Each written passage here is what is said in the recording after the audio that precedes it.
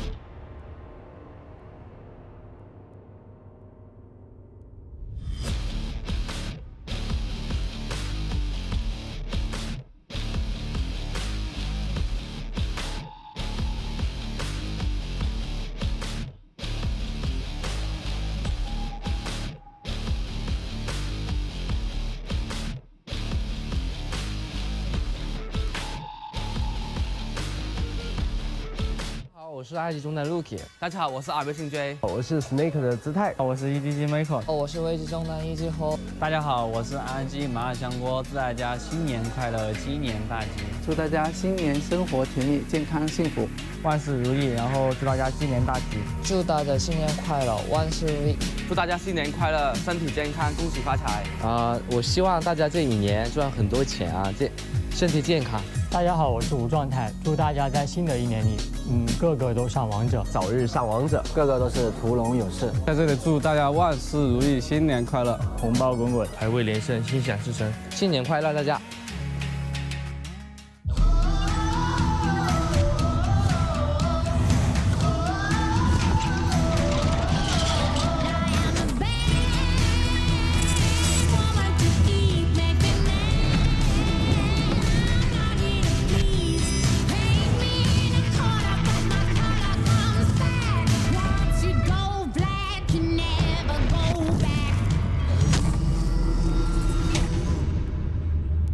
！Hello, everyone, and welcome to day 4 of the LPL. Once again, my name is Dom, and joining me on the desk is Zach Rusty Pie and a new guest, Shadow. Today is the final day before the Chinese New Year, so to help celebrate, we've got a couple of show matches planned for you, and Shadow's going to help us walk through them.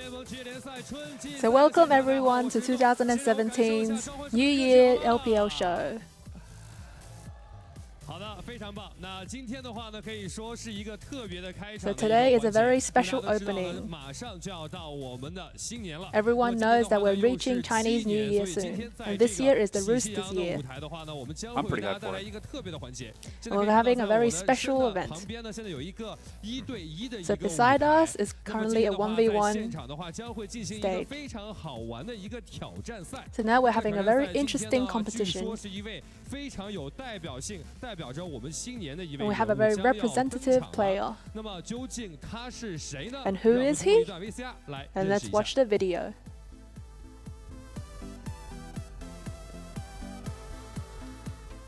The young Easyhoon himself. And now, let's welcome today's very, very special Azir and Easyhoon. The man himself, year of the rooster, is the chicken player. 可以说，真的 coser 和我们的侯爷进来到台上之后，瞬间啊，感觉这个台上就充满了霸气。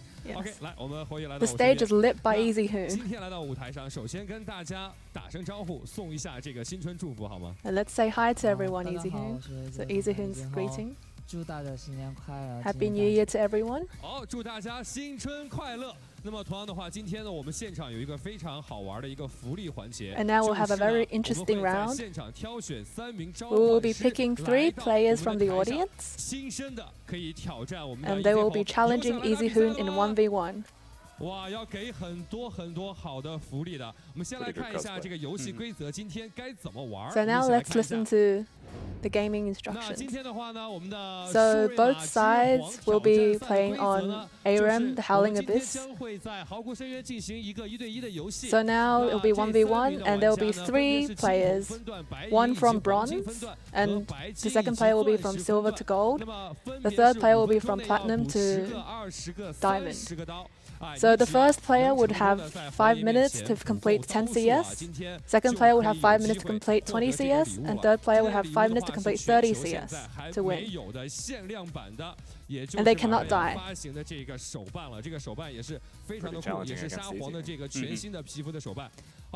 And so he will be giving the winner a very new Azir skin figurine, which you can see there. 我觉得啊，现场青铜应该是最多的，应该跟我都是一个分段的。我看一下有没有青铜玩家。So bronze players raising up their hands. You can't see it, but some of us are raising our hands here in the studio. One of us don't. So now the lucky player is coming up. And we're going to be checking his phone. So we must check that he must be in bronze and not smurfing anywhere else. He needs to prove his bronze. Yes. Absolutely. So does that mean he has to fail a flash or not by a ward? 手机上有掌盟吧？ It's on his phone, Dom. 没下是吧？那 So we're not 青 asking 铜 for 分 his 段今天 phone. 这个要跟我做一个保证啊。不过我觉得青铜分段就没什么做保证了，因为这个分段基本上大家都差不 So 多。 he didn't bring his phone and so he's just swearing that he is a bronze. 哇，非常低调。所以你今天的任务呢，就是要在侯爷面前5分钟之内补够10个 So 刀。 now his 那侯爷 mission 的话 is 只要能 versing 阻 Easy 止你的 Hoon 话 and 你就 getting 算失败了 10 CS at 所以 least 抓紧时间 within 去 5调试一 minutes. 下跟侯爷2个人，谢谢。 He didn't bring his phone? Yeah, who 好 does 的， that? 那么与此同时的话呢，我再来看一下有没有白银黄金的。 And now we're asking for a silver or a gold 啊 player 白 from the 银黄金 audience. 的，我们挑一个妹子好不好？有没有白银黄 We 金的 want 妹 to 子想 choose 主动上来 a 的？ female. 有没有？哎， Preferably with a phone. 后面那个穿红衣服的妹子， So a 就是 red, 你，就是你，来， someone 这个妹 wearing 子来 red. 到我们的台上。 Okay, so it sounds pretty straightforward. Get 10 CS within 5 minutes against Easy Hoon. But in actuality, it's Easy Hoon. 就有机会获得 Not 礼 an 物 easy。thing. And now she has a chance to get in a 有 present. 一个限量款的非常好看的一个围巾。 So we also have a very limited edition scarf. 哎，沙皇的这个手办，这个手办想不想要？ So it's Zia's specialty, and that's for the 那么 winner. 你的任务呢，就是要在5分钟之内在侯爷面前补够 So her 20个刀。 mission 玩 is UVM 玩多 within 久了？ 15 minutes, 5 minutes, sorry, 20 CS. 哇，那可以说是一名 Goes harder than the 非常 bronze. 非常也是经验老道的玩家了。今天手机上有下掌盟吗？有，你可以展示一下你的 So 分 now 段 she 吗 has her phone 万一你是 and 青铜忽悠 showcasing 我怎么办？ her rank. 这赛季还没打，所以之前是到过这个，对不对？你打开看一下，我记得掌门上是有历史记录的。 So 你 now 要 we're 忽悠 checking 我的话， her 我可要换人了。 rank. 好了，开个玩笑，我们 This is 主要 when 是 you 展 mess 示 up 一 the 下。 unlock 打开 button 你的 4 掌门， times. 在 Yeah, 你的前面。来， So as you 来 can 我们 see, 看一下啊，这位玩家 That's gold. Is that gold? 黄金啊 She is gold. 黄金 That's 圣 gold. 斗士就是我们了。那今天的话，第一位这位小伙子他是青铜 Oh 的， man, 他要 could you 挑战 imagine 1v1 showing your 我觉 win 得他 rate to 没 the 有可 entire 能在 population of 5 China? 分钟之内补够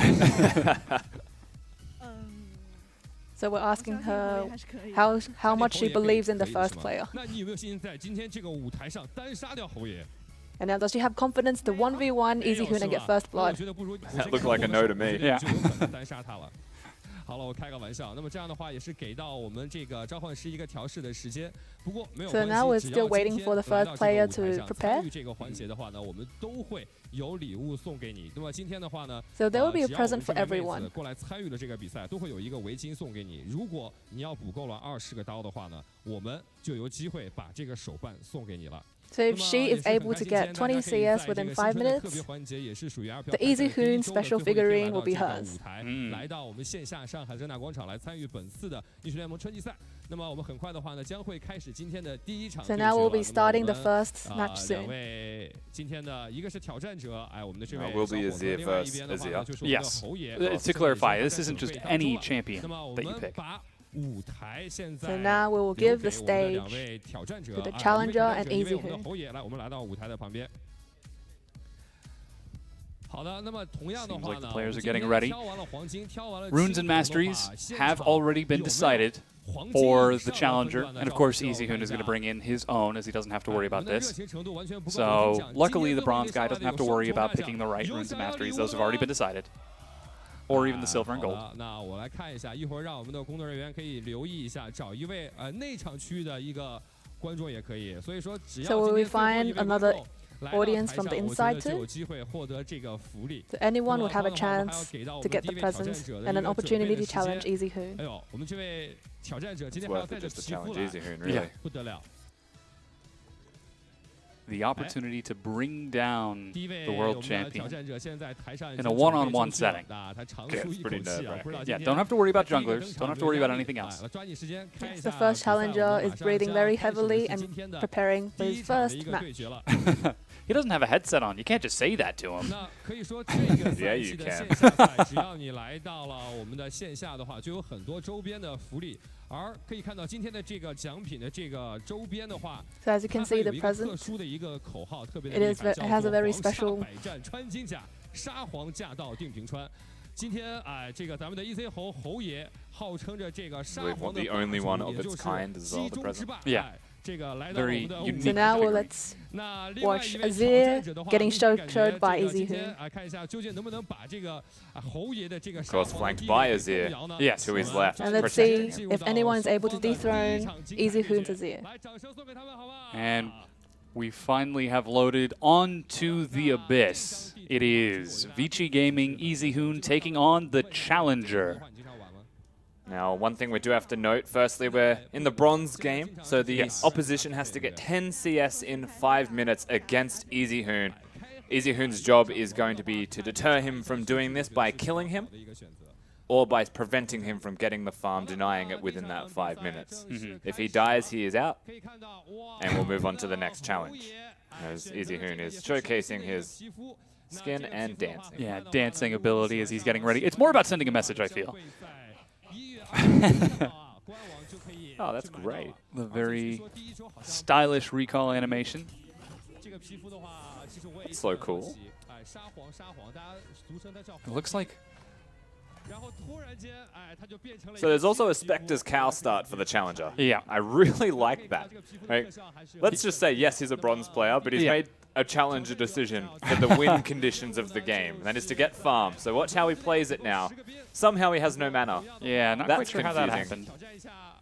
Might have spent some a little early on. Yes, he's got 2. There he goes. He's got 3. This Just guy's needs to get got 10. buffs. Ooh, but he promised, though.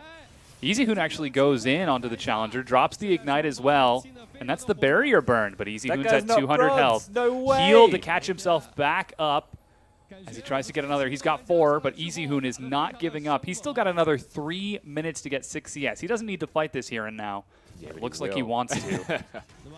No, he has no mana once again. I'm not sure how he lost that. Oh, Easy Hoon goes back in. Is so close. Needs an auto and gets it. Easy Hoon has defeated the Bronze Challenger. I feel like he had a chance. He did. And he just threw the chance away.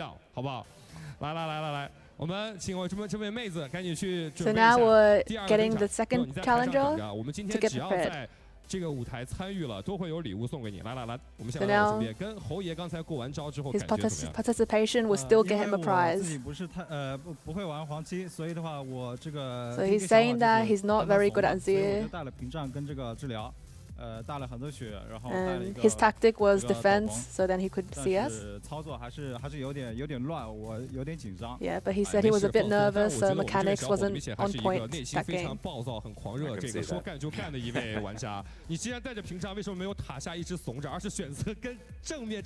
So Rendong's asking him why he didn't tower hug. So it's all about the participation and having fun, and we'll still give him a present. So now the second challenger is actually a girl, and we're asking the player if Easy Hoon would go easy on her. So challenger number 1 said that he should go easy because it's a girl. And we can see that Easy Hoon is very calm and his mechanics are still on point, and he's showing that his position as an Azir player.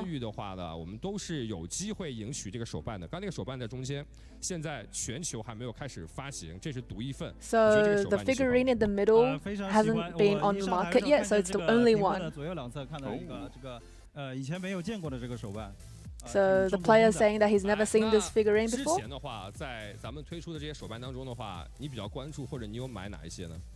Rendong's asking him, has he been looking towards other figurines that have been released in the past?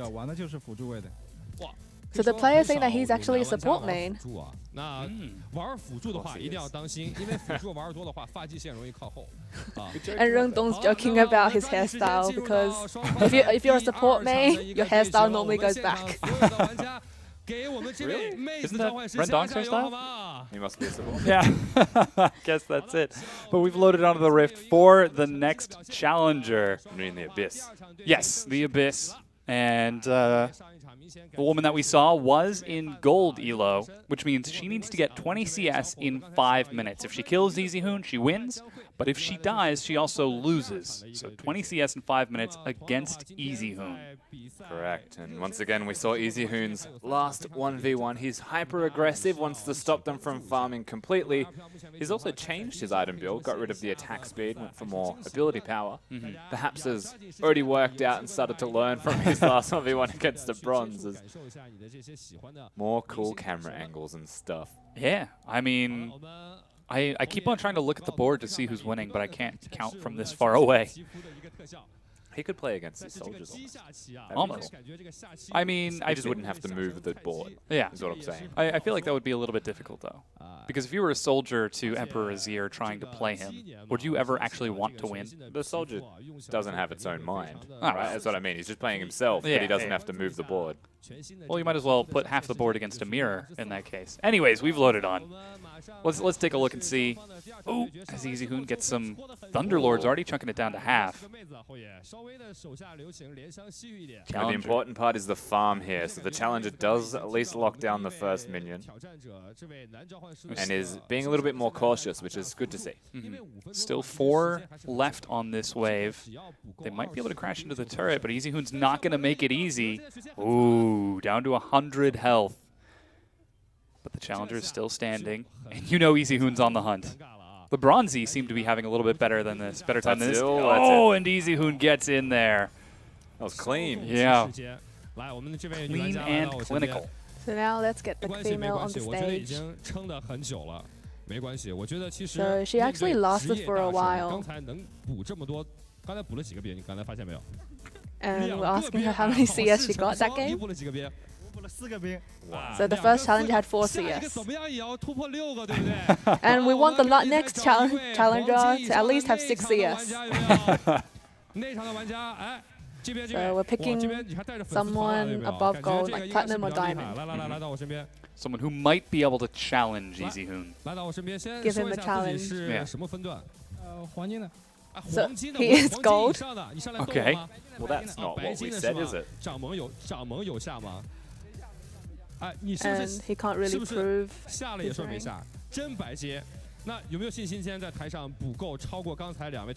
So Rendong's asking him if he has the confidence to get 20 CS, I think. Oh, he's already set up. That guy sprinted. Just leapt over to the chair. I mean, he doesn't have to do runes and masteries. So we wish the challenger to improve on previous plays. Say it's easy to do. Yeah, well, Easyhoon has warmed up, and he has seen now how Easyhoon plays. So if this challenger still fails the mission, then Easyhoon will choose who he wants to give the figurine to. So we're telling those 2 challengers before to interrupt the game, and they might have a chance. Yell loudly. All they need to do is distract Easyhoon.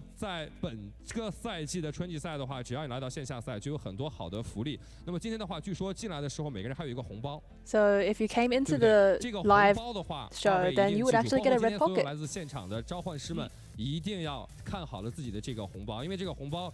So now please pay attention to your red pocket, because you might have a chance to get an Azir medal. And this is in the stadium. Yeah, so the people who went on the live audience to watch. And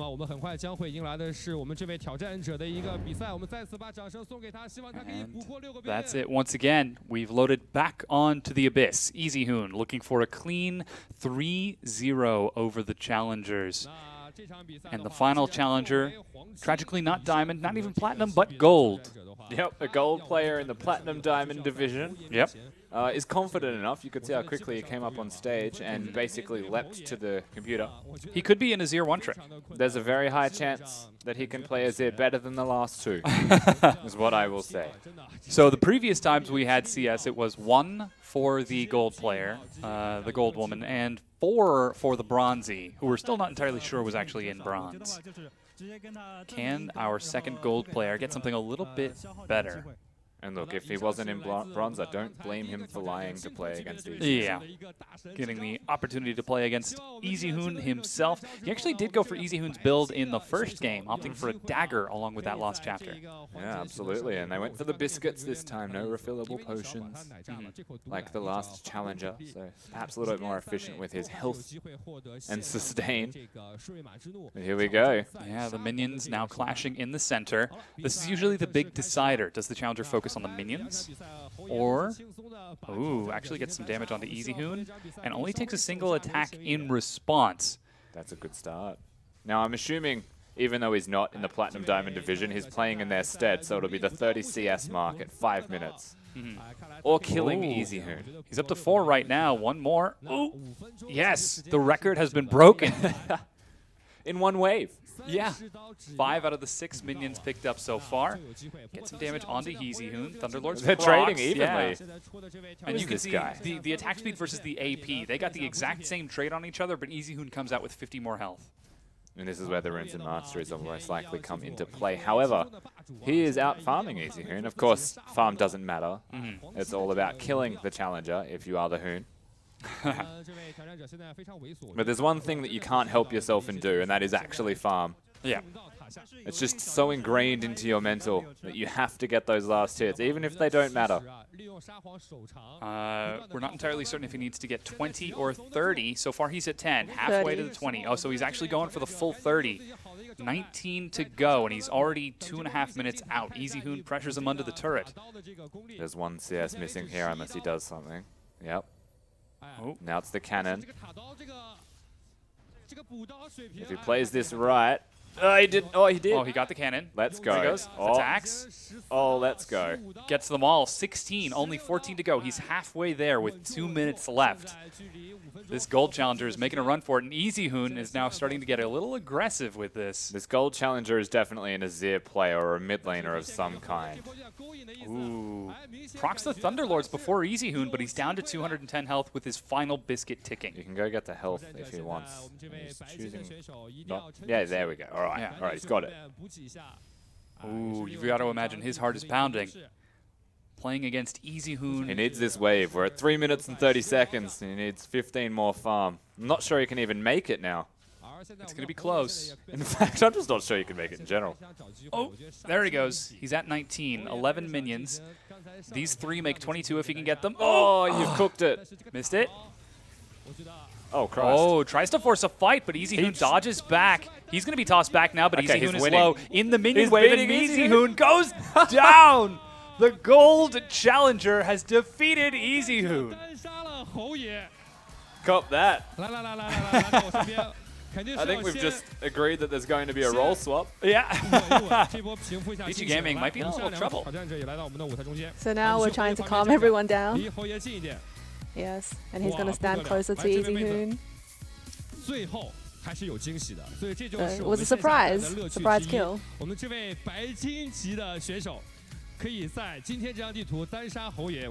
So apparently he is platinum.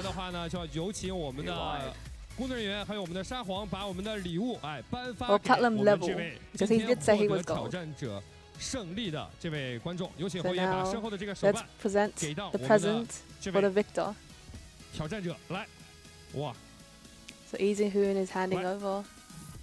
好的，来2位一起看一下前面，我觉得这个手办现在全球独一份，这个 And so this is the only figurine right now in the world. 而且，来展示一下你的这个手办给大家看一下，我觉得这个手反而是拉一个仇恨，因为之前没有参加的这个玩家的话，现在并没有机会。不过今天 So anyone who missed out on, they won't have any more opportunities. But don't worry, everyone has a present for coming here. 颁发给我们的这2位挑战者。好的。 来，我们今天所有来到现场的挑战者的话，都是有我们非常炫酷的围巾。So the challengers who participated will have a very cool scarf. 来，把这个围巾颁发给我们所有的挑战者。 So we're handing out the scarves 给到 now. 这边这位女玩家。 好的，来，我们现场所有的玩家共同的最后再给大家送一个新春祝福，希望大家可以在马上到来的新年可以玩得 So now 开 we're 心。 giving out a 同样 New 的话， Year's 今天的比赛也是非常的精彩，让我们稍事休息，马上开始今天的比赛。We'll be starting our matches soon. So Happy New Year, I'm everyone. Erickson, mid laner for Team Solo Mid. I just want to wish all my Chinese fans a Happy New Year, and I hope you win all your games in 2017. Hello, Chinese fans. I'm Reckless, and I would like to wish you a Happy New Year, and I hope you have a great Season 7. Hey Chinese fans, I'm Doublelift, and I only know Shanghainese, so 新年快乐。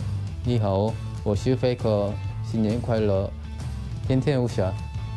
안녕하세요. 아프리카 프리스의 마린 장성환입니다. 이제 새롭게 CK에서 경기하게 됐는데 응원 많이 부탁드립니다. 다지아 신년 快乐. 안녕하세요. KT 롤스터의 서포터 마타입니다. 이번 설 새해 복 많이 받으시고 그리고 저희 KT 롤스터도 많은 응원 부탁드립니다. 안녕하세요. KT 롤스터 미드라이더 허허서입니다. 중국 팬 여러분들 이지 했을 때 2년 동안 응원해주셔서 감사하고 이제 이지에서 KT로 이번 연도에 HK로 오게 됐는데 KT 롤스터에서 뛰게 되는 경기도 많이 응원해주셨으면 좋겠습니다. 그리고 새해 복 많이 받으세요. 2년 동안 중국팀 이디지에서 활동하다가 올해 KT로 오게 되었는데 앞으로도 이디지팀과 KT팀 많이 응원해주시고 새해 복 많이 받으세요.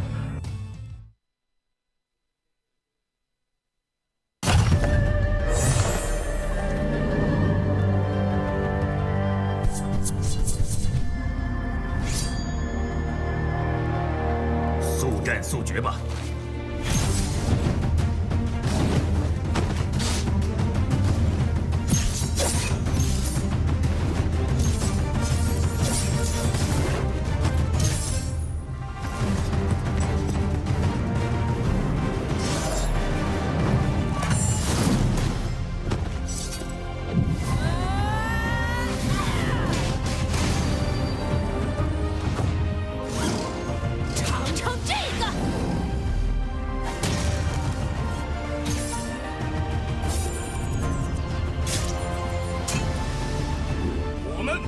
是先锋。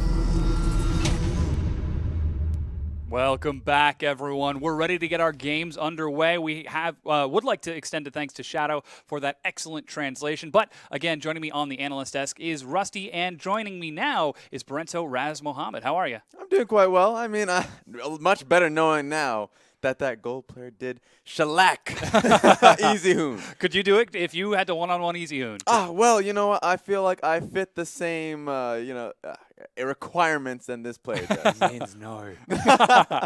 What are we thinking? Like 20 CS? Like 25? 50. Okay, right there. All right. Well, there it is. We're calling it out very early. But let's get into the matches for the day. First up, we've got Game Talents taking on Xiaogu, followed shortly thereafter by Vici and Newbie. And at the end of the day, our professed match of the week, EDG versus WE. It's going to be a big day. Yeah, it really was. Especially the game of the week with that one that you mentioned, WE versus EDG. That one's going to be fantastic. Yeah. Both teams showed a lot, especially WE. I mean, they showed a little shaky on their second game in their first match, right? But regardless of that, they came back strong. That's the big thing we have to hit as well. WE looked shaky. EDG surprised us and didn't look shaky. And so coming into that game, we don't know what's going to happen. But usually, WE will step up for no particular reason when they're against EDG. Yeah.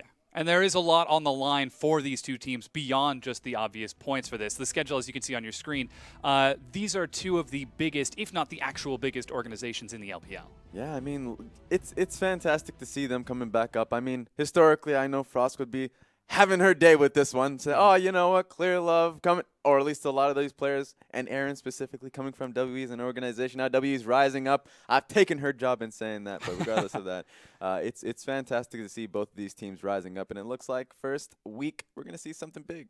Yeah, we certainly are. But of course, let's actually get into our first match then. We've got actually, we'll take a look at the bracket before we get into that. As you can see, the only team with 2 wins right now is IME, 2-0 over their opponents. Snake and IG and RNG all have 1. And on the opposite side, we've only seen 2 games out of EDG and WE so far. And I'll give you the perfect segue because the 2 teams that we haven't actually seen play yet in the LPL are going to be our first game of the day, Dom.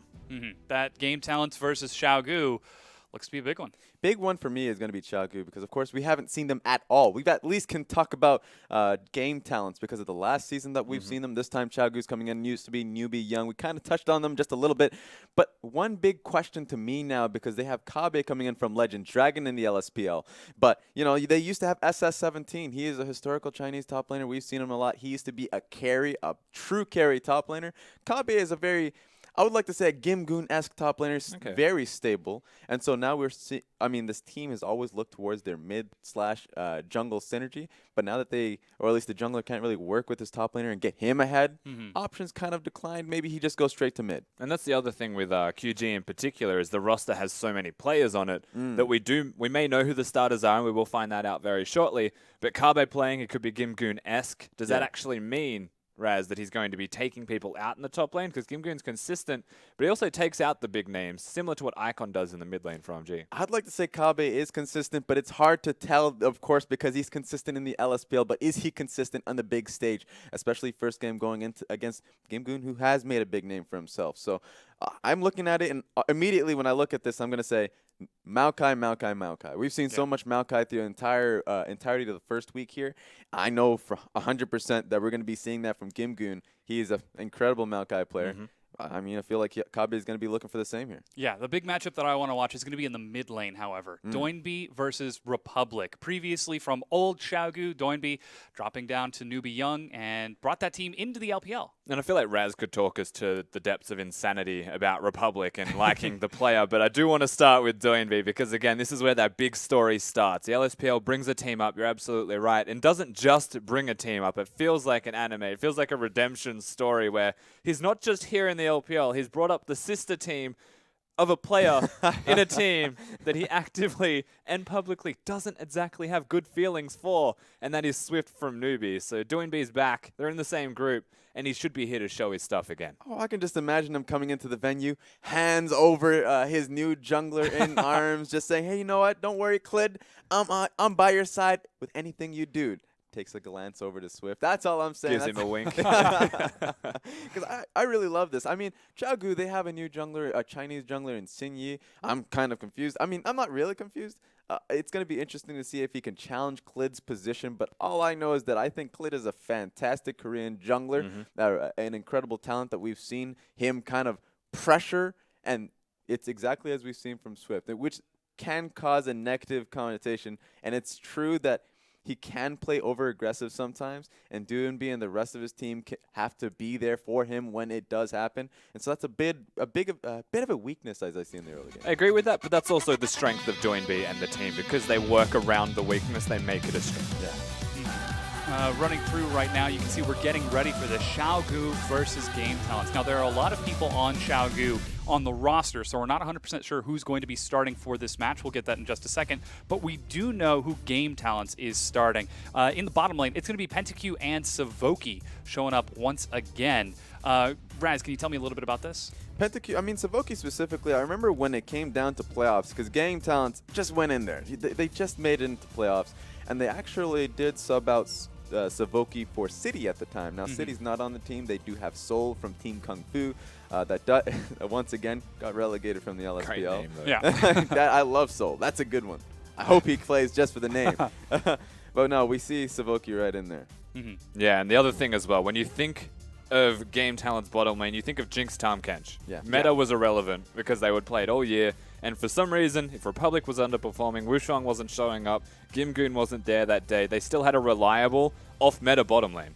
Yeah, and well, Tahm Kench has been making a bit of a comeback lately, so it's a chance that we could see that again. Here are the actual rosters, however. For Xiaogu, we've got Kabe, Clid, Doinb, along with Candy7 and Cloud in the bottom lane. Ooh. Their opponents, Game Talents on the other side, are going to be running with Gimgoon, Wushuang, Republic, looks like Zubin, and Savoki. So Zubin is a new player. He's on the sub roster. So we expect between PentaQ and Zubin for PentaQ to be playing, but it looks like they're going to be checking out this new player here. And another point too is Candy is formerly from WE. People will remember that he is Candy7 here, but he was on WE. He went into newbie a while back, and so he's been in the old newbie young roster, but he's always been sticking around in the sub lineup. Now he's going to be coming in with Cloud, which is a big name, and everybody knows who Cloud is from the OMG organization. So he's coming back. There's a big question if Ari or Cloud are going to be playing in. I like both supports, but you know what? Cloud's a big name, and it's fantastic to see his face back here. Yeah, on your screen you can see Doinb, the anime man himself, getting ready. That was a very stylish sweater. Yeah, and it definitely is. And Doinb is the man that we have to highlight and look towards. You mentioned him already, and Republic opposing him has a pretty big job because it's not just dealing with the laning phase that Doinb will present with you. It's dealing with him leaving that laning phase consistently. And I think Republic can handle that. And maybe I'm the only one who does, because I think Republic is a fantastic player. I mean, he is in a very star-studded mid lane lineup in his own group and the other group as well. So there's a lot of competition when it comes down to it. But during the old meta, old LeBlanc, he would play that old LeBlanc and play in team fights consistently. And that's something you don't see from LeBlanc. You'd like to think, oh, you know what, you didn't really do anything in the early game. Well, guess what? You either split push or you do nothing and you get demolished in team fights. That wasn't the case. And I think that Republic is a very smart player. Game Talents are known as a very slow team fighting team as well. So maybe they go back to that style. It seems like they're keeping the same lineup except for that AD carry. They'll make it work out. Well, then let's take a look at the overall holistic view of this matchup. Game Talents versus Xiaogu Reapers. Who are you looking to take this series? I will let you go first. Okay. Raz? That's a good point, because I will take Xiaogu in this one.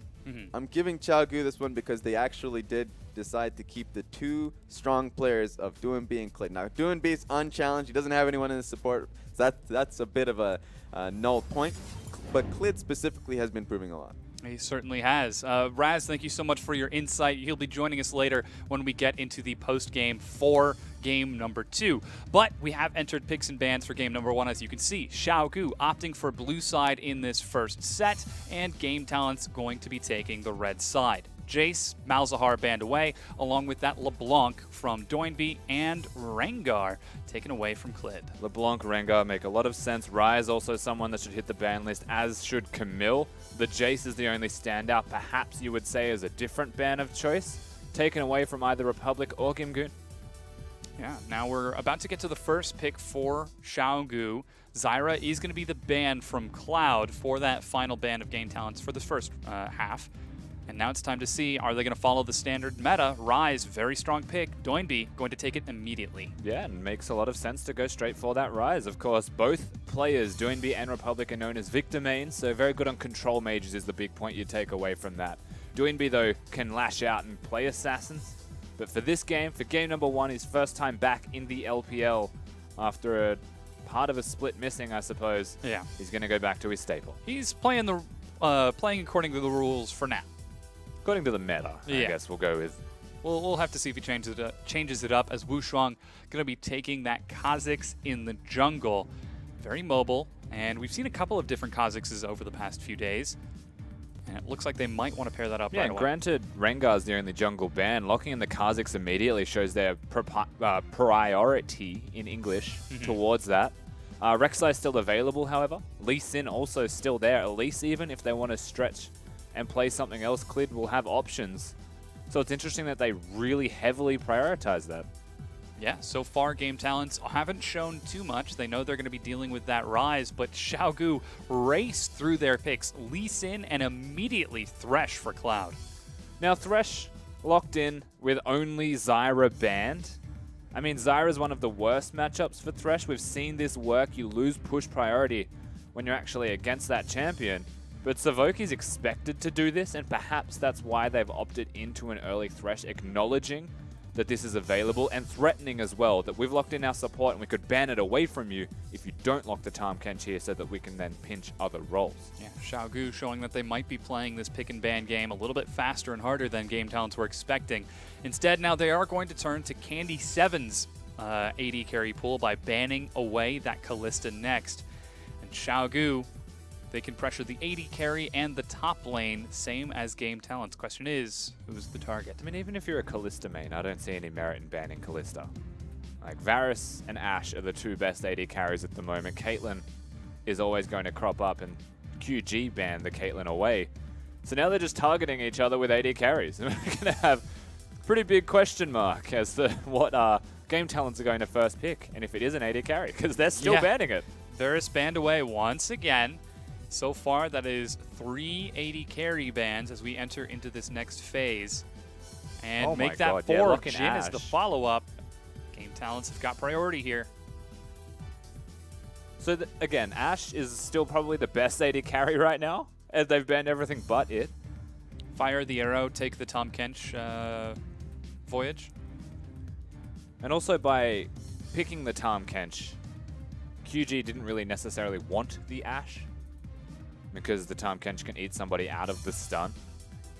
And so there's their option. Yeah, Sivir is going to be the pickup, and Maokai, as a result, makes it all the way to the bottom. Xiaogu looking very strong with their draft. And I do have to give them credit for that drafting phase by going the Thresh, forcing perhaps the Tahm Kench response, then banning AD carries, knowing that Ashe is left up, wanting Sivir into it. They still get that free pick of the Maokai because they force Ashe as the first rotation, as it is the best current standing option. There are still a lot of picks for Game Talents. Gimgoon, he's got the Nautilus available, but decides to take that Singed into the Maokai in the top lane. He does strike me as a potential Singed player, Gimgoon. Yeah. He's got that ideology about him. The recklessly running through the back lines? Not necessarily. He's just really, like, he would play tanks even if tanks weren't a thing. But this is one of the few tanks that can deal with Maokai firstly, can in a way outscale and just be far more annoying in laning phase. Get that rock portal build if you want. I mean, he can go Banner of Command if he feels really rude and make Kabe's day a living nightmare. So now taking a look at these compositions, we've got a lot of mobility from Xiaogu, what appears to be a fairly standard teamfight comp out of Game Talents.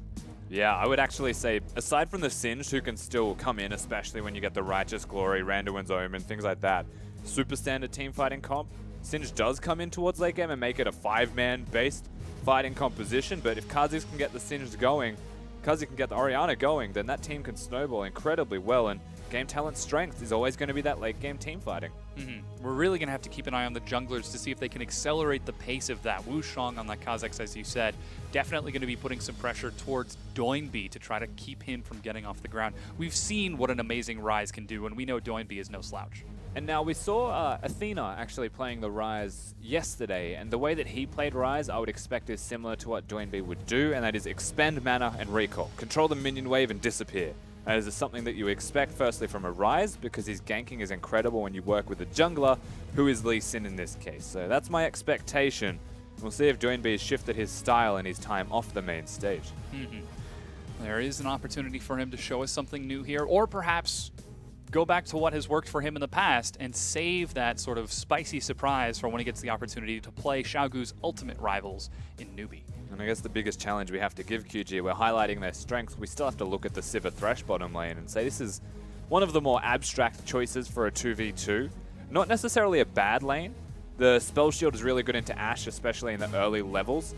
Thresh can deal with Tahm Kench successfully, but it's not exactly your stock standard meta 2v2. We'll certainly have to keep an eye on how that interaction works as we've loaded onto the Rift for game number 1 of our final day for this first week of the LPL. It's Xiaogu versus Game Talents. Now we do have to, once again, say where do we look first? And our eyes always go to the junglers, especially in the current meta. They are the strongest role of choice for helping the rest of the map get going. We've seen a couple of interesting fake starts from top laners where they'll hit the red buff, wait till it's late in the laning phase and then come in, feigning the fact that they've been on the red side when it's not.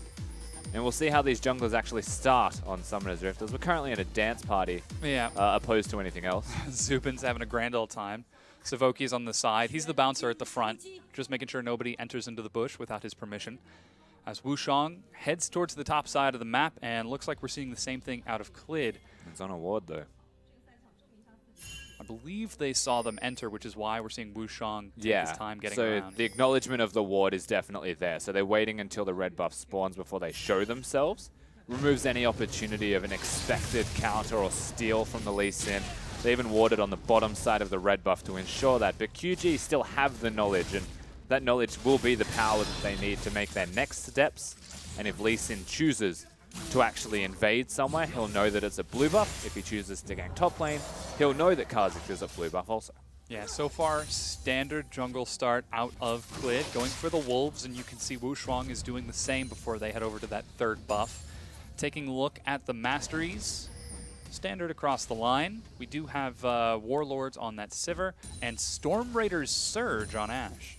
Storm Raiders Surge Ashe? Are you for real? Maybe he's hoping for the 100-0. It must be lag. Like, he's misclicked or he's trolling. Like, Warlord's Bloodlust is so good on Ashe, and you're a champion that usually goes Essence Reaver, Runon's Hurricane, Infinity Edge in any order. None of those are live still. So take a look. We talked about minion control for Doinby. He's immediately cleared out his wave and is going to invade with Clid, who clears out his red buff. Ward over the wall, sees that blue buff is taken, but that means Clid is safe in the jungle for now. But again, it's more vision. So Clid knows that he's at the Gromp because the blue buff has been taken. So he'll get the Scuttle Crab first, which helps with ganks and preventing them. It'll have to be an explosive plan used from Wushang if he wants to get to the bottom lane. It also means that he can't get to the middle lane, and Doinby has a bit of free time to do this. Yeah, just trading out some damage onto Republic. And he'll do exactly what we expected. So he's got the Mana Crystal, he'll recall, get his tier, and try and reset the map once again. Ooh. Zubin takes some damage there, and Savoki is able to eat him to save him, but he did miss the cannon minion. Imagine if... He does have Warlords. You lied to me, Graphic. Oh, nice dodge. Sidesteps that one. I'm trying to see if he's got the big red arrow. Yeah, he does see, have Warlords. He does, yeah, absolutely. Okay. Unless that's Relic Shield. The big red arrow? Because I'm not seeing it now. No, it's only when he gets the crit, right? Oh, right. So well, moving on. Yeah. We'll touch back in on his decision on Keystone Mastery. Taking a look at the top lane, you've got Kabe and Gimgoon going fairly even. Kabe currently pushed under his turret, but still has 2 charges on that Corrupting Potion. I'm curious to see if Gimgoon goes for the Duke-style Singed, triple Dark Seal into Corrupting Potion. Well, starting with 1 Dark Seal does indicate that he'll want to at least get 1 more. 3 is a lot, and we said that already, and like 3 indicates that you're in it for the long haul. There's Clid now looking towards this middle lane. I do only expect 2 from Gimgoon. Yeah, Clid, as you said, going for a roam towards the mid lane. Doinby keeping control over that bottom side of the river. 2 control wards, 1 in the bush and 1 in Pixel. Not to mention lane pressure from Candy 7 and Cloud. The other thing we haven't hit, it is standard, but both mid laners actually have Flash and Ghost, which means the damage from the Lee Sin and the Kha'Zix, if they get onto the targets, will be very large and they can have a massive impact. So it's important that Doinby and Republic alike position well to ensure that they are the ones getting the damage off first. Yeah, right now you can see Republic slightly up in CS. Oh man, he actually went for the 3 Dark Seals. Alrighty. It's not uncommon, I will say, for any Singed play, solo queue and competitive. The LCK's gone for it as well. I just don't like 3 because his next item will mean that he can't get a control ward. So the one that he places now will have to be a safe one or a long-standing one to be efficient in any way. Speaking of control wards, we did see Wushang attempt to roam through bottom. He was spotted by 2 control wards and then sidestepped them both on his way back out. Republic was able to clear the one in the river, but you know Doinby's just going to replace that the moment he gets a recall. And right now, Doinby's actually taking some damage down in CS. Snare lands. As you said, there goes the Ghost. Gets some more. Sonic Wave forces the Flash. And Republic also burns his Ghost, so that's 2 summoner spells for 1. Yeah, Doinby uses the Ghost, makes sure that he goes in, but both from Republic means that he is in a big point of danger You'll see vision from both Republic and Wushuang, maybe even Savoki when he leaves lane, looking at that middle lane to ensure that when Clid gets 6, they can't kill him. Yeah, Wushuang shows up to shove this wave out, force Doinby to stay just a little bit longer. He is almost completely out of mana and down 16 CS right now. This is going to alleviate it somewhat, but Doinby seems to be having a rough start in lane on his first game back in the LPL. Yeah, nice hook as well, though, bottom lane. So mid lane's definitely down in farm, not having the best time, but he will still be a Rise, and he still has enough CS to, you know, keep up. He's got his boots, he has his big item that he needs to actually push the lane out again, try and just control the minion waves and disappear, rinse and repeat as necessary. With those boots, he's on his way back, has level 6, and so too does Republic. Clid rowing towards Super the close, bottom so minions will get him 6, which is what he was waiting for. Yeah. Unfortunately, a ward will spot him. Ooh, Gimgoon trying to proxy. And is going to take some damage here from Kabe, but Clid's on the other side of the map, yeah. Gimgoon pops the ultimate, and Wushuang actually heads down to that side as the blue buff spawns. Yeah, so being able to have 3 Dark Seals means that when he pops a potion, he'll regain a whole lot of health back. That and his ultimate giving increased health regeneration as a separate entity. Oh, he got the Sonic Wave, Okay, but but look spotted who's Wushuang out there. Leaps over the wall, stealths back and gets away from vision. Doinby flash, gets the snare. There's the Sonic Wave follow-up, first blood, but Shockwave finds Xiaogu to no avail. Yeah, and the Honey Fruit will get Doinby back to full health and mana. Has a red buff to boot, and they actually make a really good reactive play, opposed to a proactive one. Wushuang looking towards the blue buff when Gimgoon was losing lane already, trying to just proxy it. I guess as a safety measure for the Singed, doesn't actually work out like that. Yeah, taking a look at the fan votes, 79% of fans think Xiaogu are going to take this. And now with that first blood, they just might be poised to start an early advantage. That's a lot of believers in QG. Yep. The name QG actually has a brand label with it of pretty strong performance in the LPL. Of course, it was a different roster. Doinby's the only consistent member, but they were the second best team for quite a while. They were. I was there back in summer 2015 when Xiaogu first appeared and made their huge run. Republic gets gifted his own blue buff and answer, but...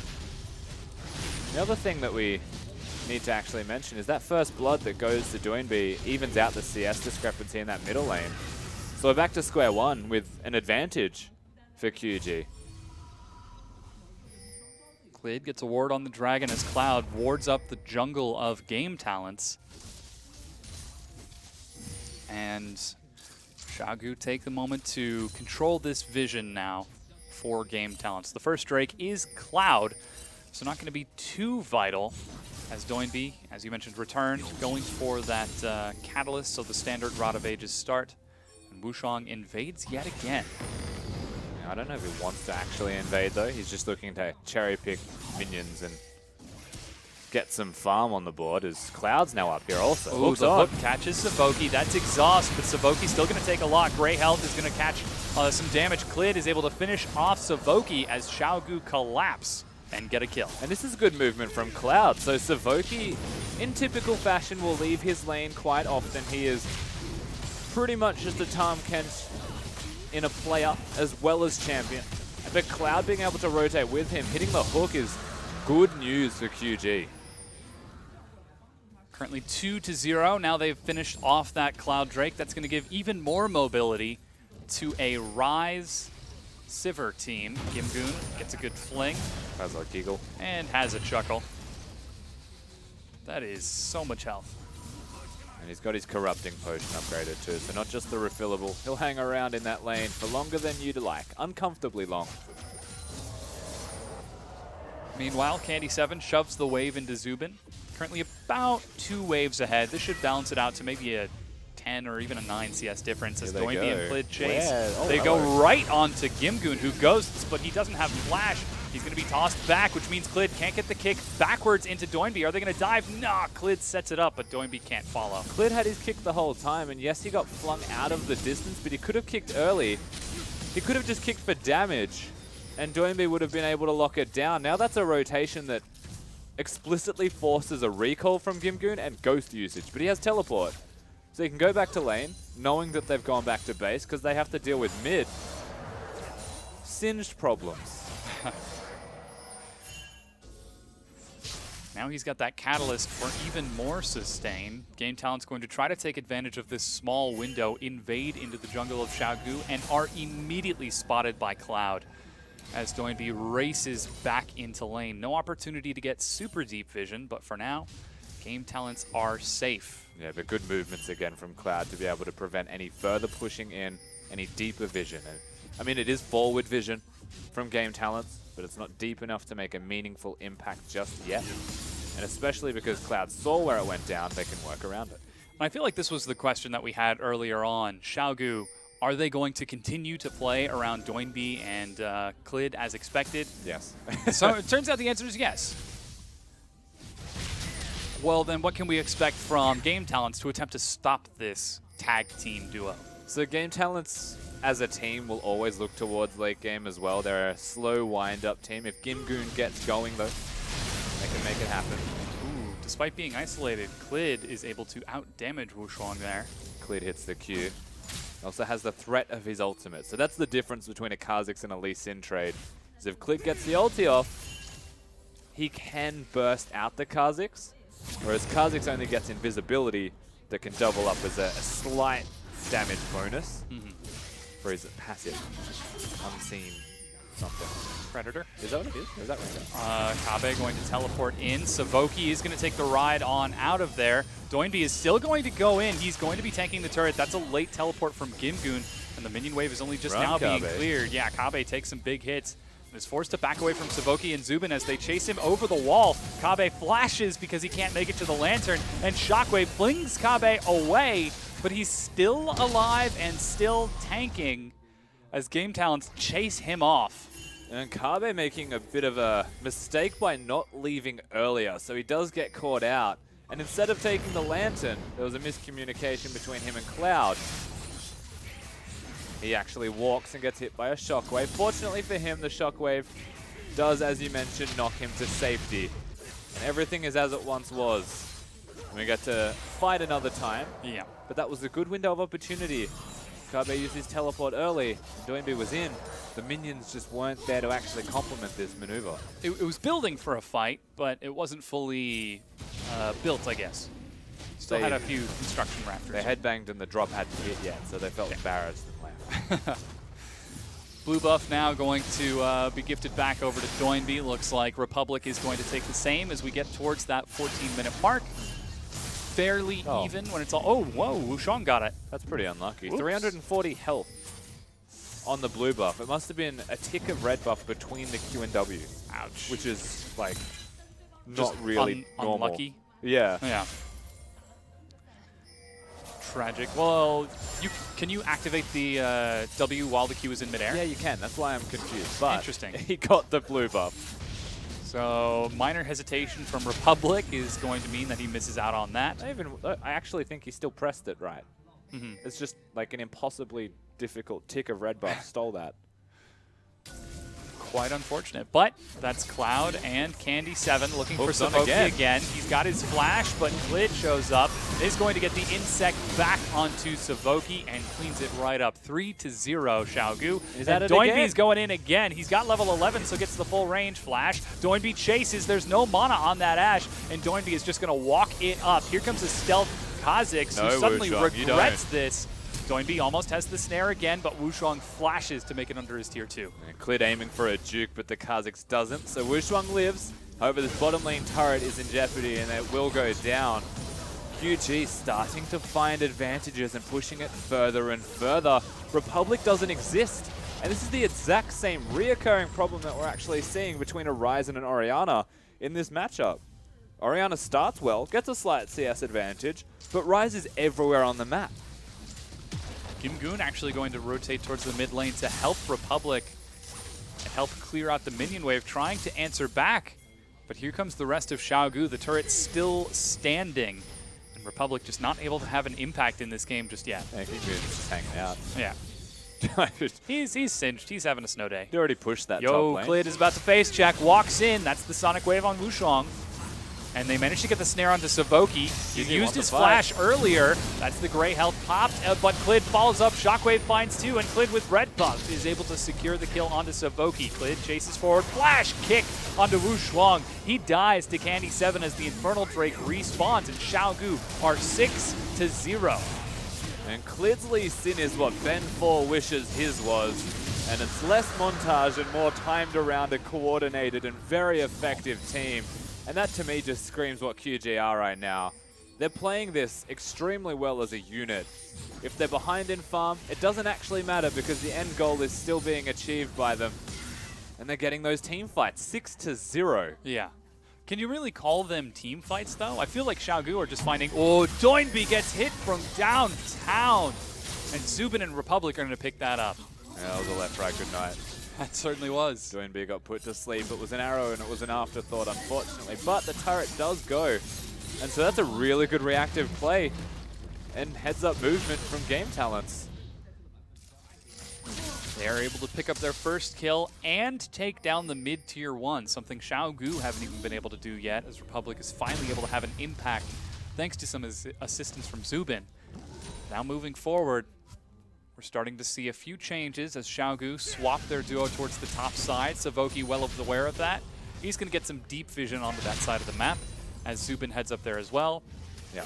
Kabe and Gimgoon already on that bottom side. The gold lead was stretching, actually, between these two teams. So by Game Talents making that play mid, they can reduce that difference by a fair amount, enough to say they're well and truly still in the game. Wu Shuang wants level 11, but he also wants to fight before that, it seems, as he needs to calm down and go back to his red buff. The slow does hit Candy7, but he's still able to walk away thanks to some help from that Cloud Drake. And Wu Shuang, yep, does as you said. They do see Clid on that side of the map as well because of the vision placed earlier by Savoki. And Doinby's already roaming towards that side as well, so Xiaogu, they've shown their hand early, play around Clid and Doinby. It seems to have worked for the first half as the junglers, excuse me, top laners proxy each other. I can tell you there's no value in playing around Gimgoon and Kabe. They both just need to use their teleports for the greater good of the team. And the less that Kabe's using his, the happier that Gimgoon will be. But of course, going for the Righteous Glory build means that he's quite effective at catching people out of position. This is where I kind of like the Sivir pick. As Gimgoon screams go and presses all of his go buttons, and then Sivir can scream with her ultimate and run the opposite direction.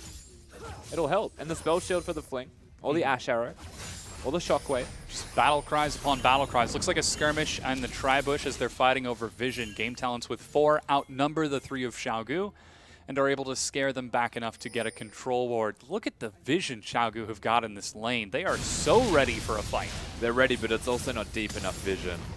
So they're quite strong in a neutral sense, and nobody will be able to gank them from the river. Where Wu Shuang is right now is going to be a blind spot, except that they're pushing in so quickly that it's impossible for him to get in the bush. And so you can see Game Talents matching this, trying to not let it crash under the turret to get him in, is actually an indicator. It's a tell that something's wrong, because there's no reason for them to stop that minion wave and take damage from it. As a result, recall is completed out of Candy7 and Cloud, and Game Talents have 3 members prepped and ready to start trying to push that tier 1 turret, though here comes Candy7 and Cloud as they head back up there. So they'll get back there at the right time. Doinby is also immediately rotating, so watch what Game Talents do here, because if they commit to this, the second Sivir returns, they will die. Yeah, they're chasing. That's the flash play. Savoki is the target, hooked in, keeping that Ashe locked down. Exhaust onto Doinby, late teleport out of Kabe. Means Savoki gives his life up so the rest of his team can escape. Gimgoon and Kabe both complete their teleport, and now it's 5v4 in the top lane. And this is exactly as we expected. So Clid is still available, Ryze still has his ultimate, and they can look for collapses. But most importantly, I believe they'd want the turret. But to get that turret, they have to get through GT. Doinby setting up the dive, doesn't actually take the Realm Orb, that pulls Zubin forward. Shockwave finds 2, and immediately Wu Shuang follows up. Cloud is trying to get out. It's Kabe, Cloud, and Doinby, but Cloud will drop to Wu Shuang. He's snared and drops to Doinby's ambient AoE. This entire fight, he's been dishing out spells, and that ends up being a 3 for 3. Yeah, and this is one of those scenarios where Doinby is just starting to pop off and get a little bit too large. Kabe will never die either. And Republic hits a good shockwave at the start of the fight, but he was already being targeted. So that shockwave was out of necessity and desperation. And he's lucky that it connects as well as it does, or that could have been a lot worse for Game Talents. QG making good movements, and again, you'll see this here. Shubin has no way to live, but because Kabe's on top of Republic, just watch how Doinb can now work around this fact, gets flung into the Ashe as well. It says, thank you very much, Gimgoon. Gimgoon was trying to actually save the Orianna with that fling. I feel like we've seen that mistake a few times. Lee Sin kicking the Ryze into a carry, or Singe flinging the Ryze into a carry. Just keep Ryze where he is. Doinb types XD in all chat. Question mark ping. And Xiaogu now taking down that top tier 1 turret. They've only got the mid tier 1 remaining, setting up some proxy vision around that side. Mountain Drake is up in 20 seconds. They've already secured the first 2. And with that teleport, Xiaogu look prepped for that bottom side dragon and perhaps some pressure mid. Savoki's the arrow. Build. Oh. All right, he's all right. Savoki's item build stands out to me as a little bit interesting. Instead of going towards the redemption or going towards the locket, he's got the itemization of a Warmogs, which is, he's got 2 of those. Are they braces? Yeah, crystalline braces. Instead of actually doing the next step. So his item build is actually locked until he gets the next item and completes it in its entirety. How unusual. Not entirely certain what's going on there, but Mountain Drake is taken now by Xiaogu. Game Talent's got vision on the other side of the map on that top jungle, but Game Talents are on the bottom. Exactly, and QG actually rotating to the bottom. The Singed is tanky, so he can deal with, to an extent, QG pushing in. But this is how they're going to play this out. So QG will pressure. They'll try and get rid of the Rot Portal immediately. If they get the turret, fantastic. If they don't, they can actually push back to mid and get the outer turret. Use the Ryze ultimate if they want to accelerate it, and then try and get that outer because it's an easier turret to get, and they're pushing Game Talents around the map, making them rotate so they're slower, and that's exactly what QG are doing now. Yeah, it seems like Cloud was half a step behind the memo as he's forced to take the long way around, and Xiaogu race over to the mid-tier 1. Game Talents are able to follow, and Xiaogu keep moving, heading up towards that top side. It's after the 20-minute mark, so they can start baiting Baron Vision. Exactly. So next step, they'll collect top lane. They look towards red buff. They're trying to pressure everything at once and pull Game Talents around the map until they get a forced error out of their opposition. Through that error, they can catch anybody out. It's a Lee Sin, Maokai, Ryze, and they've got the Sivir ultimate and Thresh Hook. So really strong pick composition. If they prioritize their vision control, that is something they are doing quite well in a neutral standpoint, and we'll see if they can accelerate that better, more offensively. Clid still has 1 ward ready, and Cloud just recalled to fill up his Ruby Sightstone with even more. Ooh, the sweeper just misses vision there as Gimgoon he's playing PvE on the bottom side of the map, setting up Kabe to do the same, but Doinb is able to catch a recall timing for Republic and get some good damage onto that turret. Candy7 actually takes a lot of damage from Republic himself. That is the death cap actually completed from that Orianna. As he moves closer to the level 16 point and closer to his 3 item point, he can become an uncontrollably large mid lane carry. But in saying that, he has to get through what is going to be effectively tanks that deal damage in Doinb and Clid. Certainly going to be a challenge as Candy7 clears it out. Gimgoon going for the red steal. There's no chance for a follow-up from Xiaogu as they were on the other side of the map. Game Talents are able to surgically get in and get out. I'm wrong. Singe got that. You can see bottom left of your screen, he's got a buff. Yes. He did get that. He does. Every single buff that Game Talents want to take. Republic can't get the blue buff. Zubin can't refresh his red. Unlucky. Oh, he went Knight's Vow. That's Ooh, they're getting on to Republic now. Point and click snare is one way to do it, along with the hook. Xiaogu find a pick. Teleport is completed for Kabe. Gimgoon starts his and cancels it. Xiaogu are 5v4 and are going to start this Baron. Yeah, kicking the Baron buff off. Game Talents are aware of this, but with no Orianna, no Shockwave, and a lot of damage, this is pretty much already gone. Yeah, burned through with the early Mountain Drake and that Sivir. While it slashed over the wall, Wushang leaps but dies. Yeah, didn't get his smite off. The Sivir actually got the Baron buff. Yeah. It could have been dangerous. You can see Clids is on cooldown, so he didn't get the timing quite right on it. But they still have the Baron, and they have the advantage. It's 6,000 gold, and this game is going for Xiaogu right now. They have got so much momentum. Yeah, it's almost absolutely just in the hands of QG. It's their game to lose. And for Game Talents to get back into this one, they need the Miracle Ash Arrow. They need that Shockwave to hit. It doesn't feel like it's going to happen because the cross-map pressure they are consistently applying, pulling them around, is honestly disorienting their opposition here. QG are doing really well. Yeah, just keep moving around the map. Keep trying to force mistakes. Xiaogu take down that mid-tier 1 and then move the minion wave forward with no response. They take down the mid-tier 2. Now they're heading bottom to clear out the ZZ Rot. Xiaogu have just opened up now 8,000 gold, and they're going to get the blue buff. Exactly, and the blue buff timing. Like, this movement, firstly from Doinb and Clid working as a team to get the early game going, and now the entirety of QG. Every buff, every opportunity with every single wave. They're making the most out of it all, and this is one of the cleaner showings, I would say, from the LPL so far. That just felt so good to watch. Yeah, the auto attack is bouncing through. I like how even the turret couldn't select the minions fast enough. Also, minor thing, if you ever get the chance to watch this replay, jump back to like 26:45. Doinb and Clid recall right next to each other at exactly the same time. The animation matches up perfectly on the minimap. Just little subtle touches that speak to the coordination of these players. Yeah, good night, Sweet Swift. Yes. Found a new man. Exactly. Doinb, very big right now. Actually going for a Banshee's Veil 4th. He's on his 4th item 28 minutes into the game. 5-1-6. Still down 20 CS, but this man is enormous. And the consideration there, right, is he's not going to go for the Abyssal Scepter. Doesn't necessarily need it. The Banshee's Veil will get him out of the Ash Arrow, which is the primary engage tool, and has already killed him in the past. And the Orianna Shockwave, if he plays his positioning perfectly, also will not be able to connect. If it does, he's still got the Seraph's Embrace shield, and he doesn't need a Void Staff. Yeah. There just isn't enough magic resistance on the enemy team because they're all carry champions. And there's a Knight's Vow on Savoki, which is the only other resistance item, I think, besides Gimgoon. Gimgoon just doesn't exist. He's a split-pushing man. Things not looking too good for Game Talents as Baron buff still on Xiaogu for just over a minute now, but they've already cleared out all the 2 turrets. They're going to use the time to go for an Empowered Recall, get themselves set up for the eventual siege.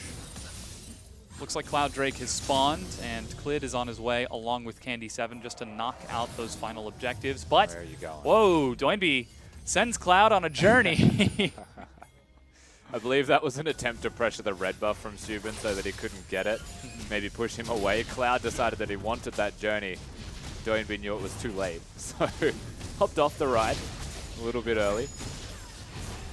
Yeah, Mr. Bones' wild ride has ended a little bit prematurely, as looks like we're seeing that Cloud Drake get taken and Xiaogu setting up to end this match.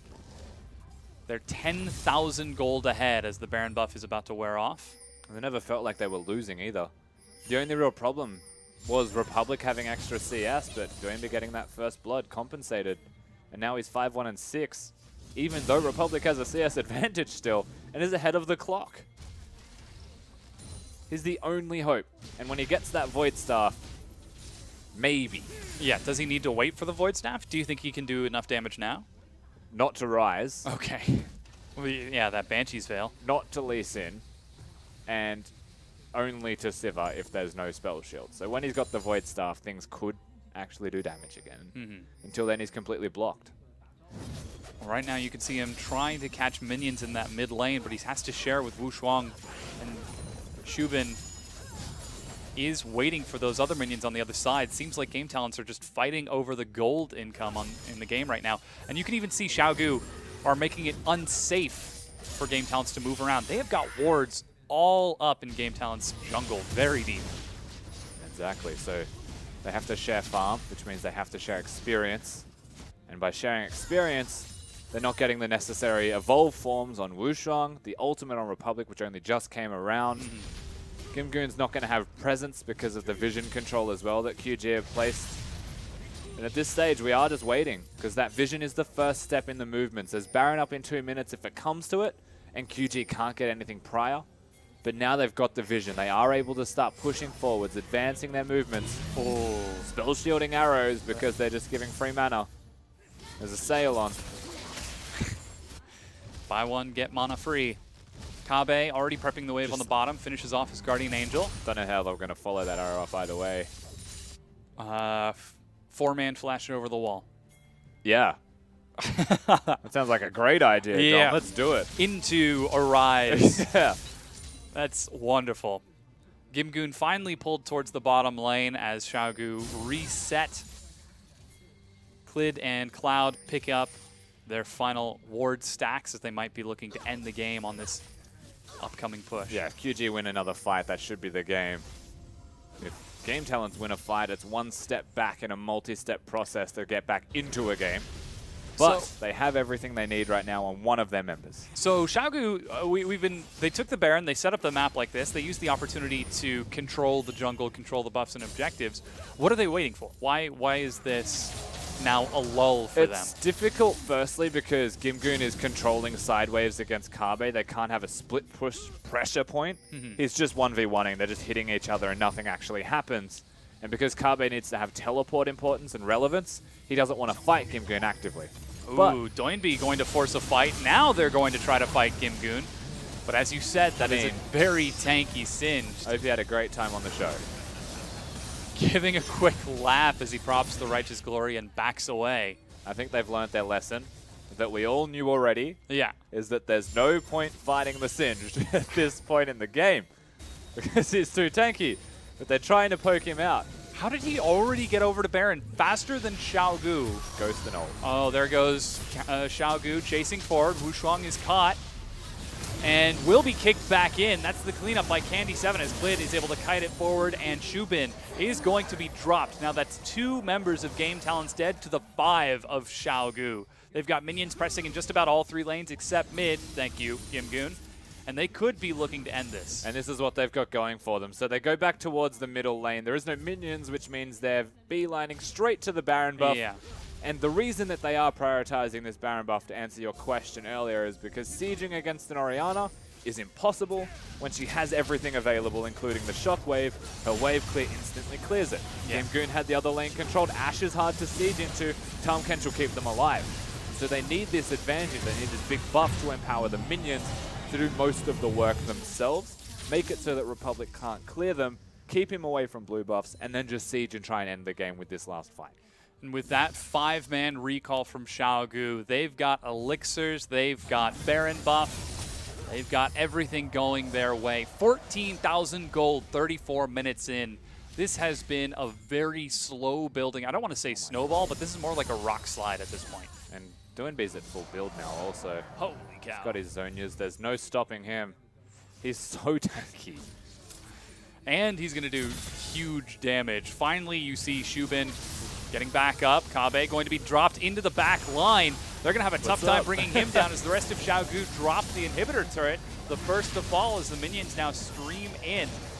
And the inhibitor crumbles behind it. As simple as having the Baron buff. Doinby very cleverly uses his ult and needs to be careful of Gimgoon. Ooh, that hook almost hits Republic, but the Shockwave resets it. Wu Shuang jumps in. Redemption going to heal Xiaogu back up, but they just have so many raw stats. Gimgoon drops, but he's got the GA. Wu Shuang going to be cleaned up by Candy7 as he's got some help from Clid. That's a triple kill, and Gimgoon is going to watch as the rest of his base falls to pieces before him.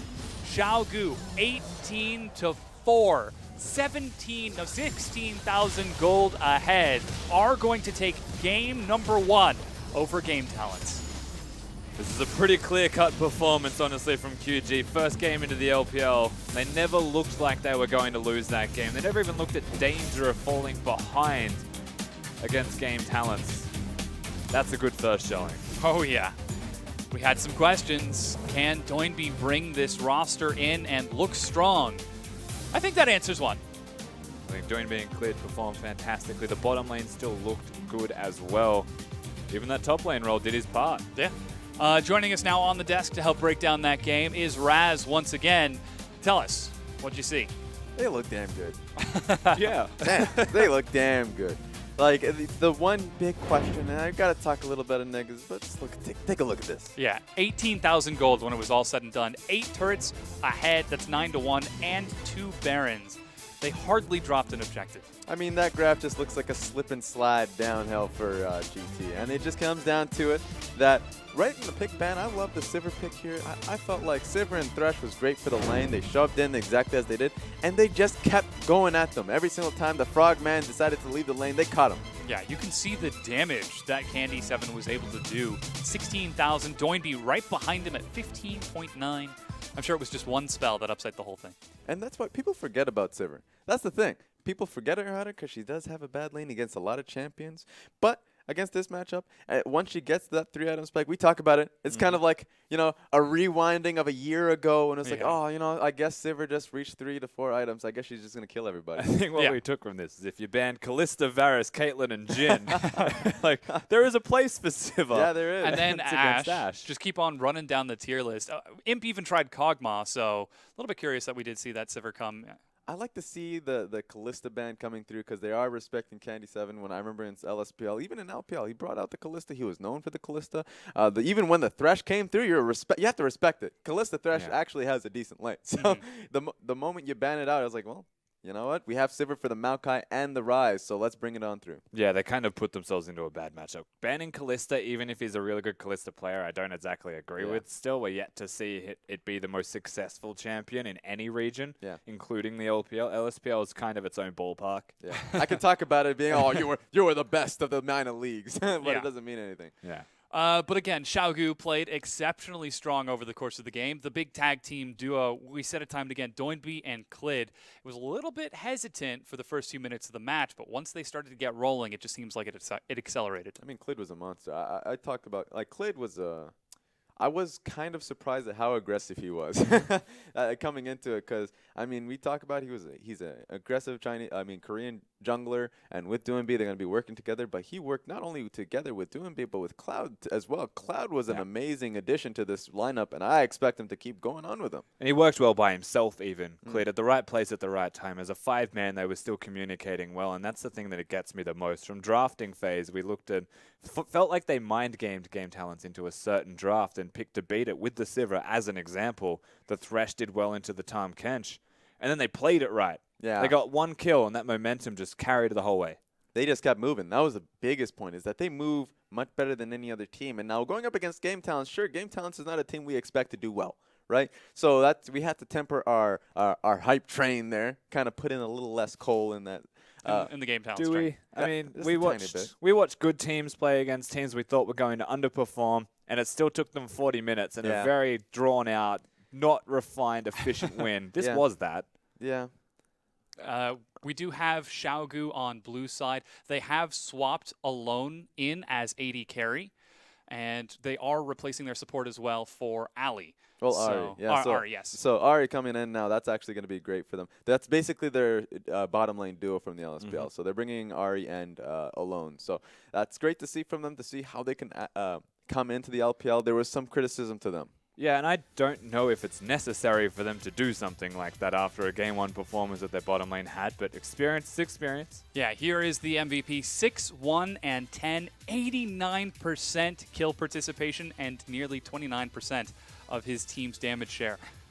This is Doinby back at form. And his R button was a highlight reel, and it's not because it does damage, but it's because it can set up the Maokai to actually come into the backline. That's the reason they get the inhibitor after the Baron, is he actually just throws in the Maokai and says, you go tank stuff, we'll take the turret over here, everything will be great. It's things like that that actually separate good rises from great rises. Exactly, and one big question mark for me going forward into Game 2, Game 3 is going to be how they play out their initial advantage, because we saw them actually, they were snowballing for a long time, but I felt like they could have actually went on to Baron and actually played that game a little earlier on and brought up a fight that they could have taken, because they actually went on to Singed in the bottom side of the map. That just didn't make much sense to me. You need to target the enemy team, or at least the whole point of the enemy team coming into you and respecting your Baron push, especially since you have Ryze, Sivir, Maokai. That shouldn't be a threat for you. Yeah, and I feel like that was something that we saw Xiaogu sort of stumble with. Yes, they had the big advantage. They took all the tier 2s, and then they kind of sat and waited for Baron. But that's what they should do. So this is a big point. Is that this is probably too much of a criticism, honestly. I'm going to be quite honest. This is a criticism for a perfect team when we're surprised that they're this good of a team. Yeah. So we're going to be seeing how they work out well for them. We certainly are. We're going to go ahead and be right back as we get ready for Game 2 between Xiaogu and Game Talents. Don't go anywhere.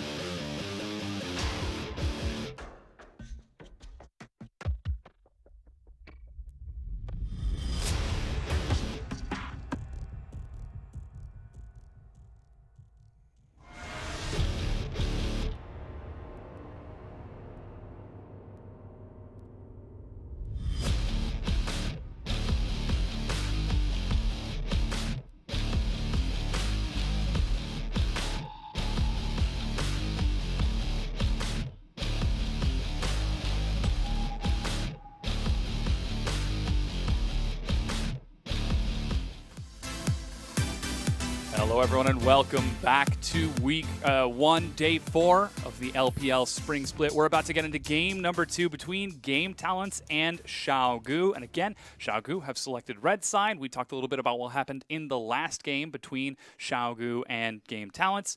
Now, looking forward, we're about to get into pick and ban for game number 2. What can we look for? I mean, the first thing that we have to highlight is that the Sivir Thresh isn't actually a factor anymore because they've changed the bottom lane. So this is one of those initial mind games that coaches have to be really on point with, is what does the replacement players actually play in? Yeah. Is it something we now address? Because you don't have to ban the Thresh and Sivir if they don't exist. I think they can actually leave their AD carry to the bottom, like to the second phase, mostly because they play Ezreal quite a bit, or at least Alone does. So they play a type of style where they actually take a lot of pressure, or they don't really Clid moves to the top side of the map, so they actually just have the task of just surviving and scaling. And so maybe that's something they move away from, but maybe that's something they say, hey, this is what we know quite well. So I expect an Ezreal lane. I expect, honestly, anything that they are comfortable not dying with. And again, a lot of the success that Xiaogu saw were from the strength of their macro and vision control in Game 1. Can we expect them to do the same thing in Game 2? Which is, again, we bring this back to draft, as you mentioned in the first question. The Ryze and Lee Sin, very mobile champions, enable them to do these map movements and strong macro plays. The ability for them to place triangle vision. Frost going to be having a great time backstage, and then rotate between lanes and try and pull Game Talents around the map is a very standard LPL type of macro, but if you can do it well, it looks outstanding and it always works. QG did that. They also had champions that complemented them doing that. I do not expect DoinB to have Ryze ever again. Yeah. I expect them, or at least I expect Game Talents to take it seriously into what lanes they're going up against.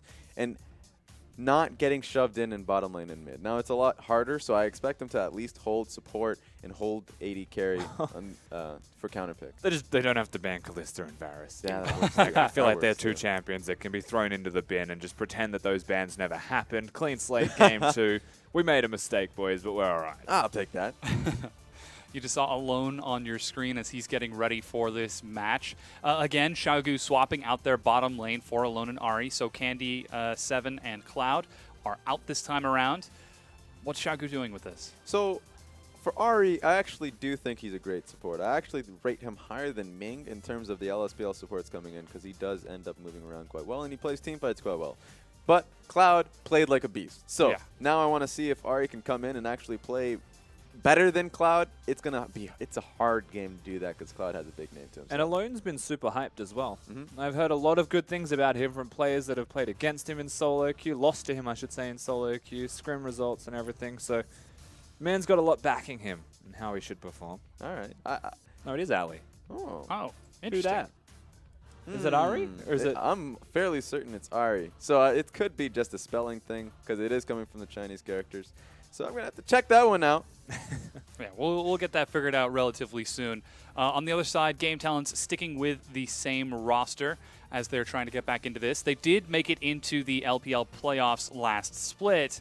Hopefully this time they're going to look to get a little bit farther into the playoffs, but first things first, they have to be able to beat teams to get in. That was a cool mouse. That really That was. was actually sick like one. a see-through mouse. But that was complete derailment, but that was fantastic. Maybe it was one of those, not a Microsoft mouse, but an Apple mouse where you just one button. You just don't get the second single button. mouse. Yeah. Just remap it to right click, and then you don't ever have to left click anything. I'd have some serious problems with them if they were using an Apple mouse. Oh, you know what? Serious problems. The keyboard did look like one of the Apple keyboards, though, with the rounded back. Anyway, all right, we're getting off topic. Let's bring it back to this game. Xiaogu bringing in new AD carry and support to try to go for game 2. I don't think it's going to mean too much. I think that Xiaogu as a team, how they used their bottom lane in the last game was a simple shove in and move with us. And I think that a lot of the commandments was coming through their jungler. Clid was just as aggressive as you can be, and he always had his lanes collapsing. That was no different from LSPL, where SS17 was collapsing with him as well. So that was just a point where it doesn't matter which player was coming in. They also do have Chen in their top lane as well. I mean, he's not playing right now. But he is an option that they can go for. So regardless of the players that they do have, they still play to him. So to confirm, that is in fact Ali on stage. Not little unknown for us, but hopefully we'll get to see his performance in this game. If he can do what Kabe did in the previous game, Cloud, and just land hooks. Well, then they win the game. Yeah, be present for Doinby and Cloud or Clid. Whew, these names are getting all over the place. If he is present for Doinby and Clid roaming all over the map as they did in the previous game, I think that Xiaogu can still see success. Yeah, I feel like they've just demolished them in the first game. I wouldn't expect different in the second one. Yeah, and we have entered into picks and bans for game number 2 between Xiaogu and Game Talents. Turns out Xiaogu is, in fact, on the blue side, so I would like to apologize for that mistake earlier. Thanks, Raz. Raz, thank you so much for coming in and providing your insight. It is as valuable as ever. But we're getting in. Already you can see that Jace banned away. Malzahar to follow it up. Same as last time. The LeBlanc is going to follow up. If it's identical order, Rengar is going to be the next ban from Game Talents. And then a blue side Camille to follow, which is one of the standouts that we actually have to discuss. Why are they banning Camille on the blue side when they have a first pick? Like, plain and simple, they don't need to do that, but it means they have something else in mind. So that Ryze, again, stands out. They look towards that as their first pick. GT have to adapt. Yeah, the Ryze is banned away now, which means Zyra gets through. Exactly. It means the Zyra is up and available, so they can go for that. However, early picking the Zyra, there's still counters to it available. Instead, might just prioritize that jungle. Clid, we talked about his stellar performance last game, gets back onto that Lee Sin for game number 2. Yeah, his Lee Sin was outstanding. Definitely wants to be on that comfortable champion for him. Mechanically was sound, but there are still options for GT. Yeah, Syndra makes it through. This is a very strong pick, and we saw how good Republic was on that Orianna. Unfortunately, not able to have a huge impact, but still, Syndra could be something that allows him to have a much stronger effect on the game. Yeah, so going for this early rotation of the Syndra, we have seen a lot of Corki actually picked into it. We've seen Fizz in the NALCS actually picked into Syndra as an option. There are things. Vladimir used to be the pick of choice. I don't know if we'll ever see a Vladimir at the moment, but just consider it, just in case. Like, there are picks. It is Doinby. We'll see what he decides to bring out to deal with that, as currently Wu Shuang looking at that jungle pick for himself. Rek'Sai to deal with the Lee Sin. A little bit more mobility this time, not quite so limited on that Kha'Zix. Tragically, he wasn't able to do too much damage in that previous game, so this time, he's not going to try to. And good changes, honestly, from Game Talents. They didn't first pick the Kha'Zix. They've acknowledged that they're going to be against a Lee Sin, and they're looking a stronger mid lane choice. So they give themselves a better start to the drafting phase. Unfortunately, though, QG still getting a Maokai speaks bad omens towards Game Talents draft. Yeah, showing the AD carry now in Jhin and getting Kabe back on that Maokai. Xiaogu showing that, hey, they can change things up. The question is, are they just going for the strong picks, or are they trying to force something out of Game Talents? Well, the Jhin just provides so much for the team composition with the lockdown, the ability to use the W and the R to actually cement picks, make picks. And so they can go for a support that has control in the lane, such as a Karma or a Zyra.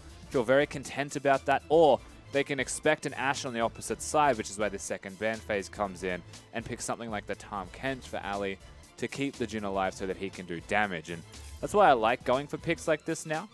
But Game Talents obviously do get priority in this second part of the pick ban phase. Yeah, that Zyra is the first target. Xiaogu have got to be aware that the Kench is up, but instead they're going to pressure Zubin's pool. Again, banning away that Caitlyn. Same thing as in the previous game.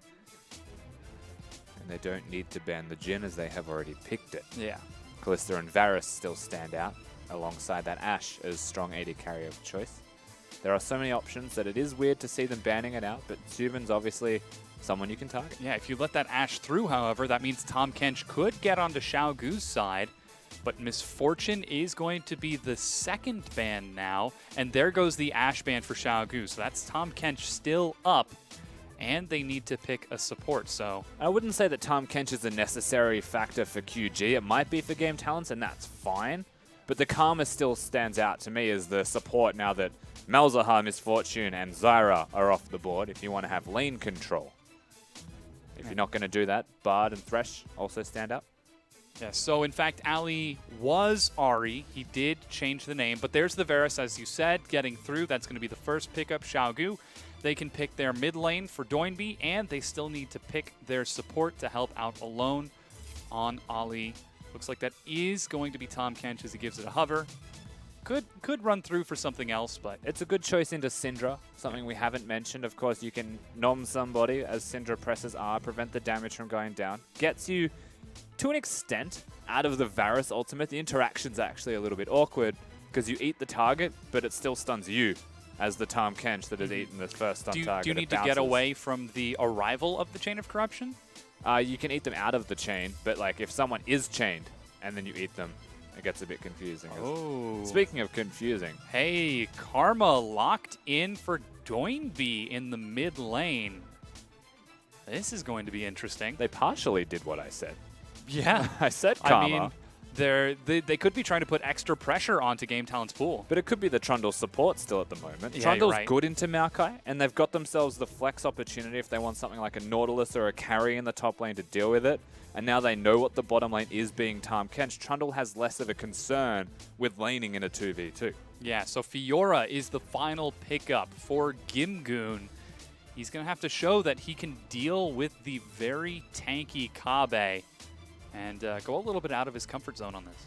This is going to be interesting. So Gimgoon can play carries decently well. He is, I would say, more of a tank guy. Whether he plays them more or not, it doesn't matter. He's just much more of a tank guy. Singe did make sense for him. Fiora is going to be interesting. So he'll have a decent lane. He'll outscale the lane, most importantly. At his 2-item point, there'll be no stopping Gimgoon. So once you get the Ravenous Hydra, the Spirit Visage, or the Black Cleaver and Magic Resistance, you'll be perfectly fine. I look at the rest of the map, though, and Kabe can still impact that very positively. He certainly can, but these are our team compositions for game number 2 as we are getting ready. It is Game Talents versus Xiaogu. And right now, Xiaogu have got the lead in this set 1-0 after a very swift and very decisive macro win off the back of Clid and Doinby. They swapped out their bottom lane, and they're looking to do it again. Honestly, a super impressive game one from Yeah. QG. We had high expectations or high hopes for them, but they kind of blew that out of the water already with their game one. So coming into this second game, you'd coin them as absolutely the favorites against Game Talents, but we've always got Game Talents as underdogs. They're a team we thought were going to hit relegations last split, managed to make it out of there towards the playoffs, so you never know what you're going to get from them. Their shirt says it all. Fight, fight, fight. It used to say, I am comeback just now. It now says fight. Yes. Well, tragically, that doesn't quite roll off the tongue as well as fight. But the players are now loading onto the Rift to get ready for this match. You can see these compositions. Doinby looking to have as convincing a performance. The question is, can he do what he did on that Rise on Karma? Well, absolutely not. Firstly, because what the Rise did was provide roaming and utility for Clid, so he can do that, but the damage that came with it is the big question mark. Will he go a straight AP build and have the vulnerability against the Syndra, or will he go a little bit tanky and be like a tank Healy Karma that doesn't do damage? Yeah, will he decide to go for that utility? Tough question indeed, but as you can see, we've loaded in. Players are racing out as Ali is going to get a ward spotting out Republic. It's Xiaogu versus Game Talents. And already 1-0 down. Game Talents have everything to prove for their first series in the LPL. Start on the wrong foot, and they're just going to meet each other now as well. Ooh. Shubin is going to tag just a little bit of that Tahm Kench, but he's already nice and tanky with those passive stats. And Got the him. Relic Shield. Yeah, some damage now being traded alone with the Deathfire Touch. Gets it back and more. Really early movements here from Game Talents, actually brute forcing their way through as a two-man unit. I'm guessing the vision that they already had on the rest of the map, watching QG ward that red buff was enough to say they can just go straight in. So yes, they lose a bit of health, but it was never really going to be a 2v2 all-in scenario because a Jhin Tahm Kench don't provide a whole lot, just damage. Yeah, now we're seeing Shubin and Wu Shuang starting off on the bottom side of the map. And there is a ward from Xiaogu seeing the red buff not being started right now, so they know that this is happening. They absolutely know that it's going to be a blue start, so we're not going to get a selfless clear from the Rex side. Doesn't give the blue buff to Syndra. We'll definitely get that himself. And you're expecting Wolves to red buff will be the ordering, and then look for a gank top. Kaba gets some Good damage from and Gimgoon. hits the Vital. Can he go for the second one? Doesn't quite get the cooldown But on he's already lunge. one lane. Yeah. Like, that damage was enough. The Vital was positioned perfectly so that that lane is outright just over until the next recall, or until a full reset of health. That's going to be a lot of health missing as Alone is going to sidestep some of Shubin's damage. And taking a look at this bottom lane, Savoki chunked down a bit. Looks like Alone and Ali are going to start off with the minion advantage moving into this, getting that level 2 first. They will have Lee Sin on that side of the map once he clears out that side of the jungle, and already we can see Wu Shuang on the top side. Yeah, so as expected, Wolves he actually does Raptors next, I think. It's hard to tell from the minimap at the moment, but he will do the explosive plant, look towards the top side. The difference here is that he's gone towards the Scuttle Crab, perhaps before actually going top lane, so doesn't value the gank. That's because Gimgoon's already doing enough work by himself. The gank isn't necessary, and there's room for error then. Yeah, Clid is currently doing a full clear. He already finished off the Grump. He completed the Direwolves. Wu Shuang gets level 3. Might be looking for Doinby, who's playing back nice and safe. There goes Wu Shuang. Stun is actually going to catch him, but Doinby's under the turret. No chance you want to get in there. This Republic is going to step out, but the tether follows for more Doinby won the damage. trade. And Doinby, Like, as you massively. said, holy cow, is doing a lot of damage here. Even Alone and Ali are getting some work here, and just pulls him away from the Trundle before he gets a chance to trade back. There we That's go. the crit onto Shubin and the bouncing grenade. Xiaogu are doing work And you in can this see lane. how little Trundle provides to laning phase trades. Ali's able to eat him up and spit him back out because I guarantee you Alone was screaming, I have a crit, let me out of your stomach. This is unfair. I want to do damage. And then a good trade ensues. So positive movements here so far from QG's bottom lane. Top lane still has that CS. And again, we spoke towards the gank in the middle lane. that was a little bit disconnected and should not have followed through as it did. Because Doinb is able to outtrade the Syndra in a 1v2. Ooh. Good job, away. Taking a turret hit. He's so eager to win lane and prove that he can outperform Candy Love that he's going to take a turret hit to make it happen. I don't know if that's an indicator of outperforming anyone. It's about the eagerness. He wants to show that he can fight. As Doinb continues to catch these minions, Clid did go for the invading Gromp before clearing out a ward and left before clearing the Gromp. So it's still up. Taking now the Scuttle Crab. Recall out of Wushuang is going to get him back onto his own side of the jungle. Again, the interesting thing here is how Doinb is playing this lane out. So a big wave will amass. Republic doesn't have enough mana to successfully clear that too happily and will take so much damage, they both end up having to recall. And so the junglers have this really weird crossroads where they can make moves, but it's so risky. And so everyone will go back and recall, and we start from square one all over again. Yeah, speaking of starting from square one, seems like Kabe didn't get the chance to after that early trade. He's down 8 CS right now as Gimgoon is just pushing in with that Fiora. Level 5, 1.5 minion waves away from level 6 and getting that grand challenge. Kabe is even running low on mana with no more charges left. So Clid shows himself in the top lane, drops a control ward to keep his Maokai safe before heading on out. Yeah, a lot of pings going towards where the Lee Sin is. So they're trying to keep tabs on where he could be and what he should be doing. And there is nothing on that side of the map to clear in terms of jungle camps. And this is that weird point where junglers have just been farming so hard. There is legitimately nothing available. They have to start looking for ganks or doing anything.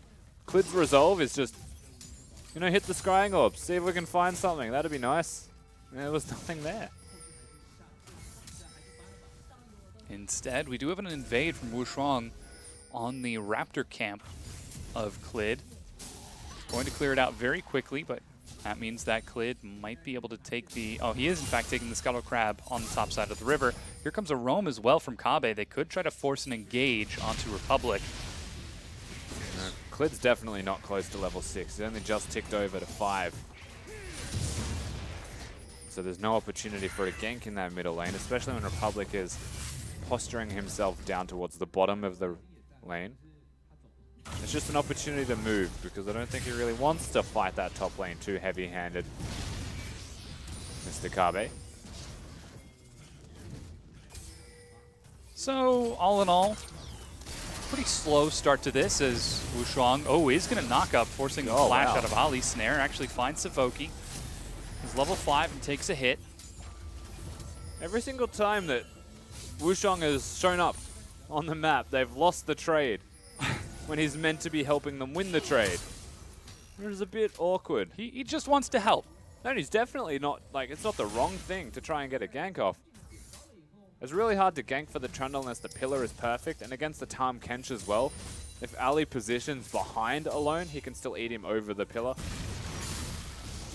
Yeah, we now have blue buff being gifted over to Republic. Wushuang not going to steal it this time. That's a +1. They've got that going for him, which is nice. But Doinb has a blue buff of his own, going for the Divine Chalice start. Yeah, so he's going to go towards the half support, half damage dealing build. You would expect the Ardent Sensor with the Fiend's Unholy Grail. That's the one. That's how often we see it now. Built out of the Chalice of Harmony. Americans say chalice, like CH. What is this chalice? Chalice? Chalice? I've always pronounced it as chalice. I actually don't know what the right one is. I'm sure we're going to get plenty of messages afterwards. Hope they're not about how to say it. Here's a blue cup. Flowing with the tears of his enemies. Ali's going to just hold the minion wave. Doesn't even care. Get off me, Savoki.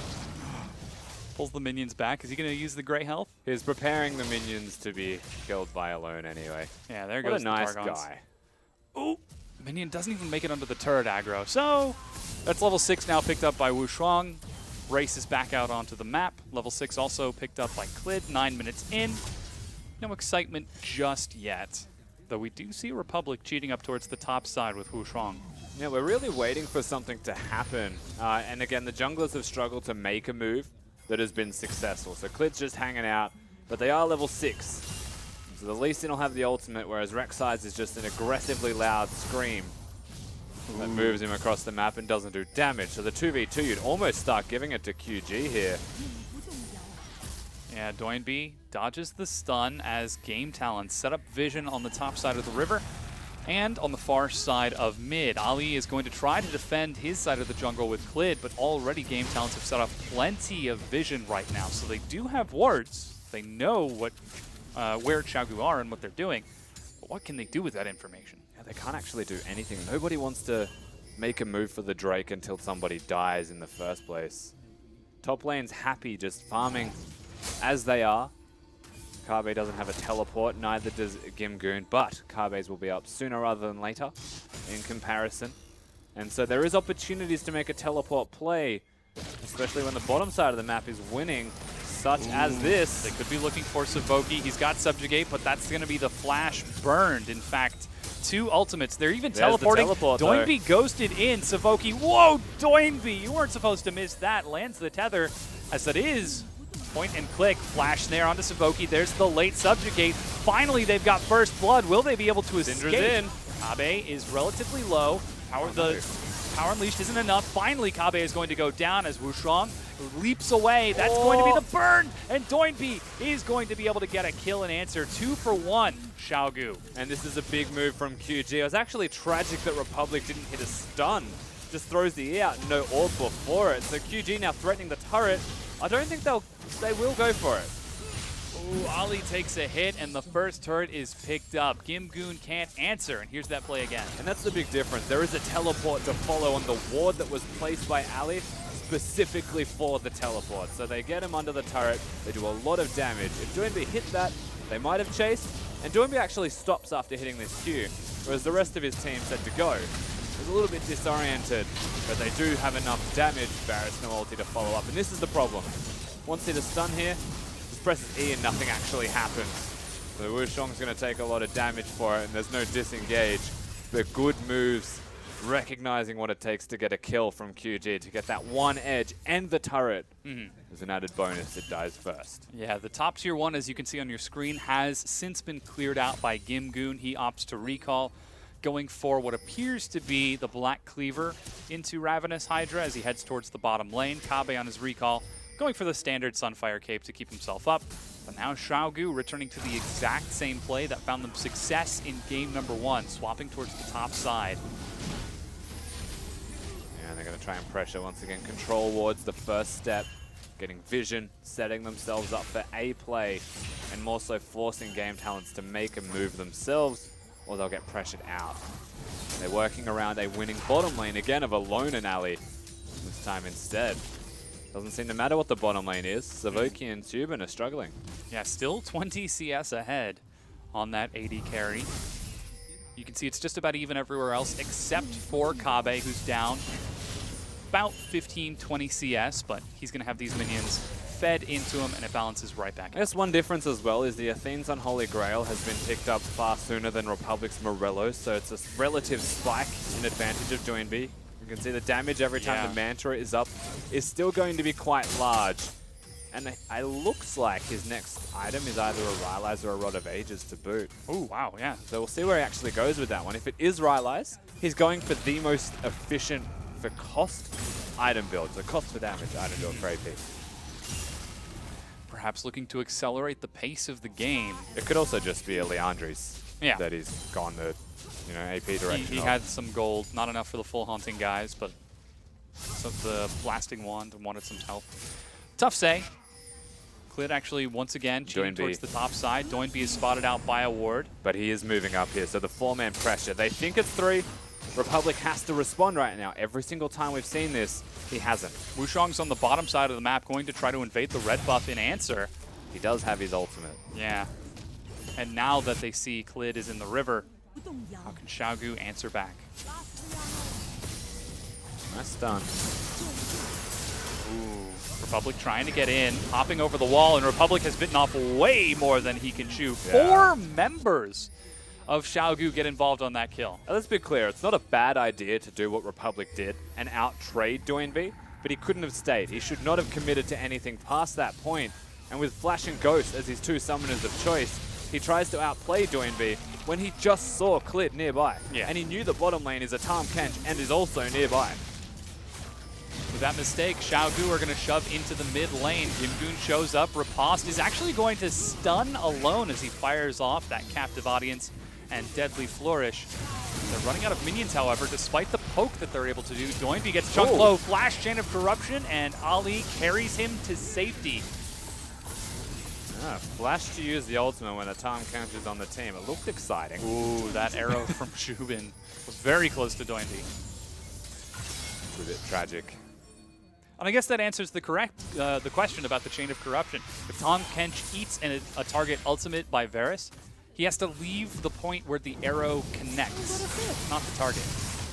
Was it actually? He has to leave the AoE range between where the first target gets hit and where it latches. I'm sorry, I misunderstood. I thought you were saying that he would get snared no matter how far because he has the target. No. Okay. And in the meanwhile, that's Cloud Drake picked up for Game Talents, their first in this series, taking advantage of a very weak Doinb and the recall of some members of Xiaogu. So far, so good once again. A very slow game this time around. The snowball is not as evidenced from QG, but it is there. Positive movements are there. You can see them starting to slowly edge further and further into the lead, and it feels like it's whenever Clid's near Doinb that good things happen. Just keep these two guys side by side and make good things happen. But it is so far only 1,000 gold lead. Game Talents have got a lot of work that they're going to need to do, and you just pointed it out. That's a Rylai's on Doinb. Yeah, so he's going to go towards the Rylai's build. It's interesting that as a champion like Karma, who has slows on his primary damage source, that he'll go for another item that applies slows. But it costs a lot less now. It doesn't give as much. But the fact that it costs less means that he's gone for two really efficient items. Yeah. He's pretty strong right now. Doinb is going to eat some damage, and again, Ali saves him, and Clid follows up to finish the kill on Republic. They're taking a lot of damage from the turret, but they're able to open up with more. Curtain Call is going to find Savoki. He's chunked low and slowed even more. The fourth bullet doesn't kill Wushuang, and Savoki is able to subjugate to keep himself alive. The turret finally drops, and Doinb, once again, with barely a sliver of health, is able to lead his team forward. And the important thing is that the turret does go down. Again, the Tahm Kench continuing to save his team's life. Really well played from Ali so far. As now Kabe is going to show some respect. Yeah, getting a little antsy here. Ooh, great play with the riposte. Procs the stun. Gimgoon follows. He's about to get the lunge for that final vital, but it falls off. Is he going to chase with Flash, but doesn't have the mana? Wushuang is down on that side of the map and has his own Flash. Chases forward. He sees the Maokai. Gets the hit, gets the knock up, and Kabe heals himself back up. No. He's under the turret right now, and Wushuang has to let it go as the minions body block the Prey Seeker. Oh, that's a tilter. Ooh. You'd feel bad after that one. Oh no, mid. Flash over the spear is going to catch Republic. He tries to make it over the wall, but Ali's on the hunt. Slowed again. That's the Rylai's in action. He hops the wall and makes it to safety. And again, both summoners burn from Republic. Honestly, I'm still feeling bad for Rek'Sai. Gimgoon runs out of mana, so he can't dive. Rek'Sai gets minions blocking him, so he can't use Prey Seeker. Maokai in 2017. What a tanky time to be alive. 0, 1, and 2 right now. Down about 20 CS, but still very, very huge. And now taking a look at the gold lead, it's up to 2,500. And we're getting close to that 20-minute mark when Xiaogu are going to start playing that vision game a lot tighter around the top side of the map. It's not even about gold at this stage, Dom. It's about mentality. They would be in a feeling really bad position. They've lost game 1. They're slowly watching themselves decline in game number 2. Gimgoon is most and the bulk of their hope for team composition in this one. Syndra can still blow people up. It is going to get increasingly harder to do that for Doinb though. And so he's looking towards alone, and then Tahm Kench just says the big note button consistently. And I allude towards mentality. This is why. Everything that GT try is being stopped. Very tragic for Game Talents, but they're going to have to display some mental fortitude if they want to come back in this. They're going to try to steal this red buff. And it looks like they're going to be successful as grouped as 4. Ali is separated from his team, but here's the rest of Xiaogu. Doinbi and Alone get in. And the auto attack from Doinbi secures that Raptor. Even the tiny camps are secured. Wushang is caught by a snare, but he's got the tunnel.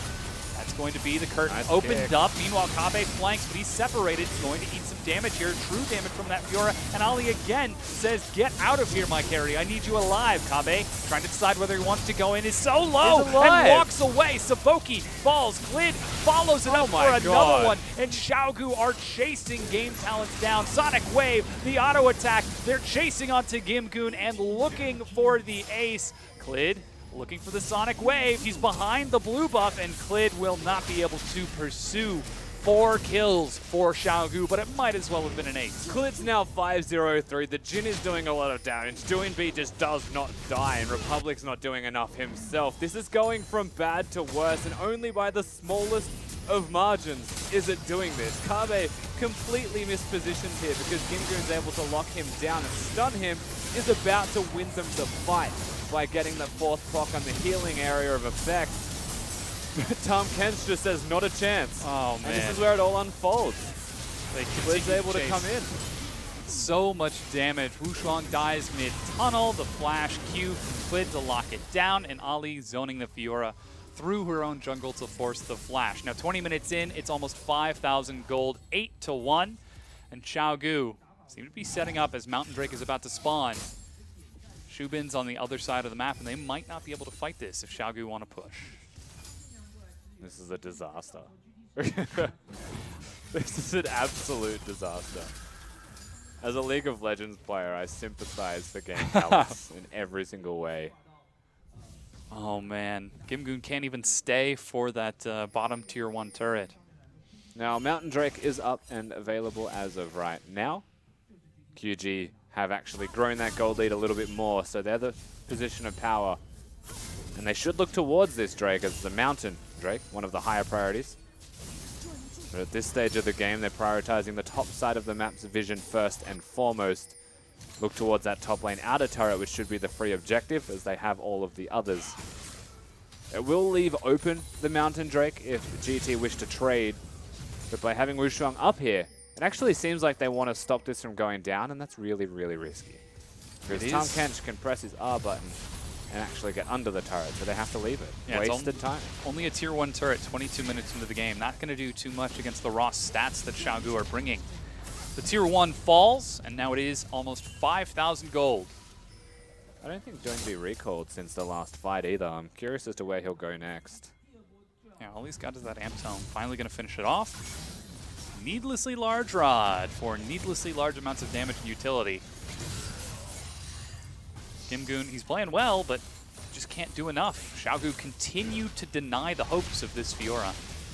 Yeah, until he has the Ravenous Hydra as well, there's no chance of him really being able to out-sustain Kabe by all that much. He does have lifesteal, but it's not an AoE lifesteal just yet. Yeah, this time the other big hopes are going to be Republic and Shubin. Republic 1-3-0 right now. Not able to have an impact as he was actively shut down this game. And Xiaogu continue to shut down Game Talents as a whole now by taking this Mountain Drake. Yeah, they just walked from top to mid lane, pressured mid lane, and then went to Drake, and now they're back mid lane. Forcing a fight, Ali brings Klid as Doinbi kills Savoki, and they pressure onto the tier 2, cleaning it up. Another free turret just falls, and all they did is use the Tahm Kench ultimate to come in. Doinbi is starting to feel that momentum. They don't even need to use the Maokai, it feels like, at this stage of the game. They'll just bring him in as this raid boss at the end of the game and say, you tank the turret, we'll win the game, go. Certainly is a challenge set before Game Talents, and it's going to take a lot for them to get back into this. They've still got 2 tier 2s remaining, 2 bastions before they are limited to their base, but with these recalls, we're seeing Infinity Edge now completed out of Alone. Etherwisp, so it looks like Doinbi is going for the most annoying Karma build in history. Yeah. It's up there, that's for certain. That's not the Spirit Visage. Oh yeah, the full tank. Full tank Karma, that's probably the most annoying. Yeah. I mean, this one's close second. Oh, yeah. No, you're definitely. never going to be able to catch her, and she does ridiculous damage. And now Doinby is going to be gifted blue as well. Gimgoon finally trying to finish off this turret. He will. Yeah, the second of the game, the third in this best of 3 for Game Talents. And the second that Gimgoon has gotten in this game. So he's the only man of the team. We said it before. He's the major win condition that you'd look towards. Because they can't exactly team fight what QG are offering. They can't pick up what they're putting down. Teleports available for both of those top laners, so Gimgoon and Kabe are free to skirmish around the jungle. Xiaogu, as last time, setting up Baron Vision, skirmishing around that side of the pit to see if they can find an opportunistic pick. But as we get later and later into this game, Xiaogu continue to slowly and methodically just out-macro Game Talents. And this is an easy movement from them. They don't necessarily have to kill the Varus, but they're pressuring the top side of the map. Maokai's just cleared the wave. They've acknowledged that Gimgoon is at red buff, and they both have teleport. So if they find an opportunity to dive to get a Maokai teleport in and it's successful, it'll get a lot more than the Fiora could ever possibly achieve.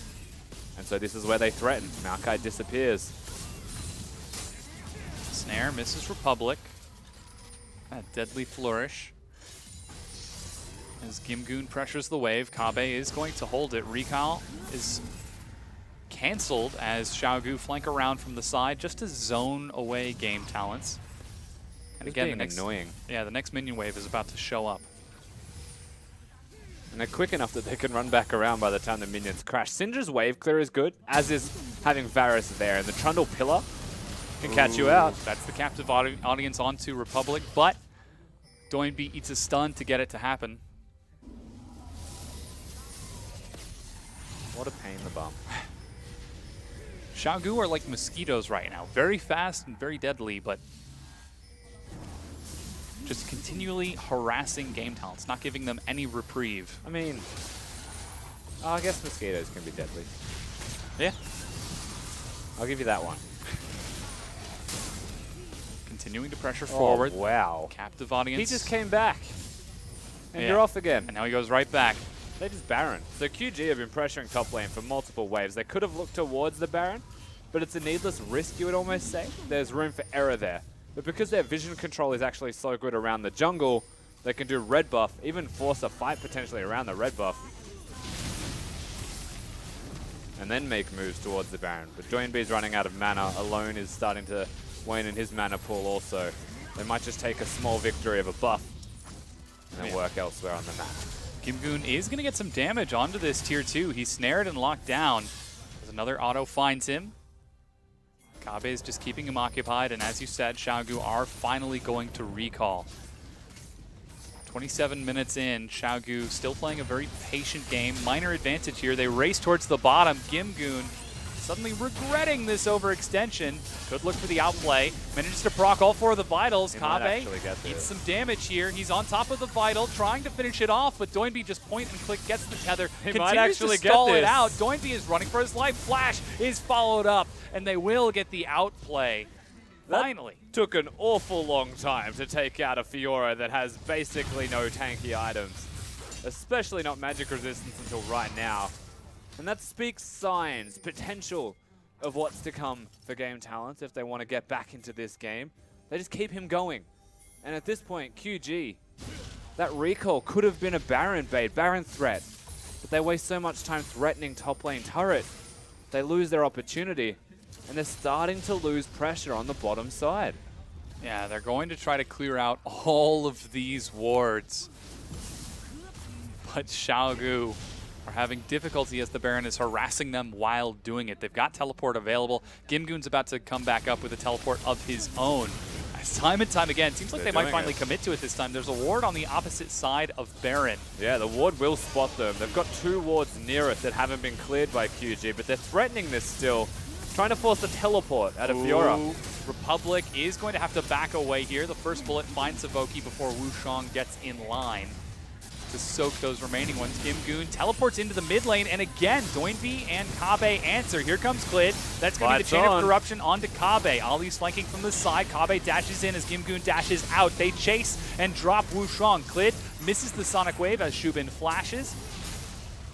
And they take one kill and walk away. And QG get exactly what they wanted, which was the teleport, and they're still looking for it. Yeah, Ollie is going really aggressive here. Now, again, Doinb no mana. The blue buff is available, so they could look towards blue buff, then Baron. If they go straight onto the Baron, they won't really have any type of fighting or ability to clear it quickly. So a bit of respect needs to be shown, but what they did get, and what we alluded towards, is the teleport out of Gimghoon. Now, Fiora not having that means that if he goes to side lane split push, QG Baron. That was all they wanted from that. And they got more because they killed Wushang with it. Yeah, and take a look at this. Shubin's actually in the bottom lane right now, which means that Gimghoon, as he's respawned, ended up going down the mid lane and towards the Mountain Drake. Game Talents might get themselves a quick soloed Mountain Drake. They should, because Alone was on the top side of the map alone. Oh, Clid sees that it's been pulled out, and Gimghoon now saw the Sonic Wave and the Scryer's Bloom, so he's going to be forced to back away as the dragon resets. Yeah. Movements from Game Talents are just Gimghoon near the Drake. He's by himself on that side lane once again. The rest of the team needs to respect the Baron. But it's a slow, arduous, and tough process now. We haven't seen that 5,000 gold advantage grow any larger for Xiaogu, however. They need Jin to place his control ward on the left side of the Baron pit. Or Lee Sin. Just place your control wards, man. Yeah. Stop farming creeps. Help your team. He's already finished off the Lord Dominic's Regard, so there we be go. Able to do some damage. Republic has got two summoners. Savoki in the front is going to eat that bullet as Gimghoon actually soaks it. Tries to riposte but doesn't succeed. Oh, they got Deadly Savoki. Flourish finds Savoki as Clid goes in. There goes the grand challenge onto Clid, but the flank from Kabe teleport. Chain of Corruption goes wide. Savoki subjugate to keep himself alive. He's going to make it back to the inhibitor turret. But Xiaogu again force Game Talents back. There's so many people though. Savoki has to base, Republic has to go back to base. Gimghoon with no teleport needs to try and find something with life steal off and won't have a lot of mana. Wushuang will have his ultimate, but they can go straight to this Baron. It doesn't even matter if the vision is there for Game Talents. The only danger is the Wushuang is nearby. Yeah, he's waiting right there. Shubin actually shows himself as well. Flash, Tether, they are going to get the snare. Shubin is dead. A huge crit finds Wushuang on the side. He's forced to flee as Republic and Savoki are running. Tunnels over the wall to safety, but Alone is on the hunt. Here he Clid goes. isn't going to be able to follow. Big Bullet gets the kill. That's Alone dropping Wushuang. So that's 2 kills now, and the top tier 2 will fall. So much damage coming out of that Jin. Turret's now starting to fall. The fight that they needed happens. And eventually QG, in a slow, drawn-out process, do what they were expecting to do. And now they follow up once again with another Baron attempt. Oh, Clid is going to eat some damage. Finally drops to Republic as Alone hops over the wall. No smite. They have to back away. Gimghoon is going to get the riposte, but gets the stun onto Kabe. Heals himself up. Meanwhile, that's Doinb inside the stomach of Ali, running for his life. Tether is going to find Gimghoon. He's snared and locked down. Alone is doing work, but is he doing enough? It turns out, yes. Kabe is keeping people locked down while Alone is firing from a distance. He follows up. That's Savoki dead. And Alone goes huge in the fight to clean it up for Xiaogu. And that's the point we're at. Wushuang's now looking towards them, but I don't know if he wants that. This is as solo queue as it can be, staggering in one by one. Chain of Corruption finds Kabe, but Alone is standing there as the Tether finds him and gets the huge bullet. Wushuang is delivered onto a platter to Alone. A double kill, and Xiaogu finally get the ace and then turn to the Baron. Doinb comes back, so they'll have enough shields to complete this one. No junglers necessary. Alone might die to the Baron, but you know what? Ali might actually try and kill him to the Baron if he's not careful. Doinb drops the shield. Looking outstanding. Finally, the Baron is secured on all 5 members. 18-2. This is honestly just a mistake. This is, you mentioned solo queue. Alone gets locked down, so he can't go anywhere. And Wushuang, instead of protecting and running away from the Tahm Kench, Ali eats him and makes sure that the crit from Alone was guaranteed to connect on the Shubin. Yeah. Strong plays, again, good communication from QG, but Game Talents have regressed. Oh my god, that damage. 9,000. Over 9,000. That is amazing. It's actually over 9,000.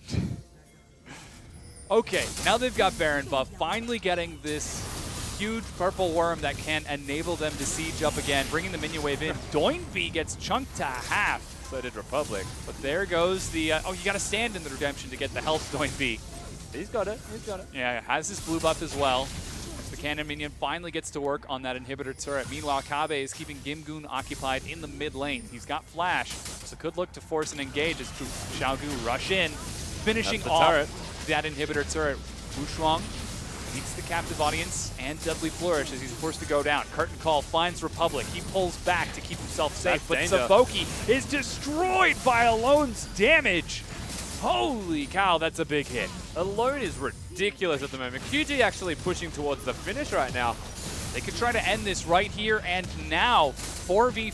Gimgoon's on the side along with Wushuang. They flash engage onto Shubin. He gets dropped and Alone kites it away from Gimgoon. He's going to eat a lot though. Ali trying to keep him alive. Gimgoon rushes forward and he will drop. He's got the Guardian Angel, however. Flash from Klid. He's going to get him away from Republic and Gimgoon dies. Klid securing that one.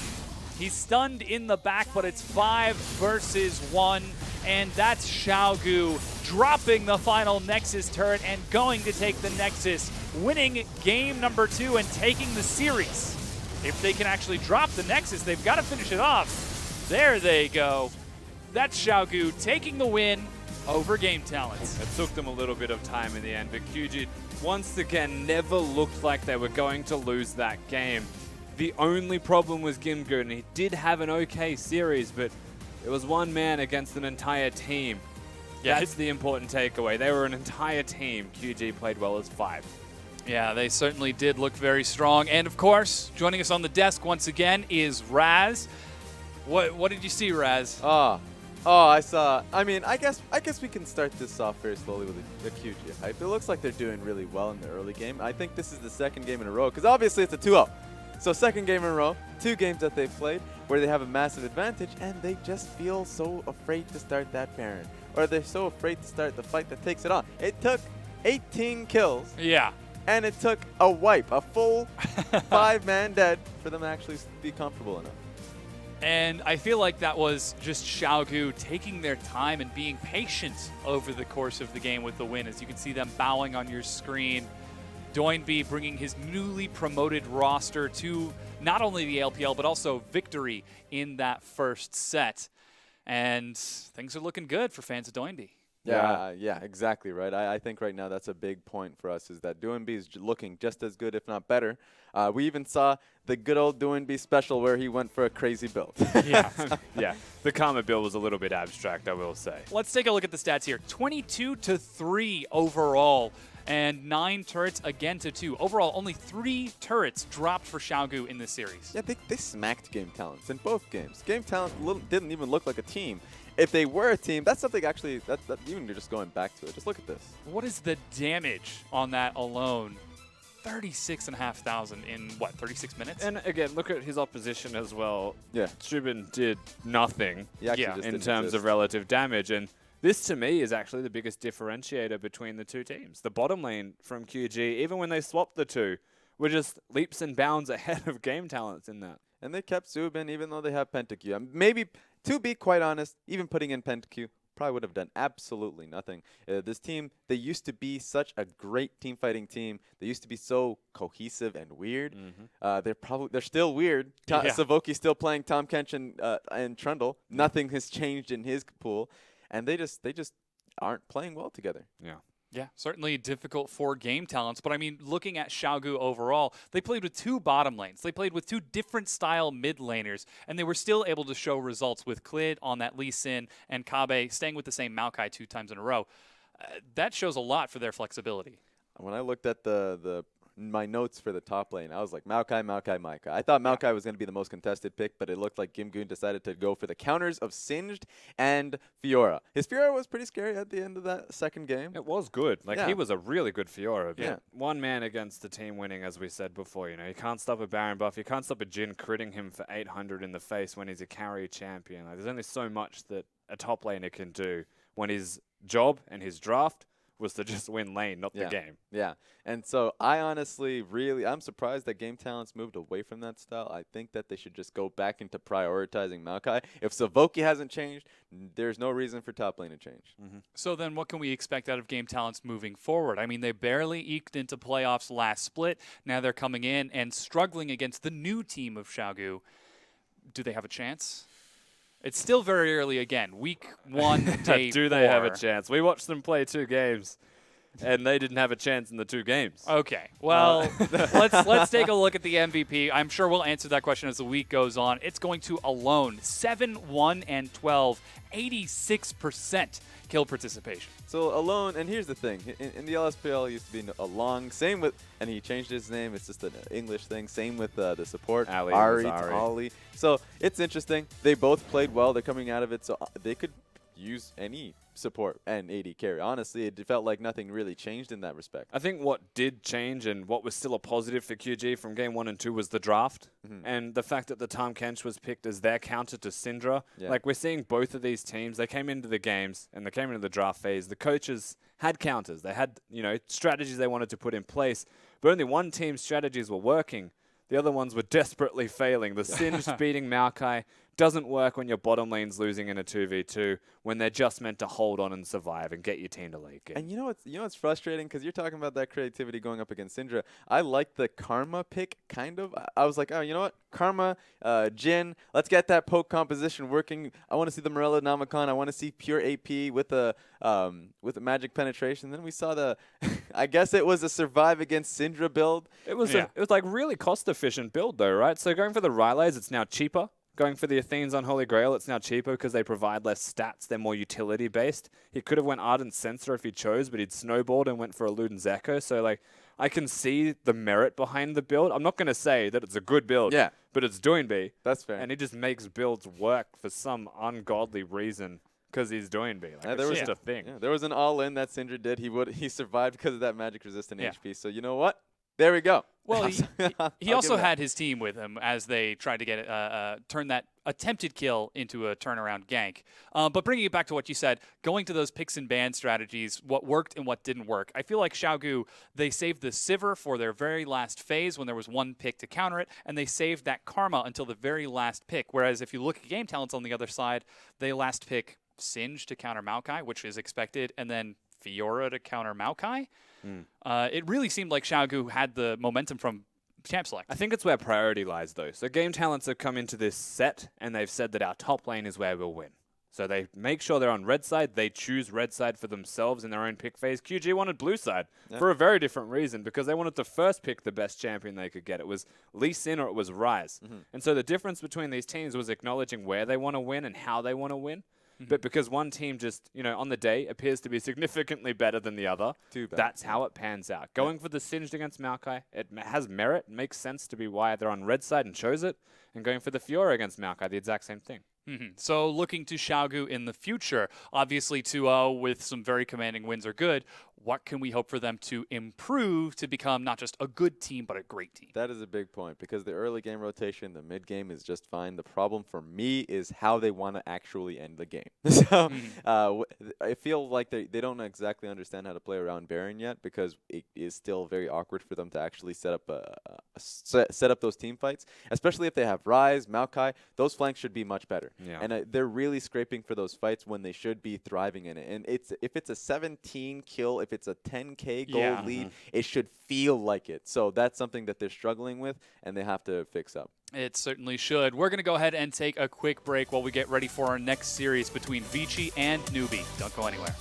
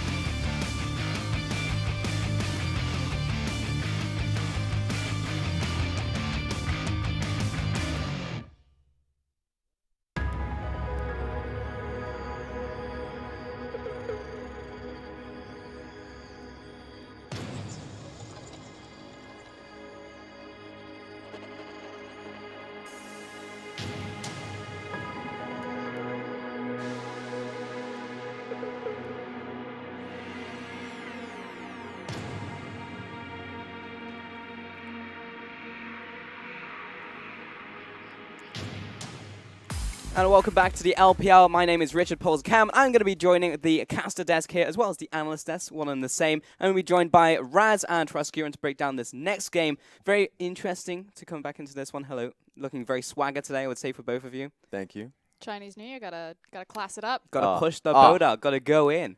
Yeah, I was trying to find. We went on an adventure to try to find a rooster, but unfortunately we. Yeah, you guys did. I was so surprised as well. We went into Chinatown, and it was like absolutely nothing. Yeah. I was so sad. I was heartbroken. But either Very way, disappointed. Yeah, super disappointed. We're gonna You guys take a look failed at this me. game though. We failed everybody. I want to move on because there's so much dishonor that I brought the casting team. But it's gonna be Vici and Newbie that we're going to be going head to head here. So cool matchup.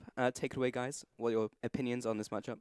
For me, I would say that both these teams, of course, they're coming 0-1. They've faced very good teams. Vici faced EDG, lost out to them. EDG surprising us, or at least surprising me. I thought Vici was going to take it. My boy Fire Lolly turning up. And then Newbie, of course, went up to WE, and it went to 3 games at the very least. They surprised. They went far, but they lost as well. And it's also kind of the way orchestrating how these teams lost. Vici lost to a team that played a very similar style to them. We called them kind of the team of 1,000 cuts because they usually went through this very slow, macro-oriented style, and EDG were just beating them pretty much at every single turn around the map. Was a surprise that they started their new top laner, Onion, as opposed to looking towards Long, because if you look at kind of like the core of Vici, you never really have problems with the top side of the map. It used to be Long, Dandy, and Easyhoon. This time around, now it's Onion, Binky, and Easyhoon. But so you're like, that's really solid. It's the bottom part that I'm always going to go back to and pick at. And actually, when we looked at the starting rosters for these teams, it's Endless starting instead of Xuan P. And he actually played both of Vichi's games the other day. That's the thing for me is the rosters for both teams. Both teams are actually just swapping out quite a bit. Vichi's the one with the 10-man roster, and Newbee is the one with the question marks in almost every position, specifically Coco and Cool. Cool played incredibly well, and then you have Coco, who we're kind of just expecting to come in at any point in time. And then, of course, in their bottom lane, they showed up with P. Diddy and, of course, LWX, and they have Happy and more. So we don't know who's coming into play. And just to quickly refresh, it's contractual issues of why Coco didn't start. We expected him to be the starter. Of course, when he joined the roster locks for week 1 came down into place. So it was kind of like all or nothing for Cool. You know, he gets that opportunity where you get to play anyway. Can you, make the bin 4 appearances we saw for Aime and kind of earn your keep here? And it was a really gut-wrenching and heartbreaking loss for Cool. I think you could see the tears coming out in his eyes when he fell down to Xie. And that's the thing for me is that Newbee, they have great players. I'm not going to question their players. I felt like they played fantastically against Newbee lane to lane when they had proper matchups. And the thing with the problem with me is that they just don't play like a team.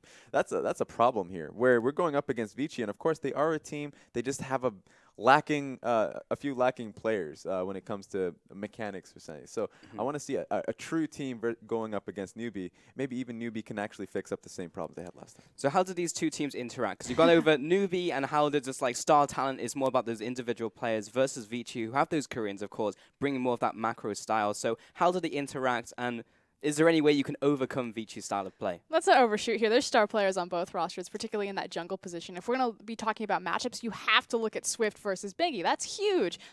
Like way back in the LCK when Swift was on Zenix Storm, this would be one of the hype matchups because Swift had a lot of, or a big reputation kind of behind him coming up in Korea before he moved over into the LPL.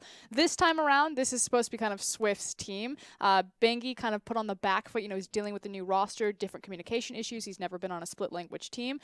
He didn't, I wasn't super impressed with Bengi's debut, but he kind of didn't have a lot to work with. They didn't draft hard CC in their lane, so there's not a lot that a jungler can do, especially when he's on the Rek'Sai. He's like, I could go bottom, but it's Varus Misfortune. They're both level 4, or I could just continue to farm. And it's like, Bengi, probably a safe decision there. But Swift, in particular, is trying to play very aggressive, taking control of tempos, and failing on kind of individual decision-making in terms of his execution. He's way too aggressive, and he gets caught out at the worst times. And my problem is that he gets caught out at the worst times, but it's mostly because I'm not going to talk about his late game because that's just all him. But in the early game, in the mid game, when they do have pressure, is that they're not trying to work with numbers. And I mentioned that as trying to play as a team, but it's mostly because even though Cool is playing fantastically well, why is he not moving across the map, right? That's his biggest issue. But you can say the same thing for EasyHoon. Well, perhaps, sure, but I think that they were still a smarter team. And Onion was moving in the top side, even though he wasn't playing too hot individually. They are still moving as a team, and they still understand what objective they're trying to play towards. But there's that self-limitation that I see on Newbee. We've talked a lot about kind of like stylistic differences between the teams, but in terms of just skill levels in general, are they both kind of mid-tier teams, at least in Group B, or is there a big disparity in how the teams are going to play? Ooh, that's a good one, Pulse. That's actually a really good question because both of them went up against, Vici went up against EDG. Kind of the surprising performers. We don't really have the sample size, although if you kind of think about their strategy, because we keep going to Vici, a very like macro-heavy team, they're very clever about how they move around the map. It's still just not as crisp as you'd want it for them to be an elite team. And I feel like they're either mid-tier or kind of bottom of the table standings, even if you look at the individual talent and the way that it's performing. Swift's your superstar, and he screwed up a lot the first time that Newbee debuted. I just think that EDG and WE have proven themselves to be at the very least the top 2 teams of their group with how they played it out, and Vici or Newbee are trying to show how if they're the top 3 teams. That's the thing for me. I feel like we're battling for mid-tier between Mm. these two teams in this series, which is never a spot that you want to be in. Vici, though, they kind of have an excuse, bringing on Onion, bringing in the different pieces and trying to get Bengi to fit well and mesh well with, Coach Pumandu, as well as get that synergy back up with EasyHoon. Newbee, kind of less excuses. Yes, we're doing kind of that experimental roster, but we've had already a split of this organization, and we still can't get it together. They just survived relegation last time. Yeah, honestly, this is the same problem that they had last year. Exactly the same problem they had last year in terms of the same team communication issue. It feels like it's never going to happen.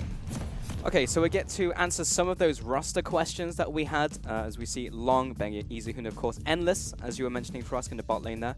Yeah, and it's nice to see Long also return. Onion started last time. We now look across the map. It's V, Swift, Cool, LWX, and more this time around. So P. Diddy, Penis, has hit the bench right now and more kind of returning. And that should mean good things for Newbie, because the thing that Moore brings to a team is his identity of, I'm going to start the team fight right now. Yeah, I actually really did like Moore last split.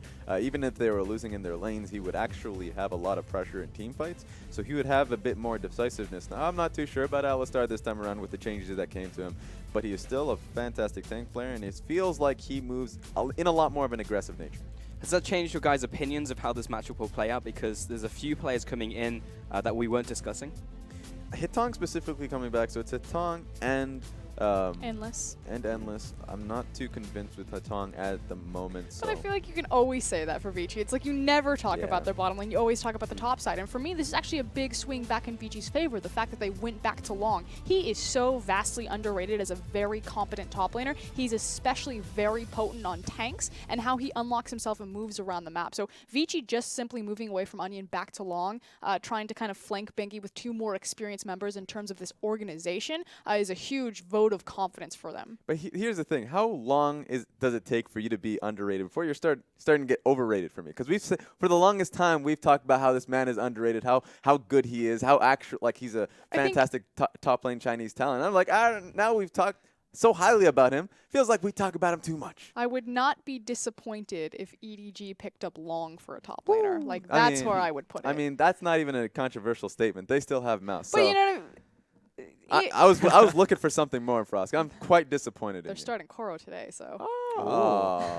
Leak. No, I'm just kidding. We knew that. But we've also then got Cool on our eyes right now, and if you're talking about kind of overrated or how you're going to overhype someone before they become overrated, Cool is unfortunately starting to fit into that that identity, which is so unfortunate because for the longest time, you know, his long-standing history is that he's that superstar Chinese mid laner. Unfortunately, didn't become the Chinese faker, if you would have. Came back, was kind of mediocre. Now back into the LPL, had a good performance last time for Newbie, but now can he show that consistency? And more importantly, can they translate that into a win so Cool can at least start back on the right foot for his career? Yeah, I like him right now. I mean, who wouldn't?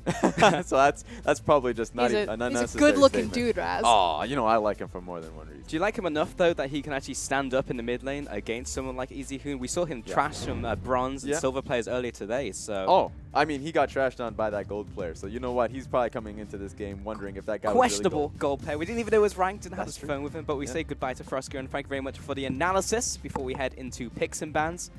And we'll see what's going to be banned here. And already a lot of respect towards Cool, the man we were just talking about. That Rise ban on blue side, or at least will be banned from Newbie.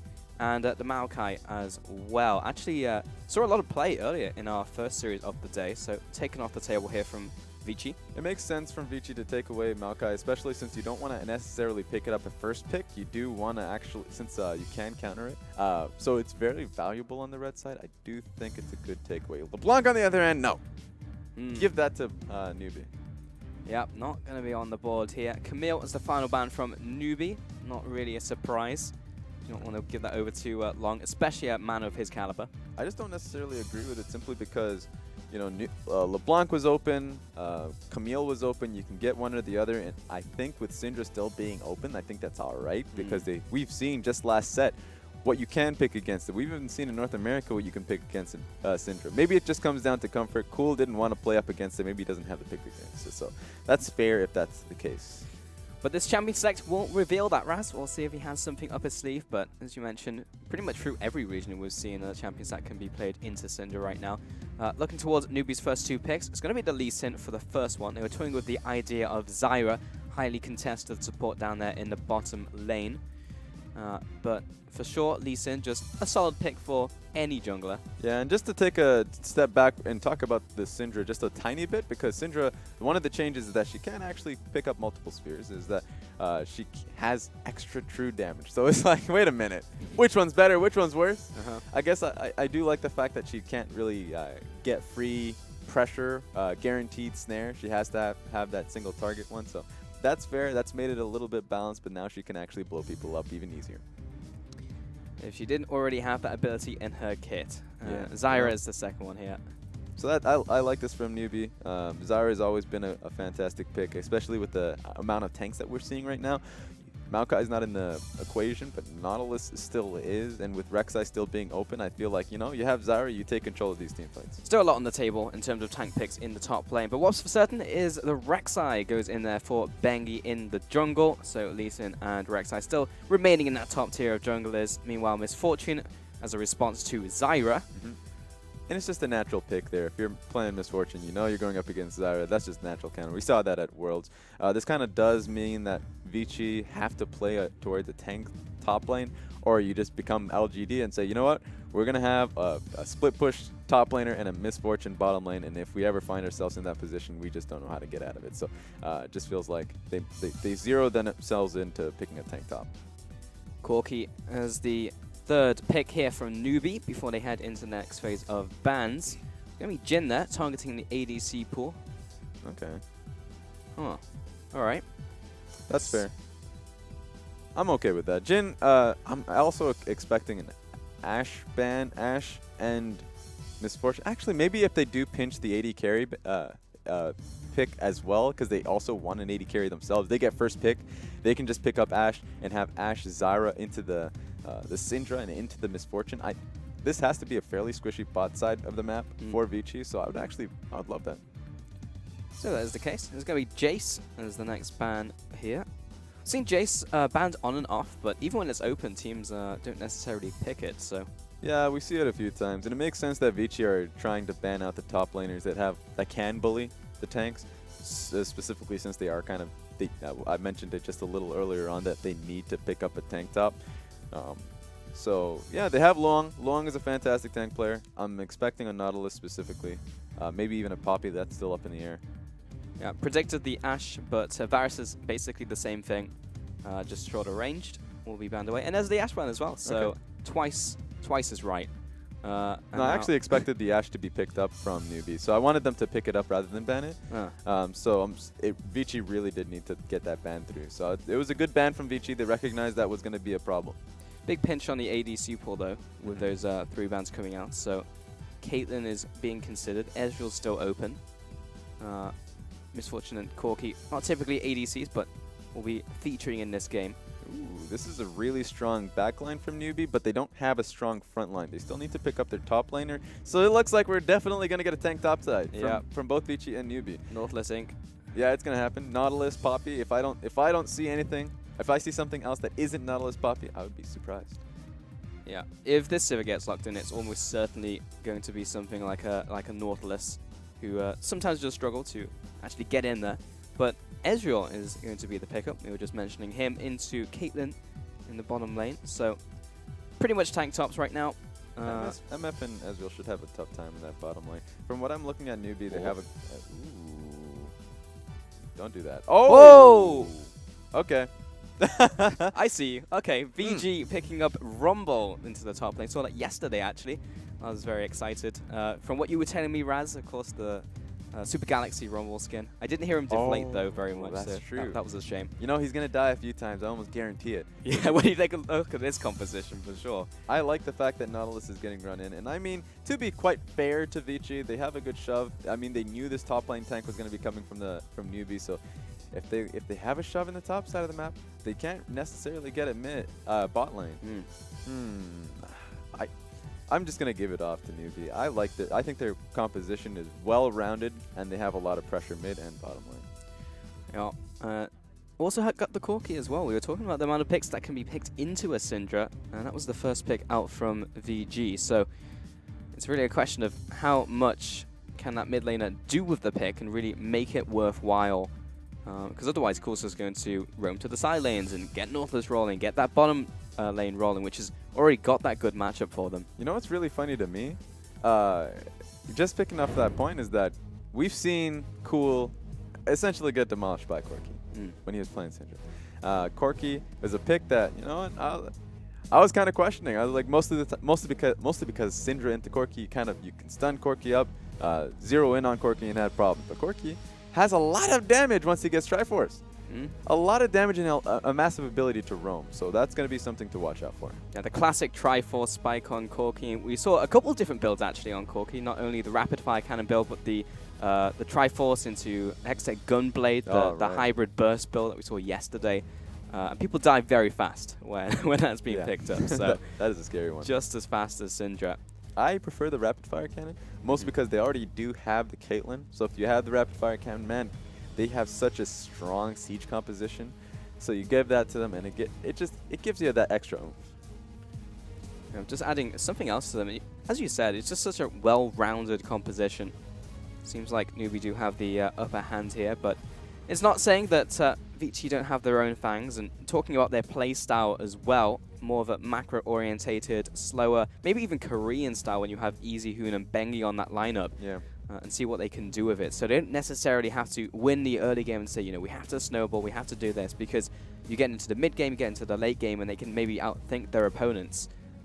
It's just trying to get to that point, though, because if they get demolished in the first 5 minutes of the game, then it could spell bad news for them. I'll give this to Vici. Their Wombo combo is Wombo combo-esque. It's pretty massive. You have Syndra, that's a small part of it. And then you have Rek'Sai just being able to tank up, maybe even get a few knockups. But then you got Miss Fortune, bullet time. Then you have Rumble just, throwing out his ulti. And then Ezreal in the background, Ezreal just will, use his ulti as well. So I can see the team fight in my mind. It's pretty difficult. I can see it, but you typically need, like, a big AoE CC something to start off the Wombo combo. Because you can Wombo combo an area, but if there's no one in it, then that ain't Falco. It's not what you really want in that scenario. So, yes, I can see the damage. I can see it happening. But they have to have the perfect positioning. Find them in the bottleneck, something like that. We do have a client restart, which is why we are looking at the players endlessly. We have this dramatic music. And at some point, it's not Groundhog Day, we'll get into game. Ooh, is that a pig? It is. Cool. Cool, that's inventive. Do you know the history behind this? Because I don't. I definitely don't either. Froskuren would know. Oh, you know what? We need a Froskuren in our Where lives. is she? She'll be back for analysis at the end of the game. So remember that one. Make a note of it, Raz. Fan had a sign of cool and a pig. I'm writing it down right All now. Right, thank you, sir. Pig. Cool. Frosk. Question mark. Okay, but just as a whole, just taking a look at this, you did mention it. Bengi, for me, needs to do a lot. He's the only CC. I mean, Easyhoon as well, maybe, but that would be a spectacle if I'd see it. He would have to ulti then, get that big wipe. But if Rek'Sai needs to set it up properly. He needs to get a proper flank off to let everything go on, maybe even Rumble. But if he doesn't have Flash, he's not going to be able to get the engage off. Well, with that crescendo of music, you can confirm that we have headed into game for game one between Vici and Newbee here. This will be our second set of the day. We have 3 sets for you on this wonderful Sunday here in Sydney. We played out in China, of course, and we are on to the Rift. We'll see how this one will work out. And Easyhoon. Man, you see on your screen, we saw him earlier today in that show match. It was very entertaining. He did not pull any punches. It was like a bronze player at first, had to get 10 CS. It like killed him at level 1. It was like, come on, man. Actually, like, have some chill in your life. It's this institutional thing. They've been tricked from the very beginning. It was like, just focus on the CS. Every single time they walk up to the CS, he just walks up to them. He's like, yeah, I want you to get the CS. Yep. You're not going to even try to kill me. Except for that one questionable player. Didn't have a phone on. They just let him in there regardless. Claimed he was gold. He wasn't even in the plat to diamond requirement. He also, in that last trade, comboed really well. It was a really smooth Shurima shuffle. So it's like, not sure this guy's actually plat or gold. So, maybe he's just having troubles on the range. Maybe that's the case. But either way, that was fun to watch. And Easyhoon's a good sport. See if Cool can live up to that legendary random person we saw from the crowd. Yeah, probably. Here's the thing about Newbee, and I love this composition from them. I talk about it a lot. And it's mostly because right now, LWX and more, the new combination here, much more family friendly. Their bottom lane is going to be pressuring quite a bit, and they should be. This is just, I look at this bottom lane, I love it. And then Cool, once he does get free from this mid lane, once he has the first package around 8 minutes, he can actually impact it with Lee Sin and with Nautilus. I see the play. They do have a lot of pressure in here from the start. It's going to be up to Vici to really kind of hold them back and then to get their team fights going for them. There's always the wild card, though, of Long being in that top lane. We talked about him coming back into there as one of the stars of this Vici lineup, and he's on a carry top of all things when many tanks were open. He could have picked the Nautilus, he could have gone for that Poppy, but instead chooses to go for the Rumble in the final rotation.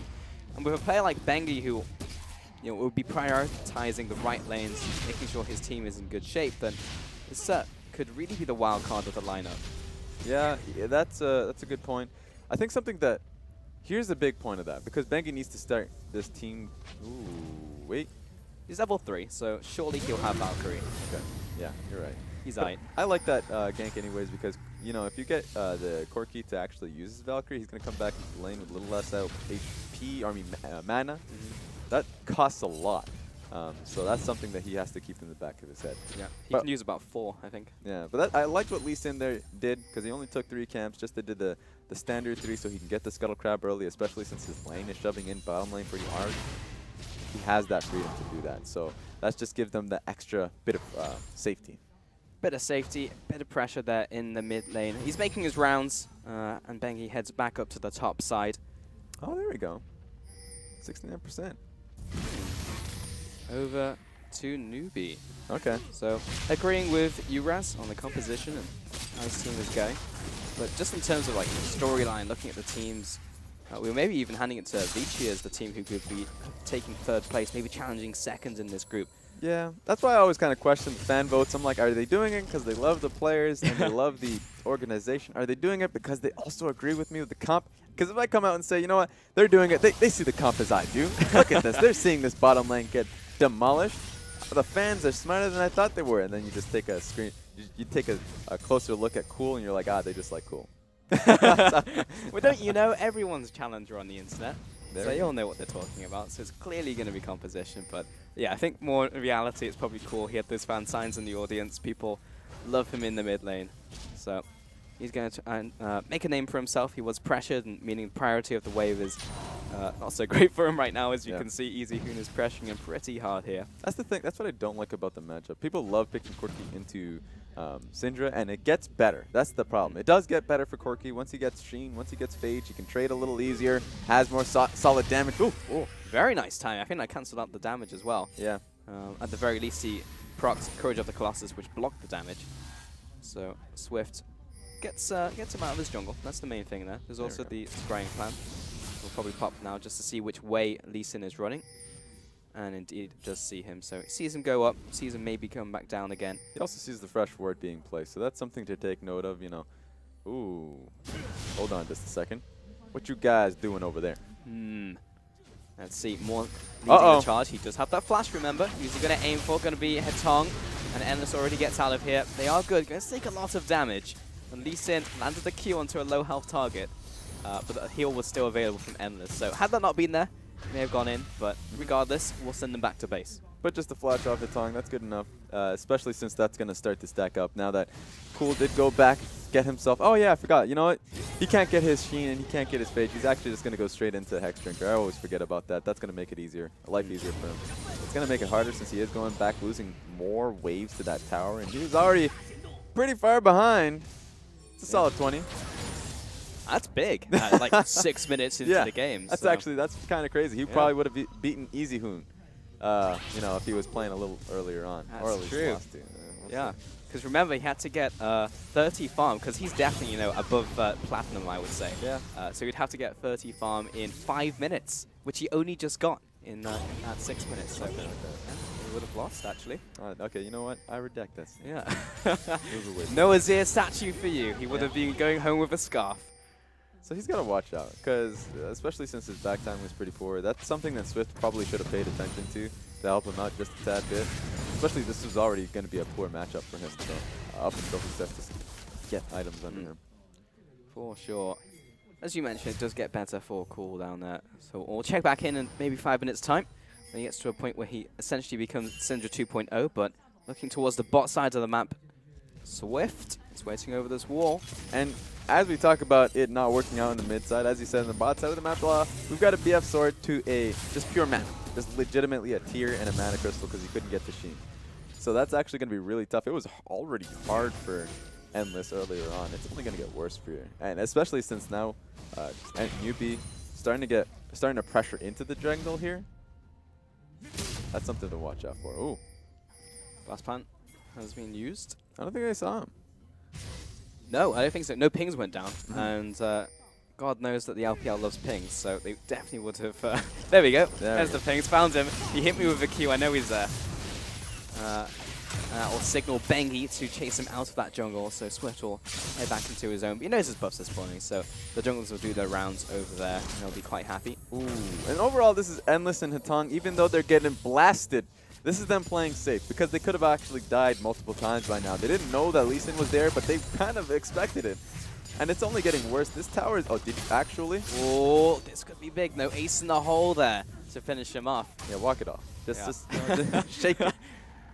He's going to have to peace out. And that actually means at this point, I know Lee Sin's backing, but stop backing. Head down bottom lane.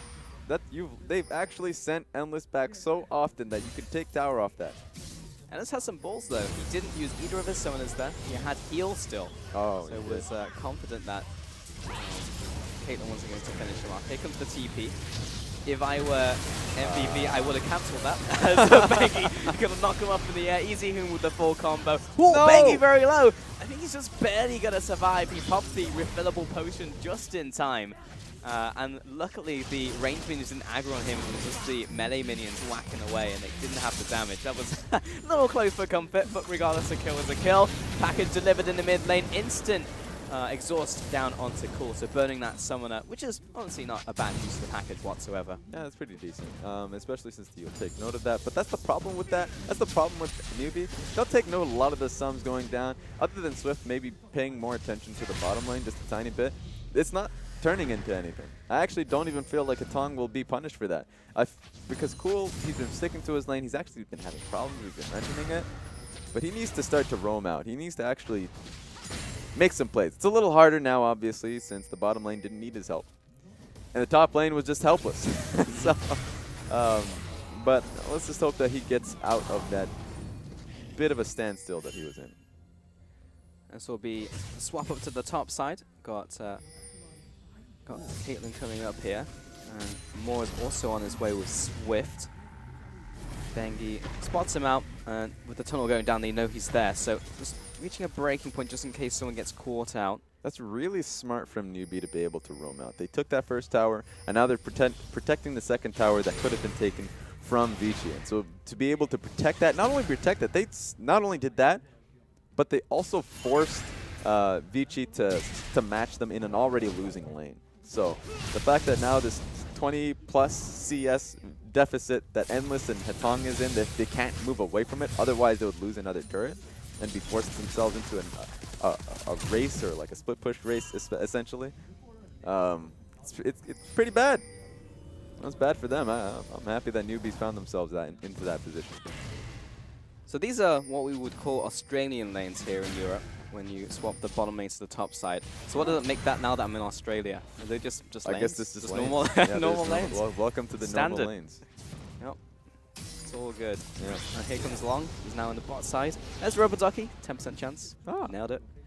Good job, team. If only you could acquire it. Yep. What would it give you? Cuteness faction. Cuteness. Yeah, Yep. just Plus more 10 cuteness. to cuteness. Yeah. Well, Long, he's been doing circles around that ducky for quite a while. I think he was just clearing out wasn't anything else. He's already got that one kill.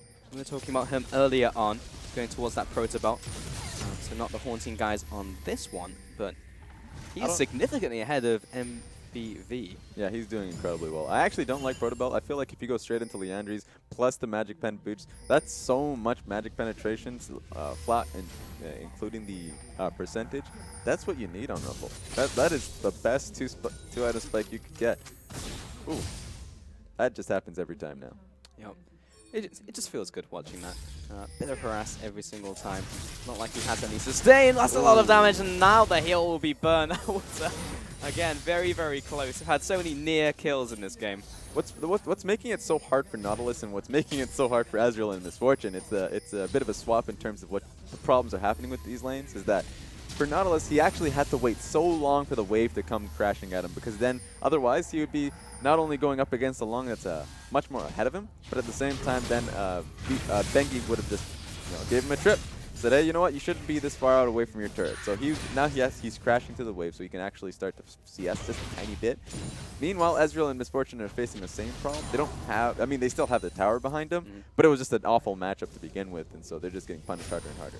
Just want to say it now before we get later into the game at 12 minutes. There is a 30 CS advantage in the mid lane and a 50 CS advantage for Long. It's only the Caitlyn which is managing to out-farm Endless at this point. So something to keep note of as we head later and later. There is a big difference here. It's a good thing for Vici to draw this game out just a little slower. Right now they didn't like these lanes, or at least they didn't like the how mobile it could be. They're just abusing Cool, and that's how it should be. It's just getting harder and harder for Cool at every point. Now he's going to go back. He's probably going to be able to finish up that phase at some point, but that doesn't feel very impactful, especially since EasyHoon, once he gets Morellos, he's going to be able to just all-in him. Going Cool. It's not going to be the all-in just yet. Remember, he has to burn the Hex Drink on top of that, so kind of the range at which he can kill him has increased. Or decreased, depending on how you look at it. Bengi waiting over the wall. He has been spotted by that ward, as you can see.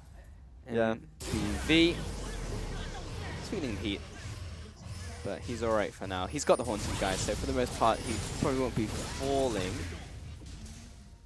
Yeah, just fact-checking that for a second as I saw the jungler around the corner just in case, and he was very low on mana, but he's going to take a trip back to base, most likely finishing up that Spirit Visage very soon. Both junglers had to pay a visit. Specifically, Rek'Sai had to pay a visit because it was getting awkward for Rumble. He was pushing out too far. So it was a safety decision. Meanwhile, Lee Sin is like, maybe I can check this out. I'll maybe help get a kill because Rumble is poking his head out too far. Whenever there's one lane or at least one tower in the lane down in a side lane, it's always such a treat to watch these junglers. Yo, here we go. The flash, the bullet time. Again, no CC. Here comes that wombo combo you were talking about, Raz, and chasing down the Caitlyn and the Zyra is going to be super effective there, landing that second kill of the game over to Vici. That was an incredible TP, but here we go. More, you got to get out of there. Oh, fantastic plant usage, blocking the harpoon there from Long. That's going to save his life. Just great mechanics from More there. That was fantastic from Vici overall, though. That was just really well played. They must have put a ward into that lane quite some time ago while they're getting pushed in, because they were just playing to their tower the entirety of when, oh, here we go. It just doesn't end. No, Hetong, he may be left out to dry here. Swift is coming down, lands the Q onto Endless, maybe looking for the kick onto somebody. Dredgeline lands onto Hetong. He's going nowhere. He is absolutely dead. Bengi coming out. They're trying to finish off. Swift will flash away from Bengi's jaws. He's trying to still follow after to this Nautilus. EasyHoon is right behind him. He wants to land this stun down. I find the angle on it. Unleashed power barely breaks the Titan's Wrath. And around the dredge line, the edge of the anchor just hooks EasyHoon in. Cool into the fight. Will Valkyrie backwards. Bengi very low. Long is finishing off MBV in critical HP. More goes back into the fight. Will also fall over to the Rumble. Swift comes out there, and a Bengi will fall to Cool, making that a 2-for-2 trade. Very scrappy. Yeah, 2 for 2, but a double kill for Corki. That's going to matter so much more because now he's going to have, he has Phage, he has Sheen, he can go back and get a Trinity New Force right there. He followed up fairly slowly, but that was what he needed to do. Syndra was ahead of him, and so Syndra ghosted up to the lane. He needed to get there first, and he impacted it quite a bit. Let's take a look at this because it started out with this TP. It was really awkward for Swift because there was a minion wave blocking it, so it took some time. He had to tank a bit, but here we go. Kick right into V's hook. That was hilarious. But here's the problem for Bengi. Obviously, he wasn't there. He was just waiting for Syndra. And this is where the awkward kind of point comes in because Corki's following up, but not close enough because EasyHoon could have just turned on him. Here's the problem. At the moment he can't do that, you're like, all right, maybe move away. But nah, it's this is unfortunate. Long and drawn out. That's a funny thing I didn't catch the first time around. EasyHoon picked up one of the plants and threw it at Nautilus as he was coming in. Didn't have the Dark Spear up, but yeah, this was very messy towards the end of the fight. More had to go back in there to try and help his teammates. But you were talking so much about Cool picking up those 2 kills. Very good for him. It allows him to hit that Triforce Power Spike. Well, on the opposite side, Long, now 4-1-0 from all these fights ensuing on the top side. He has all of the kills on Vici and Asadon. A lot of items. Yeah, so this is really getting... there we go. Get out of there. Eat the fruit. So this is pretty worrying for me when it comes to Vici. Because sure, 4 kills on Rumble, that's fantastic. He's going to be able to get to his Liandry's Torment. He has the Haunting guys. That's great. Problem is, Long can be dealt with fairly easily, especially with V. You have the hook. You have the kick from Lee Sin. It feels like there is a way for Long to be dealt with, but for Cool, he has a lot of he has a front line to really protect him for most cases. Bengi really isn't that protection for Long, or at least he's the only one. So I feel like Cool has a bit of a front line to help him out, and he has that consistent damage. We've seen how much damage Cool, or at least the Corki, can do, and that's something that's looming into the back of my mind. For sure, for sure. Got the Caitlyn going for kind of the more traditional, older Caitlyn build that we used to see, was the Runans, and the BF sword was just picked up. Yeah. We've seen some Caitlyn's now going for like just the IE, actually, just first by itself. Yeah, I like the Runans first to help you out with the poor early, or like a mid game. It's poor simply because, you know, sure you have IE, but man, you are so slow in attacking. We've seen some like 17% attack speed runes coming out of Caitlyn's nowadays. That's kind of, that helps you out just a little bit. But then you're like, oh, well, I'll get Runans anyways and still have a lot more attack speed. So it's great. It's a good mid-game purchase, and it helps you to, you know, build that IE just a little easier. EasyHoon just taking his Boober for a walk. Clears out that mid lane wave. And again, he's ahead of his counterpart in the mid lane in terms of farm, but those 2 kills have evened it up. MBV finding Long here. This is Protobelt. That's a couple of those missiles on him, but he's more harassed than anything else. He's going to be overheating in the top lane, but he's still maintaining that massive farm differential. And Nautilus is not going to block him for too long in that top lane by himself. He's kind of stuck between a tower and a Corki, so finding it hard to get back into lane.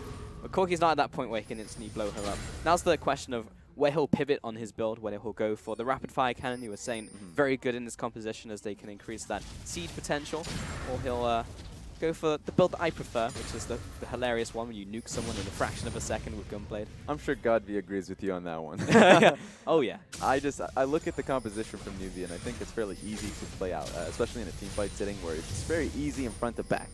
Maybe even have Corki try and flank you, but here we go. B. The double slow on top of the equalizer. He's overheated a little early, you could say. He's going to burn the flash for the ult in the end. So again, a worthwhile trade for Long. It is. So now V just has to watch out whenever he shoves a lane. But Cole, you should worry about the same thing. So that Valkyrie to come down, and Bengi already used this tunnel, so doesn't want to burn his flashes. Again, Cool has his own, so it would be a flash for flash, and Endless won't be able to kill him. This is going to be interesting for Newbie. It seems like they're going for that 1-3-1. They have their AD carry in the mid lane. That just means they're just trying to siege up, play that slow game. And as I say slow, Swift wants to make it fast. He's just looking for that kick. I want to see if Vici actually can tune in and recognize that's a possibility. He's done that just about every game we've seen him on this thing. Pretty much down to that play style we were talking about. You know, Newbie wants to accelerate this game just a little because of those winning lanes, and Corki being big. He's hit that power spike. He wants to fight. He wants to go. Vici, meanwhile, wants to play that slower game. They have the artillery of Long, who is already in a really nice spot. Bengi and EasyHoon just saying, calm it down. Let's wait for another couple minutes and show that we can outplay them when it comes to these map movements. Because that's been a problem, you know, with Newbie from what we've seen from at least the one game that they've played before. Yeah. Talented, but you look at the map movements, a little questionable. I mean, it was questionable, but it was up against EDG, and that's the caveat, right? That is, you got to have that asterisk over there, because EDG, we're kind of questioning how they were in terms of talent-wise. It seems like they're pretty talented still, except for maybe Mouse. You know, I'm just going to put in that tiny jab in there. Hope he improves. But overall, it feels like they just got out-skilled, or at least out-rotated by a smarter team. I think going up against Newbie, that's something that they can say, hey, you know what? We have that against Newbie. Problem is now is that they are getting stalled out. The question is, to me, both teams do want to play towards team fights, right? But the team fight that they're trying to look for is a little different, where LWX has to watch out, maybe even keep on to flash or savor it just a little bit more, because the backline damage is pretty free. It may be free, but at the same time, it's a little worrying. So okay. It's gonna let him walk away. This time, Swift will get you on the next gank for sure. He'll head back into the mid lane. He's just been bouncing between lanes looking for an opportunity. I don't think he's farmed a camp in the last 2 minutes. He's trying to open up an opportunity for Newbie. So yes, they're being stalled out, but you can see actively Swift, one of these star players in that lineup, is trying to open something up. This is interesting from Newbie that they actually changed up. They decided to put Caitlyn bottom lane to kind of put some damage on the turret and have Corki mid. So what Corki mid is there for is so he can rotate from side to side, so now Rumble can't actually push up too far top side or bottom lane, can't push up too far on the bottom side, which is, it's the difference between going for that siege, right? It's easier to siege up mid, it's easier to siege up bot with Caitlyn moving there, but it's also easier to roam out and get the kills if Corki's there. So I prefer for that siege. Right now, I wouldn't be surprised for Cool to hold on just until he gets his second item, which I would think is the rapid fire cannon.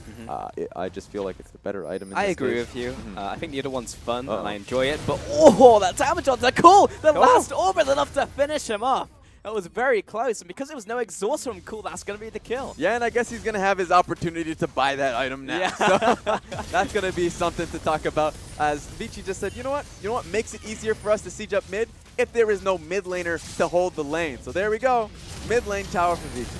Easy Hoon turning up right there in the mid lane, doing Syndra things, and he was level 15 as well. It wasn't even a level 16 ultimate, so blows him up, takes the mid lane tower. That's going to be translated into a dragon on top of that. 23 minutes in, and even though it seems so even, at the drop of a hat, it all opens up. Well played to Easy Hoon. And that's the worrying factor of Corki into Syndra. Because we talk about, oh yeah, I'll pick up Corki versus Syndra. That's going to be fine for me. I don't think so.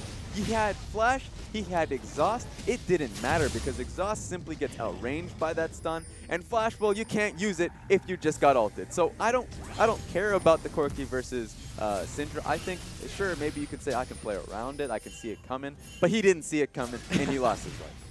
Yeah. It's one of those matchups where it's not like it becomes a skill matchup. It's more like I need to play around. It's like a matador with a bull, right? Yeah. You constantly have to make the right decisions, but you make one wrong, and that happens. So yeah.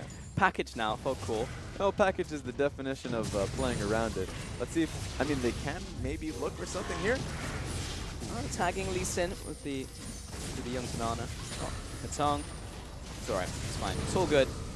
And let's take it to Rockets as well. This is the siege that's coming in. That's something that we can say for certain. Is Corki and Caitlyn. Second item though. There's the Mortius. Yeah, that's what I was interested in. I actually felt like he could have just held on to the Hex Drinker. That the problem was not the fact that he got out bursted. I think he should just hard advance onto his next item, which is just attack speed. Because if he goes to Mortius, just feels like, yeah, you're probably gonna get bursted anyways. You probably need to just find yourself behind a Nautilus or behind a Lee Sin and play out a team fight well and be that burst damage. Now he's gone for the defensive item rather than the outright offense. And I feel like, well, now you're just looking towards LWX to be able to front that damage. Sure, he has an IE, but it's not going to be that good. It's kind of a different mentality as well, because despite it being like a defensive item, he's looking to brawl. He wants to be closer in and trying to deal that damage while he's in range of Easy Hoon instead of playing that game where they are sieging. They're trying to play that smarter game you would maybe expect out of Vici. So that's definitely a switch in mentality you can just see from that one item purchase. Yeah, I just like Corki with crit. Crit on Corki is fantastic because of how he scales up with both. He can crit with magic damage, right? That's fantastic as well. So crit is probably the most valuable stats when it comes to Corki, or at least that's probably just not true at all. It's valuable to me, goddamn. You can have that opinion. But yeah, we'll see how he plays it out. I want to see him move a lot more. He had his package and he couldn't find that opportunity, but now Caitlyn's topside. Why doesn't he just move around topside? I mean, the answer is probably the fact that Uzi is just sitting here. But then why isn't your jungler playing towards you? So it's just it's a bit of a strategic point that's just not being put through. Lots of whys, I think, in this game, for sure. Bengi clearing out this Baron pit. 26 minutes in, we have stalled out just a little. Hitong taking a lot of damage from that one. Was unfortunate when that happens. Yeah, there's no fruit nearby, so he actually can't heal up. The biggest point for me is now that he's lost that about half HP. That's kind of worrying. We should make newbie's life a little easier since Hitong either just eats pots, which he's doing right now, or he heads back to base. I don't see him going back to base. It feels like he's topped up quite nicely. This is still a little bit of concern from me for newbie. You look at Long and he's only getting bigger. Yeah. Gonna hold that for a second as the flash comes up and knocks up Cool. Easy Hoon trying to get in range. Unleashed power, and how's that Mortius doing now for you? True Shot Barrage as well, just whistles past. That's yet another kill. Yeah, you mentioned it. Mortius is such a great purchase. With that being said, Endless found himself a friend indeed. A friend in need, and that was cool. But it doesn't matter, right? Like, you get caught out, you're still dead. Should have gone for rapid fire cannon. That should be the takeaway from this game. Bengi over the wall has found LWX. And he flashes preemptively, and that means an easy knockup for Bengi. Hits him with a Furious Bite, but more. Great disengage. Living up to the Zyra name, the Zyra mantra of disengage with the ultimate. If there's one player actually you can highlight, it is Moore. I think Moore was in a proper place. Moore was in a bad bot lane, or at least he was in a great bot lane position. I think their bot lane actually played fantastically well. Sure, it was an easy job, easy task, but he did his job in that one. And he actually saved LWX from being an idiot. Because he was in the top side alone for so long. He's like, maybe they were distracted from whatever is happening in the mid side of the map. But that's a long journey from you to travel from that top lane tower that you're trying to siege off of a mistake that your own team made to your own tower. Yeah, LWX is a man after my own heart. You know, I sit in the side lane when I'm playing anything. It could be, you know, support Brand, it could be Caitlyn. Sees like his mid laner die and the bot side is like, excellent, more farming time for me. Ah, yes. And then, you know, Bengi comes around the corner and says like, nope, let's put a stop to that. But more, you know, really turning up, helping him out. That's what we need to see. More control wars as well, picked up now by Newbie. Trying to control their own jungle because they have definitely been pushed back. You know, that mid tower went down, top tower, bot tower. So they have to try and get some semblance of control over their own jungle so they don't just get caught out all over the place. And you're right, by the way. That's definitely a Gunblade. On that oh, champion. yeah. Yep. That's what I'm talking about. Not saying it's the right move in this game, but I'm happy he did it. No, I think it's fair. He probably should have rushed it a little earlier on, but yeah. Going forward, that's going to be still a lot of damage coming with a lot of sustain as well. It's nice as a second item, but of course he went for that defensive item second. It will get to the point, even on 3 items, that he can nuke anyone. I would say Easyhoon, now that he's going for a defensive item in the form of Megatron Cloak into something. Endless is still a nice juicy target for him to blow up, even with that Iceborne Gauntlet, because he has no HP to go with it. Cool will most likely take them out. Long another target, as he hasn't got his Zhonya's yet, but is building towards it. Hello, Vici, starting off the Baron. I think they just saw Zyra over a wall. Yeah, it was actually their plant, which gave the position away. So Vici, all back off. I appreciate the idea, though. You know, just disappear from the map for a couple seconds and take Baron. This is really good for Vici. One big point is that... Oh, you know what? Okay. Take him out for a walk. Oh, really? Wow. Okay. Throwing them at the Cloud Dragon right now. Another Cloud Dragon over to Vici. So picking up objective after objective. And Easyhoon's just picking up all the neutral objectives. Scuttle Crab gets thrown in the blue buff. But Swift, he's lying in wait. Vici's taking a line. It just feels like Long has farmed up so fantastically well. 300 CS, 30 minutes. That's pretty perfect. Yep, that's incredible right there. And he's got so much magic penetration. He's going to be such a force to deal with. Half health by the headshot there from LWX. Hetong not feeling very good right now. Long doesn't quite get out of the Strangleforms, but the Swift is now under attack. Ticking down from the Equalizer. He won't burn out from that one. Hetong following on to Cool along with Endless, but he has been exhausted. Lots of damage from the Frost Bomb. Easy, who meanwhile was taken out by the Caitlyn, looking for more. That'll be Corki taken out, and that'll be a 1-for-1. Both of the mid laners exchanged. But Long did so much damage, and he even ate an exhaust there. Lee Sin should have died, didn't. But now that LWX is still alive, he's going to be able to take this turret down as well. So that's a big win for Newbie. 7-4 now on the scoreboard. 3,000 gold advantage to Vici. The extra tower over to them. Endless finishing off this red buff on top of that. But more importantly, it was that mid tower out from Newbie. So regaining some control over the map. And this was all started from that TP from Long, which initiated for the enemy team. Yeah, that was a little bit of a iffy TP, but he blew exhaust, and Newbie, our Swift, should have died. Take a look at that. That is a little bit tilting. But overall, we're not going to be looking at Corki specifically, but now that we are, okay, that's kind of... That was nice. You know what? That's unfair. That's unfair that we're taking a focus on Corki when he died. But he was actually holding 2 people at bay, almost got a double kill. He did so much damage, but you know what? We're going to look at him when he's gone. Yeah. To be fair, like, had Endless just not landed that sick Mystic shot, then Cool would have gotten away with it. Yeah. But it was for that pesky Ezreal who took him out at the end of that team fight. Regardless, it was a 5-on-5 bout, but it didn't culminate into all that much. It's still Baron on the field, and that will probably be the point of contention you have to feel over the next couple minutes. Elder Dragon will be coming up, but in quite a while. Suddenly, Vici, I think they just have such a annoying composition. Mostly surrounded by objectives, which they're obviously looking to take right now. As we just said it, Point of contention, Baron has been started off. Here comes the TP from Nautilus coming out. 3,000 health remaining on the Baron. Get that, man. It's not going to reset for now. Swift wants to be near the pit, but Nautilus taking so much damage from the Baron. The bullet time on top of him, but the shield keeps him alive. Great equalizer. That will finish off more onto Swift. That's the second. And LWX in a 1v1 against Endless. Managed to die. I have no idea what happened there. That was a flash. Everything was coming out from Endless, and that was a 3-0 in the end. But back onto the Baron. No jungler to contest. Cool. All up to him. Lots of low health targets. Something could happen. Nah, nothing. I don't believe in Cool. I have faith. Nothing. He went for my build. All right, the faith has been redacted. Cool. Unable to do anything. So that was really fantastic to watch because Newbie, I mean, B once again doesn't cancel his TP, just goes into it. I mean, that's fair that he doesn't cancel it. He actually has to TP in there or they will take Baron. So this was just a beautiful ulti from Luong. I'm surprised that Onion came in if this guy's playing so damn good. And look at him, Goombud just hits him on the head. That's what happened. I found out in the end because he used Flash as well, just around the same time. And there was a scattering of wards. Look how many wards there are in the area from VG. Complete control.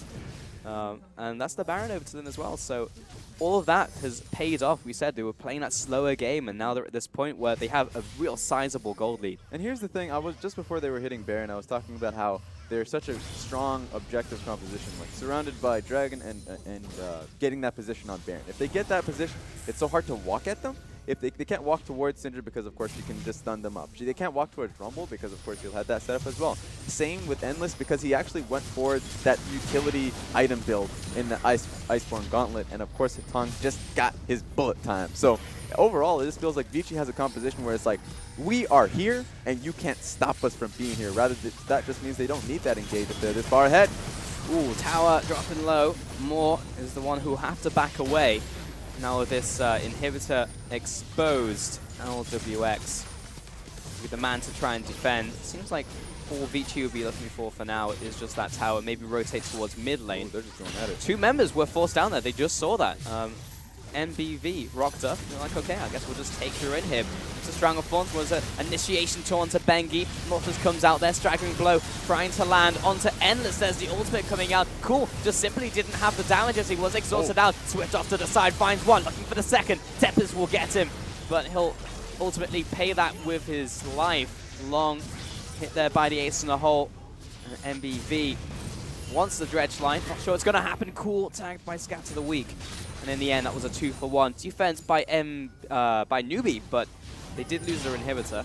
That was honestly one thing that WE were so good at when it came to going up against Newbie was, you know, Newbie they were setting up, but WE was able to recognize, or at least recognize when Swift was going for a flank. And that's something that Vici didn't recognize. So he got, it looked great for Vici, and then when Swift got a flank on both their bottom lane in terms of Endless and Hetong, he deleted them. And so that was just a really good flank coming in for Swift, or else it just would have been a bad situation overall for that team. It's true, they could have lost a lot more from that. But they still did lose an inhib, so it's still tempo over to Vici. And they have played a pretty good game. It was slow, it was methodical. It was pretty much down to their MO from what we were talking about heading into the game. It's nice to see them actually execute on that and do well with it. Cool. Oh. He's completed his completed the 3rd item, but he has been caught by the equalizer. Will have to burn his flash. Long uses his own, and he will be completely dead. However, Zhonya's used. Lots of burst in return from Cool. Going to be chased down, and he survived, taking down his would-be assassin. EasyHoon. Bengi, the man that he needed to be there, will block up that shot. Oh, top lane wave is actually massive. So Vici's in an impeccable position. They can remain here. They have to stop them right now. Newbie recognizes they either force this now or they're done. Oh. Endless puts a stop to that. MBV caught by the bullet time. Where did his health bar go? He had at least 50% left and instantly deleted out there by Vici. The top lane wave, I think the minions are just going to end the game. Endless taking out Swift on the backside, and Hetong, he's just going to stop him from recalling. Who's gone back? Cool is the only one defending, and he's Corki. Yeah, I mean, he's the only one. He's actually the only one alive. So Cool, that's a 1v4, and you got Long coming up with TP and in 10 seconds. So guess what? Good luck. Good luck indeed. I don't think that he can pull it off. If he does, it would be here we go. the highlight of the century. I'm ready for that. He's got some respawns. Yeah, I'm ready. Make the highlights roll in here. Good, Zara. Okay, 2 versus 5. Let's make it happen. Bengi's going to zone them away, and that's pretty much the end of that. All right, good The equalizer comes down. GG! Vici take game 1 against Newbie here. Very methodical, very slow game, but well played in the end, dismantling the competition. Yeah, I mean, they took him in laning phase, and they took him for the rest of the game. That was really well played overall, and honestly, LWX and more played it well. That's all I can really say for them. That's all you get, Newbie. That's it. Good game, Vici. Good game indeed. And as we welcome back Froskurin, what are your thoughts on this hi. game? Hi, how's it going? Good. I've got a lot of different questions. First thing, though, I really want to give a huge congratulations and really underline Long's performance in particular on that Rumble. He showed up huge, and he was actually pretty instrumental. Like, the first, 15 minutes of that game, there was only 2 kills on the board, and both of them were orchestrated, engineered, and executed by him, and then he just hard carried from there. My complaints actually go to Bengi.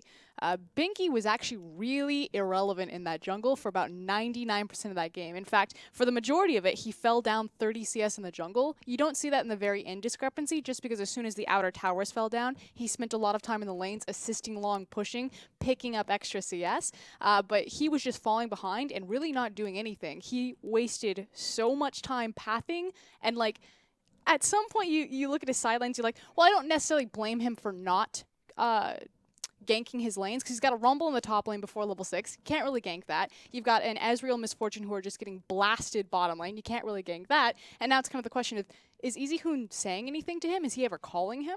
I think it was a slow-paced game, and this is a bit of a disagreement. It's a small disagreement, because honestly, it was a styling for the lanes, right? EasyHoon played well in his lane, in the top lane.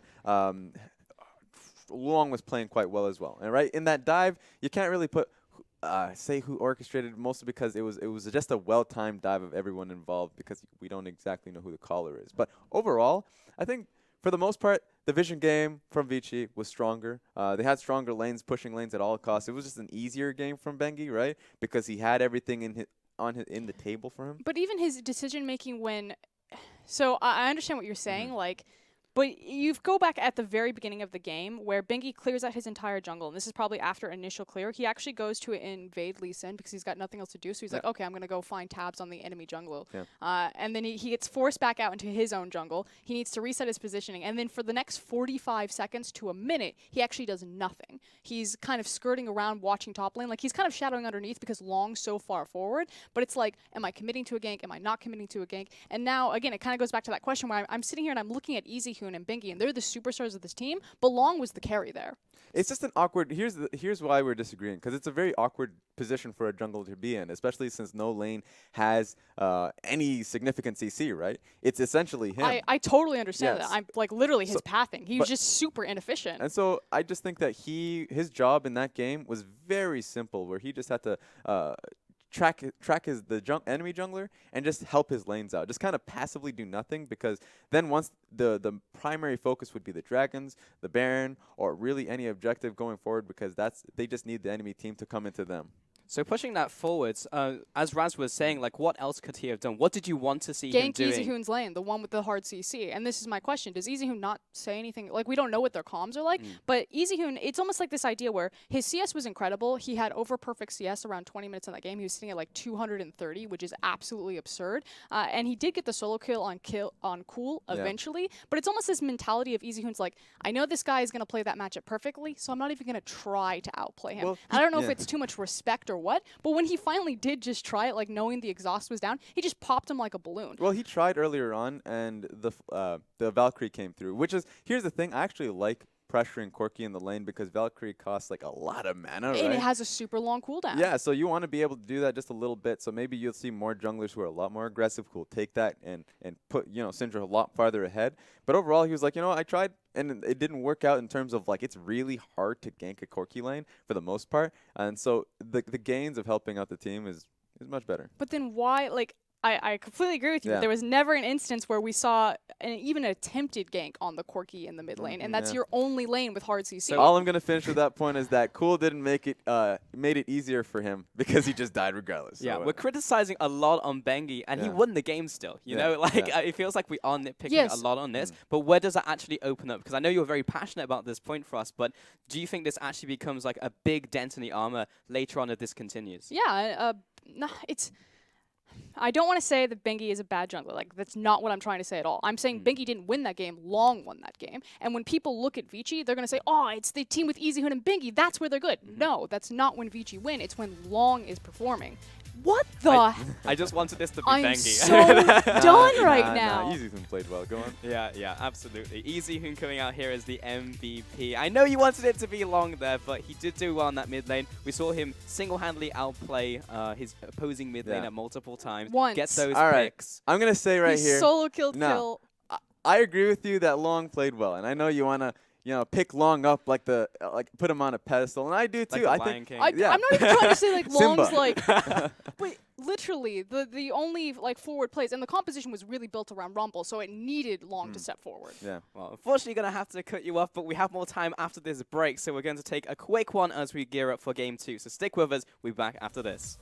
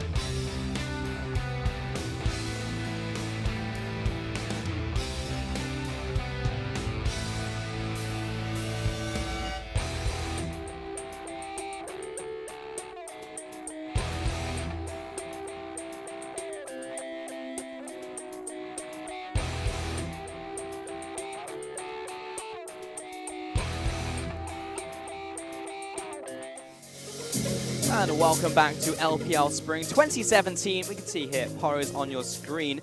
That looks like a very festive I was gonna thing, say, isn't it? That looks more Christmas than take Chinese New Year. Your Christmas lights down. They're just early, Frosk.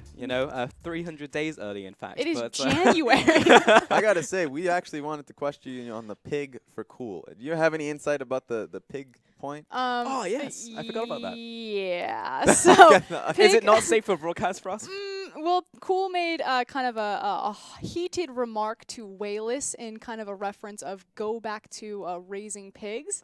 You know, wait a Ah. minute. That's pretty. That's bad. That's some hot fire. I look That's spicy. You tell me more about that after the break. But I'm going to move this on into game 2 here. I thought it was the cute thing. That's what I thought. Yeah, that's what I was hoping for. Because I was like, the sign was cute, so Wait a surely it minute. must be something. No, cute. he was throwing some fire, and so it was in reference to that. Okay. no. Well, let's move this one along because we have now Happy replacing the ADC now, going into that role. So that will be a substitution coming into this. So Froskuren, as the person who knows much about the players, what do you think about this substitution? I really like Happy, formerly known as TNT, formerly known as Pekko, formerly known as 10 million different names. It's the same guy, Avenger, all the way back That's a there. cool one. He's known as a low econ AD carry. He is very experienced with Moore. In fact, the reason why Moore is on this roster in the first place is because those two have such a good relationship. So this should definitely pick up the synergy. I was actually really surprised that they started Moore without his partner in crime, Happy. And this isn't any shade at LWS. I actually thought that he played rather well that last game, all things considered, with the rest of his team.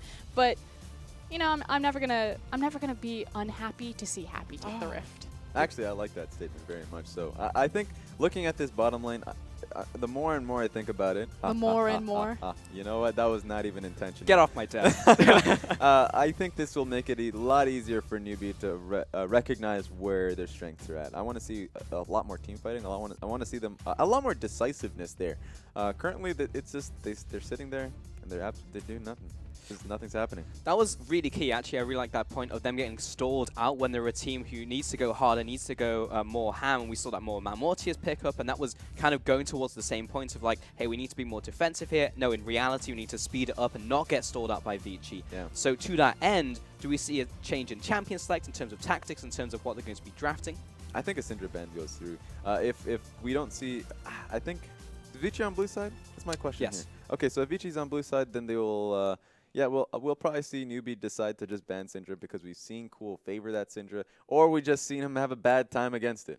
Or I'd like to see them just draft harder CC into their sidelines. We know that Swift is a very aggressive jungler, that he likes to, you know, pick up the carries like the Lee Sins, like the Kha'Zix. So give him something actually to gank in there as opposed to just being hunted and tracked by Bengi.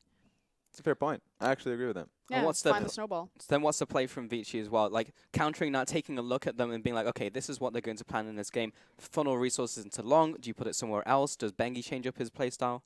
Vici are incredibly good at recognizing what their team comp's win conditions are and then playing exactly to that. So again, the Rumble was the big kind of power spike for them, and they started to play around really nice Dragons and Baron setup. In fact, even going so far to delay the tempo of the game until Rumble had level 16 ult, or level 3 ult at level 16, and then queuing for the Baron. So it seems really slow, but it's constantly in Vici's tempo, and they're constantly knowing what their next steps are. Yeah, that's the big one for me. I feel like Bengi, or at least specifically Vici, as a team, they recognize even in a harder to play out composition, they knew how to play it, and they played to it. So that looking at Vici right now, I think that, I'm not even going to criticize the composition anymore. I just want to see them play the same type of game. Meanwhile, I want to see newbie actually play something. So Frosky were very critical of Vici in the win of Game 1, but heading into Game 2 in this rest of the series, are you thinking they're going to take it home? It's this idea, and I like, again, emphasizing where the criticism is. They had other opportunities where they could have advanced, where they could have made plays, but I feel like they left it alone, didn't touch it, and I don't know if this is communication, confidence, synergy, whatever you want to put on that, but I just want to see Vici utilize EasyHoon earlier. He's such a good player, and he's kind of irrelevant for the first 20 minutes of any game because he just sits there and farms. So quickly, 2-0? Yes. Ooh, there we go.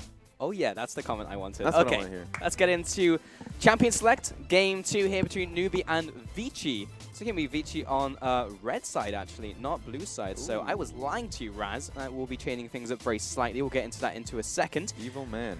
Yes, I'm sorry. Our professional career has been, what, a day and a half? I've already lied to you.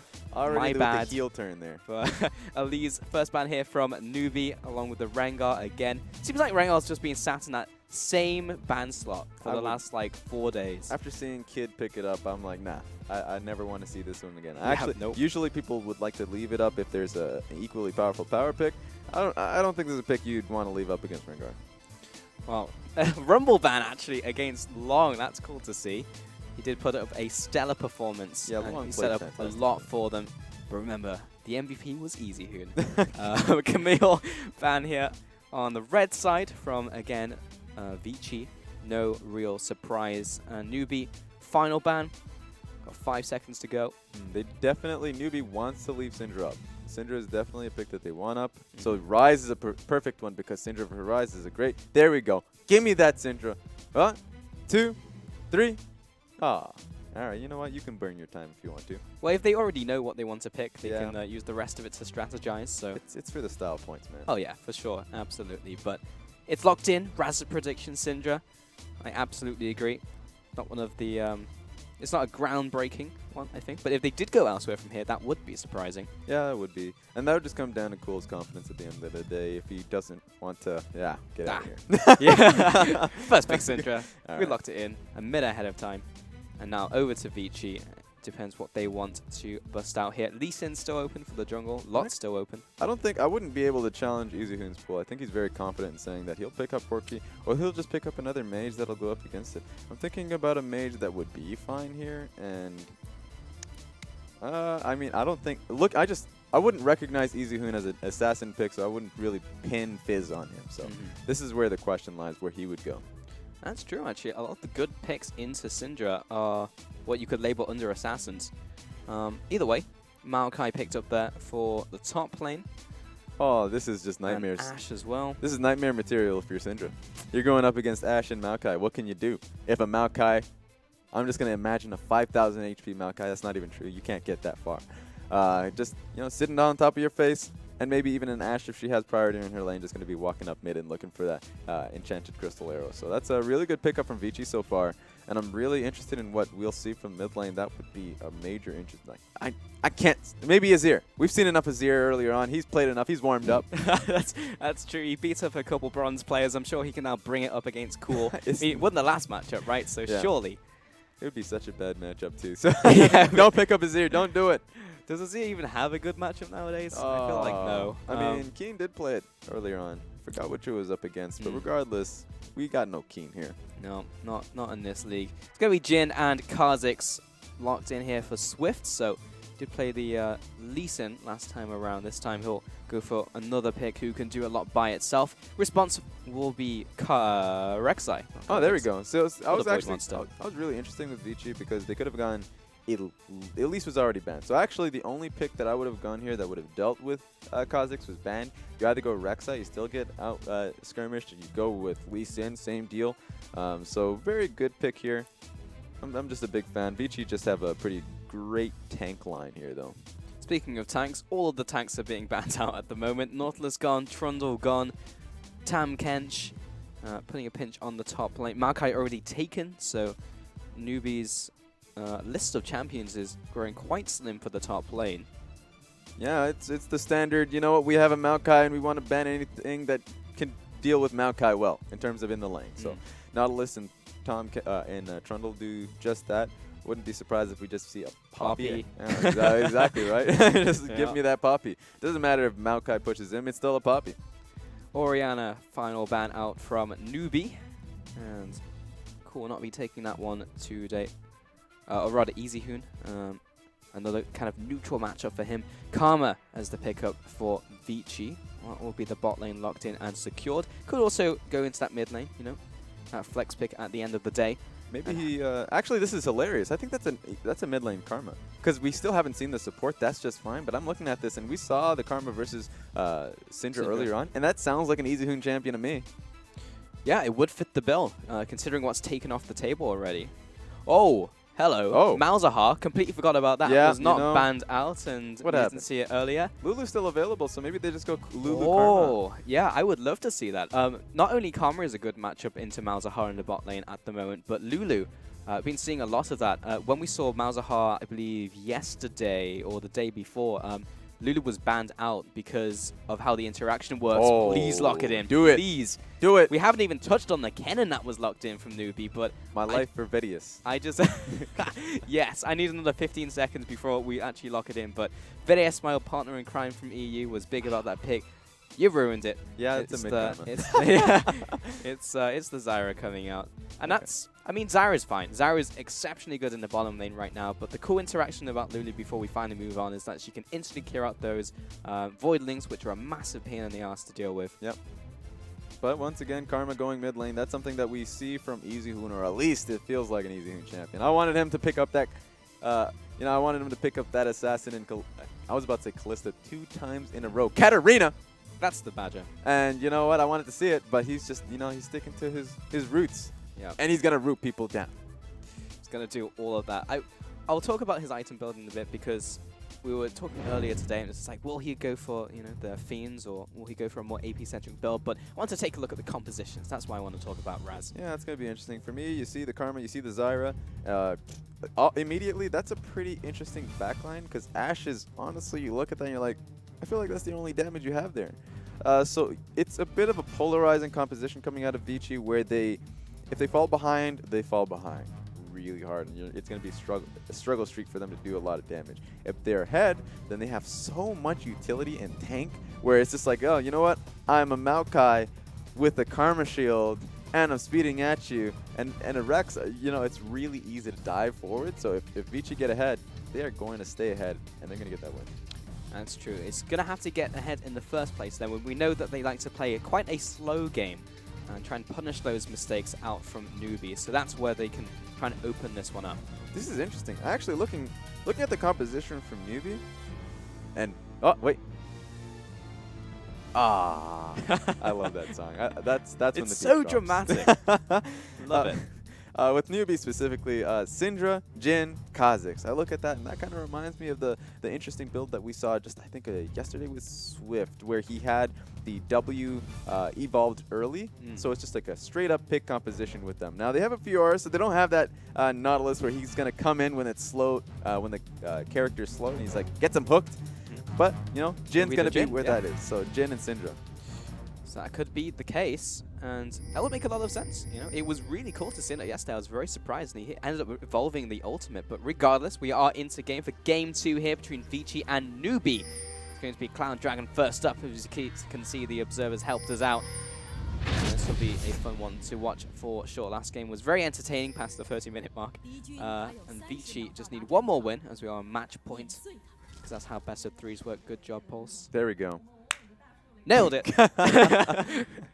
Happy the substitution into this bottom lane. Honestly, his counterpart did not do too badly, but he's going to try and turn the tables here for Newbie. Just, okay, let's talk about the Adam build that we saw earlier on with Doinby. Because he had the same exact matchup.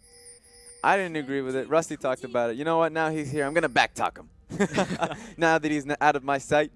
I really do appreciate more poke onto Karma. So going Morello Nomicon, going into Ludens Echo, going into the Void Staff as well. You do a lot of damage. You can poke down Syndra. Sure, if she all-ins you, you're dead. So that's something that Doinby ran into, and he had a lot of magic resist and HP. He actually dealt with it quite well. Oh, wait a minute. What's going on here? Swift and MBV taking away this red buff. While Maokai pops back up to the top lane, smites it away. I thought that Sapling was going to steal it then, but he was just down there helping his mid lane to get a bit of extra experience. So they'll be hitting level 2 a little bit faster, while Bengi was starting bottom side. And that's actually pretty good for Swift, because he doesn't have to clear out those minions, so there's a nice juicy raptor for him to take.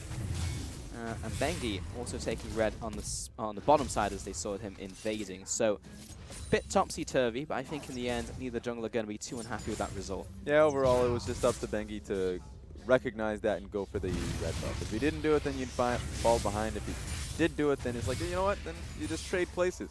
Swap places, everybody. That's exactly what happened. Top lane, it's going to be further of battle for Kennen. I guess is the only question mark out of everything else, which is very standard. So here's the thing about Kennen, and as I say that, here comes Bengi. The gank hits him with Brace Seeker. I was in your jungle, I was just letting you know. Yeah, they knew that was happening, which is why mid lane was kind of hilarious, where they were both sectioned off on the opposite side of the lane. Because essentially they knew where Rek'Sai was and they knew where Kha'Zix was, or which jungler they were clearing. So just talking about this is V going Doran's Blade. Now everyone knows that everyone goes Doran's Blade on Kennen. They end up going into AP, except not this time. This time I actually expect the usual, it's not, I guess it's not usual, but it's the AD, attack speed, Kennen build, where you have on hit as well with,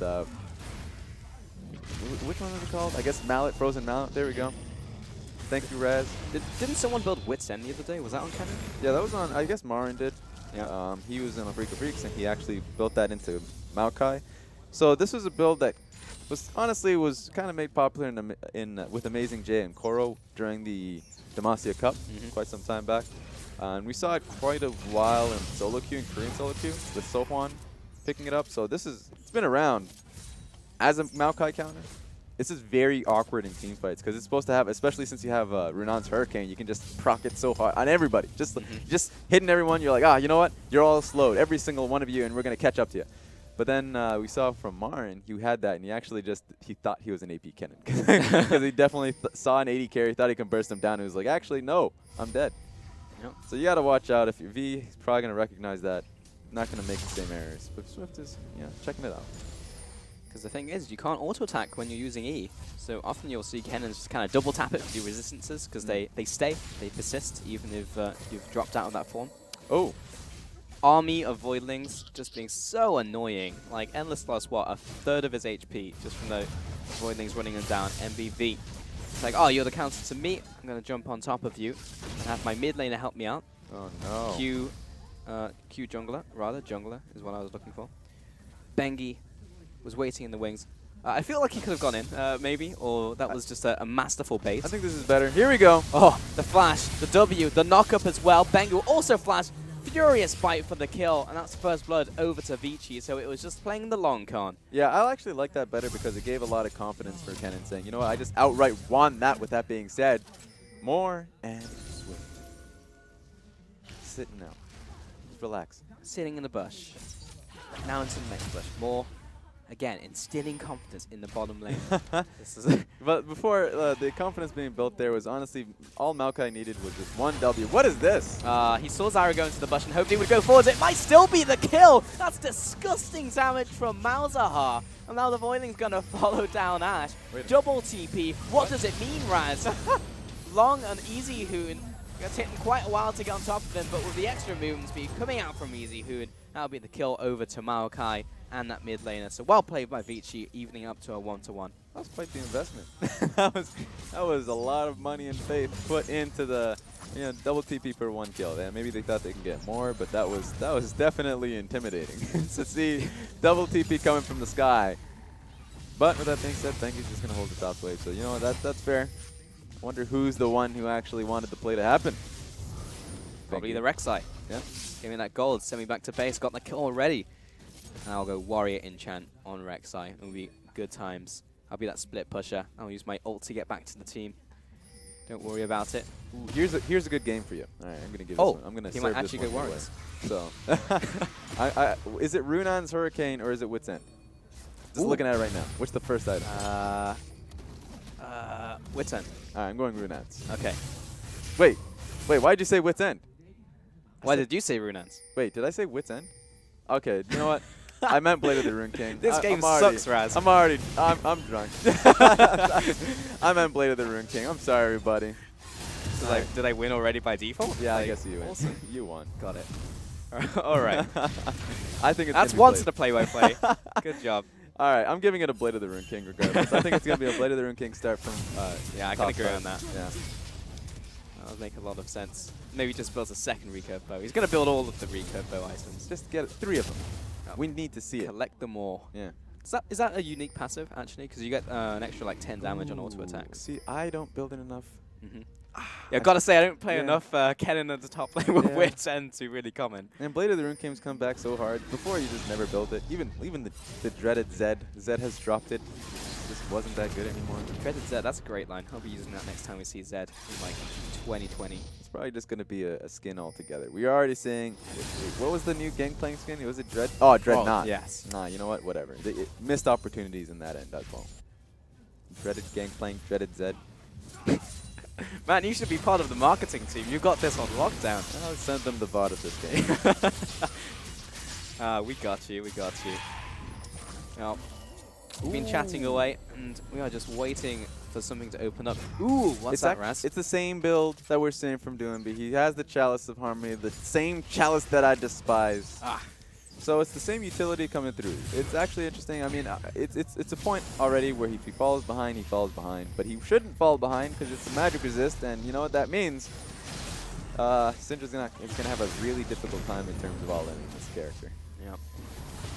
And honestly, not what I was hoping to see. Chance of harmony, chance of irritation for the caster desk. Yep. Really. Because we were talking about this earlier on, and it's like, well, it's just like Ghetto Lulu, right? You know, it's just like, it's not exactly what you want. Yeah. Because if you go AP, then maybe you can actually challenge, you can do something with it, but just with the Chalice, then it's kind of like, I think is the way to describe it. It's going to take that one person in the room that when they're having that discussion about karma, you know, just go just go Chalice, you know, all that. You will never die in lane. It's like, well, all right.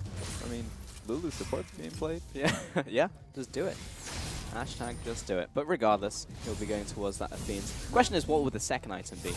Will he go towards Luden's, or will he go for... What we saw earlier was Rylai's, right? Yeah, we saw Rylai's. Rod of Ages is another point, but it's like if you build Rod of Ages pretty later on, it's harder to justify because unless if you're recognizing you're going to have a longer game. And quite honestly, you're going up against, or at least you are Vici.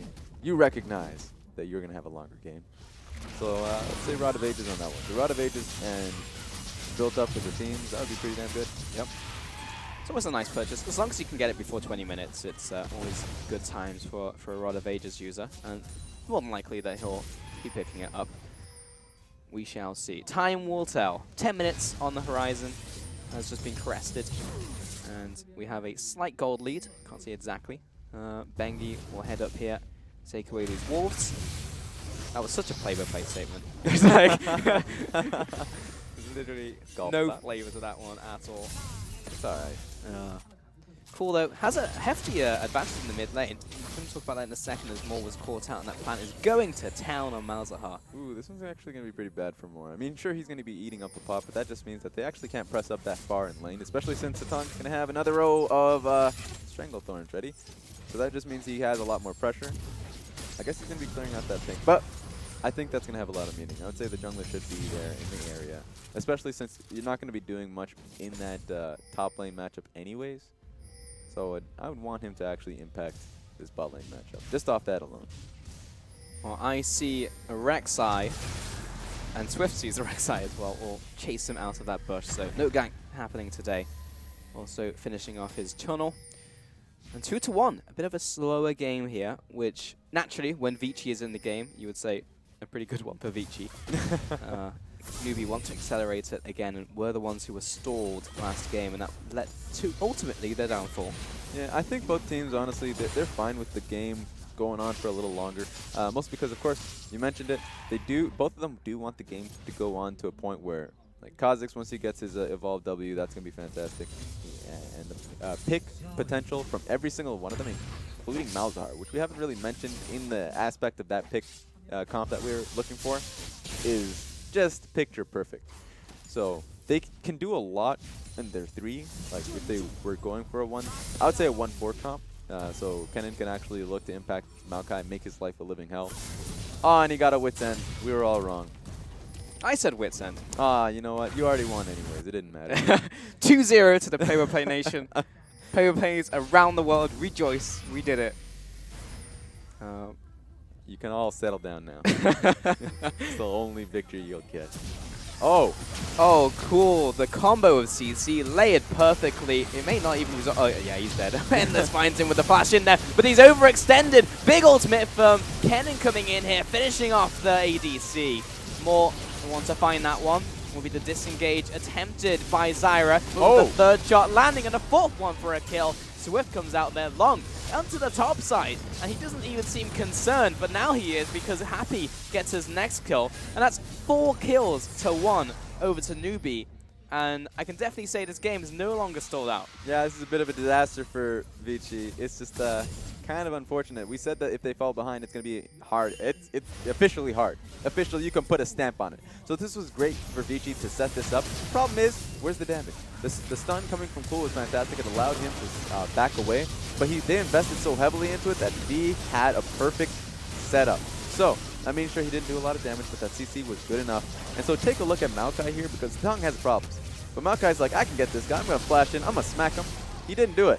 So that means when he invested all that into it, he's like, actually, maybe I should have flashed away, not into him. Now I'm dead too.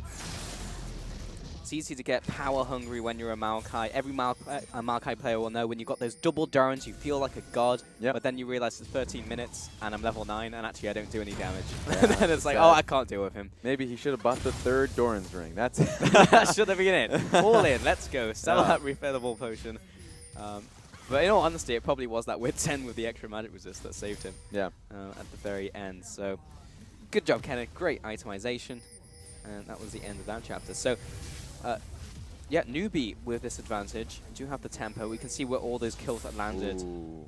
2 over to Swift. He'll be quite happy with those. And talking about the man, you can see that on your screen. This is probably the 2nd or 3rd time we've seen this from Rek'Sai's in general, where they don't trust the fact that, you know, their Q will catch somebody, or that they'll even catch someone with their Tremescence. They're using their upgraded trinkets as they're walking to also just track, so they don't have to face check. So if you're a Rek'Sai, now you have 3 avenues to check on people. You know, you'd usually want to use your trinkets for just checking on bushes, but that's another way too, and that actually saved his life. It's a cool storyline, you know. It's just like he's trained in the mountains over many years to use his other senses other than sight. Trinkets and sensing the ground. I'm sure there's a Daredevil reference in here somewhere, but I just can't find it. Now we just need a Daredevil skin. It always comes back to skin, but that's all that interests me in this game. Oh. Kind of a sidestep, or maybe just a missed arrow. One of the two. You decide if you're an Endless fan or a Happy fan. You draw your own narrative from that one, viewer. Hashtag endless. Yeah. Hashtag happy sidestep. He's good. He's all good. Swift, he's in the mid lane. He's feeling strong. Flash over the wall. Give him the young staring contest. And Swift finishes him off. Very neat kill onto Rek'Sai. Couldn't even get that last kill on that ward. You know what? This is for all you people out there going out alone. Think you don't need no man to clean out a ward. You definitely do. Yep. Which man would he have wanted? Did he want his mid lane to come down and help him? Yeah, he was closer to mid. He probably needed mid lane. There's also a point where your support can also roam out, but that's just not how it happened. I guess at the end of the day, he lost his life. He's going to be checking back at the VODs, and he's also going to recognize the sad impact of it as he loses that Cloud Dragon. Feels bad, man. And 30 kills to Swift. So he's good. He's at this. So again, a very nice target for Swift. It's not like he's against an edge draw, so Ashe is very squishy. But getting to that backline will be good, but it's going to be Hatong, the man who's going to have to save his backline and be very fast on the trigger finger. Yeah, this is kind of it feels like deja vu for me. The fact that Swift 3 kills into the game on the Kha'Zix. It seems like he needs to play Kha'Zix more often. Really playing very well. This time around, he actually did upgrade his Q first, so you'd probably expect level 11. Is it level 13 or 11? I actually forget. What was the question? For Kha'Zix to evolve the second one. 11. Okay, yeah. I always just double. Why do I second guess myself? Level 13 is one who'll have 5 points in the second ability. Yeah, there we go. That's it. So yeah. Once he gets his second evolve is what we're just checking on. I think he's going to get his W. That's when they newbie should look to group up together. They have just too much pick. Just checking it out, see if he can do it once again. That's the goal. That's the plan. Meanwhile, Vici trying to stall out the game, as they always do. Bengi will be instrumental in that, just tracking the opposing jungle, tracking Swift, make sure he doesn't get those picks. And now with Dragon being on the board very shortly, we'll be trying to ward up this area to get there. Top lane, Kennen. Talking about that being the counter, but Long is really not taking a lot of damage. Yeah, it's a scaling factor. Right now he's going into his Frozen Mallet first. Ooh. But yeah, he's going into his Frozen Mallet first. It's going to be harder for Maokai as the game goes on. Easy Hoon. He's walking away from safety right into the jaws of Swift, who will finish him off with Taste That Fear for a fast kill in the mid lane. More meanwhile, closing down onto Bengi in the bottom lane. This will be a dive. 3 members there, and full HP. More has been closed on. Look at the damage. Instantly going to be finished off. Bengi finished off by Swift himself. Endless under the tower still trading off against Cool. Auto attacks raining down. Swift comes out with another kill. Long will be trying to finish off 1 kill, but all of the health back coming down. And that's a 5 for One? What? That was an ace coming out there. Everyone just filed, single file into the bottom lane from Vici. What a fantastic dive from Newbie. That's something that we just need to see more often. They need to move around the map, and that's exactly what they did. So really well done. Moore, who, you know what? First game in there, we've seen P. Diddy overall, but he was setting it up. I mean, he sacrificed himself, but he sacrificed himself for the greater good, as his team really did set it up. Fantastic dive. Luong came in, but honestly, who cares about that? Down goes Ash. Oof. Looking stylish. And of course, Long, this is just a foregone conclusion. One member after another picked off, and that was pretty much the perfect team fight for a Kha'Zix, where people were separated, they're pushed away from their tower, and EasyHoon constantly pressured out in the mid lane. That went pretty much as badly as it could possibly go for Vici in that last engagement. They lost bottom tower after that fact, in the aftermath of that fight. And something that needs to happen from this point forward. Newbie right now are in a fantastic position. I mean, right now, Syndra's backing away. Needs to get her second item. But overall, take a look at it. Maokai needs to actually get moving and push it up to the next turret, or else Newbie get another crack at another play, either mid lane or, oh, I guess it's mid lane. Flash, ultimate, and Happy with the auto attacks. Finish them off. Nice crit, very stylish kill to finish off EasyHoon in the mid lane. Yeah, that's the problem. I mean, the AD carry and the support legitimately had a lot of time to make the next play because Maokai had to push that and someone had to catch the wave. This time it means Syndra is now going to be able to catch it. But overall, you have to respect Happy more. Specifically more. He's a Malzahar. Why not? You know, got to respect the pick if you're going to let it through. That came out of nowhere. You know, it came out of left field for sure. It was in the last rotation. And he's just, going to town on that pick. 2, 2, and 5. Set up multiple kills now. And Happy, the substitution for 0-5, going for Edge of Night, actually. Ooh. On top of that goes Blade. There is a lot of dive, so he's got to watch himself. It's basically an AD carry Banshee's Veil in a sense. So that's interesting to see, and he's just going straight towards the stream armor penetration builds that we used to see from Jhin. I mean, he does scale off it because he doesn't need to walk into auto more often. It's going to be hard for him to do that. Overall, he's just going to be trying to get as many abilities down so he can actually just armor, shred their armor. But that just means that, of course, he's going to have to scale with that lethality, and that's the problem. The funny thing, it was built as an assassin item, and I feel like we see it on AD carry more than anything else. But it is really good. It is like an ADC Banshee Veil. Man, just got to activate it before those fights. Real good. And Happy right in the mid lane. It's difficult because they say Happy a lot, and then his name is also Happy, so he's just going to sit in the mid lane. Yep. Against EasyHoon. See, that makes it easier. I mean, now, God. Yeah. No. I would rather not cast this. Yep. Can confirm. Oh, no. Disaster. Well, so next item for MVV. I like the guessing contest. So next one is going to be Frozen Mallet for certain. He's just picked that one up. Third item. It's going to be a dagger. Okay. What does this go into? Now he has to go Blade of the Room. Or, you know what? No, that's wrong. You know, I'm going to this Give time. you a second. You know what? Renan's Hurricane. I'm putting my money on there. Monopoly money. I will find a Monopoly dollar and I will give it to you if it goes that way. All right. I'm holding you to that. We'll check back in later. I definitely lost the Coke bet earlier on with Dom, so I don't want to lose anything of actual value. You are getting destroyed by the play-by-plays. What is happening, Raz? You need to get it together.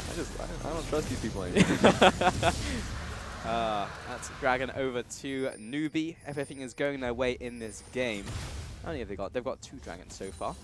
They are 7,000 gold ahead of Vici. Really just from these punishing plays that they're being able to make. This is the true test for Newbie, where Newbie, they found themselves in this position before and they almost lost. This was the WE. So I'm looking at Newbie. You can get these leads, that's fine. I'm not, you know what? I'll give you a badge for that. Now your next badge is gonna be, how do you win this game? I mean, I like the fact that they have that cannon, so it's fairly easy. They can actually just continue to split push with this pick, and they'll be just happy with it. But now that they also have an option of picking team fights because they have a cannon as well. So either way, I think that it should be fairly easy. They just need to go for it. Yeah, the key word there is should.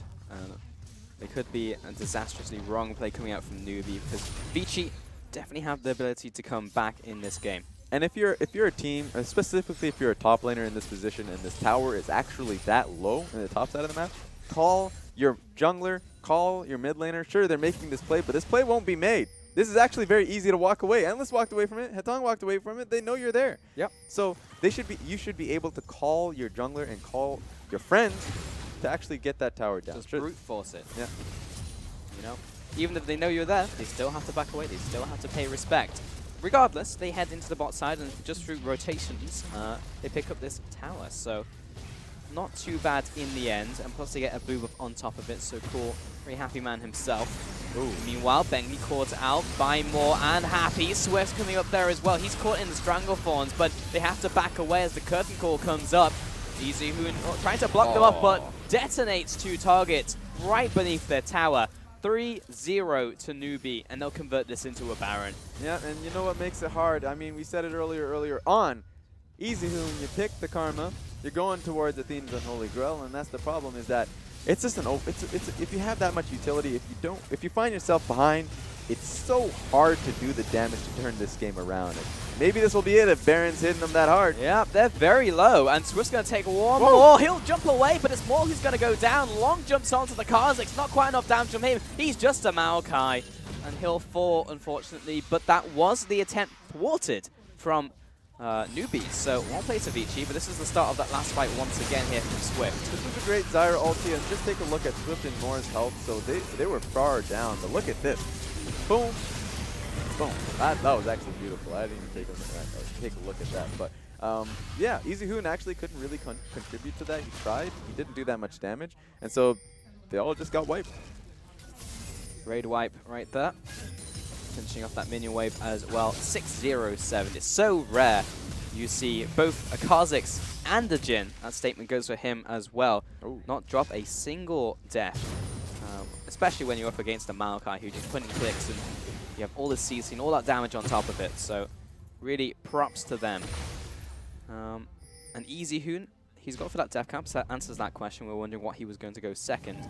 However, the plot intensifies as MBV has picked up a Zeal. Endless caught out here by Swift. He'll jump on top of him, but Bengi's there to protect him, and I think he's going to get chased down, honestly. Hextrick not going to help him too much. Cool, the man that he needed to save him, will take out Bengi by himself. And when the mid laner is nuking down the tank, literally single-handedly, has really spelled bad news for the lineup of Vici. Yep, yeah. there's Endless. Yeah. So that was actually that was pretty fun to see. This is another situation where Swift actually almost cost his team that fight. It was one of those moments where it's like, there's no way you lose this. There's absolutely no way, unless if you walk into 2 people and almost kill yourself.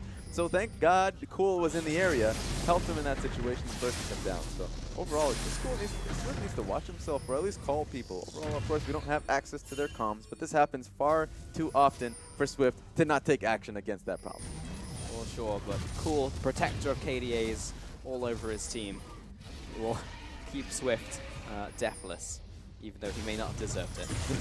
But Cool will get his booba, head up to this top lane, so he'll be up against Long. This kind of reminds me of what is that Steam game where it's essentially you make decision after decision. You're like, you know what, this character will remember that for next time. They'll remember it later. Oh, like Telltale games. There we go, yeah. exactly. So this is essentially a Telltale game. If Cool can keep, you know, if he can keep Swift alive, he'll keep remembering this, and maybe when the decision comes between Coco and Cool, it's like, you know what? This man saved me in the previous Put him game. He deserves another go. I see. He's just getting brownie points with his team. Yep. I understand now. Oh, he's done very well so far. So I can definitely say that he deserves it. And V, what are you looking for? He's gone for the Runans. What did you say? Oh, I did definitely.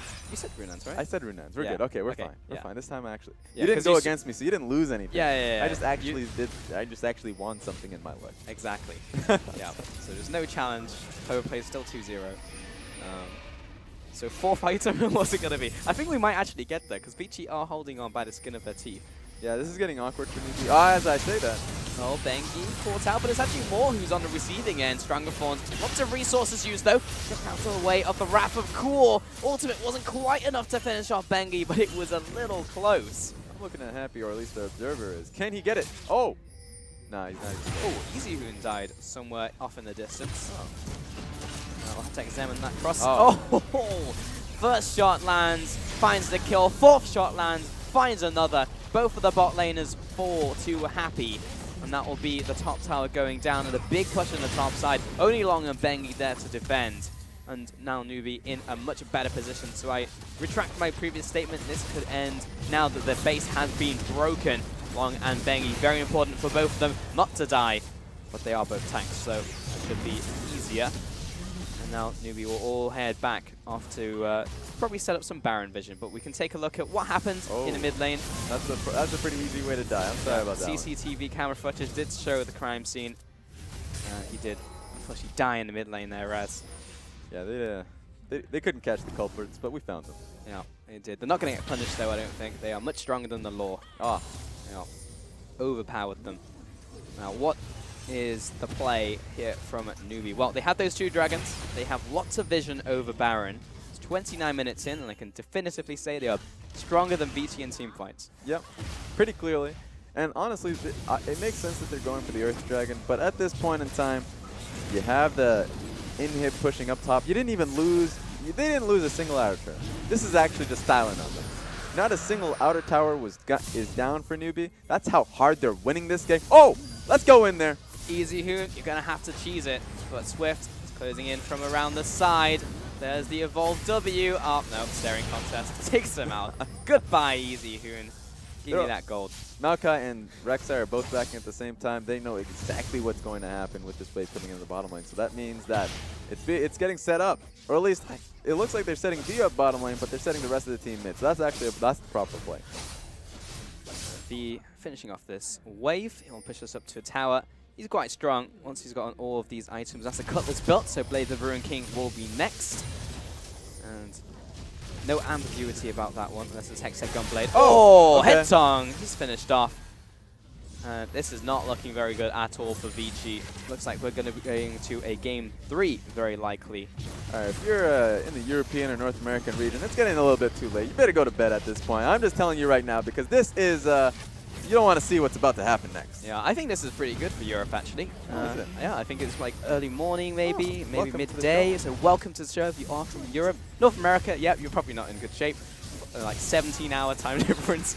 But regardless, I just don't want them to see the action that's about to take place. No, it's going to be dirty for sure. Bengi goes down into his Guardian Angel. Long jumps onto Cool. We'll find that killed the Maelstrom, but he's stunned up. Needs to get out of here real fast. But with all those spells coming down, 2 auto attacks and Sap Magic will give him a lot of health back. And for now, they did stop the game from ending. They almost lose a Nexus Tower. Do hang on to that. No, they don't. It's gone. The minions did their job. For Queen and Country, they sacrificed their lives for that tower. Good job, minions. Yeah, this is one of those moments with especially if you're Easyhoon playing Karma, and you're like, oh, how do I deal with this? I mean, the answer was solved in the previous series, and they were like, you know, let's just ban this champion. Or at least it wasn't in the previous series. In fact, Cool recognizes he had this problem earlier on. He's first picked it. I wouldn't be surprised if Vitru actually decides to go blue side this time around and pinch this pick. Either they first pick the Syndra or they ban it, but if you're a purple side, there are so many things to ban. You don't want to give that off. Well, it could go pretty much anywhere, and at the end of the day, you know, in terms of the draft, Cool got exactly what he wanted. Malzahar, even all the way until the end of the draft, picked up as well. Essentially got exactly what they needed, all the tools in their toolbox to make this game happen for them. And with such an insurmountable gold lead, we can essentially say this game is done. So looking towards the next one, despite the changes to the draft, Vici, they weren't able to stall. So did they change their own draft as well? Do they have to start denying things? Are they still sticking to their guns of saying, we're going to stall, but we're going to go harder and put more eggs in that basket? I think specifically you pinch out the Syndra. You have to ban it out in one way or another. They have the option to take it to the next time round. So for me, when it comes down to it, Easyhoon, I didn't think he would pick an assassin in any way to really deal with the Syndra. That's just not his style. If Karma's his style, then it feels like they have that sink or swim. And with that being said, Bengi, get out of there.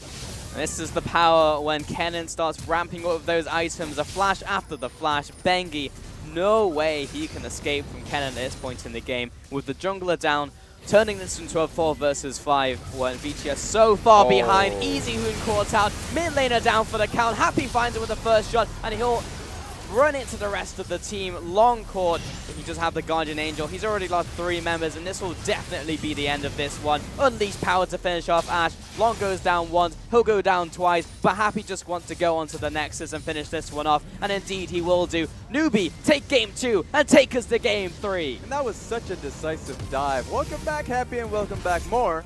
Welcome back, Rosker. But overall, that was great from Newbie. I want to see this bot lane once again. And Fruskurian, your thoughts on game 2? Because you told me it was going to be a 2-0. Yeah, but you did ask me before I saw the draft, which is quite unfair. And after I saw that draft, I was like, oh. Excuses coming from the color casters today. But no, absolutely, you're 100% right. Big issues. I like the fact that a team is actually branching out and finally punishing the priority or the high priority that we've seen on Maokai in the LPL. It seems that pretty much every other series and every other team is either picking the Nautilus and just trying to take that tank matchup, and then Maokai just does more for the 5v5s. But this time around, they're like, nah, let's take the Kennen. You can see here from the goal graph more specifically than anything else. It wasn't like a back and forth game from what we saw yesterday for us, where it was RNG and OMG just going at it. It was much a game that was just staying in control of Newbie all the way through and going to the damage as well. Cool did exceptionally well with that pick in the mid lane. He was given the Syndra this time around, and Swift, pretty much everyone was turning up to play. I mean, and here's the thing, Vici actually had a lot of plays with that were decent, but the problem is they couldn't get the lethal point of the play. They couldn't get the kill. They couldn't get the kill on Cool when they actually tried for him in mid lane. So there were many moments where they had a good idea, the execution failed, and because the execution failed, they fell behind, and the composition that they ran was very unforgiving. My big issue with that is the responsibility of who had to pick up that execution. If you go back to Endless there on the Ashe and, you know, missing those really key kind of point-blank Ashe arrows, and then he turned and he missed the volley as well. And it wasn't just once, it was a couple of times that happened. And so I completely agree with you, like, you know, missing those kill opportunities. But, like, that shouldn't be on Endless. This should be on EasyHoon. This should be on Bengi.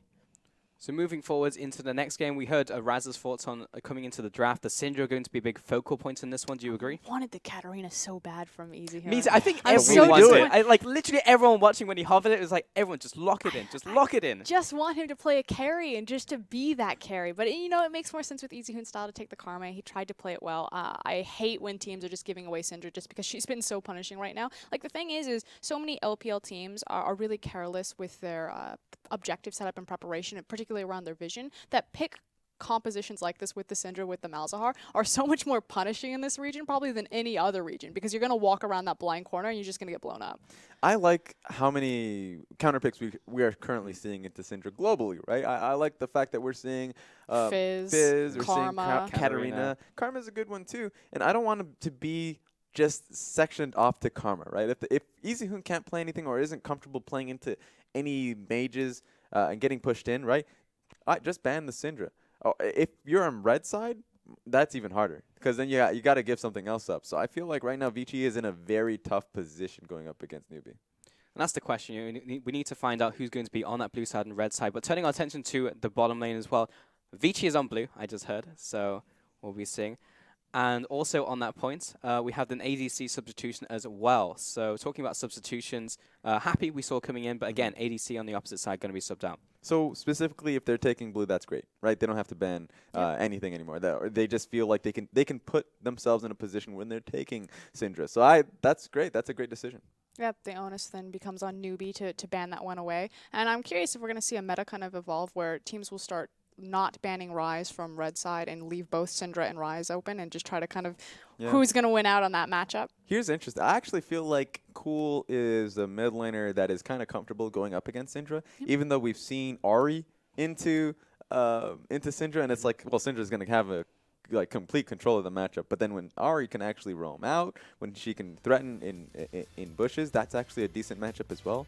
And there we go for Swift. Yeah, wasn't that just an icon special though? I'll get to that in a second, because Swift in the jungle on that Kha'Zix was going off 7-0 and 13. Should have been 7-1 and 13 had Cool not just saved him in the end, but still an impressive performance. Yeah, and when Newbie really finds success, it's on the back of Swift stepping up and finding crazy carrying performance like that. That game just got way too snowballed out of control. Yeah, and so he just kept pressuring forward, and this is why I really liked Moore coming in. Moore and Happy specifically, because even though it was pretty much a done deal game, we knew Newbie is a team that actually stalls out quite frequently. So the fact that we saw Moore flashing in under tower for that Nether Grasp is a sight to be seen. Yeah, it just opens up more opportunity and more plays to be made from Newbie that Swift can capitalize on and start snowballing. It kind of almost gives him more comfort, like, I can go bottom more because I do trust and have this experience and relationship built up with Happy and Moore. Yeah, and so I don't want any more KDA bottom laners, right? I want to see people who want to risk their lives and make that play happen. So if Swift is going to be that jungler that says,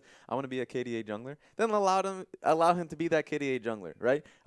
Give him space, and I like the fact that Moore has done just that. But to that point, though, in terms of that identity of the team of Newbie, they play very well from ahead from what we saw. You know, they have that confidence when all things go well to jump in. Malzahar jumps in, ults someone. My question is going to be cut off because we're heading to commercial. I'll answer it after the break. You have some time to think about it because we're heading to this quick commercial. When we get back, it'll be game 3 with Vici and Newbie.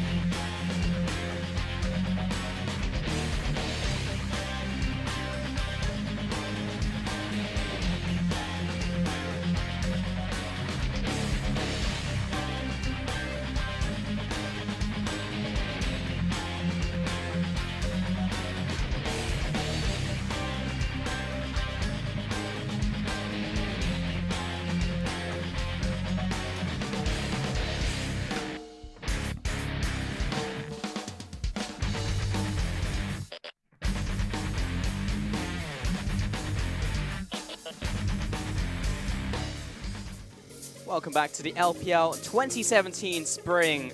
We had some very happy pyros to start this one off, but we are back here on the analyst desk for Newbie and Vici. Before we get to anything else, we had very serious complaints about Raz's tie, which I have to say that it's a forehand. It's absolutely fine. Let's get the camera on that one. It's absolutely fine. So it's actually kind of wrong. tilted. I got it. It's just really tiny.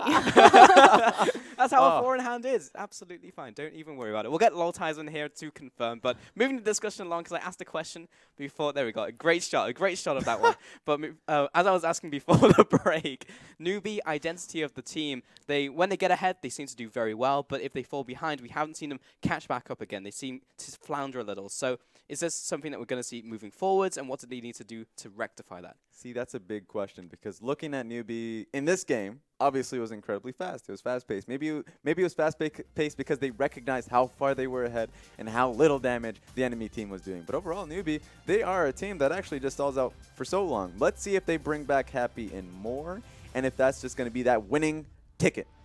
And we also really don't have enough sample size to kind of definitively say that Newbie can't play from behind. You know, in their first series, which was a pretty handed loss against IMA, they weren't playing with their collective roster. You know, Happy and Moore weren't on the field. They were playing with a brand new bottom lane, a brand new mid lane. And so it wasn't really the identity that Newbie had assumed. If they go the rest of the season by playing Moore and Happy in the bottom lane, they have, you know, a whole season worth of experience with those guys.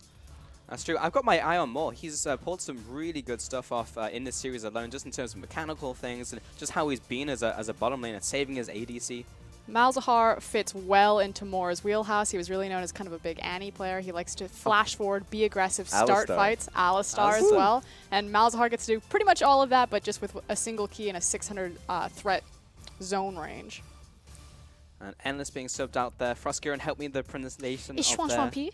I'll leave that one to you, Raz. He's your resident Twitch expert as well as Kog'Maw. Now, our biggest complaint about the difference between Endless and Schwanschwanpi is while they had different champion pools, Vici actually never really created sculpted out identities for either of them and how they changed the team comp. You know, maybe it changes communication and kind of dynamic there, but they were actually playing each other's champions, yeah. Playing each other's champions in the very end, whereas Endless was kind of more of your Kalista player. I'd like to see them go back to that, but more importantly, again, my biggest complaint for Vici, and it's going to remain consistent until they finally step up and do it, is give EasyHoon the responsibility of carrying. Let him play the carry champion. I know his identity is built around being a utility player, but it's just such a shame to see a lot of that go to waste when he's stuck on the Karma and he's trying to support this Ashe that's missing every single arrow and all of these key skill shots. So what do you put him on then? Because we saw Katarina. a big pinch on the mid lane pool in terms of what he likes to pick. Syndra on blue side could be that first pick if it is available, but we did see a lot of bans towards the mid lane in his defense in terms of EasyHoon champions. So thankfully, they only have one game to worry about for me. They only have to worry about this one game, and they decided, you know, blue side, give me Syndra or ban it away. It's a hero. Oh, is it? Long-standing coach from Team WE formerly, now talking to his players there. Oh, there we go. I didn't even recognize that. That's pretty cool. I always recognize his sick turtleneck. But yeah, I think the Syndra point is essentially like, for the long run, he definitely needs to have a pick against it that isn't Karma. And if it's going to be Karma, then they better play a lot better. That's it for me, right? That's something that we need to worry about EasyHoon here. And the thing is EasyHoon will shy away from meta. He has no problem doing that. Even in 2016, his most played champion was still Azir, when Azir like had kind of really fallen out of meta since then. So yeah, I agree with you. That's a good point. With the fact that EasyHoon, or at least Azir, is just a control mage champion. I'm not saying play Azir right now. Yeah, I'm just saying that he can play something that's off meta as long as it fits within his style. What we're asking him to do is essentially get out of that style, which is hard. He had like this. He had this crazy period on Vici where he would just pick Lissandra every single game, and it was for the longest time it didn't ever lose. It was 100% undefeated. At the very end, it fell down. Yeah. But he actually just became a different man. He would suddenly start ganking all these lanes and setting everything up. And Bingy actually did a much better job this game about kind of really being proactive and trying to get involved in his side lanes earlier. That said, he also had hard CC waiting from the side lanes. But I just want to see him team up with EasyHoon. Like, I have so many dreams about this SKB lineup. Yeah. And I just want them to come true. Okay, Frosk, who's going to win this one? The champion select has not gone through yet. Okay, if EasyHoon gets a carry champion, I'm going to go for Vici. Oh, you can't give that asterisk. If Newbie are stacked with single target CC, they're going to win. Oh, you can't do that either. All right, Frosk, after this ends, I want you to stand at the end of the room and raise an arm for which team you think is going to win. And then I'll get your prediction, all right? All right, let's go. Goodbye, Frosk. See you later, Frosk. We'll see you at the end of the game. Anyway, into Game 3, our final game of Set 2. We have another one for you later today, and Dom will be sitting back in this chair for you. But for the bans, we have Malzahar and LeBlanc, same as before from Vici on blue side, and Camille from Newbie will be their first ban here, Raz. All right, so it's working out exactly as Vici would want it to. They're not going to ban that Syndra. The Malzahar needs to get out of my face because, of course, Moore is too damn good at it. Ah, there's the Syndra ban that we were talking about. So denying that from EasyHoon, and it will be a different mid lane for both players. So we can, that is a moot point. We can get that one out of the window. Yeah, and now it just feels like they're back in parity. The mid lane doesn't matter anymore. Kha'Zix's next ban against Swift makes sense. MVP of last game had a stellar performance, and Rengar, the final ban on red side, joining his friends in jail, Camille, He's going to be there forever. It seems like now the bigger point's going to be in the top lane, where, as I was about to say, yeah, Good lock timing. it in. Yep. Yeah, because Maokai came through, but at the same time, it felt like the response was there. The Kennen was a good response. And honestly, I don't think V should wait till the second phase to pick the Kennen, because that's just going to get banned out. So I'd rather him just actually pick that either third pick or second pick. Varus, first pick here for Newbie. Let's see what follows it from here. Lots still available in the top lane. Jungle, of course, banned away the Kha'Zix, but Lee is open. We saw that from game 1 from Swift. Allows him to do very similar things and try and carry. Oh, okay, you know what? Don't do that to me, buddy. At least locked in. So, again, another early game. Ganking jungler, lots of pressure using that cocoon to gank and looking for those tower dives. So, of course, fits in the Swift manifesto. One big champion that's up is Ryze. So just taking a look at it, if Elise is open and if Ryze is open, you'd go Elise and Ryze. So I would want EasyHoon to pick up Ryze here just to deal with that. There's a definite possibility for Newbie and indeed Vici. They lock in Rek'Sai as a response. Thinking about Ryze for EasyHoon. It was banned out last game against EasyHoon, so he's going to lock that in. So it will actually be working out very well for Vici because it puts him in a position where their mid laner can carry, and it is a gank lane for Bengi. And Cool was just so damn good at this matchup before when he was playing Cassiopeia. So honestly, Cassiopeia and Elise is just as good. And it gives a lot of pressure for Varus to do his thing. So I wouldn't be surprised if he just picked Cassio here, because I feel like second phase, you would just naturally ban it if you're Vici. And that may be the case. As Trundle was locked in, yeah. Could go into Spot, could go into top lane. I feel like it would be a very easy ban now for Vici. Newbie, they have the ban now for themselves. Yeah, if I'm Vici, I just ban Cassiopeia. The second one is a bit of a question mark. Maybe Orianna Cassio. That's a possibility, but I think Ryze can deal with that just fine. All right. Yeah. So like Ryze can deal with it, but it's like whether you want to deal with that in like a team fight. Right now, there's no real messenger for the ball really from Newbies, so we'll see. Cassiopeia again, as you were just mentioning. Yeah. So easy ban. So I guess now just to take a look at it, because we kind of expect the Cassiopeia and the Orianna to possibly be banned. So if I'm looking at Newbie here, they recognize that AD carry and support just needs to get picked. So Zyra is a possible ban, but I guess they're just going to pinch the AD carry pool. Okay. Ashe and Jhin taken away. I see this very commonly actually on the red side at this phase. Yeah, I guess Zyra's open is my only question on that one. But maybe not for long because there is 10 seconds left. Orianna, so 2 out of 2. You're right on that one, Raz. And Zyra still open.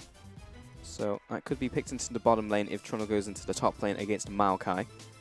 Ooh, but then they would have such a squishy composition. So now they're either putting more on a tank, which would be maybe a Tahm Kench.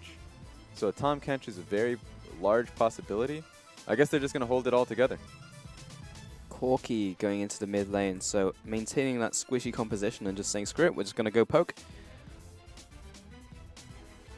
And now Vici lock in the Twitch. There we go. Fusk was actually talking that one earlier, and I just heard from Fusk as well. Not even finished the picks and bans, even before it's ended. Ooh. She votes for Vici in this game. So 2 and 1. We're going to keep her accountable for that one. Yeah, we will. We'll be checking in. She's coming back at the end of the game, so don't you worry, Raz. I've written that down. And Karma is the final pick from Vici. So that rounds out their composition. Very cool to see Twitch coming out. And I mean, with the pinch on the ADC pool, then why not go to a champion that you are well associated with? Oh, okay. Braum coming out. Here's the thing. So I knew they had to go towards the tank. It was just an awkward position overall because, you know what? Tanks, this meta, it's just mostly because now that you have such a Trundle in the top lane, which is just going to build Ravagous Hydra. Overall, I'm just not a fan of Braum. We've seen it come back just a little bit, but he's forced to pick that Braum or Alistar or Tahm Kench. I would have preferred Tahm Kench, to be honest. You know what? Give me the Tahm Kench, not a Braum. But it should be fine for team fights. It can set the pace because Braum and Tahm Kench means that there's going to be a lot of space and slow for Varus and Corki to work with. But overall, the Twitch comes through because it's Swan Swan P, and you ban the main 80 carries of Ashe and Jhin. So it's his champion. That's what he loves to go towards, and he has the Karma as well. They actually win the lane now. Because usually when you pick Braum, it's just like, do they have a lot of projectiles? Is it something you're trying to block? Maybe he can block the Twitch ultimate, of course, so he can block a lot of that damage coming in team fights. But essentially the only thing you're blocking with Unbreakable versus different things he had available there. Let's take a look at this man's eyes. What's he thinking? It's not quite the meditation we saw yesterday from Uzi. He's wide awake now. What's he thinking? What's going through the mind of Easyhoon? Well, he has more carry potential in this game with that Rise. That's true. I like the Rise. I like the... Here's the thing. Rise, Elise, and Maokai are key 3 champions that are just fantastic for you. Now he has a Rek'Sai on their side, so it's Rek'Sai, Rise, and Maokai, which is a fantastic front line. And a Karma as well. So this is actually such a a solid composition in terms of setting Twitch to succeed and setting Rise to succeed. So I'm a fan. As we... Here we go. All right, there we go. I love it. It's like, I always feel like we have to shut up just for that moment. Yeah, it's great. no, It's just like before you go into a boss fight in Final Fantasy, and it's just like, there you go. That music will be happening, and now it goes into a very different track. So. I just want that specific song to be our ranked champion select song for everybody. Give it to everyone. That's what we need to hear. Absolutely. Also, it'd be great in like a dramatic Gopher gif or something like that. Yeah. Vici, though, you can see the full compositions from both of these two teams. Feels very funny to me as a guy from the European LCS. I'd be saying, get on Twitter, use those hashtags. But there are no hashtags for us to use. There's different fan votes. It all goes to China. And then we'll check on those later, maybe. You can send hashtags to the people out there listening. Yeah, you can do that. If you're out there tonight, give me a hashtag Vici win. Yeah, now's the perfect chance. This is where we can plug our Twitters. It's like @RiotPaulson, Razzleplasm. There we go. Yes. Woo! Got at least 5 followers from that one. Hashtag sellout. You know we did it. All right. So Newbie, I'm not sure if they were saw by that ward. I think they all just skirted around it. No, they have not been seen. No pings went on top of them. I think they may have been spotted out now, though. His Q is on cooldown, so they'll have to just be a little bit more patient. Just kidding. They got seen. Just joking. JK, lol. Yeah, unfortunate. So this is something, every single time we see a Braum up, this will happen. It's just a random level 1 tactic that is available to you. It's kind of like if you have a Blitzcrank in solo queue, it's just the intent of just walking in regardless of who you are. But yeah, it's just... He missed the first queue. Probably should have been patient for the next one, but a lot of time did go through, so they're fine with that, and they knew their top laner needed to get the hell out of there. For sure. 1 minute 30 into this game, and no aggression. Everyone's just going to be sat back. Top lane, Bengi is starting up there. No shenanigans of like taking any damage. However, on V's side, take a look at him in the top side. He is taking a hit from the red buff, so he's going to be baiting along into thinking that Elisa's starting top side, when in reality, Swift is down there. And with that bot lane, actually also being late to lane, that's hilarious. So it's like, which side is he on? The double mind game from Nuvi. It's honestly, I don't know how effective it is with both lanes deciding to come back at the same time. That's funny. It really should have just been Happy and more sticking to lane, especially since they have Elise, which she can actually just do the buff on her own. But I guess she didn't want to be late to the punch. And Elise, of course, pretty good against Rek'Sai. So she can come into that matchup stronger.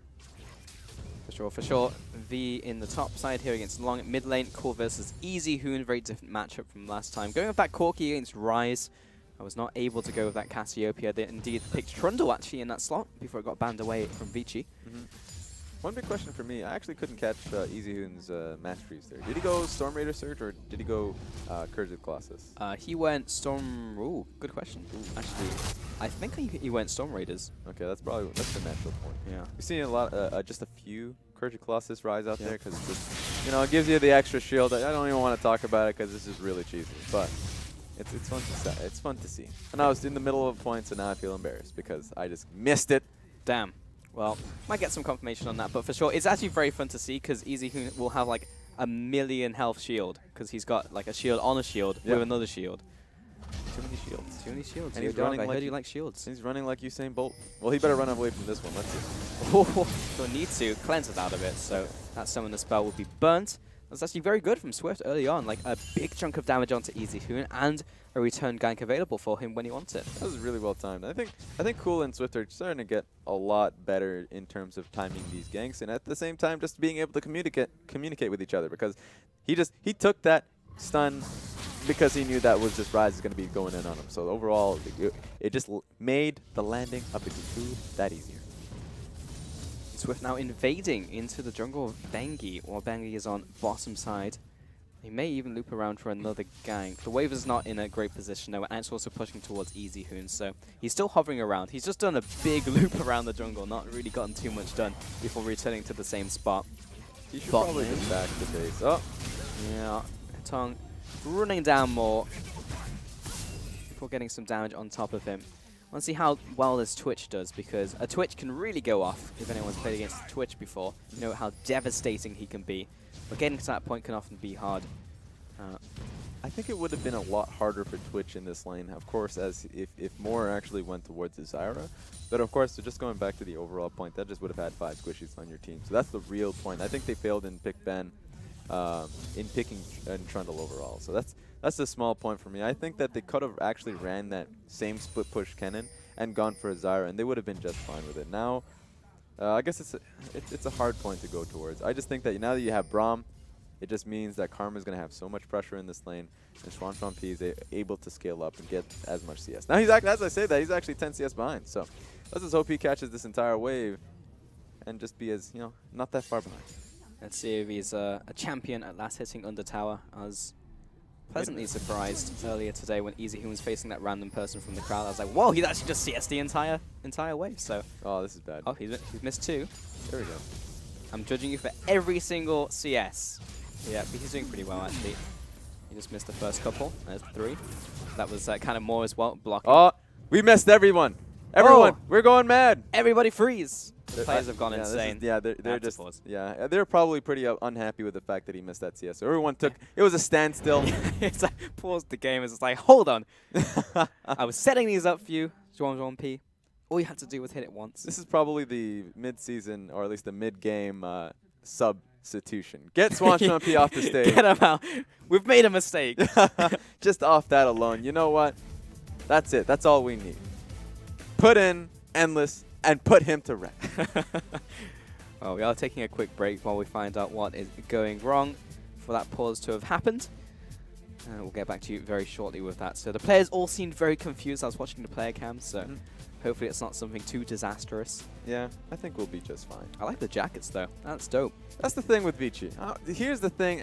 I'm going to go into a massive rant about this. All right, Raz, I'm ready. I'm going to get my water here. All right, so just relax. Sit in your chair just a little bit.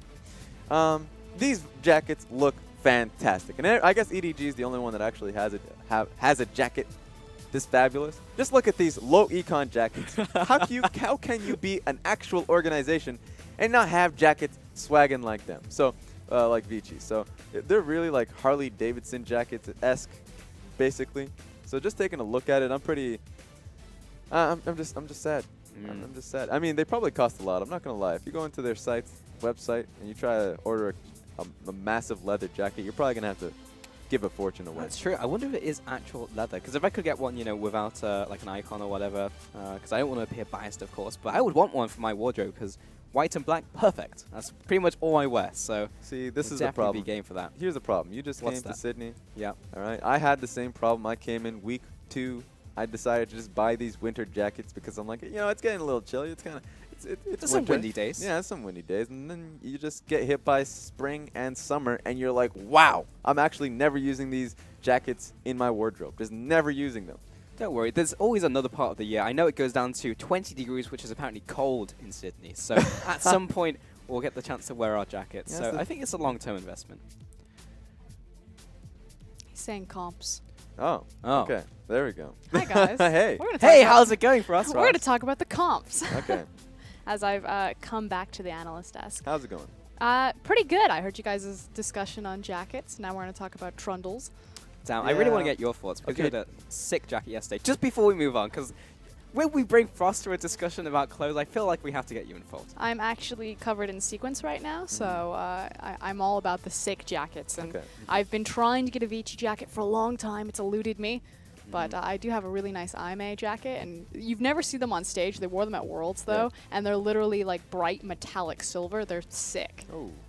Ooh. So here's my thing. You've seen the Trundle. Do you actually like it? Would you gone Trundle, Team Trundle, or Team Well, it's in the context that Kennen. it was picked into the Maokai, and I'm always going to, like, me personally, as kind of like my style League of Legends, I do prefer the Kennen, just because I think you get the flexibility of both the split push and then also the great 5v5 potential with the ultimate, especially with the flexibility also now in build path. We've seen the Hurricane, Frozen Mallet, Bork build coming out, or if you want to go the traditional Kennen and try more for that burst, despite the 7.1 changes to his ultimate. Whereas I feel like Trundle is a bit more kind of restricted. He's not going to be as potent in a team fight. He's more about that disengage, but he has that high split push pressure.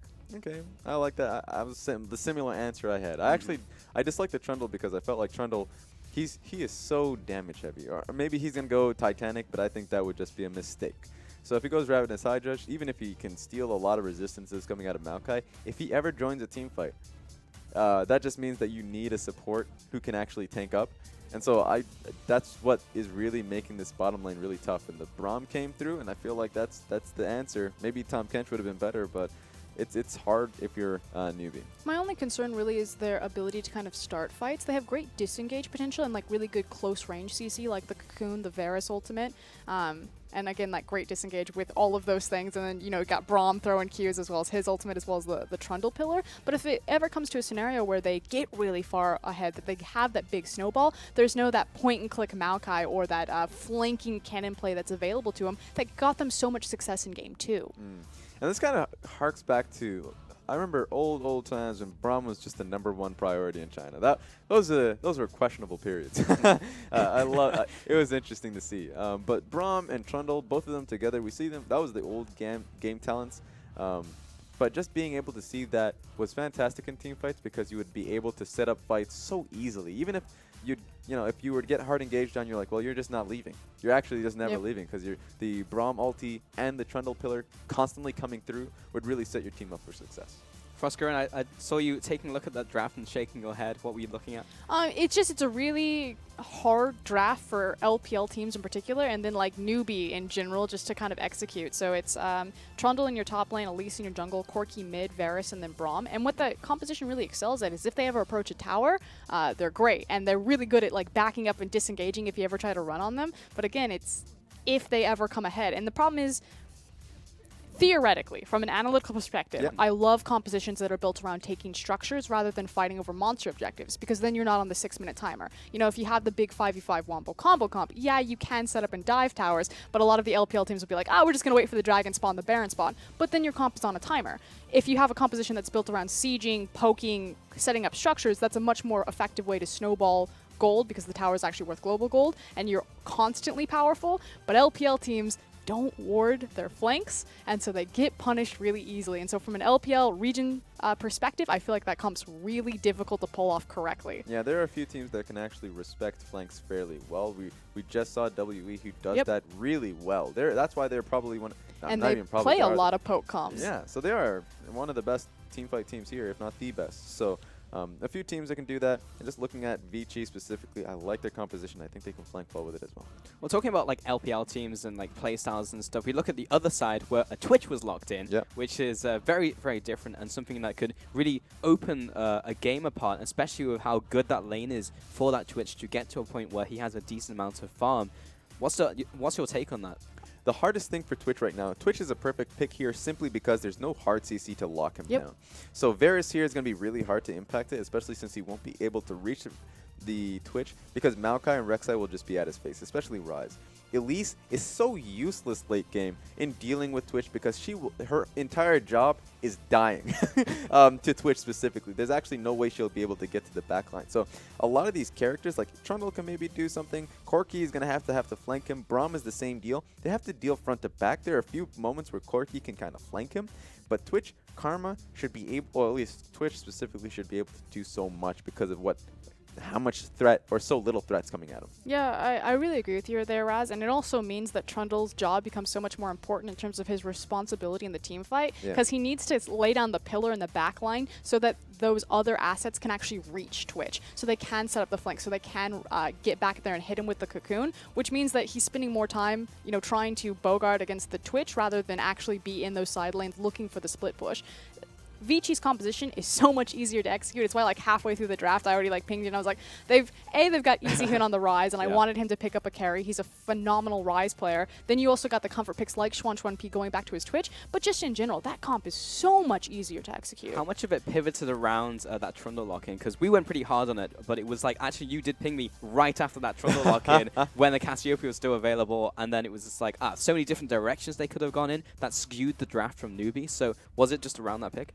Not necessarily, although it kind of, for me, it was the nail in the coffin. Like, again, I can totally see why they would go for this composition. We did see Hero take the stage, head coach for them, and kind of talking to them. He's also Korean, so he was talking to the Korean members on the unit. So maybe it was, kind of bringing Like in picture another vote. opinion. But I still just kind of really doubt Newbie's ability to execute on it. They haven't showed too promising in week 1 of LPL. Still a lot of time and a lot of synergy and a lot of teamwork left to build up for this unit, but it's been a rather slow start. Well, that's a good point, right? Because we were questioning Newbie, and this is like, okay, have we seen enough from them? Small sample sizes, you rightly mentioned, Frost, but we get to see them play a different type of composition, and if they can prove themselves, that answers some of our questions. So one of my questions here is honestly, like, just even though this was directed at you, is just that they can get ahead. Right, that's not something. Oh, I can, yeah, right. Yeah. So like that's not especially something- with the Braum Elise, they could totally snowball on a lane. Yeah, they can do that. Now, what's hard is that if they ever get stalled out here, that's the problem. If they ever find a way where they can't push forward because Twitch pressure's too high, or Maokai's rotating in, or maybe even if Rise does that natural, hey, you know what, like what Rookie did, and I'm just going to stall in your side lane here. If that ever ends up happening here for Vici, they have a clear ticket here if Newbie isn't decisive enough with their plays. And it even gets worse in that if it ever comes to a scenario where Newbie are on the back foot and they have to try to stall out the game, it's so much harder with this comp. Yes, they have great wave clear options in the fact that Corki's got great wave clear, Varus is probably going to go for that Hurricane build, so he's going to have good wave clear, but they're so easy to dive, and they have very little protection, and then you have the long range from Twitch as well as all of the dive threats like the Rek'Sai, the Maokai from Vici's comp. It just, to me, it has so many more windows where it's going to be effective, whether it's ahead, whether it's behind, and Newbies seem a little bit more funneled in kind of this one direction, like go bottom lane, try to get that snowball to head, then branch from there and contest in the jungle. Yeah, this is, at the very least, this is the second time. Of course, this is only the second game for Newbie, or at least the second set, I mean. But this is the second time that they're coming in, that they're going straight into a best of 3. So I just hope, even though I'm a caster, I can't take sides. Unbiased. I'm an That's unbiased when it comes caster. to jackets, in which you know Vici what? definitely win. Exactly. Vici are just I'm telling far you, ahead. the IMA jackets are slick. But just taking a look at this, if Newbie lose this game, in the same fashion that they have the last, in the same fashion, just like game 3, it's gonna hurt. It's gonna hurt real bad for a team that honestly is still figuring out their roster. Especially when QG played earlier today and they just looked so dominant. Yeah. It was funny though, I was kind of pinging over to Riot China and kind of getting some feedback on, what do the teams actually think? I was actually talking to Winston. We've done some translation work with him in the past, and he was saying that the teams are really feeling that EDG is still above and beyond the strongest team in the LPL.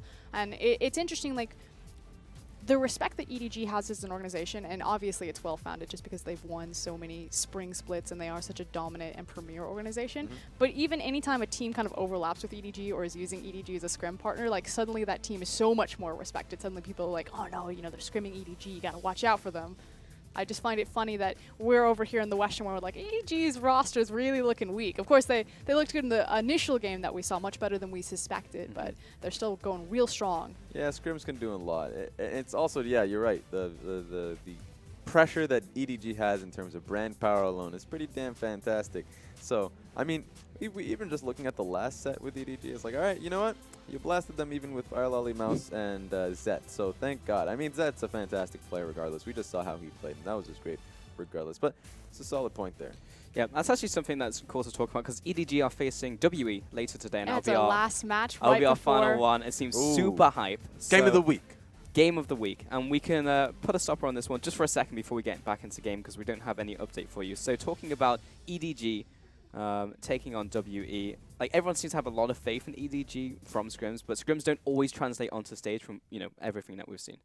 It's, I think for us, it was, again, we always are using the phrase the benefit of the doubt simply because they've invested so heavily in their infrastructure. And if you look at kind of the larger changes that EDG have made over the last, split and a half, it's always been to that infrastructure, moving over RapidStar, pulling Aaron out of head coach, moving in RapidStar, now moving over to Coach Nofe. And even when you completely change all of the pieces on the roster, they somehow still find success. Even when you're playing with Fire Lily in your jungle, a mid lane into an AD carry role swap and losing deft with Zet.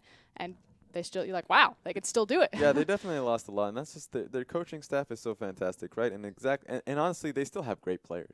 That's the thing that we kind of lose just a little bit, because even though, like, Fire Lily, yeah, sure, you bring him into the jungle and you're like, there's a lot of questions to him. I thought even though he looked great in his debut. Exactly. So he's getting better as a player, and honestly, EDG as an organization are pushing him up, as IMA did in the past. So I'm really excited for them. And then I look over to WE, and And WE is a team that now I'm kind of. We all said that WE was going to be that team to beat, right? That they were going to be really hot fire overall. And Super hot fire. That's just my vocabulary now. I apologize. that's just who I am. Apologize. But overall, I feel like they can just beat themselves. And I think that's the problem with WE is that we've mentioned that, this is their style, but their style is flawed, and a team will come by that can beat them. But that's just how it is, and I think that EDG is going to be able to be that team that says, hey, you don't have any pressure in lanes. Well, guess what? We'll beat you. If you have just joined us, by the way, we're still on a pause. We're not just talking for absolutely no reason, though we do like doing that. We are waiting for an update on what's happening over in China, as there was a pause during game, and it looked like everyone was freaking out. So we're going to wait for a second, and we'll carry on talking to you while that is resolved, and we'll get some answers to you when we get them. And Froskuren, you were pointing towards something. Did you want to say something? I was actually just really impressed that we made it all the way through. You know, normally China has like this reputation of being a league of pause league, but we actually haven't had a pause. Really good so far. Yeah, it's been really smooth sailing. The venue looks incredible. It's in a brand new location, much more central, much easier to get to. It holds about 510 people, looking slick on stage. The new openings and intros. So it's been pretty smooth sailing. Especially the music, really. I really heard cool. you guys going on the music. Love it. Every time it drops, we got to take a step back on that one. So we talk a lot about teams and how they like function, and talking about the macro and the micro. But the very interesting point that you guys were talking about with EDG and how the infrastructure has really impacted them, and you take a look at all these new players and molded it into something really fantastic. If, say, you took like the organization of EDG and put them on like a roster that you have a lot of doubts and a lot of questions, how much do you think that they could mold a team like that? I mean, they've. I won't say that joke on air. Okay, you know what?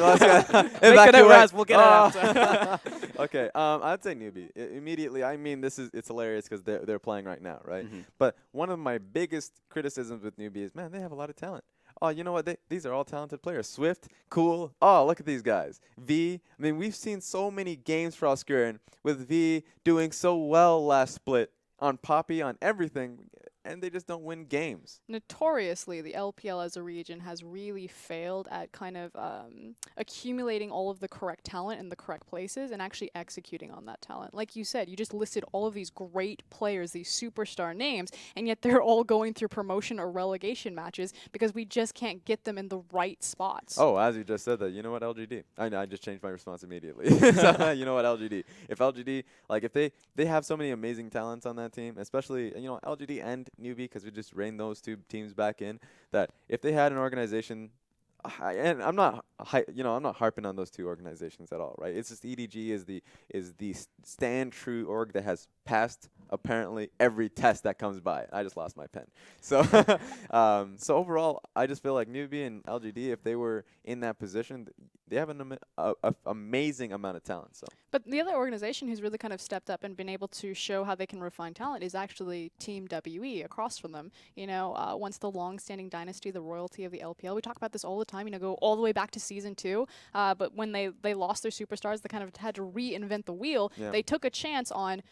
I mean, the most well-known name on that roster is Zero, and most players or most fans of the audience would be like, Zero who? Like, unless you're like a hardcore, even though he's been to a world championship, like he's just not super well known. He was a kind of a B-tier Korean import, really made his name in the LPL and made his career there. But otherwise, you took a Twisted Fate One Trick and Xie. You took 957, You don't say anything about 957, all right? He is a talent.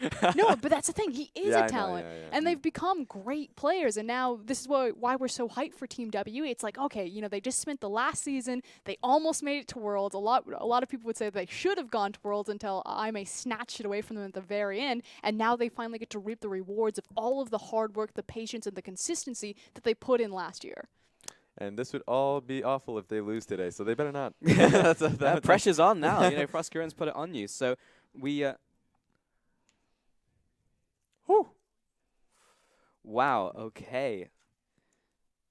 So I just got the message that we are... The voice of God. Yeah, so he just saw me pause is because I have voices inside of my head which told me that there will be a remake due to issues that happened in the venue. It will be remade in 15 minutes, so we'll have a break until then, so we'll carry on talking. But that's going to be a big change because the draft will change, a lot will change about that game, so a lot of what we've spoken about until this point will pivot.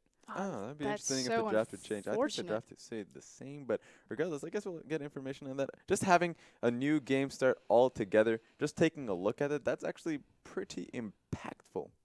I mean, not a lot had really gone down. We were still in kind of initial jungle clears. Might be question, like you said, is if the draft changes or not, and we'll try to see if we can get information on that, because that'll be like the really big swing. Oh, okay. The voice of God has spoken again. You pick bans on that one. You pick bans. Okay. So now it's huge. We we had a lot of questions about the pick and bans, in fact, and it was just like, there was a lot of mistakes, but this could be like a second grace now for Newbie, who we would say probably lost that draft. So throw that out the window. What are the changes?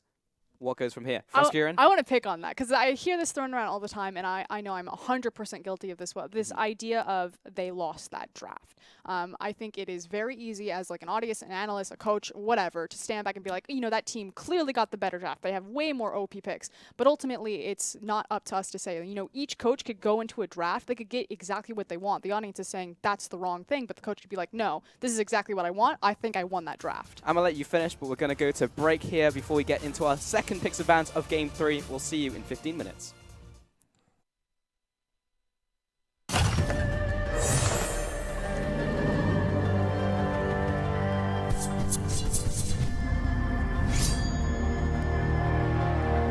速战速决吧。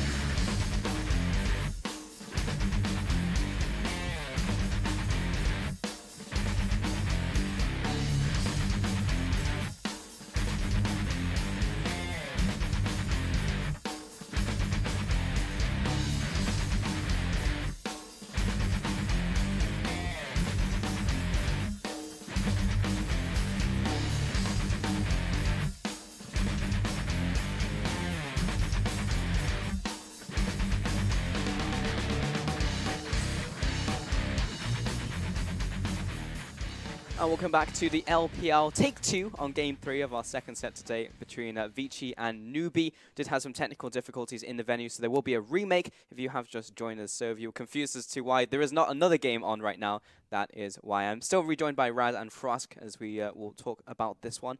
We have around 10 minutes or so until we get into the new lobby. Players have been given some time, of course, to re-strategize because they have new picks and bans, which is very important to mention. Yep. So this is going to be a big one for me because, of course, just going into the last pick ban, the mentality around it was, you know what? Vici picked blue side. They wanted blue side. They wanted to deal with the Syndra, and that was their solution. I actually have a question for you, Raz. Okay. You know, as the former NA LCS coach, if you had to remake a game and you're taking your players back down there, like what would be your personal strategy? What would you say? Would you just be like, you know, same pick and ban, or would you entirely try for a different, you know, comp? Depends for different teams. Like for me, if I'm Vici, keep the same thing going. I liked what they did here. You want to ban out, or at least allow the enemy team to ban out Syndra or take Syndra. I think that was the positive way to go about it. That's what they learned from the last game, and you don't want to have a different mindset going into this because, of course, there's going to be that 10-minute break for them, right? If you're a newbie, you kind of have to figure out what you want to do now because do you want to go up against the Syndra? I think Cool has a proper playstyle. Now, it's going to be a bit of a risk, right? You don't want to go Ari. You don't want to go Fizz, although he can. Corki. Or Corki as well. Corki's an interesting one. I don't think he actually had a proper one, a proper play in Corki in that instance, but He did not.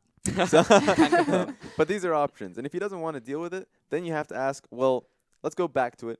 Do we want Maokai priority? Because this is a real question now. Because for me, I didn't like the Trundle pick into the Maokai, and I kind of talked about that just a little bit, right? If you're going to do that, then you shouldn't go for the Elise. Because that's the biggest point for me is that they focus so hard on Elise and Trundle. And if you're going to do that, then play towards topside, topside, topside. And that's really what they should be doing. And that's good. If they do that, then we'll see the next game because if that's the mentality they're holding, then that's fair, right? I just have no faith, and this is gonna suck to say, because of the previous games that we've seen, that Cool is willing to play towards the top side. And so if we're just seeing a 2v1 constantly, then a Maokai is going to be able to outplay that every time. And so I honestly want to see if that's going to be the play style or the mindset for Cool to roam out with Swift and make that happen. I mean, ultimately, what you also could do is then just put Cool on a wave clear, you know, maybe go with the Orianna route as opposed to more of an assassin or a mobile champion, and then just kind of leave him to his own devices like what we saw with the Corki, and just make sure that you flank Swift with hard CC in either your bottom or your top side. You know, gank the Trundle early if that's the route that you want to go. Make sure that he has kill pressure on him so he can open up that split push early or have that 1-3-1 option, or then go bottom because you have, you know, the likes of the Braum or the Malzahar, whatever more decides to play, and try to snowball from there. But I think Swift is really successful, not necessarily, like, I agree with you. In a perfect world, I would love to see the mid laner get more involved just because he's so pivotal with helping the jungler. But I just think it's not about empowering Cool, it's about empowering Swift. Yeah, and just off that point, too, this is going to really suck for Vici overall. I think for Vici now, they gone for a path in which, you know what, Newbie said, you know, we're going to pinch the 80 carries specifically. They went for Ashe and they went for Jhin in terms of saying, you know what, Swanshan P, what are you going to play now? And he went for, he showed his hand in saying, now I actually do want to play Twitch in this scenario, right? And we want to play Twitch and Karma in a scenario in which Braum and what was it again? Varus was played. So I think that's something that you're fairly comfortable with, especially going up against the composition that Newbie had. So now Newbie recognizes this. Maybe they change up the style entirely. So going into the new pick ban, this is actually a good breath of life for Newbie. Sure, they had a pretty strong top side, but that's just a very scary team fight composition you go against. And kind of speaking a bit more or elaborating on kind of the Varus Braum picks, because they did pick the Braum. I mean, Varus was a higher rotation in their draft, but Braum did come out in response to the Twitch, which, you know, you've got the wall right there, but the joke always was that even if you throw up the wall, because Twitch is doing so much damage, Braum's absorbing it and then just dies anyway. But he actually, I was talking to Rusty about this, he actually went Bond of Stone versus the Courage of the Colossus, even though we both felt that Courage is still just kind of in For Braum, right? Yeah, kind of slightly in an overtuned position, but this idea that in the 2v2, not talking about like 5v5 positioning, but in the 2v2, when Twitch tries to, you know, stealth sneakily back into lane and then just open up, but usually he'll position really close to you, that Bond of Stone Varus Braum composition, you know, Varus will be able to throw out the ultimate, hopefully Braum will absorb it, and you can at least trade 1-for-1 killing both of the AD carries. So I like the fact that they at least, you know, Schwann P, he's a known Twitch player. This could theoretically work for us. And so I'm curious if maybe they'll let the Twitch go again, because they very clearly had a plan for it. Yeah, that's fair. But I just feel like Bond of Stone, that's the thing about Braum, and this is why I kind of hate I thought Braum. Courage would be. I was like, he can proc it on his, you but know, his no, passive, but on my his thing on ult. Braum is I actually just don't think that Courage is too good, because that's the problem with Braum is you don't get immediate lockdown, so you can't actually control whether or not the... Well, you don't get to control it in trades, like you're saying. Yeah. So I think Bond of Stone is the proper one, simply because it's easier to work with Braum. You don't get the strength of ages as you would before, and it just feels a lot harder now to actually make the masteries work in your favor if you're Braum. So that's why Braum is kind of it's harder to play around now. You see a lot of champions that actually they're either just a strong champ intrinsically, like Tom Kench, who doesn't really care about it, or you're just a champion that can make use of whatever comes again, like the Thunderlord champions, like the Courage of Colossus champions. So it's a tough road for Braum. The other reason why the Twitch was working, though, was because there was, like, no instant CC to ever get to him ever in that lineup. So it seems like while that was good for lane, it may not necessarily work 100% of the time. Yeah, 5v5, it's a whole different ballgame. Yeah, you know, so it, like, needs to get to that point, and Twitch was never going to be shut down until that point. So to that end, do we see a priority on ADCs actually from Vici's side and say, okay, we don't want the Twitch, but we don't want you putting a pinch on the ADC pool, so we're forced into that? You could even just change it up, and instead of looking at the AD carry pinch, you could look towards the support. Because the thing is you had 2 melee supports, you already have the Tom Kench there, and you gave Twitch a free lane. Like, that's either going to be neutral or maybe he'll get slightly bullied. But the thing about Twitch is you're scared to take him because you just don't want to get destroyed in lane. So it might just turn into newbie instead of, you know, prioritizing more of the top, or, you know, we've been talking a lot about Syndra, that maybe they picked Varus early. This time around they switched up and grabbed like the Zyra or the Karma or some sort of caster poke support that's going to dominate a shoving lane to kind of dissuade the Twitch even further. Yeah, that's what it is. I think right now if you're Vici, you won't be able to get your hands on that Twitch, and it's just not going to happen. I think there is going to be a larger focus on the AD carry pool. So I think overall, it's easier. I think you just obviously you start on a fresh plate for both teams. Now they know what the reactions are going to be on both sides, and if you're new Vici, the only thing you know for certain, the only thing you know, that one rule in life is I don't want to deal with the Syndra. So if that's all it is, then I think actually the thing is, looking at it now, if you're a newbie, you ban the Camille, you ban the Syndra, and you ban the Rengar, right? I'm following. All right, let's keep going. Let's go on this trail. Continue. Take me down this rabbit hole, Raz. Maybe they can give away Syndra here if they have something of equal value. And like I'm Ryze? thinking Ryze is a good one. I mean, Ryze is available regardless of that. So maybe Ryze versus Syndra. But Syndra. Yeah, I'll go with that route. I'm thinking more so Rengar, but that's maybe no one can actually. I don't think match anyone's Rengar. No ever one going to wants let that. Rengar get No one through. wants that. That's not going to be a thing. Yeah. That's not going to be a thing. I think you can maybe trade the Ryze. Yeah. That was just my mind going in that direction, but I feel like exactly it's a fresh plate, and I think the only real worries here is going to be in the bottom lane position and the top lane position. So it's pretty much just going to be centered around that. Is there going to be any change to like the jungles? Because we saw like Bengi, he was a pretty big part of that. On the opposite side, Swift had a Kha'Zix ban thrown at him as well. So will there be any change there? Will that stay, or will there be another priority? Because we talked more about there being a focus on the bottom side, which will be exacerbated by what they know now in terms of cards being shown. Just had an update though that the players will be back on stage in 5 minutes. So it'll still be a little bit. But yeah, I think that's a good point about junglers. I think Vici's going to be happy about Rek'Sai, right? They would have been happier with an Elise, funny enough. But I think the extra frontline power is just all the same. The problem now is newbie now recognizing that that Twitch can be a thing now, that you need a bigger frontline presence. If Trundle's not going to be it, then they're saying, okay, maybe knowing that we're going up against the Twitch, possibly, if we go down that same direction, then we'll just go harder in playing towards top side. Maybe we'll just avoid team fights altogether if that's going to be the case. Or we just actually go towards a jungler that maybe we take the Rek'Sai, maybe we take a Lee Sin, something that has a better, that can take away the protection. Yeah, so you actually can impact that backline. Yeah, no, I really agree. And that's the thing is Bengi's gotten Rek'Sai kind of back to back to back. It definitely fits in his wheelhouse. I'm really curious to see how he'd really perform because he's not known as like a hyper carry jungler. If he had to go the likes of, you know, the Kha'Zix. Definitely not a Swift type. Let's put it another way. Yeah. Yeah. In terms of like OP picks, I know you were talking about the idea of maybe leaving like a Rengar open and see if they could deal with it. Who's the like lesser of two evils between like a Camille and a Rengar? Ooh. A lesser of two evils between Camille. You had to let one Rengar. through on red side. And it's like, we need to ban this. My problem with Camille is that she has so many good trade patterns because of how strong her W is, and then her chasing potential on E. The fact that she can kill you from pretty much like 3 screens over, like a lot of it catches a lot of teams off guard because by any other champion standards, you think I'm completely safe to be this far away from my team, except oh my god, I'm against the one champion in the game that can pretty much chase me to the ends of the earth. What's interesting to me is Vici banning LeBlanc. Just going on to that point too is that maybe forcing newbie to ban the LeBlanc or pick it up. Or obviously they're going for Syndra first pick, so they want to actually control that. So maybe even just remove. This is going to be interesting. So if you move LeBlanc to last ban instead of Kha'Zix and move Kha'Zix, maybe even take it away altogether. Maybe that's going to be a big problem because Swift has shown that he can play that champion to a lot to big strength. But overall, just looking at it, I'm just thinking that there is no. Yeah, I guess I guess LeBlanc is going to be that answer, just giving it away. But overall, it's not much there. Okay, so I got my answer in the end. So quick update. If you have just joined us, wondering why we're just like rambling on, we did have a problem in the last game. We got to around, I think, like 15, 20 minutes or something. Yeah. The players were still in laning phase, so it probably was earlier than that. We did have the drafts go all the way through as well. It got to the point where it looked like the draft was very good from Vici. It looked like they would get to a point where they would make things happen. Did we have any kills? I actually don't remember. It was so long ago now. It was really early in the game. Yeah.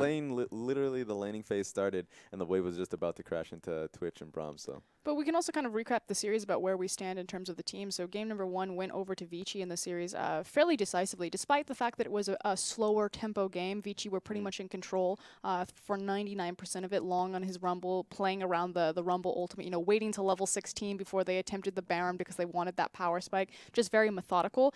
Game number 2, completely different story, but it wasn't newbie winning through their collective teamwork. It was them winning through their star power. You know, the fact that Swift got so big and just snowballed the lanes ahead that they were all just kind of able to press their buttons really well in the same location. Exactly, and I think the biggest point on that one is this is why Syndra is such a big point, right? Because in game 2, it just felt like Vici didn't handle the Syndra pick too well. Their reason, or at least their answer, was in that Karma, and Karma is not good enough for them, or at least they're just not confident in that pick. So now going into it, maybe they're saying, you know, let's just try the Karma again. But if it wasn't a good solution now, and they're going into the third game, it just felt like maybe we'll talk about it after the set, go home and have that discussion. Maybe EasyHoon actually has to pick up a few assassins under his belt, but currently they're just going to ban it or pick it up specifically. That's why they wanted the blue side. Yeah, he flashed the Katarina. I was all ready for the EasyHoon cat. He hovered it as well. That was just like the biggest bait in the world. So hopefully he does pick it up at some point. That would be good to see. Talking about like the junglers as well, you know, it was Swift who was like a heavy impact. Bengi on the opposite side though, we were critical of him in game 1 because he wasn't doing a lot. But on the side lanes, then he had the lanes to facilitate him to get into the game. So he had 0 CC in his side lanes. Yeah.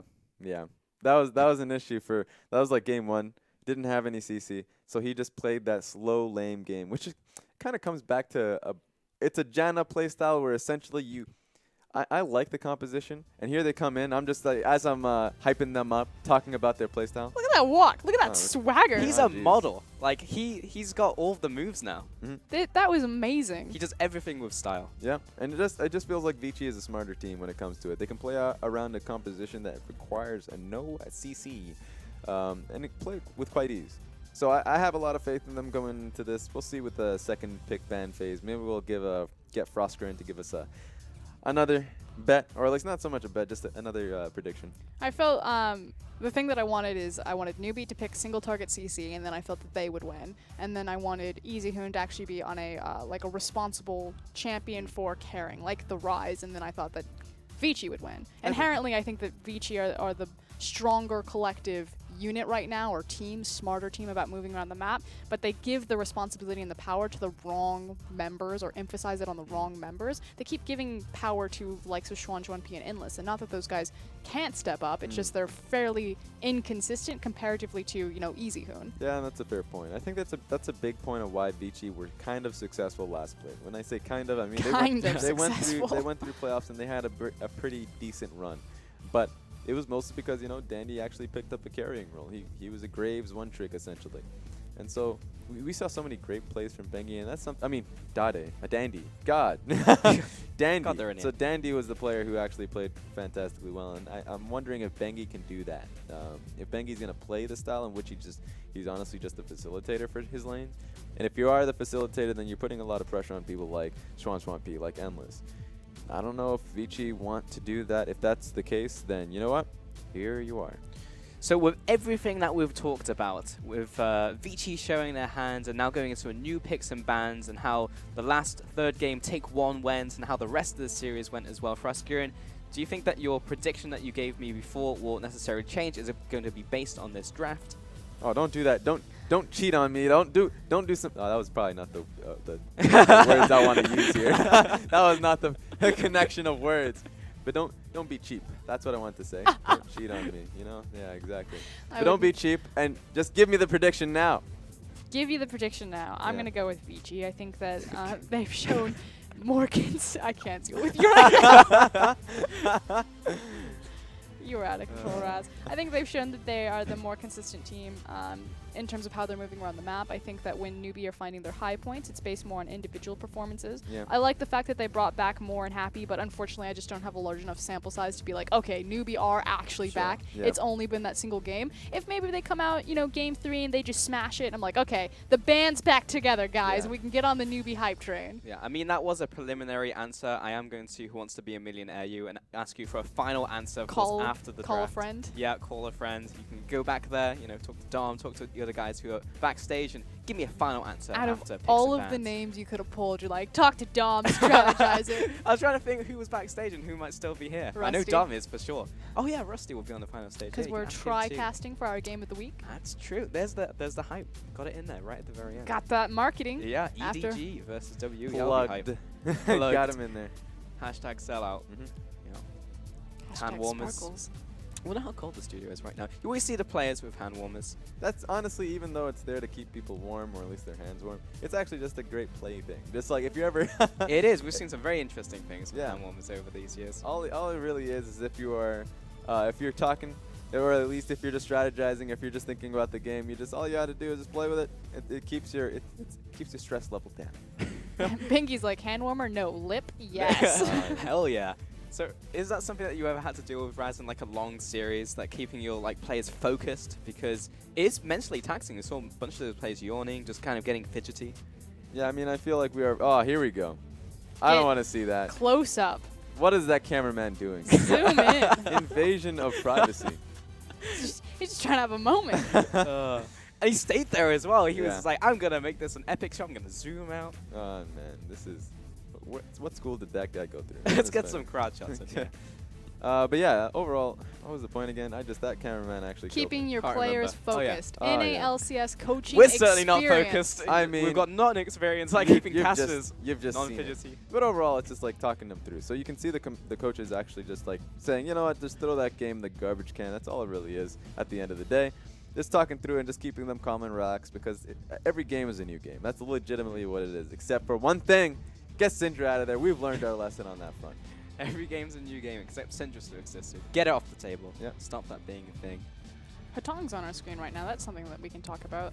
The return of Hatong, you know, role swapping from mid into support. And he's actually been fairly consistent. I've been rather impressed, particularly with his Misfortune performance in game number 1. Pretty key with those bullet times. Makes sense that he's able to play.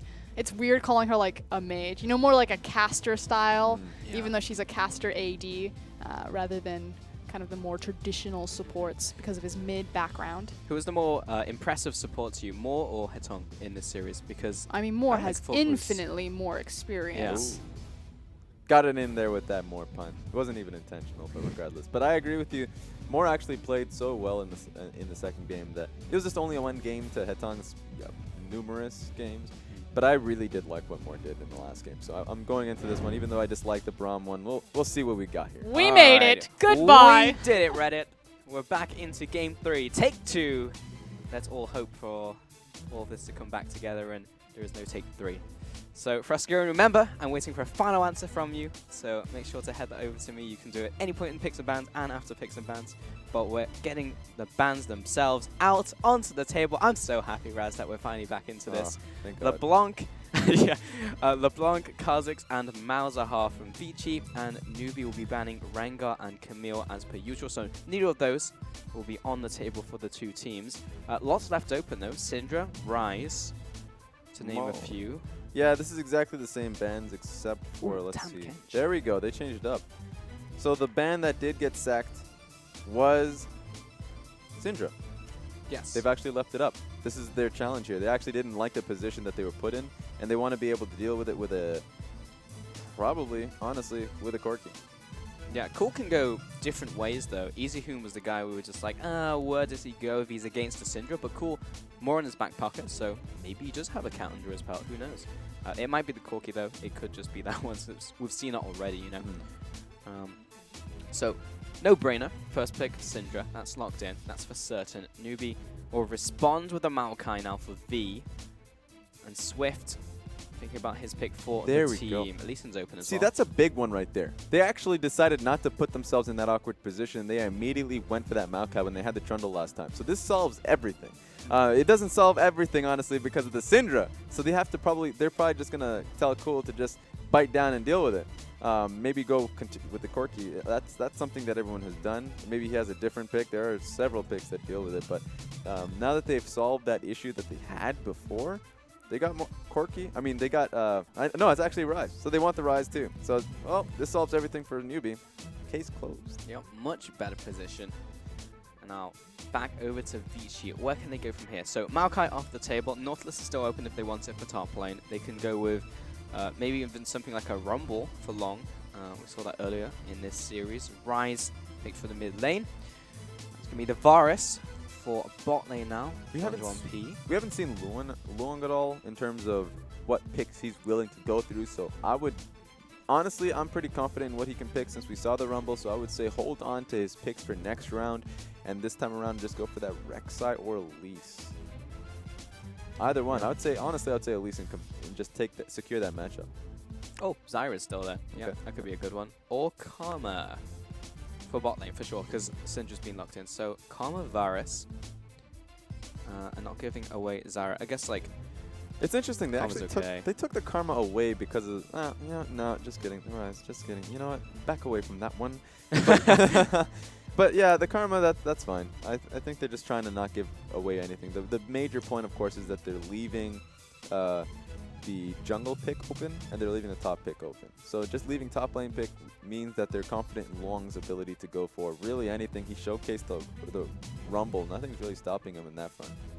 next best thing to a Kha'Zix, pick the Lee Sin. So in game 1 from Swift, and he's happy with that pickup. Rek'Sai, pretty much the counterpart there in terms of next tier of junglers, taken off the table from Newbie.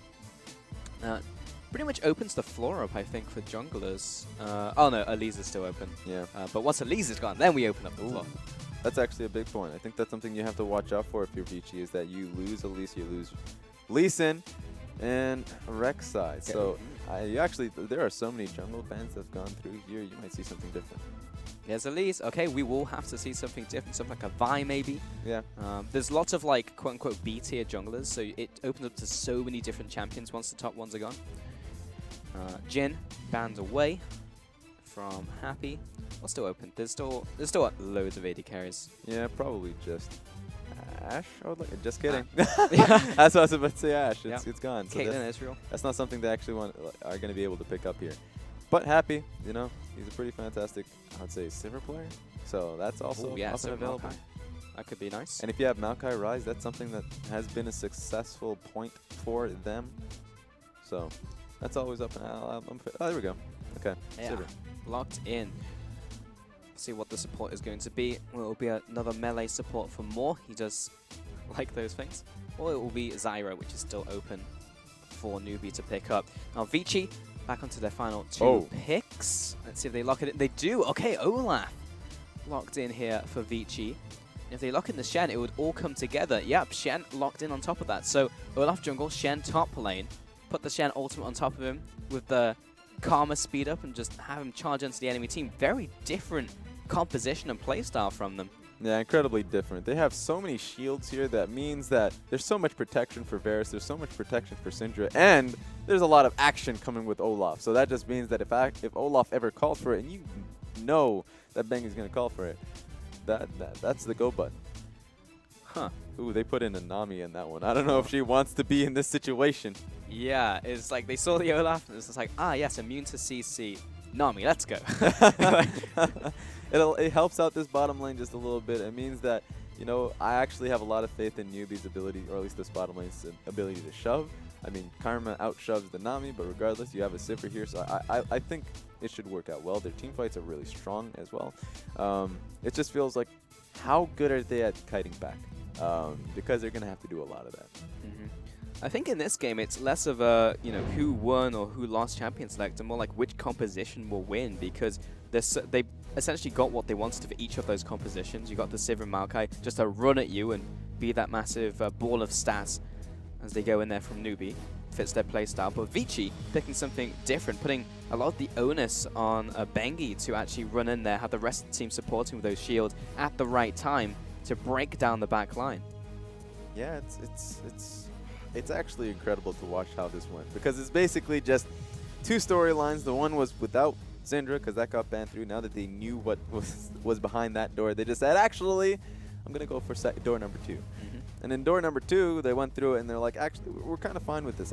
I'm looking at this composition coming from Vici. I'm actually kind of a fan of it, especially since you can recognize that this bottom lane of Sivir and Nami, they shove in a lot. And that's a lot of, there are so many openings for this bot lane to just get demolished. So they won't have that much in terms of protection, and so that means that Ryze and Lee Sin better be warding up that bot side of the map and better be there when Happy and Moore are about to feel the pain. And once more, compositions on your screen as well as the full rosters facing each other down for the last time. I also said that last game, but it actually wasn't. So it was game 3. Take 2. I have faith. Action. Send me your energy. Send the teams your energy. Send the venue your energy, because it will need it, just in case everything breaks down again. But I have faith that we will be good to go as we get onto the Rift for the final time Asterix in our second game of game 3 of set 2, day 3, day 4. Great intro, unbelievable. 10 out of 10, ship it. There we go. Raz, do some talking. All right, I got your back, buddy. And you know what? I'm feeling a little bit hot and bothered by this Olaf, mostly because of the skin. He's holding on to a slab of me, but honestly, I look into this composition, and Olaf has been a tried and true pick into Lee Sin. He's been, that's what you go against him. Anytime Lee Sin face checks against you, you can just run him down. And he has the lane, which honestly Ryze should be able to shove in, and it should be fine. But there's going to be an awkward point where he can't actually do that, where Syndra's actually should be able to zone the matchup with her all-in potential. And that's going to be a major point where Lee Sin, if Lee Sin loses the war in mid lane, you can almost guarantee he's going to be losing the war in bot lane. With the Shen pickup as well, excited to see him come back. He's seen some play in the last couple of weeks and months. Yeah. A little bit on 7.1 in our new patch. Shen did see some fall off, just in terms of A, compositions, and B, like, he got smacked with the nerf bat multiple times. So his Q does less damage. And made a lot of those trades, a lot of those lanes that he was very good into, not so great for him. But against the Maokai, everyone's a winner. And anything's possible in that matchup. So that's the thing with Shen. Actually, I really do love him in this scenario. Of course, you have to build the composition around him. It's just not a pick him in any scenario kind of deal. I like this pick. He's still fine. He still outtrades the Maokai. He just has to be a lot more aware of how much damage he's doing. And mostly because of the shield constantly coming out of Maokai. But, you know, now that just means all the pressure is now on Olaf. Look at that. Bengi, the man he is the man. Yeah. Who will be the man? Usually he was the guy who was following Faker into the breach, you know, assisting him, making sure that he could wipe the floor with everyone, but it's all on him. And also EasyHoon as well, who's on the Syndra, got this pick to blow up a target later on into the game. Bengi going through his jungle now on that Olaf.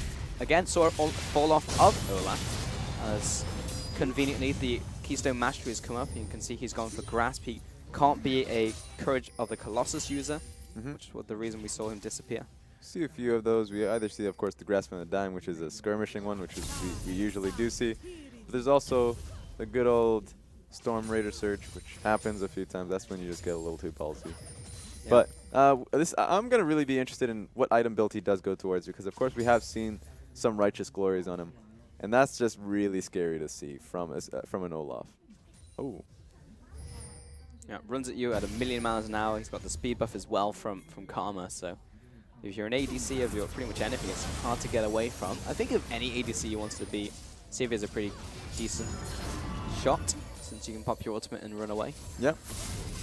Happy though, he's taking a lot of damage. He just kind of walked back in there and took a bunch of extra free poke from Zhuang P and Hetong. So as a result, he's not going to go back to base because he's being healed up by Moore.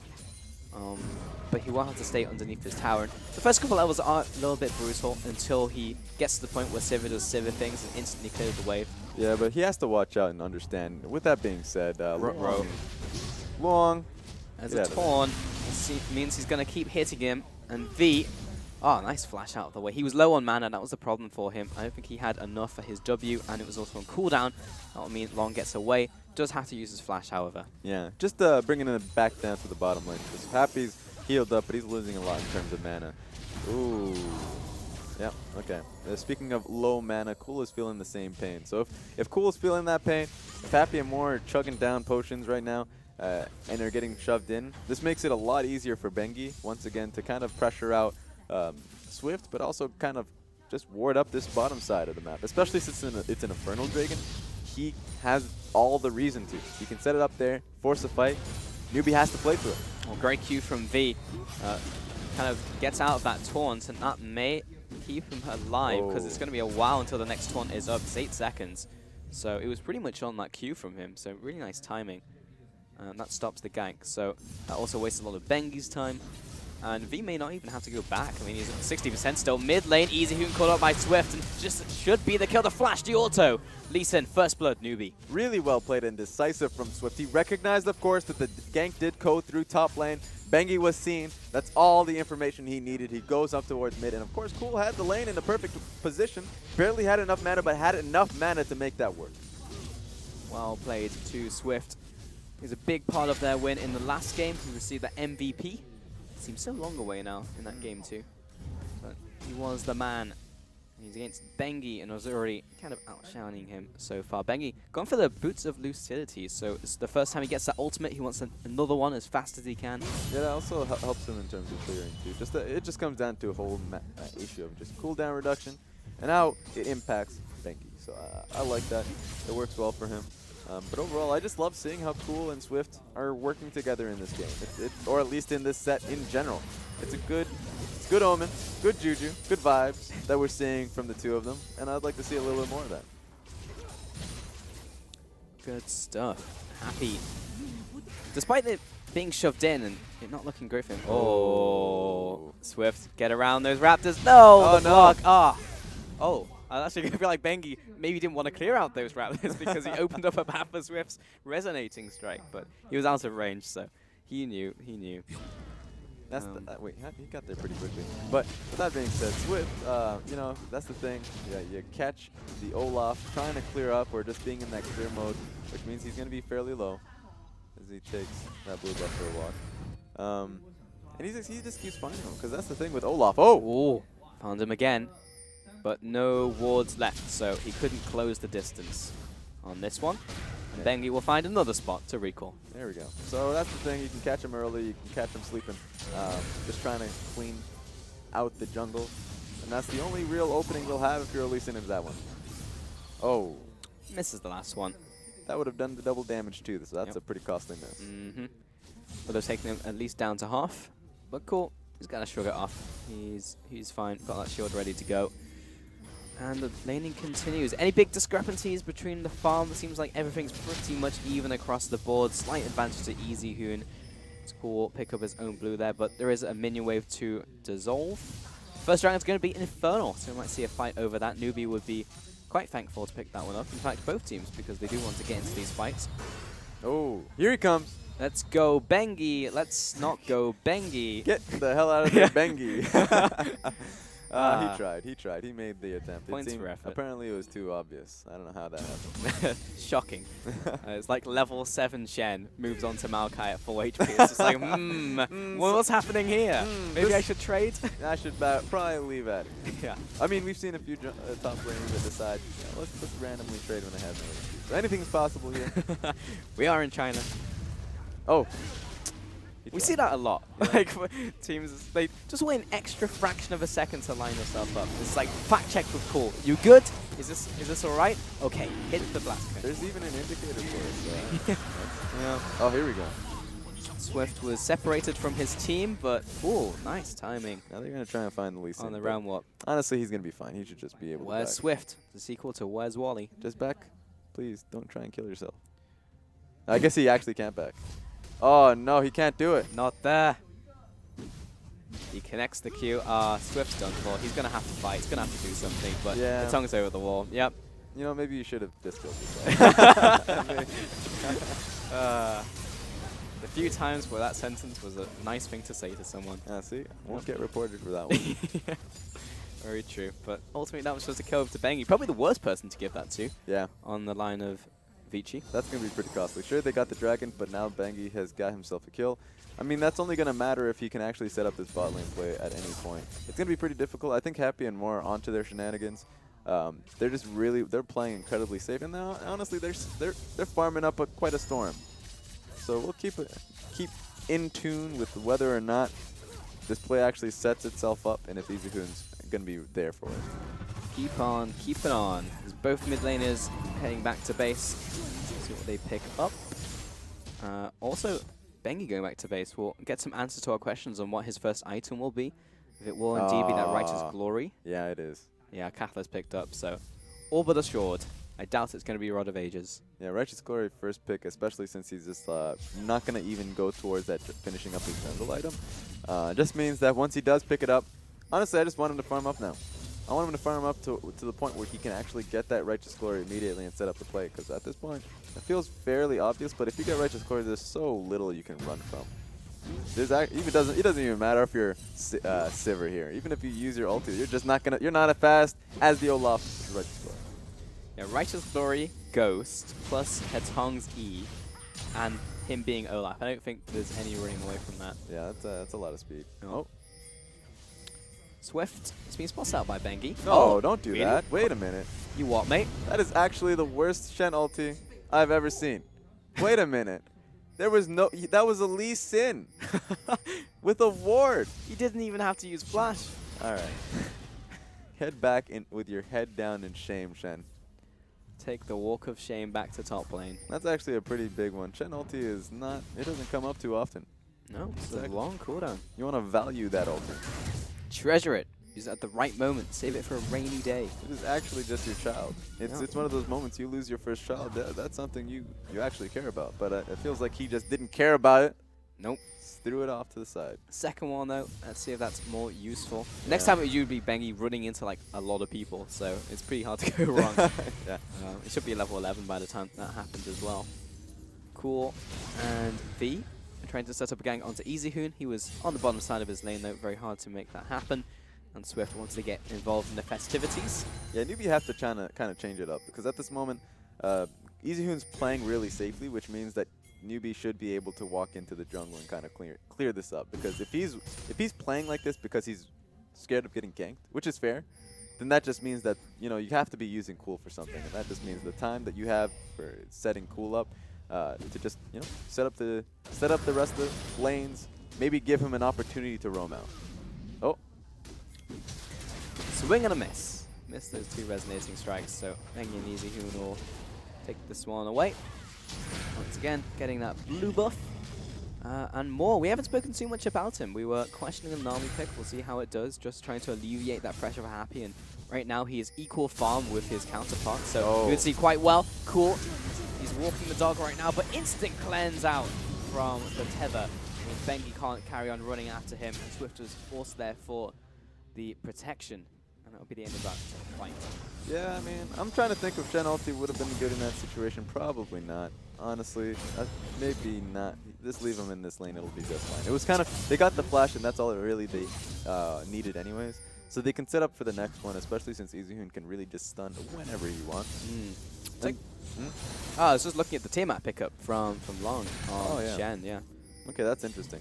I guess he's just kind of committed to this split pushing. I mean, he will still get a lot of HP. He's going to get killed a lot easier, sure. So I guess his role in this game is going to be just to continue to split push against this matchup. But at the same time, it's just going to be in the shield in which he gets that initial engage. So once, of course, he ults onto Olaf and they can get that first pick. So he doesn't have to stay in front of Sivir's face or Ryze's face for that long. Because otherwise he'll just get burnt down if he just goes towards this damage. Absolutely. There is a really nice cheese build if you want to try it in solo queue at home, where you go Titanic Hydra into Triforce, and it does like 1 billion damage. You do die very quickly, but then after that you build tank items, assuming that you start killing people. Very all-in, but hilarious. Something Spawn would probably play. Yeah, you know what? I'm down to play it too. I honestly have been... I tank my elo if I try too many new picks, but I'm kind of in a creative mode. It's fun. You feel like a god. People don't expect it. Shen coming out of nowhere with that Tiamat. But Tiamat, even just as a single item, really good for him. Typically, you go for that Sunfire Cape because it gives you the pressure you need. Yeah, this is something that's interesting about Shen specifically, because if he ever gets left alone for a long time, generally it's not that threatening. He takes a long time for himself to actually shove a lane. So if Maokai's gone off to a different lane, or at least gone off to a team fight, then it's up to Shen to either commit to that fight or split. Usually they just actually commit to the fight, because even though he has a good trade in matchup, he can't actually push a lane all too quickly. So I like this in the sense that he can actually do that without having to upgrade the Hydra.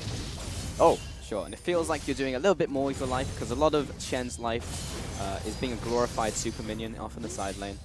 You could probably go AFK for most of the lane and keep on pushing, just attack move down the lane. I think in EU there was one moment where Shen actually just split push to a point of victory, or is that? Nah, I don't think that was EU. That's something. That sounds like something EU would do. Yeah, it does. Yeah. Or just win the game off of a Shen split push. I was definitely. I'm sorry that I said that about your region. You know, it does ring a bell. I know I've seen it, so now I'm actually like considering, was it actually EU? We'll investigate afterwards. Maybe, yeah, that's one. I hope someone can tweet that at us. But Bengi clearing up these wards, and we've had a pretty big lull in the action. While of course, VG want to scale up with this composition naturally, and Newbie as well. I mean, once you get towards that mid game with this comp. This is the big thing. It's a scaling comp, but only for Vici. I think only for Newbie. Newbie wants this game to go on for as long as possible, mostly because you got Happy and you got V, and cool. This is honestly a strong late game team fight composition. But for Vici, they're just kind of waiting for certain item spikes to come through. And the biggest one for me is Righteous Glory, because right now Bengi has finally gotten it. There is no reason right now for them to not set up and make a play in bot lane. This is actually the moment where EasyHoon wants to clear up this wave so he can actually set up. So this is the biggest point for Vici. If they fail here, it's not looking good for them. It's all downhill, and to that point, they pretty much all just finished an item breakpoint, so they all have that ability to get into these fights. Plus, the Earth Mountain Dragon. Oh, he's already there. Wait a minute. Okay. I feel like Bengi is making tracks in this game. He gets to places way faster than I think he's going to. Yeah, actually, I just need to keep track of him if he has a Ryze ult on on any champion. But yeah, this is just the moment where Newbie need to watch out, because they didn't need to watch out before, but now they need to do that. Oh, he's so fast. Cool. He can't get away. Now in comes the Shen ultimate. It was a little late, but it's not going to matter because Cool is dead regardless. Well played. EasyHoon, the one to pick that one up. Lots of resources used though to pick that kill in the mid lane, and that was all of Bengi's engage tools. But that just means they get this tower now. This is a big win for Vici, and this is what they've been playing towards all along. Whoa, what's this? Olaf and a heat map. Oh, wait a minute. Yeah, this has been the him colors, farming. Raz. What do they mean? That's just been him farming. Actually, legitimately him farming. That's why it's been so slow for Vici, even though we have Newbie on a fairly scaling composition. He just needed that one item spike. It's a fairly cheesy point. I mean, I've seen the Sunshine Cross a few times. And once he gets that item spike, where he can honestly just ram the entirety of his team down bottom lane. This time they just saw a rise for mid lane, which is probably the best thing they could do. Taking down mid lane this early means so much, because now if you're Maokai, and now if you're Happy and more, it's going to be the easiest life, or it's going to be awful for you. Wait a minute. Bomb's getting run down by V and more, but he is Shen, so he's just not going to die. So he's good. Spirit's Refuge was also up blocking a lot of that auto attack damage. And it's Nami and Maokai, so the most threatening members on the team. Pretty much everyone else you're looking towards to do the damage there. Yeah, usually if you're top laner and you see the enemy support in that area, you're like, what? Why was this even? Why is this even a thing? In this case, it's mostly because there's a proper back timing from both teams. Nami found her time. She's like, I don't need to back now. I can actually maybe make an impact here. Yep. It was a small impact, not gonna mean a lot, but it was a good look from more. Yeah. It was a bit of excitement in his life, you know, go for a stroll, just have some spare time, some leisure time, because the rest of the time is, you know, his full-time occupation is keeping Happy alive, so. Oh, I don't think he's going to be able to fulfill that. I think that's one of the promises that he can't actually keep. He's bad at his job then. Well, you know what? He definitely has a sub just looking straight at him. There's no way he... Actually, well, you know what? Maybe he can keep Happy alive. I'll give him that. Okay. But he's definitely not going to keep this tower alive. Spirit is a sub looking at him. Cool's already got those brownie points from game 2, you know. Swift is like, keeping my KDA alive. There we go. I see you. That's More actually needs to step it up. More needs to go full AP from here on out and you know, make something happen. Oh, that's just not gonna. That is the worst. You know, suggestion. Yeah. Don't give him. Don't listen to this man. He's crazy. He's out of his mind. We say goodbye to our good friend, the Rift Herald. We'll go back to the Void. I wonder what he does over there. I wonder what his job is. Why are we in the mid lane? It looks like. He's taking the tower. Here we go. That's not. I don't Here know. comes Bengi. Let's go, Bengi. Swift, he goes to relative safety, but now Cool's under attack. Next to Cube, the Shen's on top of Bengi. He'll teleport in. Easy Hoon! The damage onto Cool will be enough to finish him off. Swift gets a bit of health back. What are you and doing? farms his camp. If I'm going to go down, I'm taking this Krug with me. 70 gold in the bank. Lands the Q onto Easy, who gets the execute damage. No, he can't. He gets the kill. Easy, who finishes him off. But maybe enough damage for V to get involved in this fight. Nope, Hetong's going to be falling there as Happy finds him. The assassination from Sivir. He's going to pay for that with his own life, though. Guess he couldn't save him. I guess we have the answer to that question. But that was a really good play overall from Bengi. That was just, honestly, I don't know why they were trying to take mid tower like that. That makes absolutely no sense. We were waiting on Bengi's next play. That was actually the entire time we were like, well, he has Righteous Glory up. What is he going to do with it? He could go bottom lane. So it felt like Happy and more recognized that, and they were playing towards that, or at least towards the fact that they need to back away at any time. But it felt like Swift and Cool were randomly just there. They were like, no, we're actually going to pressure this tower. This is our time to shine. And the moment Olaf starts running them down, they're like, oh, we definitely didn't expect this. Expected. That was really... They should have had enough foresight for that one.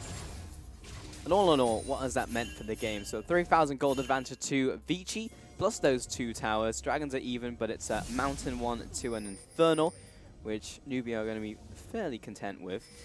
And meanwhile, also setting up the next dragon, which will be another Infernal Dragon in this game. Ooh. Happy has hit the point where he can instant clear waves, and he has become a farm bot. So he'll be getting massive, and that's something that Vici need to keep in mind, because as you rightly mentioned earlier, Raz, you know, Newbie wants to get later and later into this game and continue team fighting you. Vici wants to stay ahead of the curve, which, to their credit, they have done. Yeah, and I think that, oh geez, I mean, he's just having he's actually just alone with this tower. That's something that you should never, that's just bad. That should be illegal. That's bad allocation of your team. Oh, wait a minute. Following after the classic Flash Varus and the follow-up with the ultimate into the flash. Never flash in a straight line, folks, because that's what will happen to you. And the kill over to Vici, a flash for a flash, and a kill, and the tower on top of it. Yeah, that's a free tower. That's actually just they shouldn't even stop from there. They should continue to push forward. There's no one stopping them in this action. So, I mean, Luong's gonna stop here, but I think Sean P could continue to impress. I mean, who's gonna stop him? Nami? No one. Absolutely no one. But he backs away. That's probably where the AP comes from. If he was, if he was AP, he'd probably stop him. Yep. We stopped him anyway because Sean P wants to go back to base. Because he's on 2 items currently, picks up the pickaxe. That's a double Aegis. That's not what you want there, Hitong. Yeah, he's going to sell one of them, turn it into the Locket of the Iron Solari. Big thing here now is Bengi, because he is the star of the show here. He's picked up his, or at least he's finished his jungle item slowly. And he's got a Giant's Belt, so now he's just a HP tank. He's pretty tanky in that regard. He's tanky enough where the front, or at least the back line of Newbie won't be able to deal with him all too well. Sure, V, is actually quite a tank himself, but he's getting dealt with. He's actually dealt with in the sense that he hasn't been able to do anything. He hasn't been able to do much on the map because it's his team getting caught out here. So TP time, quite long, and it's a sad tale for him overall. 5, 4, 3, 2, 1. Dragon Spawn, and Vici have the positioning over it. Yeah. They're just far ahead at this point. Newbie to scale up still, and do not really want to take on a head-on engagement with Vici and feed the Olaf even more. So the Dragon goes over to them.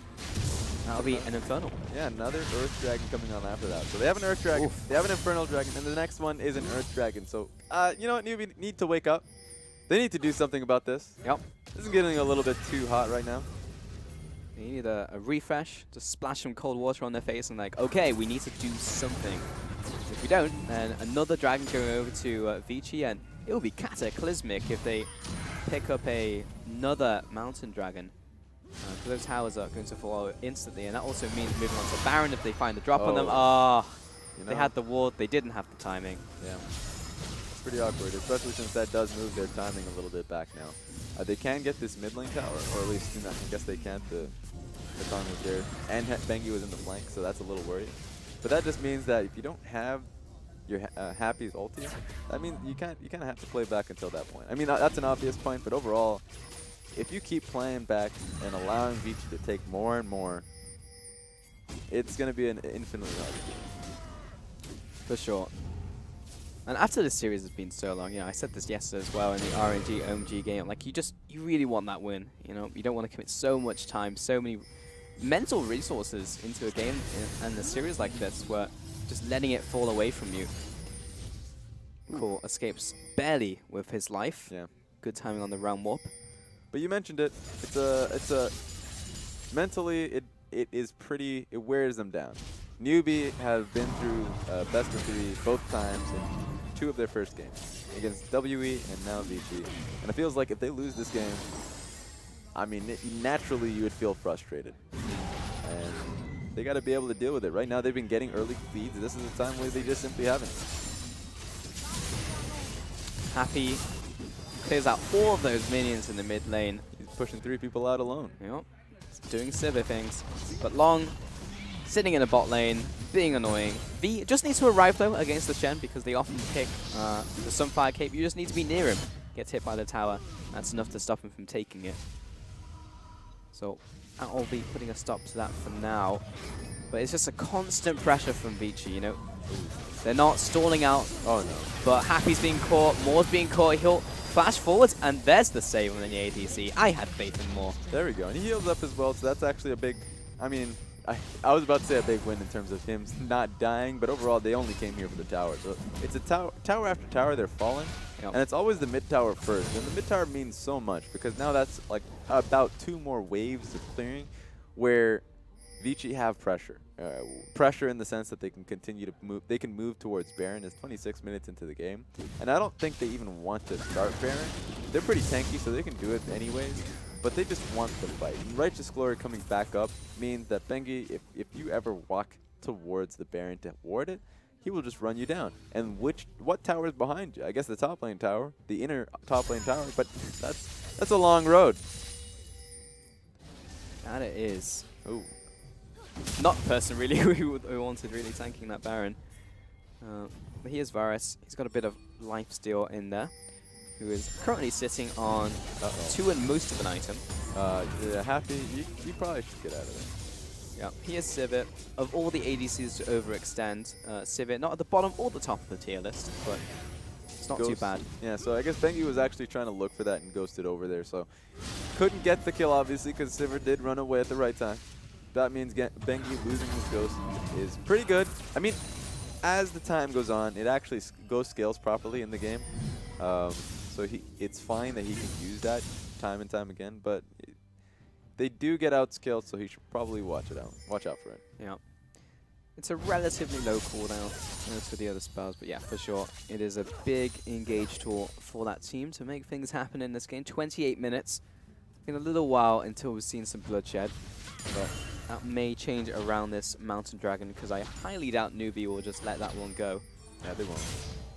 100% they won't. If they actually allow that to go through, that means that Vici will be able to just walk over to this Baron here, and they'll be pretty confident in the way. Oh, I mean, they're going to do it anyways. So the instant clear out. Moors is like, not a lot of people on the map. I'm just going to toss my ultimate in. Oh, they're on it. Happy. What are you going to do? You've got the Boomerang Blade. That's going to be your attempt to stop it. But Bengi's there with the Smite. He'll secure it any day of the week. And man, Vici sneak it from underneath the noses of Newbie. Yeah, they had to use Nami LT to get vision, which I haven't seen before. But that just means that now that they recognize that, they're just pushing out lanes they need to. This is a defensive mechanism where they're pushing every lane before Baron and Baron buffed minions actually mean something. So now here comes Vici, about to push these waves up, and I feel like the #1 priority will probably be, first they'll push mid, but then they'll actually prioritize bot tower. So Shen should probably just stick to this bot lane tower. Yeah, I mean, he already is. That's a bit redundant, but overall, but that should be the plan here. It's been a long series, Raz. I feel you. But push back and forth in the bot lane. The slow ping pong of 2 tanks slowly shoving away back and forth. Long has pretty much just gone for a tank build after his team out. He has not yet completed his Titanic Hydra. That's the Badger.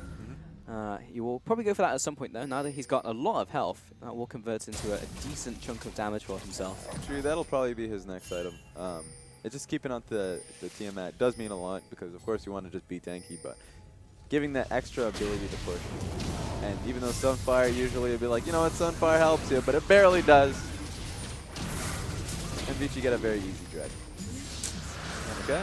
Not going to be contested at all, but of course that Baron buff was a big part of that. It wasn't even because the lanes were pushed up, actually. The lanes were fairly neutral, but it was just because they had the tempo and they were able to get deeper vision. Yep. And Newbie was starved for that. They pretty much didn't have any vision over that area, and by the time they saw them on the Scuttle Crab, it's too late. Yeah, they're just waiting for Vici to actually bring it on back, or at least Vici to actually just make an error. That's all they need. Just one error, one mistake. I don't think Vici will make that error. That's what's really tough about this game. With Newbie, they're just waiting, holding on. I mean, just looking at Happy right now, he actually has his IE. So he finished his IE before he finished his attack speed item, which would be a Phantom Dancer. And here we go. Engage onto V. The disengage onto V. It takes too long to deal with him. But what they wanted was the tower, and they got that objective for themselves. Vici will continue pushing in the top side. The assist ping comes down from Newbie. Yes, indeed. They are pushing the top lane, and you do need to defend it. You are correct, person. And they will clear out that wave. They do have Sivir, though. They came in so hard. But you know what? Olaf has Ghost. Olaf still has ulti. He didn't use anything. He only used Righteous Glory. So all that pressure from just one item to take a tower, that's so easy to do for Vici. They're holding so much because they know that once the inhibs actually are a threat here, or at least the inhib towers, they still have options. So they can continue to pressure this. Right now, Newbie needs to do something. Need to get Sivir into that situation. She is the lifeline for this team right now. And pretty much despite that Baron and those Barons up minions, Happy is going to town. He's just instantly clearing up these waves. Cool's doing the same thing in the mid lane. And Vici are finding it hard to break this line, but they are slowly chipping away at the tower. That's something to keep aware of. And the Baron, it looks like they're still around half on it, so If the going is good, they might be able to crack these towers in the next couple of pushes, but it seems like Vici have given up on that dream. Yeah, for me, the one tower I mentioned earlier is still up, and that's the bot lane inner tower. That should have been the tower that they should have looked for, but they were fairly confident that they can actually penetrate that inhib tower. So it was a bit much. Newbie they had the right answer to just hold both in recognizing that Ryze can actually hold the wave, and now Syndra's, or at least Sivir, is at a really good place to fight back. So they might actually correct their errors and actually look for this bot lane tower. Seems like that is the play, going back to base, and we see a very intense battle here. That goal, literally, that means nothing. Yeah. Between both of these junglers, it felt like a game of pride there. Yeah, well, both of them just had some time to spare, to be honest. Like, Bengi didn't need to go back. Swift, again, also probably didn't need to go back, so it's like, why not? Let's test our smiting skills. Get in there. We go to Bengi? I didn't see. They go to Swift. Oh, it definitely, I think it went over. It went over. Yeah, because Bengi smited and Swift did not, so. Ooh. That hurts. Yeah. When you smite, you still lose it. That's true. Battle of the Pride. And Swift comes out doubly on top. Happy clearing out the top wave. Just needs to keep these waves away from the base more than anything. Syndra actually went towards Zhonya's, so that's actually been fun. I feel like that's going to be the ticket for them to fight right now. So once she comes back onto the map, I think the focus will be on the bottom lane tower. Or maybe they'll just double down on an inhib tower. And if they do that, then Syndra will have the ability to just kind of all in, and then Zhonya's on top of that. So they should be fairly confident in just all-inning and diving, because that just means Easyhoon can be a lot more aggressive in his follow-up for the engage. So I appreciate it. We'll see how that looks like. All right, we did it, Raz. The item was indeed Titanic Hydra from Long, and he'll look towards his final item now as he picks up Control Ward. I wonder what it would be. Another tank item or Triforce? No, it's gonna be gonna be another tank item. Yeah. This feels really good. It's actually funny. Unlike tanks, or if you do reach super late game, and you get to like 6 items, like Triforce is an extremely efficient item if you're looking for one. But often there will be another tank item that will assist you in some way against the composition, even if it's something like a Thornmail. Yeah, I would go Thornmail here. Thornmail and have Olaf go GA, because that's what he needs here. He's gone with more. Actually, he's gone Magic Resist. I don't know about that. I think he has to recognize that the game needs to end now. So for 34 minutes into the game, that Cal won't do much for you. But he's probably thinking, you know what, I'm going to get the Spirit Visage here. Or even, nah, it has to be a Spirit Visage. That's going to help me out. I'm thinking, no. I mean, sure, that's going to help you out much later on when the composition goes towards moving. But he should go for a GA to allow that dive to actually work through. So he can get the next tower. So he can get the inhib on top of that. So I disagree with that. Different mentality again from these item builds. Zhuang P just picked up the Quicksilver Sash on top of that. Looking to get out of V, pointing clicking him. And cool as well. Since he is a virus, you can actually QSS Lee Sin Kick if you have a movement spell. Oh yeah, you're right. Yeah. But you have to have a movement spell, and he's virus. I think you can do a flash though. So yeah, you can flash that. Yeah. So QSS and flash for 80 carries. It's pretty good. Yeah, something you can do on land as well. It's actually very doable. Yeah, that's an ultimate down for Bengi. That's gonna hurt. I mean, they've been waiting for that Baron for a little bit, so now that his ult is down, maybe they have to put a stall to that. Yeah, Ragnarok is on a fairly low cooldown. Remember, he has those boots assisting with the cooldown reduction. It has a decent amount of cooldown reduction. Long has gotten to the point where yes, the tower's aggroed on him, but he actually just doesn't care. Yeah, see, that's the right mentality for most split pushers. We have like for how many Lee Sin? I mean, not Lee Sins.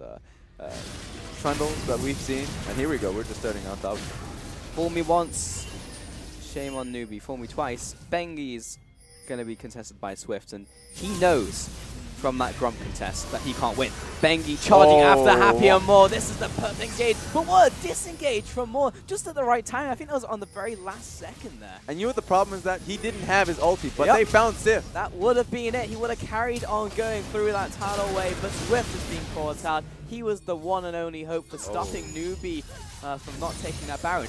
But they are into the mid tower. They might be able to just kill that before the teleport comes in. Nope, Long is there just in time. They get the tower. They will need to disengage before they get closed in on. They may just objective trade. This is definitely what should happen. This is the mind game that comes through. That Long is not showing much at all. But Newbee are recognizing this. They should have actually went towards the Elder Dragons because they're not going to get here in time. No, and by the time they realize it, they see the Barons being killed. We can't go for Elder Dragon, and maybe Vici just take that one as well.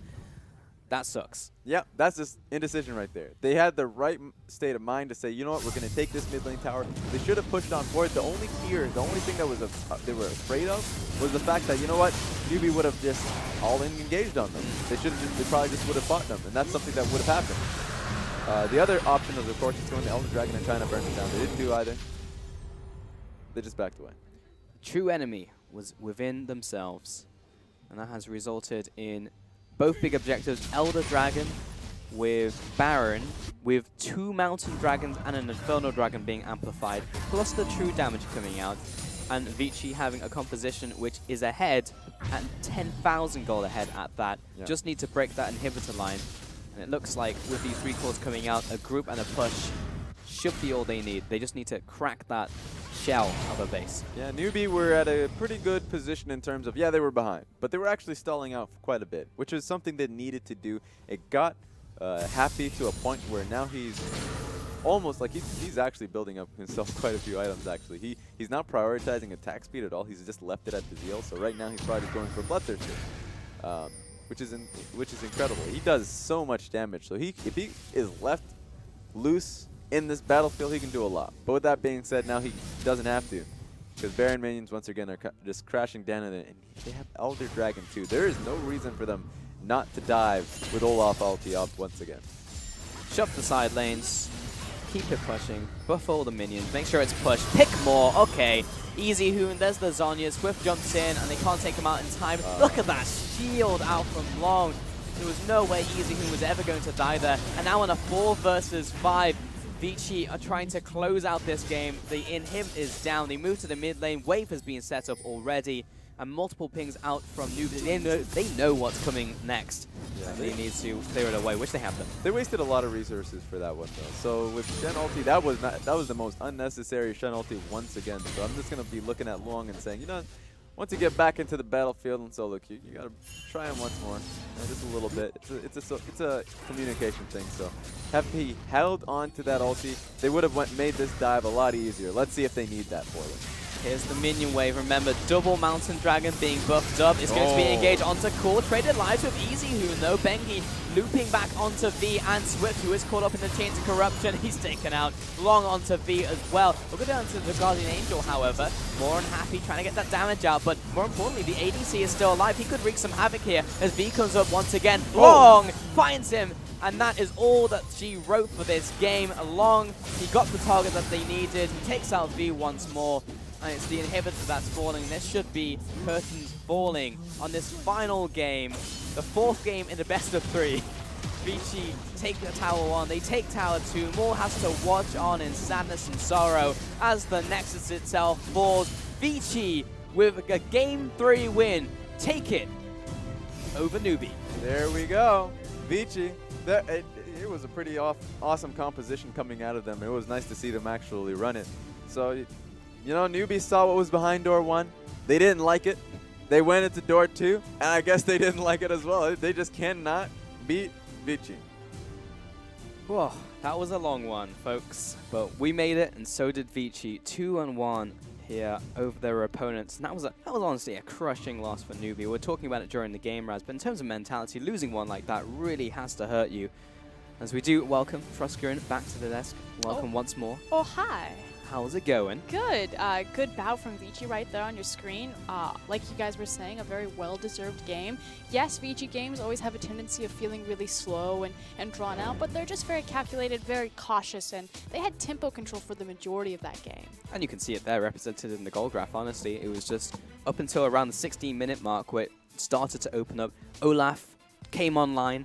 He started making plays, and it really wasn't a big difference between the two teams. You can see it, 14,000 gold at the end there. Yeah, it was pretty textbook for Bengi specifically. He knew what he needed to get the job done, and it was the Righteous Glory. The moment he got Righteous Glory, he was like, you know what? Let's see who's out of position. And Swift and Cool were out of position so often. Take a look at that damage chart. 4.7k on Rise. That has to sting. Yeah, and it was because if you're Rise, the only way you're doing damage is just getting in there. And he had no ability to do that because if he was ever in range of Olaf, if he was ever in range of Syndra, he was running away or he was dead. Yep, pretty much. What's up, Fruskiren? Get it in there. Kappa. No, kind of breaking down that early game, I'm glad that you guys were highlighting Bengi and appreciating him. I thought he did a phenomenal pathing that game as well. I really have to kind of question Swift a little bit. So the thing is Olaf's really cool as a jungle opponent just because he's most likely going to start the blue buff to help him with a clear rotate or a quick rotation just because he is fairly mana reliant on repeatedly throwing those axes. But it creates these scenarios where you can get an Olaf on the opposite side of the map. And so it opens up these gank paths, whereas the other jungler, you know, okay, Olaf probably started here, I'm going to be on the opposite side. I can look to gank uncontested. And Swift had so many available options. You know, the fact that there was a Maokai in the top lane for him, it works so well with that Lee Sin. But instead of trying to snowball or gank his lanes, he actually spent so much of his time trying to track Bengi in his jungle and contest him. So much so that in the early game, he actually fell behind 1 to 2 levels at times. You talked about the worst Shenault that you had ever seen, which I do agree, it was a terrible Shenault. But like Bengi had so much confidence to just try to steamroll and run down Swift because he had fallen so far behind in levels, not farming and not gaining experience, but just trying to find that Olaf. Yeah. Yeah, that's a really good point, though, because it lost so much pressure for them. I mean, you were talking about Bengi in Game 1. We saw a very different game from him in this final one. Is this more of what you wanted to see? Because it's very different, though, because in terms of playstyle, he had to do something, right? The onus was on him to make something happen as an Olaf versus a Rek'Sai facilitating lanes. And just look at how much more successful and confident Vici look when, you know, one of these Korean superstars steps up and decides, you know, I'm going to be the carry now. I'm going to take the Olaf. We're going to build the comp around me. Fantastic. I just wish they would do it every time. Yeah, I think Lee Sin, he definitely did fall behind, and you need to farm up or maybe pressure the map a little more. The biggest thing with him is I can understand if he was in a position because his composition outscaled quite well. He wanted to set his lanes up to succeed. The problem was, I mean, yes, sure, he failed in a sense in that case, but it just they all kind of fell pretty flat, and that's the problem for me. On the side of Newbie as well, they were so close to winning another series. And again, going to a Game 3, and I guess in this case a Game 4, it's got to really hurt them in terms of just mentality moving forwards, right? And it's not like they put on like necessarily a bad performance. They did a lot of nice things in their games. But when we look at the tier list from what we were talking about at the very start of this series, it seems so long ago now, but we were saying EDG, top of the group, along with WE, who are coming up right after this. You look at Vici, we can say, okay, maybe just below that. Are Newbie sitting in that 4th position looking to challenge 3rd, or they fall even further in Grace? Ooh, they definitely fall a little bit further, but look at this man. That is Definitely not. He didn't play Syndra. There are many things wrong with this. All right, let's wash our hands with this one. I'm assuming that's supposed to be easy here. Yeah. Yeah. So it's either the toss-up. It's either you actually give it to the top lane or you just messed up as champion. Yeah. It would be funny if the player as well be a different person. Who's your MVP for that one? I'm going to give it to Bengi. Oh, yeah, there we go. You? Hey, I would agree. Yeah, Bengi did a great job on that Olaf. Bengi for the desk on Unanimous. This one. You got it.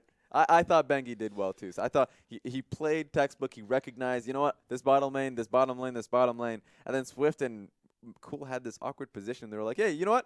Let's try and auto-attack this mid lane tower. Maybe we can get it down. And every point he recognized when he needed to go in, and he did just that.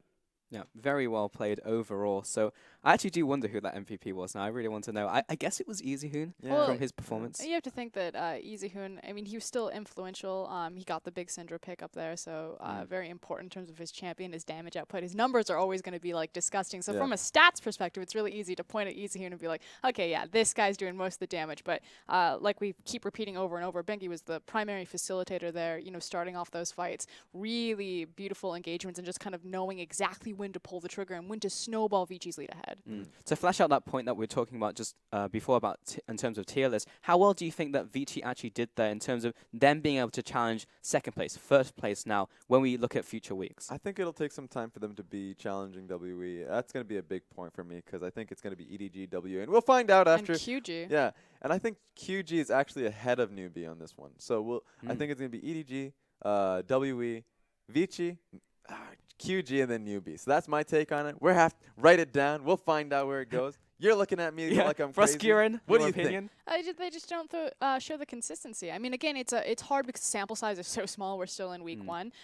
But my issue with Vici versus QG and why I want to weight QG higher than Vici right now is just in the short amount of footage and tape that we do have, QG just look a bit more consistent. Again, like it seems really easy to say exactly, okay, Vici, this is what you need to change. This is what you need to do. Look, you find success doing it, but they never do it. They have like a 10-man roster. They're constantly rotating. They're never building up the synergy. They're not giving the responsibility to EasyHoon and Bengi, and they kind of are constantly handicapping and crippling themselves. So they're their own worst enemy. I agree with you on a lot of points. We saw them go, or we saw QG go up against Game Talent, so I feel like that's a bit of a miss. Honestly, we'll have to see a little bit more. If we can see QG do that up against another team, specifically, let's see QG against Newbie. If that turns out to be a great game or set for QG, and if they showcase that they can actually finish out a game quite quickly when they have a lead, then that's what's gonna sell me.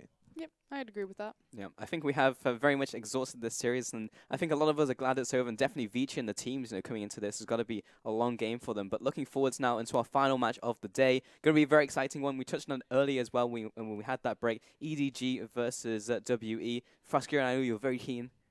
Oh, yeah, I'm super excited. I actually wanted to get Raz's thoughts before he kind of departed the desk.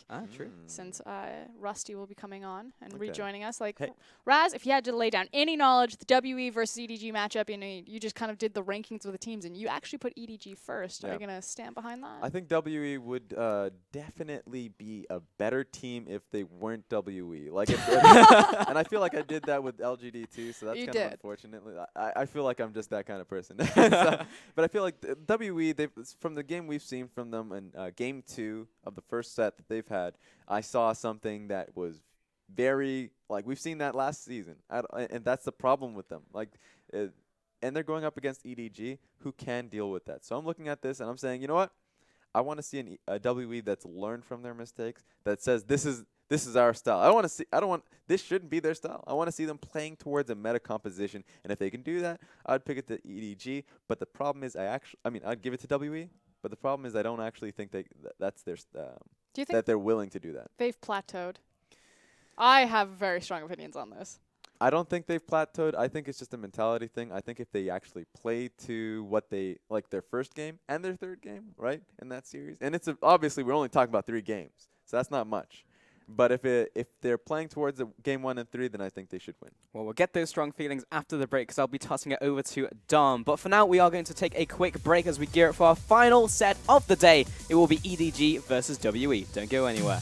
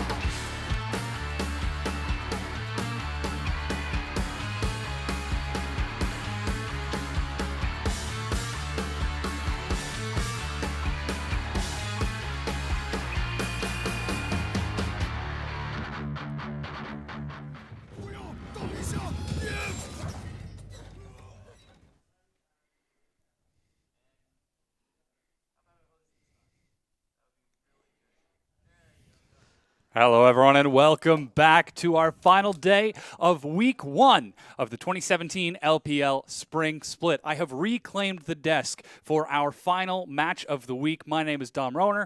Joining me is Indiana Froskier Black and Zach Rusty Pie. And this is the dynasties clashing. EDG versus WE. We're expecting it to be a doozy. Yeah, so this is who we've projected kind of number 1 and number 2, and it's not just kind of the establishment meets the old dynasty. It's this question finally answered. Are Team WE as good as we think they're going to be, and are EDG better than we thought? Yeah, EDG coming into this split, firstly, did not have a lot of the same roster that was the big reason for their success before. They've obviously gone back to Korea. Now they've gone for Zet, who is now a sub mid laner, changed to AD carry. Not a lot of expectations for him. We're expecting them to grow with the roster, but they actually came out for their first game against Vici and looked like a surprisingly solid side, and that is a confusing thing to say. And against WE, we have surprisingly good expectations suddenly. Yeah, we certainly do after their 2-1 victory just yesterday. And of course, this is going to be a chance to look at the new EDG roster. Again, with the current lineup that we have, there is going to be a change to EDG's roster from a few days ago in Koro. Yeah, so they're going to be starting Koro. At least that's who they had on their roster. Of course, when we see the team lineups, we'll have that confirmed for you guys. It is still going to be Firelord, however, in the jungle, although Clearlove has come out and said that after the Lunar Festival is over, Clearlove will start training again, and it'll be a question of him kind of returning to form. Currently, he was on break. He just recently came back. He just hasn't really been playing the solo queue, and Firelord, of course, is the stand-in, and to a lot of success. Yeah, and there's been actually a released video of Clearlove that went for about 12 minutes of just him talking at a camera about his time where he's actually spent it off and rested and rejuvenated and looked really good. And we'll get into further detail, obviously, when Clearlove is back. And he's spoken towards this new style that he's going to bring to EDG. And we'll see how he integrates trying to use that new style, or if they'll try and actually keep Fire Lolly whilst it's still working. Yeah, Fire Lolly had a very stellar performance in his previous set. And I believe Clearlove is on record saying he wants someone on the bench behind him who can act as a fire to spur him to move forward.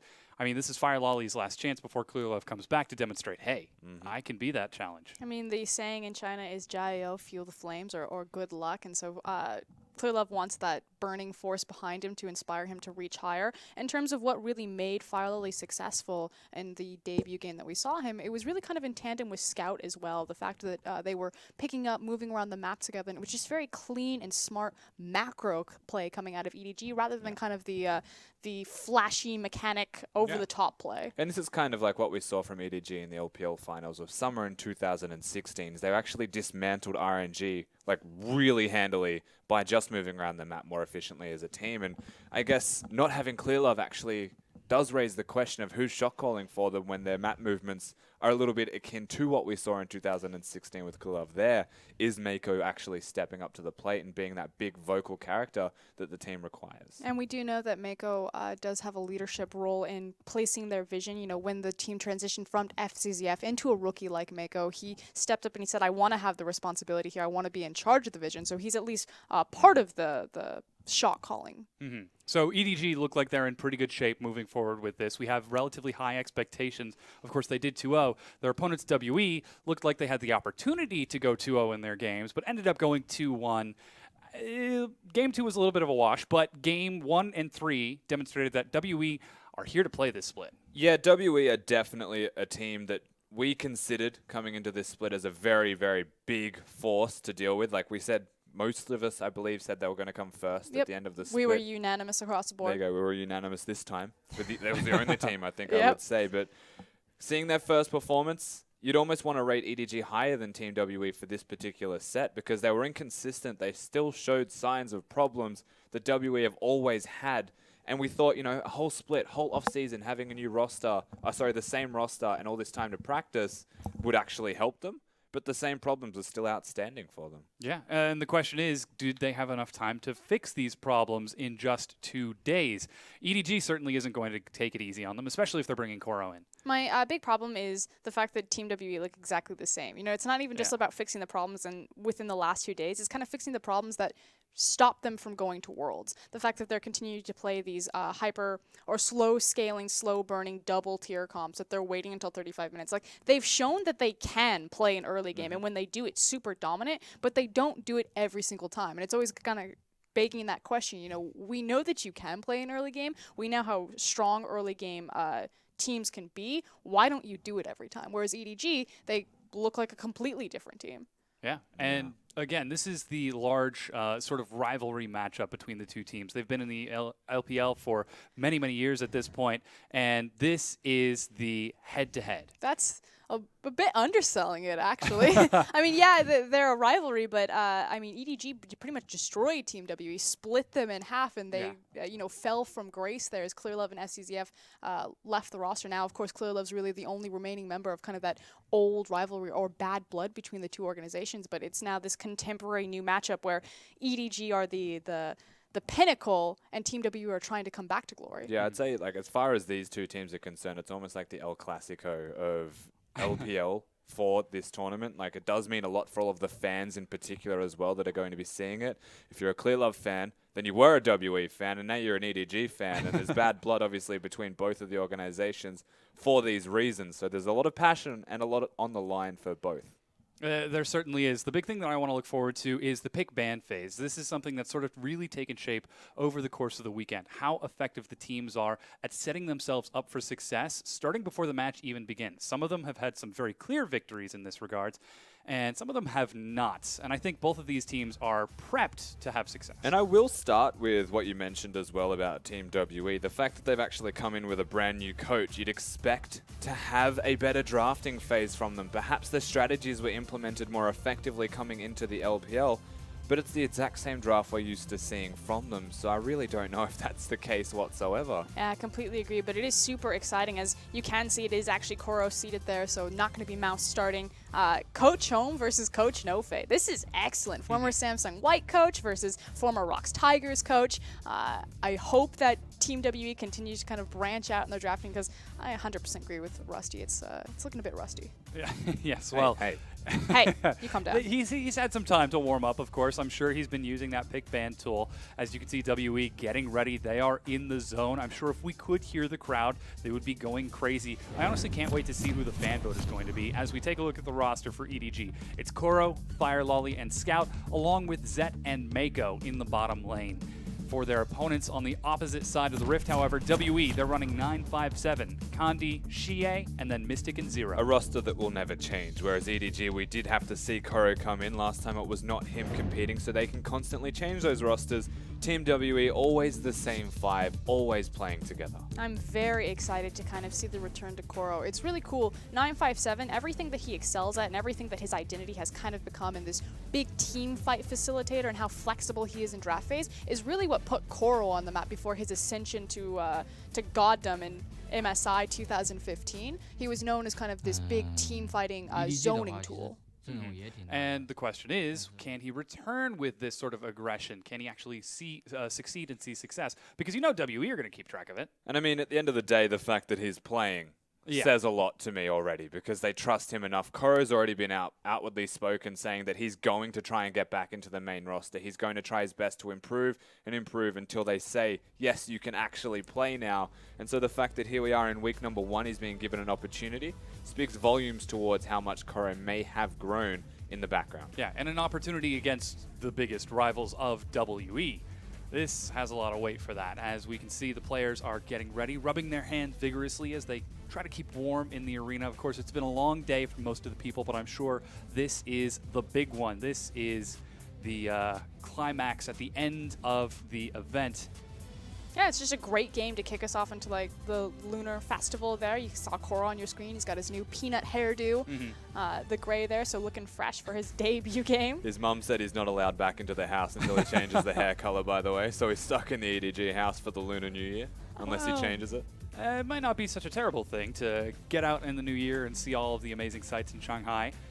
Like their facility? Yes, but we have entered into pick and ban. Now, normally at this point, we would say goodbye to our analyst, but because this is the game of the week, we are going to be doing a tri-cast for this match. So Frosk and Rusty, I think both of you could stay.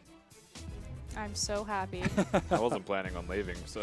Oh, well, good. In that case, make yourselves comfortable as we have entered into picks and bans for game number 1 between EDG and WE. And already we can see EDG adapting to the meta here as they ban out Maokai and Corki. One of them's adapting to the meta. The other one is just banning it from Shio, who was just overperforming with the champion. Frankly, looked like the best player on the team by a large margin because he was Corki.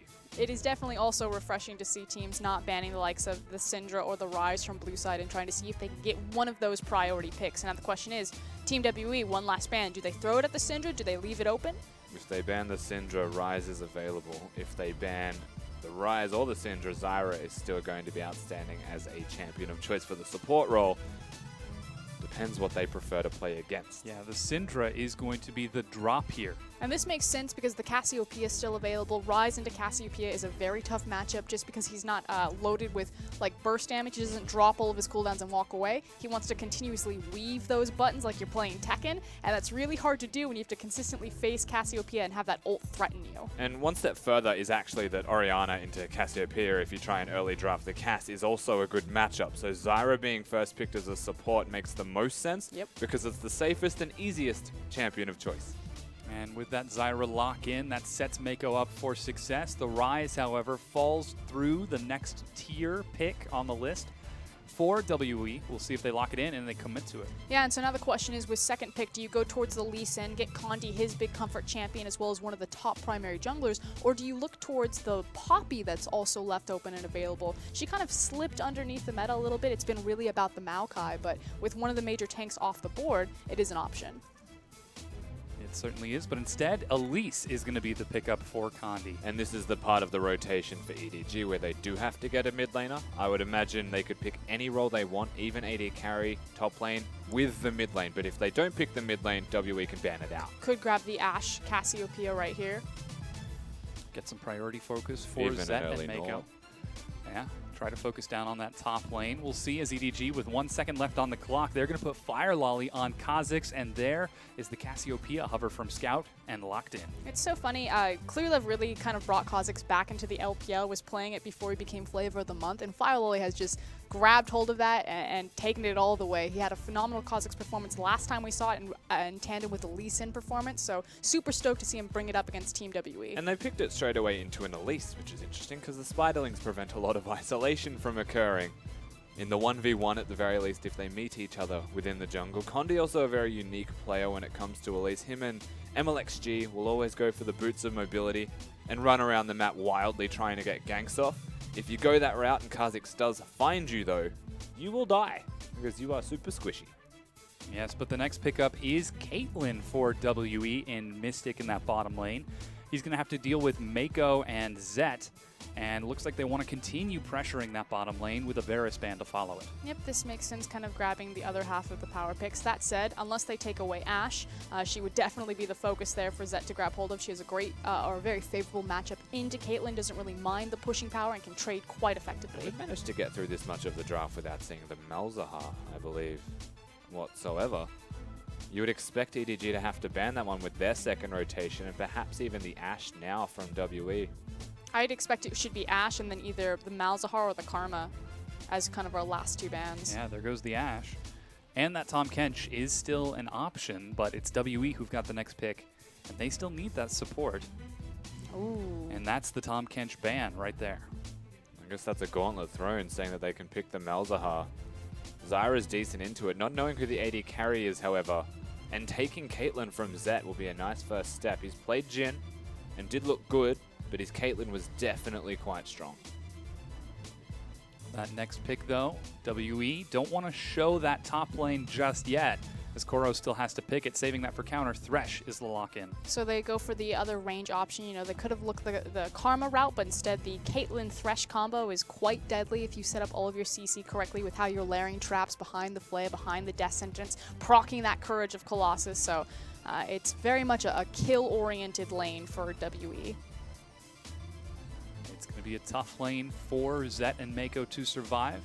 but I'm sure they'll be able to pull through as Jhin is the lock-in. It's really the difference between trading and shoving. I feel like Team WE, they do have shoving potential just because it's a Caitlyn, but they also have that crazy potential for the trading, whereas Zyra and Jhin, it's more about that chunking potential, that shoving potential, controlling and manipulating the creep wave for dominance. It's interesting they're looking towards the Jace. Poppy is still available and would be a decent pick. We've also seen Poppy, you know, throughout Worlds and beyond being picked into this. Yeah, the Poppy is now locked in an attempt to deal with Koro's return. Put him on something big and deal with something bigger to handle it. This is EDG versus WE, and we now have our team comps all set up as we prepare to take to the Rift.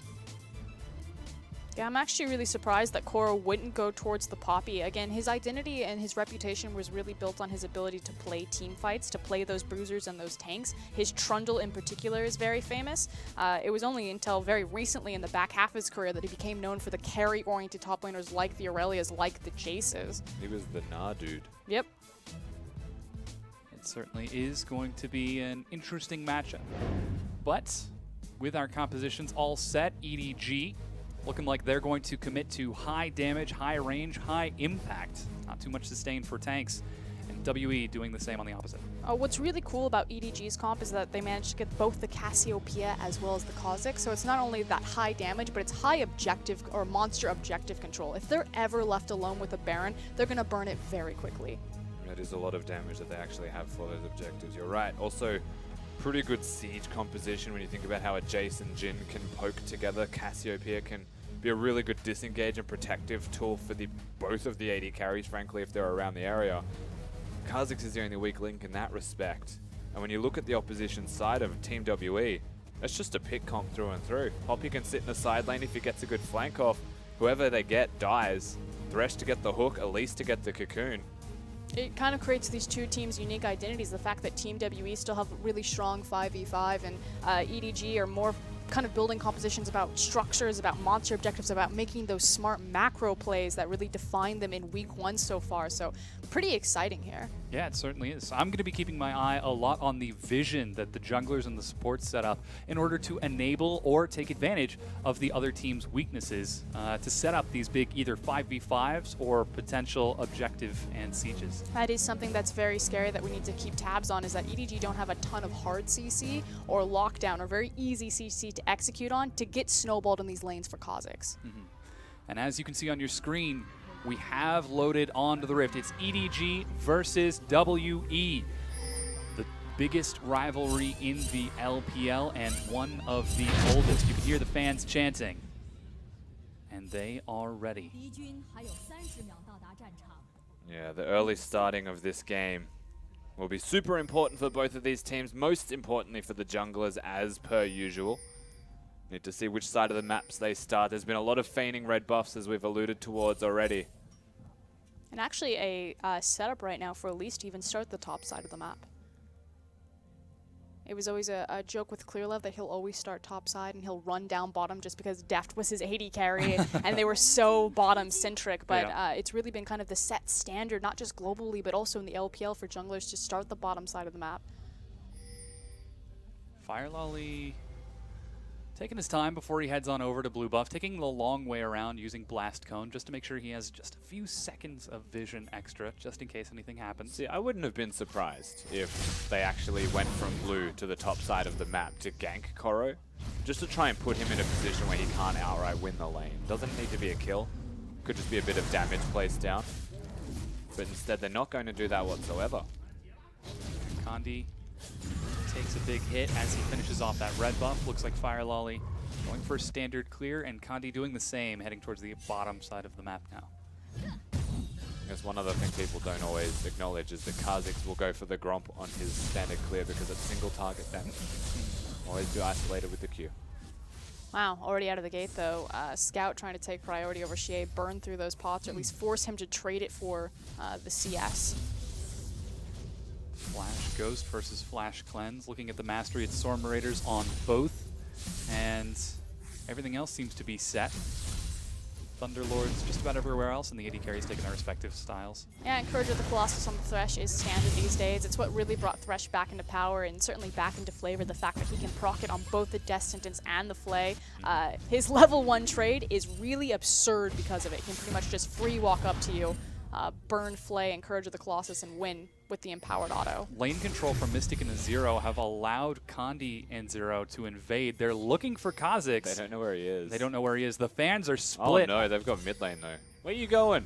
Condi, Ooh, this go is out of help. the dark. Flash play forward. That's the stun. Cocoon actually misses, and Scout dashes back. Fire Lolly is in. He's got Flash over the wall, leaps, and that's Xie trying to follow. Oh, he doesn't have enough.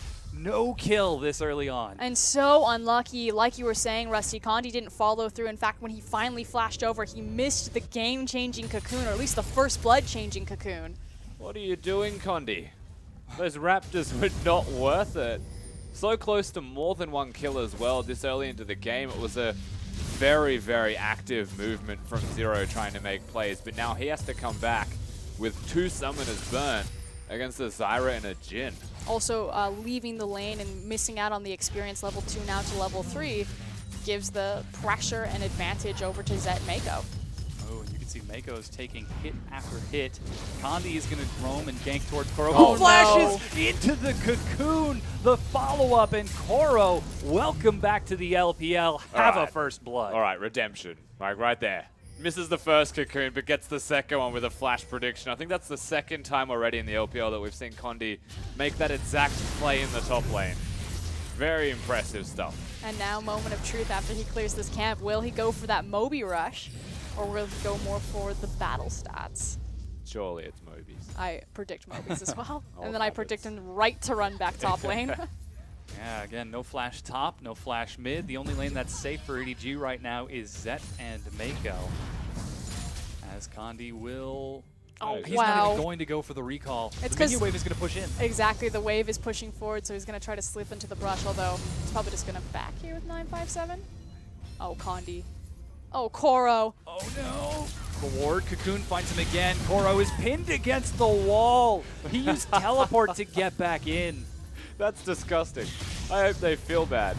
Oh, he went to the Gromp. Oh, sorry, yeah, Krugs, and everyone thought he was going to go back to base for Mobies. We even asked the question. And Dom, you brought up the most punishing fact is that Koro had already burned the teleport from the previous gank, so Condi hangs around, shoves the wave in. There's the Mobies we were expecting, so this is no longer just a fed spider, it's a huntsman. Oof. Once again, galloping after its prey. I knew you'd say that. It's terrifying. Don't YouTube it. Okay, so instead let's turn back to this game. WE looking very strong to Condi, effectively ganking 3 times in under 5.5 minutes and getting 2 kills out of it. And we talked about this in the start of show, this idea that Team WE, they can show that they're very successful in playing the early game. They don't have to be that 35-minute team, but they just don't consistently do it. It's always incredibly exciting, and as you can see, very explosive when Condi just decides to turn it on. And it was honestly Zero turning it on at the start of the game. It just gave momentum to Condi, who said, oh, this is a great idea. Let's continue ganking and see what happens. Yeah, flash over the wall, flay backwards. I'll say super successfully done. Mako. He knows that the supports have backed, and so he's trying to catch Mako walking into River to ward. Yeah, gets the Scryer's Bloom, but Zero shows up for backup, and the control ward will live for now as they trade vision. Fire Lolly's in the area to zone them away. And this comes back to, again, in Champion Select, if we can get 957 into a position where he's not losing the lane, it is expected that Jace will do well in the lane until Poppy gets armor. Right now, there's no chance that Koro is going to be able to destroy that laning phase. Armor boots completed means that 957 can wave clear, can recall successfully, and can impact the rest of the map. And that's the big key point, the fact that he will then inherently win the bottom side of the map. So, I mean, if you're Fire Lolly at this point, do you just try to snowball scout, or you try to catch the bottom lane when the TP finally comes down here?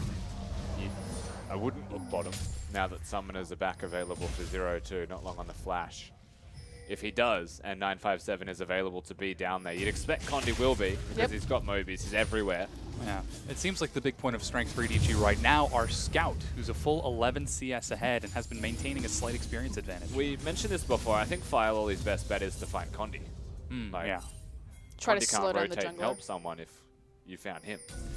the big trade-off of damage for mobility. Looks like they're fighting over vision right now behind that red buff as it's about to spawn. Condi going to clear out this control ward as blue buff gets passed over to Fire Lolly. Condi will take advantage of this so fast. But this does mean that, exactly like you said, he's not only going to steal the red buff, but Condi also knows that they're on the top side of the map. They're trying to get bottom. Yeah, they're trying to get bottom as fast as they can. Again, teleport discrepancy, power discrepancy between the top laners. How far out they are. Zet and Mako are just running all the way back to the tier 2. Now they finally see Xie back in the river along with Condi, so they feel safe to head back in the lane. That's awfully treacherous, and that blue buff is now back up for Xie. Mako takes a big hit. These advantages just mount more and more. They were looking at red buff. They were considering bottom, but it wasn't this massive, like, we're going to dive. They're actually just making sure that Condi doesn't run into Fire Lolly at red buff. And then everybody runs the heck away because it's so scary at this stage in the game. And with that, we've opened now to almost a 16, bring that down to 10 after this minion wave. CS advantage for Mystic, as he's going to try clearing these out. Hook is going to find Mako over the wall. He's on top of a trap. Mystic gets some damage, but he's snared under the turret. Mako's running away as Condi, or excuse me, Fire Lolly and Condi both show up. Curtain Call is going to find Condi as they line up. Ace in the hole, blocked by Fire Lolly as the snipers set up their camps and rest. And great exhaust right there. You can see that Zero and Mystic were really showcasing how that combo works. That's unfortunate. Yeah, Scout actually goes. There's the snare. Xie is able to use that running speed to get in. Excuse me, he landed the Q. Yeah, he ulted for the slow, really. If it stunned, it was going to be an added bonus. I think Scout's just trying to be a bully now to win lane. Condi now is spotted out as the Scuttle Crab is secured. That ward is about to expire, and things seem to be slowing down as the junglers use this brief window of opportunity to get a recall. Now, the first dragon on the map is a Cloud Drake, not 100% vital for the team. I'm sure Condi would love it with those boots of mobility, but he's probably not going to be going out of his way to make that happen. Meanwhile, in the top lane, 957, a full level ahead and 5 CS up over Koro, who's finally got some more damage and his teleport back off cooldown. Big thing is that we're back to kind of setting our vision. Both the supports have also gotten the recalls in, so they're placing the deep vision, which is why you have this 3-man. Look at those two baiting for it. Yeah. Yeah, this is going to consistently happen. Like, the Cloud Drake isn't that important, but for WE, if they can make EDG look at the Cloud Drake, then they can get a pick. Ooh. And this is what their comp is all about.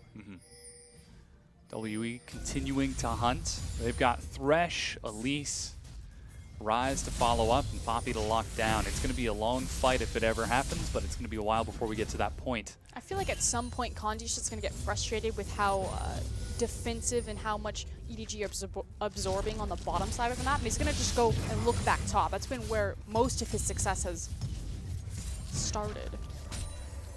Koro's got his flash back up and is now a short step away from the Black Cleaver, so but Condi showing up on the bottom. Double ward in there. Mako, oh, the cocoon still catches him. Hook, oh, just out of range. Mako gets to live. So there's no way Zero was going to be in range there. Mako was warding at the right time. Didn't even ward, just faked that he was going to, and still gets caught by Condi. He is everywhere at the moment, Condi. And it's not necessarily that he's getting kills by being everywhere, but he's pressuring. Like, Mako's losing all of his health because the rest of the team of W are able to just do damage, just poke them down, push them away from these objectives. And if Xie goes missing and Condi's already invisible, then the bottom lane of EDG just runs. And they actually have no idea where they are. They just have to. Very punishing setup for WE with this team comp as they continue to find and force this vision over and over. Fire Lolly is down here and Condi is hiding just outside of vision. Mako's still at less than half health, but he does have his flash. Ward over the wall now spots Fire Lolly, so he knows that something's a little bit askew. Also looking at both top laners, both teleports available. They know you're there, WE. I don't think that's going to stop them, though. Like, they know. They're just going to brute force. Mako had to force his back because he was so low health. Yeah, Curtain Call now goes in. Just to buy time. They might try to brute force this turret here. The Crypt Bullet does some damage. Deadly Flourish and Captive Audience trying to clear it out, but the first turret goes down. That's first turret gold to WE. And that's a shame, because there was a real opportunity for WE to get killed with that turret, but they don't choose to utilize the Rise ultimate even to get a flank off. They just take the safe route, and so it's a lot of cautious play from WE, They are still in the driver's seat in this game. They are definitely winning, but they're not pushing it any further than they need to. They're being calm and collected. I do like the fact that they're taking that cautious play and they're unlocking their bottom lane, and most importantly, unlocking Zero to team up with Condi. We can already see them kind of walking hand in hand and probably heading towards this top lane. Yeah, Mystic and Zero heading on up top. Zet and Mako still trying to finish off that bottom tier 1, so Koro's got a brief window where he's going to have to be a little careful. Condi racing forward. He's actually going around to the try. Spots out Fire Lolly at half health. Legitimately the Moses duo.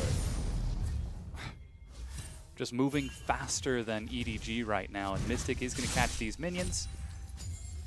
And that's the recall out of Koro as he heads bottom. Say goodbye to blue buff Scout. It's going to be contested every time. And that's super important because Scout's doing well in this middle lane against Xie. It was the winning lane for EDG at the moment, and that's completely turned around. There's still a CS advantage, but Xie will scale and will get added advantages with this buff, unless Fire Lolly finds him while he has the blue. Just one of those perfect examples about how just different pressure points continuously bleed over the rest of the map. Oof, Mystic is able to get half health on this turret before Zet and Mako can get there. And they weren't even able to take down that bottom tier 1. Taking a look at the CS, Scout is doing rather well for himself, 2 waves ahead of Xie, but Zet is almost 3, make that 4 waves, 30 minions down. This is good for EDG, but it also indicates where the Kha'Zix is. And so this next wave, I have expectations of Condi obviously being where he is, to pressure them off the turret, and it'll be a gold advantage that they will gain. Which means that 957 should actually just be playing really safe right now because it realizes it's the only available play for EDG on the map. Like Team WE are committing topside, you know that Fire Lolly was on the bottom side of the map, so he goes down into Fog of War and forces Fire Lolly to walk all the way across map, not thinking the top lane is available. The Stranglethorns, this is 2 versus 3. Mako takes a hit, ace in the hole is not enough. Mystic is low as Scout roams up, trying to get some speed in there, but Zero is body blocking a Mystic. He's got the ultimate. There goes the Realm Warp to try to get in. Scout flashes away, catches Condi mid-bite and survives, and that's going to be 2 kills for EDG to bring them back in this. 957 still sitting with the teleport, doesn't try to help out his team. And in the end, EDG now kind of swinging back, gaining back momentum control, pick up the pocket gold as well as trading the tower. And we spoke towards the advantage that Scout had in that middle lane. He gets here first and actually has the biggest impact in that fight, completely destroying WE. They overcommitted to make sure the turret went down, and this isn't a bad decision from WE, except for Zero not blocking that ulti. I would say Scout comes in. Also great positioning kind of at Zed, even though we're watching Scout come in and blow them up. The fact that he backed all the way off the tower, setting up the slow and the utility for his team to walk them down and clean up these kills. Oh, that was brutal. Scout instantly cleansed the slow from the flay of Zero as well. So you can see that both of these teams are playing at the top of their game. This is a very important match. Game 1 could very well decide the pace of this entire best of 3. You have to feel all of the momentum that WE slowly accrued. They didn't push big advantages, they just took what they could. It's now completely back to square one. Koro is going to be perfectly fine now. He's been gifted wave after wave. 957 hasn't had an impact. Uh-oh, but Koro seems like he's going to be picked on again. Flash. Oh, no. again! That is Got not to be kidding. possible. The flay pulls him back in, and Koro has got to have his head in his hands right now. They're going to try diving this, and they will be able to pick up the kill. But that was just brutal. EDG are going to try to answer by pushing down mid, and 957 is able to defend. I just have that image of the dude calculating 6 different things in the 4-piece. Yeah. He's just got so many calculations going on in his mind right now. Condi is on fire. Take a look at Koro's player cam. He is probably a little sour about that. He's outplayed himself. It feels bad. The trick's to not flash apparently against Condi. Just hit the S key. Yeah. Oh, man. Walk in a straight line. It feels like how Condi is playing right now. He would even see that coming. Just he has Koro read like a book. So there's a rule of thumb when you get to higher elo. So when you hit Challenger, everybody stops juking because you aim for them to juke. Because in Diamond, everybody jukes. So there's this mind game when you actually get up to the top of Challenger of will they juke? Or will they not actually juke at all? Rusty pro tips, walk in a straight line. Yep. Ooh, Realm Warp to zone EDG back off of the turret. Zet misses the deadly flourish. And he's buying time, and you can see that Zero is actually setting up for the possible flank with Condi. They changed their mind on it, but that was very cute. Koro's continuing to push. He's got his teleport, and 957 is on the opposite side of the map without it. Yeah. EDG going to try to play the macro game and cut WE down. But WE want to fight, not play the game. Here comes the flank. They're trying to get in. Fire Lolly quickly leaps onto Condi, who takes some damage before retreating. And now it's EDG's turn to retreat. Flash gets set away from 957. He opens up the flourish. And the curtain call is going to catch Xie with a final bullet. The fourth one misses, and WE lose one for their efforts. And meanwhile, Koro left to his own devices again, wave after wave, accumulating, getting all of that CS that was cheated from in the beginning, as well as another tower. So big swing of power for EDG. No matter how many times they gank Koro, if they don't deal with him pushing, they will start losing this game, WE. The idea was that they don't want to deal with him in a side lane. They want a 5v5 fight, but they're running a pick composition that didn't make a pick at the start of the fight. So they're trying to force something that doesn't work out like that, and especially not into a Cassiopeia and into a Zyra. Yeah. EDG, maybe it took them a few minutes, but they finally realized WE's game and are now playing around it rather expertly. Now 3 turrets to 2 and 1,500 gold lead. And of course we're going to highlight Scout, 2-0 and 2 right now on that Cassiopeia, but I also want to give a huge shout out to Zet. This is the role swapped AD carry from mid to ADC, sub for the Rocks Tigers, now joining EDG, his second series with this team, and he's playing phenomenal in that Jhin, and is actually very influential and instrumental in setting up all of these kills. You can see him 4 assists, 100% kill participation so far in this game. He's down about 17 CS, but he's more than making up for it with those assists. As we get towards the 20-minute mark, Ocean Drake is going to spawn soon. You can see EDG have got plenty of vision on that side of the map, plus a few pinks on the other, just in case. He is really trapping up that Ducky. Not entirely certain what he's hoping for. Yeah. He's going for Leandra's Torment second item when he's Elise jungle. Full AP Elise. Yeah.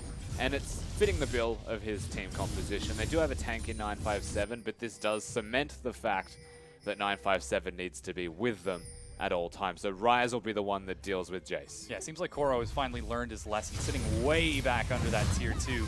957 tanks the Shock Blast, and with Condi and 957, they do a lot of damage to this. Ping's now down the mid lane for EDG to try to answer. Oh, no. But tier 2 has already fallen. People really forget how quickly Elise can shove through these towers. EDG do have the better positioning currently on the mid tower, but it's not going to get them much. Yeah, they've got Xie there for the Realm Orb. Ace in the hole on the side. Nobody wants to take the hit as Mystic is zoned away by the plants. They get half health, and 957 is behind them. Koro has got teleport, but he decides to let them go. Quick, abort the other tower! But they even wanted to go bottom lane, so EDG had options. They had side lane set up. Koro's able to deal with top lane because he has teleport. So even if 957 does rotate, it might not work out the best for WE. It's just so cute watching them maneuver around Team W. It's just like you said, Rusty. Team WE, they want to fight, they want to play the 5v5, and EDG just want to play the map. Cat and mouse. Very deadly and explosive game of cat and mouse. Very intricate. Yes. A single wrong position, if EDG catch you, or excuse me, if Team W catch them. 2 very elaborate games of chess. Well, 1 very elaborate game with 2 very tactical players. Regardless, Baron has now spawned, and as a result, EDG are getting a lot of vision around that side. WE are going to have a little bit better time as they are red side contesting that vision. And we did say in Champion Select that you cannot leave EDG's composition alone with Baron at any amount of time. The Zyra, Cassiopeia, and Kha'Zix, they will absolutely shred it. So, unlike other failings in the LPL, we'll see how diligent Team WE are with their vision and control around these monster objectives. Yeah, that next Drake is going to be a mountain as well. That could be huge for EDG if they manage to get it. So far, they have control over the first 2, though WE have found a few picks, continuing to contest these wards over and over. Conti and Xie are over the wall, along with Mystic, as we get a recall from Zero to restock on wards, and Miko. Ooh, cop that. Yep. He's just going to have some fruit. Healthy diet. Keep Zyra running around. Zyra, of course, a very squishy champion, and that is something we need to highlight for the entirety of EDG as a team composition. Yeah. Not a lot of tanks. They're Jace being the top laner, going full AD with his build, which makes sense. He's a Jace. is not comparable with tank stats to 957 getting Poppy. And that guy is pretty damn big on his Poppy. He is about 30 CS down, however, so Koro has been able to keep even in gold with 957, as again, EDG just keep on fighting over wards. That big purple worm body blocks so many wards.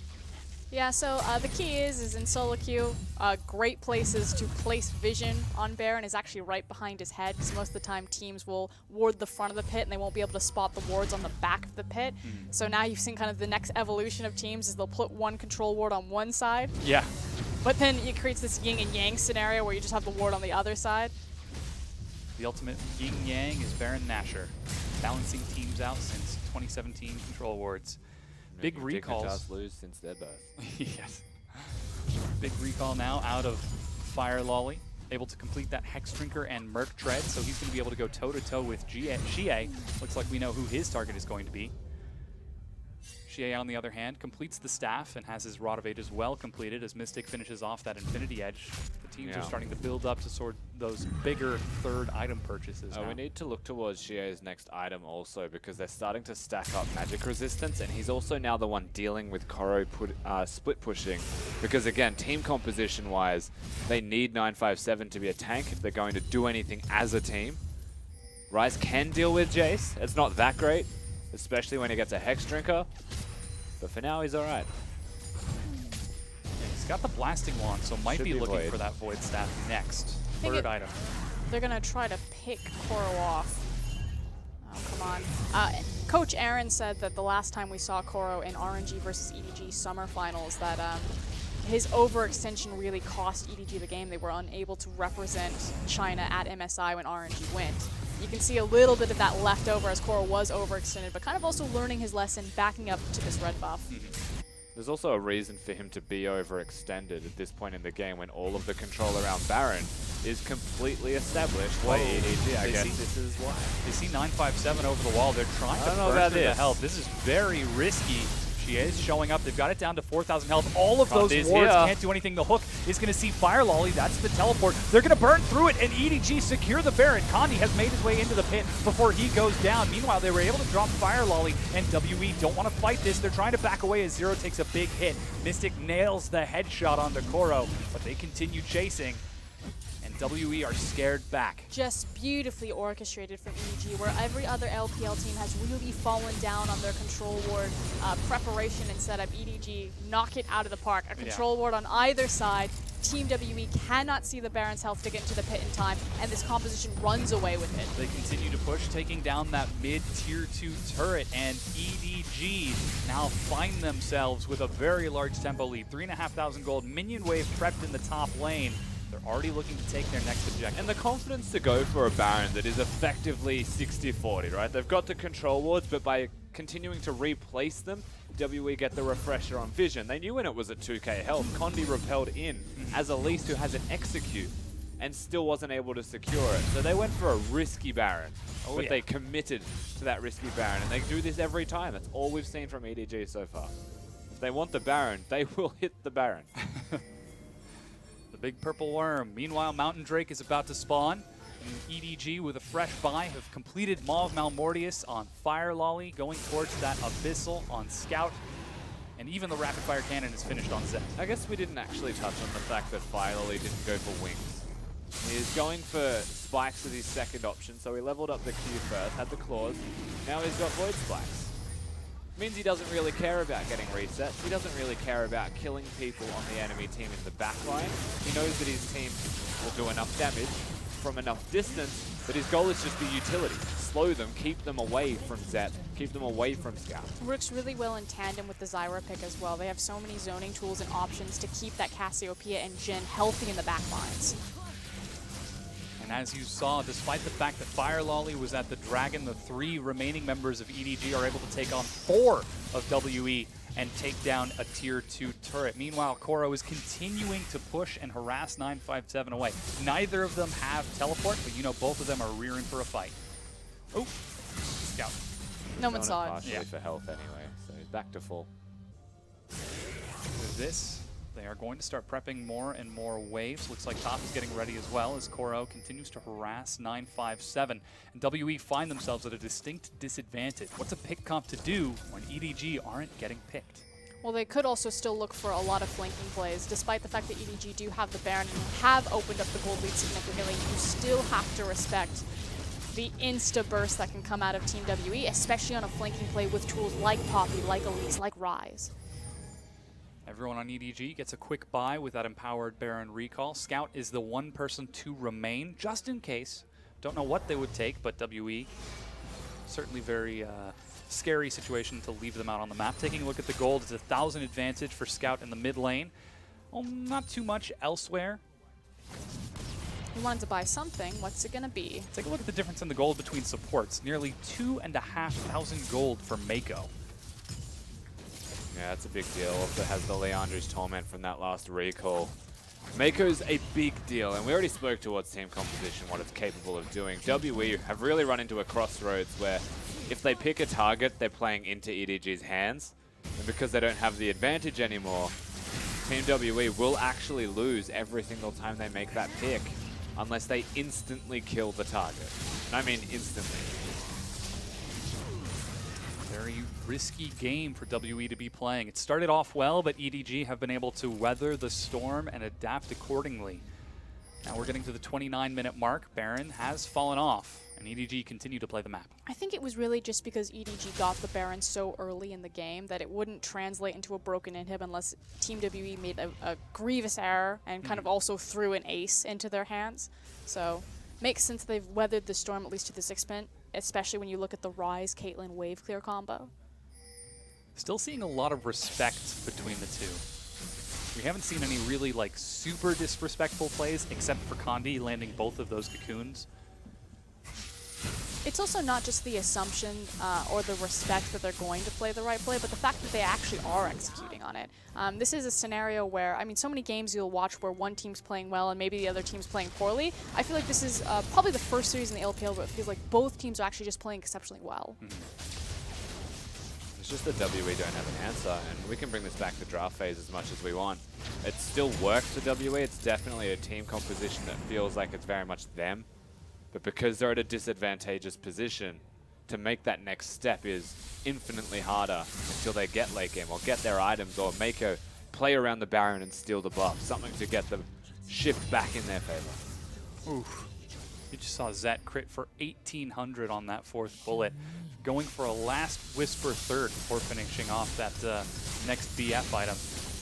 He could be looking to challenge 957 if he ever gets the opportunity, already looking ahead. Meanwhile, Xie, we talked about it a long time ago, but he finally has finished off that Void Staff, so he could be ready to fight as well. Yet to really see him do anything on Summoner's Rift. Hasn't used his ultimate. Hasn't really rotated around the map besides that one-time bottom. And also kind of checking back onto items really quick, the fact that Zet went for the third item armor pin makes sense. On the other hand though, Mystic is able to go into 2 attack speed items as opposed to itemizing early armor pin that we've seen some AD carries opt into, simply because EDG's composition, as Rusty said, doesn't have a tank. He doesn't need to go into the armor pin because so many squishy members, he's just going to obliterate them if he ever gets a time to chip away. Now WE find themselves on the back foot in a similar situation to their game number 2 just a few days ago. I actually really like what EDG have put together in terms of draft. Like, there's just no counterplay. It's super hard to lock down, and this is what's really cool is it's not just really strong at taking the monster objective, so it kind of has that LPL vibe of, you know, it's still about the fighting around the Baron or the Baron and the Dragon in general, but also when it does approach a tower, and how easily it can clear off structures in Siege. So that's like, the thing, right? Like, most compositions have one defined purpose. WE's is pick. EDG's right now is disengage but re-engage because they'll have a Cassiopeia and a Jhin standing behind him. That Cassiopeia has Cleanse, which is a conscious decision to get out of the Elise and Ryze, but also so that he can stand in front of the Jhin and protect him. Zyra's also building damage, so they will all be this protective ball. And if you try and attack it from one angle, they'll beat you from the other. They have offensive tools, they have objective control because they've got Kha'Zix, and they're doing that objective again. Yeah, trying to go for another very fast Baron. Fire Lollies over the wall, zoning them away. Finally, they'll back up. That's Curtain Call. Mystic takes 2 hits. as Mako gets chunked to half, and you saw how the teams were attempting to engage and disengage around each other in that mid lane. Continuing to fight over that vision, the poke from EDG is prepping this. They're turning back onto the Baron now. It's just completely dominating the vision. Even Strangleburn being used. Baron gets shredded and secured by Fire Lolly. And exactly like you said, Mako using his ultimate actually just to buy enough time, but that's how quickly they shred down this objective, especially also with that Mountain Drake in their pocket.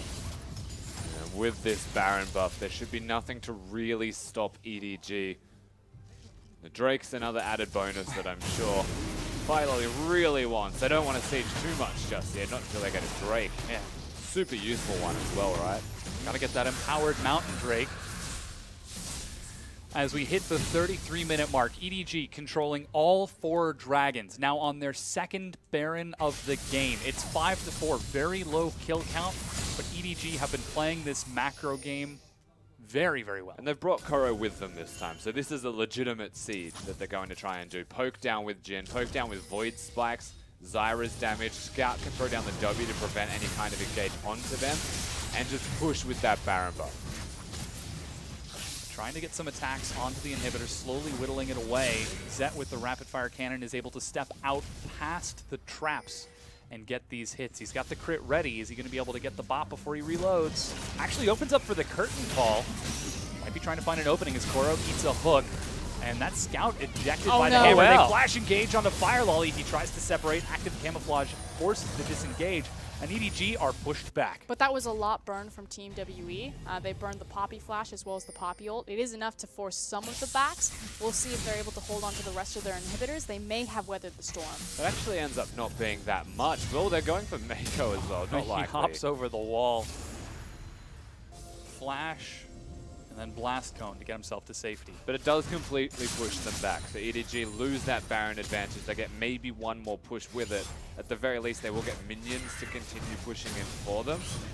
But WE have shown they can engage. And then it bridges us closer to that power spike that Rusty was talking about earlier. The fact that you're waiting for these items kind of to take over and for the Ryze and the Caitlyn to open up and start dominating the rest of the game. Yeah, you can see some of the big differences in gold. It's almost identical gold for the AD carries. 1,500 for Scout.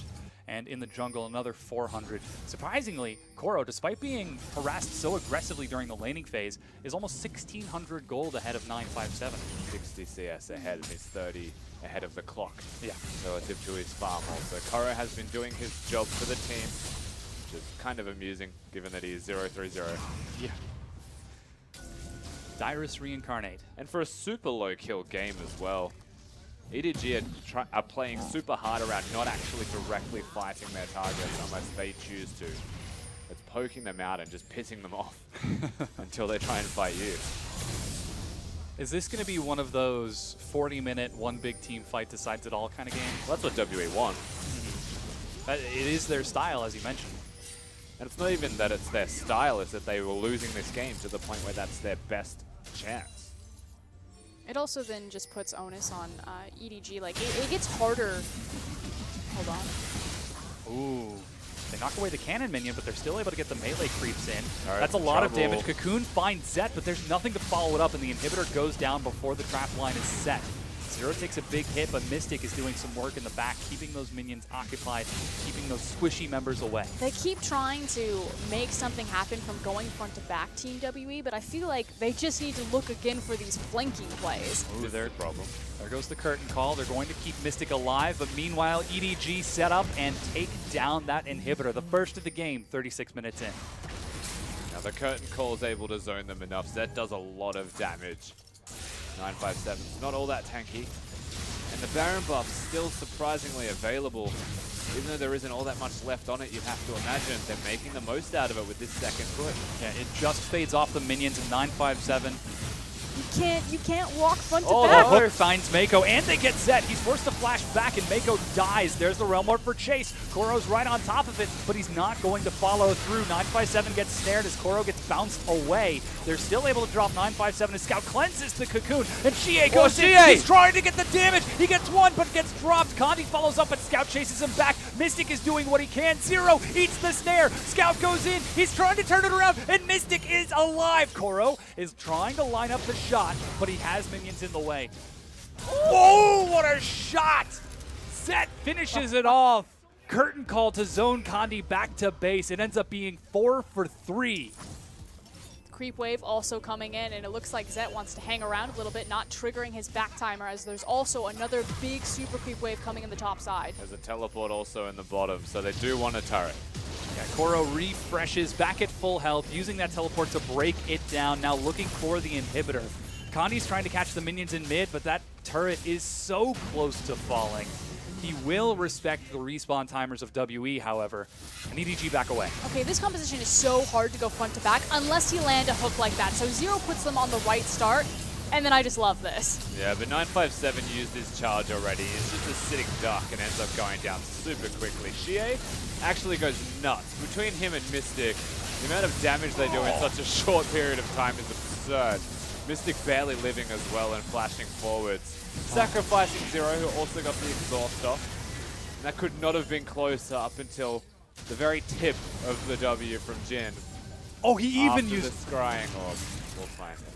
Oh, that's like the classic Nocturne strategy. Tell me he doesn't look like an AD carry main, not someone who's transitioned from mid.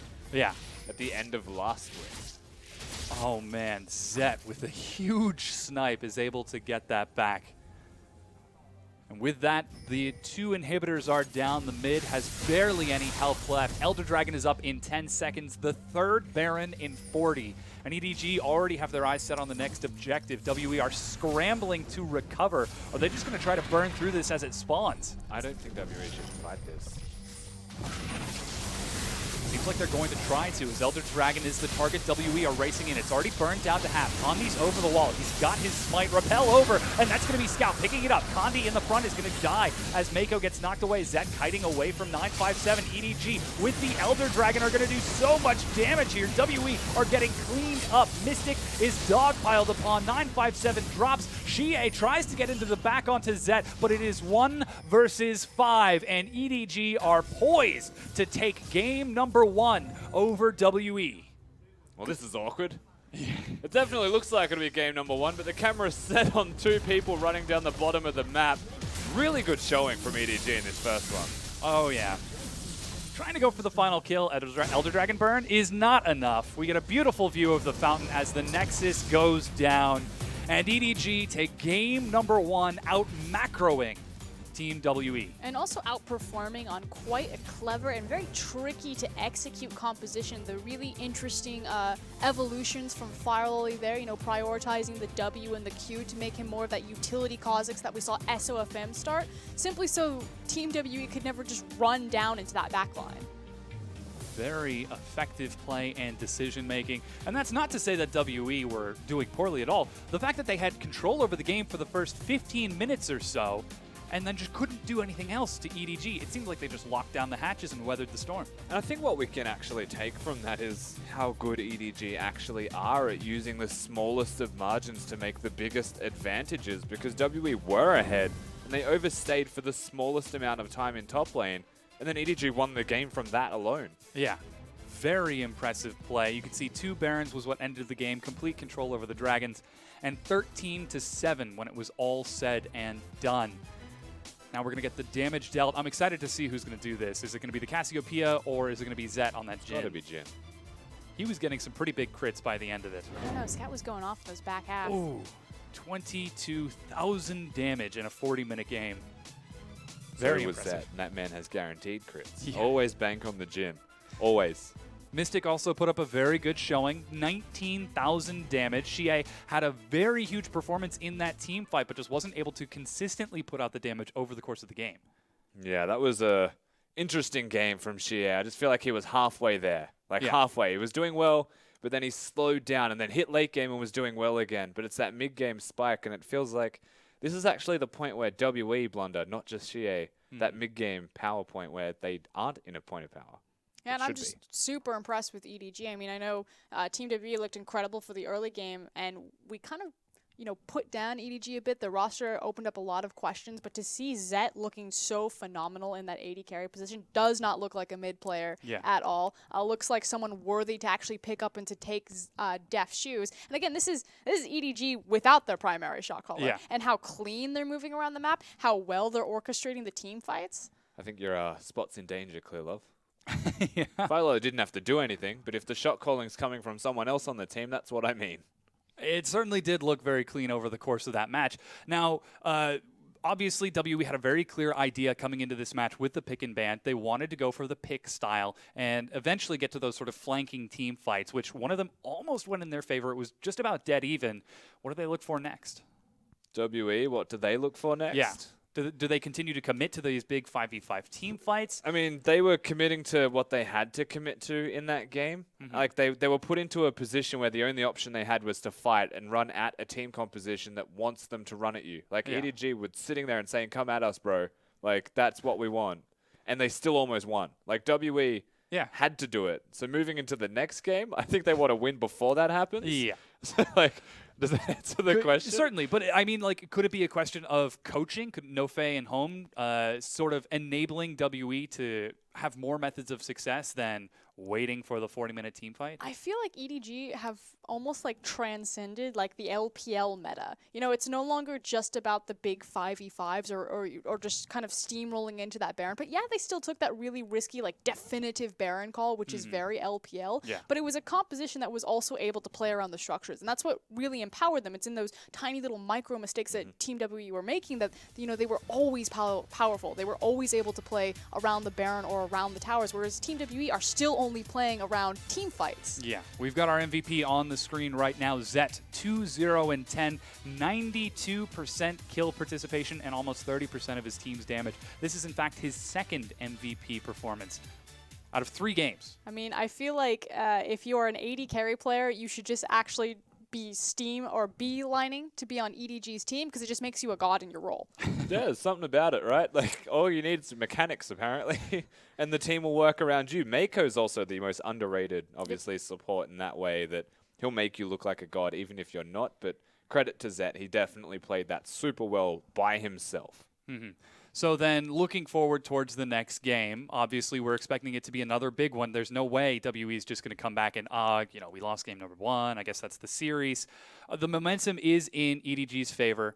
WE, what do they do different? Is it the specific pick and ban? Was it how they were unable to break through EDG's defenses? I think first thing we're going to see is Zyra will never be given back to Mako, or if it does, you're going to see something very similar where Zyra will be able to contest that a little bit more. He did go the Thresh, and we really don't like that matchup, Thresh into Zyra. Yeah, we'll certainly see how that works out as we're going to go ahead and take a quick break. We'll be right back with game number 2 between EDG and WE.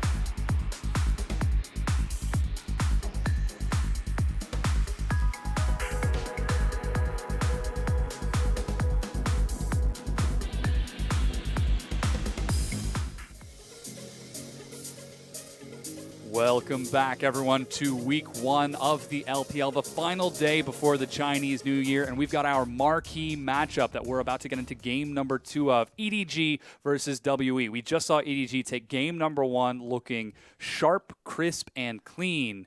WE looking to bring it back. I mean, if people are just tuning in and they haven't watched the series, go back and watch that. I am super impressed with EDG. That composition is very hard to pull off. Everyone did their job. Everyone stepped up. Zet looked fantastic. Mako's always been a god. And the return of Koro on Jace to bring it back after especially a very rough early game, super impressed. Yeah, it is a tough team composition, but it also involves a lot of individual efforts. So single efforts like the Kha'Zix from Firelolly targeting Condi, knowing that he's a squishy member because he went for boots and mobility, as an example, something that separates this team to seemingly put them on, you know, the best position in the LPL right now. They look like the best team. They haven't dropped a game domestically in months in terms of the LPL, and so far they're looking poised to continue that. And we didn't expect this. We actually predicted internally that Team W are going to be the next dominant team in the LPL. We knew that EDG would stay afloat with their infrastructure, but we thought that this was a ship that was just barely hanging on, but full of holes and going to sink eventually. And just to clarify, they've lost games but not sets. Yes. They have actually dropped games here and there, but we're yet to see them in over a split lose a single set. Yeah, very exceptional performance. EDG looking very strong. The signs being pushed out over each other. Mako and Zet getting some love there. While the WE fans trying to cut them out. EDWE! And you saw how close the fans were. So far, I think in EDG's game, they were 87% chance to win, according to the fans. In WE's game, they were like 90. And now in this, it's like 47-53. It's really a very dedicated fan base. Again, EDG was spawned out of Team WE back in the day. You took Clearlove and FCZF, so these fan bases are very incestuous, one might say, Yeah. and very, very split. They certainly are. And this is WE trying to take it back. I mean, we saw what happened in game number 2 when they ended up losing. I believe it was against Newbie. They were at a disadvantage. They waited until they got an opening, then used the opening to take almost complete control over the game. Is this something they could try to do with EDG? Would EDG even give them that opportunity? It's one of the... So, like, it's something that WE will always try to do. Sure. Like, let's just preface it with that. WE, if they lose, they're kind of like a turtle that will just, like, recede into their shell until they feel like it's safe. We had, like, the bunker analogy set Yeah, up. and then they'll come back out and then, you know, try their best with that 50-50. But against better teams is where they run into these problems, because to actually poke your head out of that shell is to lose the game. Yeah. And so they stay in it for longer and longer until eventually the shell explodes because it's just surrounded by bombs of the enemy team. EDG seems to be playing well enough. The WE need to come up with an early game strategy and play one of the unique and few times we've seen them win in 25. And just to kind of piggyback onto that, I feel like Team W really need to stay consistent on their early game strategy. I don't want to see them go back to playing their scaling compositions, because I feel like against a team as well-oiled as EDG look right now, that you just can't give away free snowball and expect to come back late game. Even with EDG being at a deficit for the early game, they still had complete control over the Dragons and even had a turret advantage despite the picks that WE were pulling. We have swapped sides. As you can see, it's WE on the blue and EDG in the red. We're in picks and bans right now, and Kha'Zix is the first champ to say goodbye. Kha'Zix hitting the bench. Targeted ban from Firelolly. I don't think Kha'Zix needs a ban in any real scenarios, especially not compared to champions like Camille, like Syndra, like Ryze, and Zyra from EDG, but WE are on the blue side of the map, so they have the liberties of certain specific bans. Wow. And it looks like they're actually going to try to force either a Zyra ban or look for that priority pick. We talked about, you know, before the break came around, some of the possible maneuvers that Team WE might look for in draft phase. We suggested that Zyra might be one of them. Mako really shouldn't see that champion again, and I feel like that Misfortune ban is a bit of an early tell. I mean, my expectation here is a Syndra first pick from WE, because Camille and LeBlanc are must-ban champions. So we'll see where WE go with their last ban. Yeah, they're looking at it as Camille is now taken away. 20 seconds on the clock is the big tell. Tahm Kench, are they going to leave them both open? EDG can't play with fire like this. This is weird to me. Right, so if they do go for a Syndra first pick or a Ryze first pick, they have a high priority on this option, which I doubt, because Xia might default to Corki. What I'm actually getting from this is a support first rotation. It's something higher priority that they really want for themselves in the Zyra. Yeah, that Maokai is the final ban from EDG. They do not want to see that champion get through. And WE, now it's time to show. You've got Syndra, LeBlanc, Ryze, Cassiopeia, not to mention that enormous support pool that you talked about. It's hard not to pick LeBlanc. Yeah, and they take your advice. Through time and space, across oceans, they can hear you. I'm in their comms. Yes. Confirmed. But the LeBlanc is the pick, and Zet immediately looks to Varus, knowing there's a LeBlanc on the map. Yeah, you know how it is. That is, oh boy, and the Zyra. That's a really squishy bottom lane, and that is a LeBlanc. Varus and Zyra locked in. But it's also a lot of utility, a lot of zone control, and a very strong pushing bottom lane. So EDG have already kind of staked out a very strong side of the map. Yeah, in all seriousness, I feel like they'll go towards the Cassiopeia comp. Syndra does the same thing, to be fair. And that's another one of the you run at us compositions, because LeBlanc using Distort will go in a straight line if you are at the right angle to the LeBlanc. So if she flanks you, it's a little bit harder, but Varus is very good because the chains can actually connect in that straight line at either spot of the distortion. The next pickup for WE is that Lee Sin, and there's the support you were talking about earlier. Malzahar is the follow-up for Zero. WE rounding it out, and Scout showing that, Jesus, hey, this I'm going to take draft. this Ryze. Wow. Feels like we didn't ban. There's no Maokai, so at least we've got that. Oh, thank That's good. goodness. Okay, so taking a look, AD carry still open for WE along with top lane. Looks like jungle and top are the answers for EDG. So Ashe is going to be the target as they're trying to limit Mystic's pool. Yeah, and also trying, again, to sculpt out and make sure that they maintain power on the bottom side of the map, possibly opening up avenues for Firelord, although he hasn't shown his champion just yet. There is so much single target from WE as well. Missing the AD carry role. I actually like the Ashe ban. Varus being taken away already means they're starting to run low on options. Mystic, one of those few players that might just default to Ezreal when everything's banned away from him, but Jhin is also available, and they might want to pick that for Mystic to aid the comp. We're certainly going to see what he goes for, as jungle hasn't received too much pressure out of WE in the second phase. They really want to try to keep Koro down on his return and enable 957. As they're getting into the final bank, it is Elise, banned away from Fire Lolly. Yeah, alright. Fair. I don't think that's necessarily worth it. Ooh. Vi now locked in for Fire Lolly. Oh boy. Point and click, snare, snare, point and click. That's a lot of crowd control. Sivir would be really interesting. I expected the Ezreal of the Jhin, as Rusty was kind of alluding to earlier, although we've seen a lot of Sivir kind of cropping up in the LPL tonight alone. But Sivir will lose lane though, you'd expect. Yep. Then again, Malzahar's going to be there to help, so... Malzahar with any AD carry, you'd expect the AD carry to be pretty happy with his life. Also works really well with Malzahar just because his lockdown is such long range, you know, giving him those mobility tools just to walk up on an opponent. Speaking of lockdown, Nautilus is the pickup for 957. He's got to pick it blind into Koro, which leaves Koro to get that counter pick. Poppy very strong. We'll see if that's what he decides to go for, as EDG round out the final champ in this roster, trying to turn this 1-0 into a 2-0 and take the set. It is locked in. Ladies and gentlemen, we have our comps on screen. And the thing with Nautilus is there just doesn't really exist a counter pick. Maokai is a good pick, is arguably better than Nautilus, but in laning phase, Naut will still have the push priority, so he'll still be a happy laning champion. Poppy, similar prospect, right? So Poppy is never going to get pushed out of lane. If you pick a carry, Nautilus will still push them out of lane. And so I like this decision from 957 and from WE. And EDG have actually matched it with the tank, so we're going to see a lot more head-on action. And more running at each other, opposed to EDG running away. They have a Vi.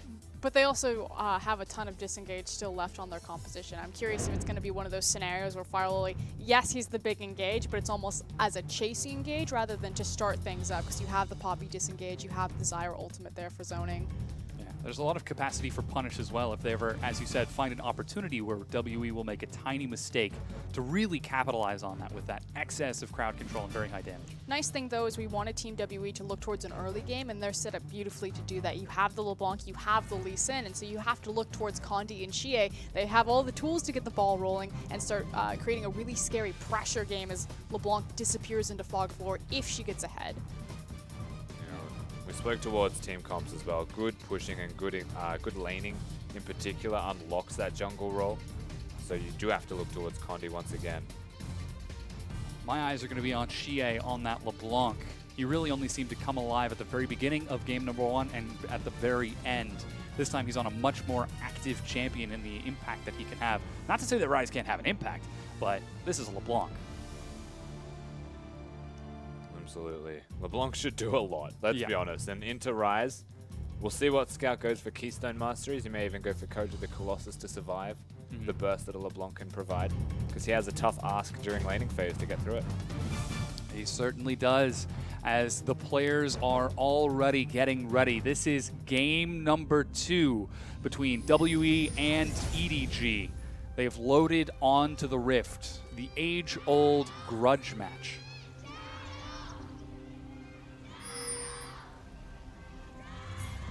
And you can hear their fans standing behind them, the 6th man, as these two titans clash. And EDG have the opportunity to look for the 2-0 and to stake their claim at the top of the ladder.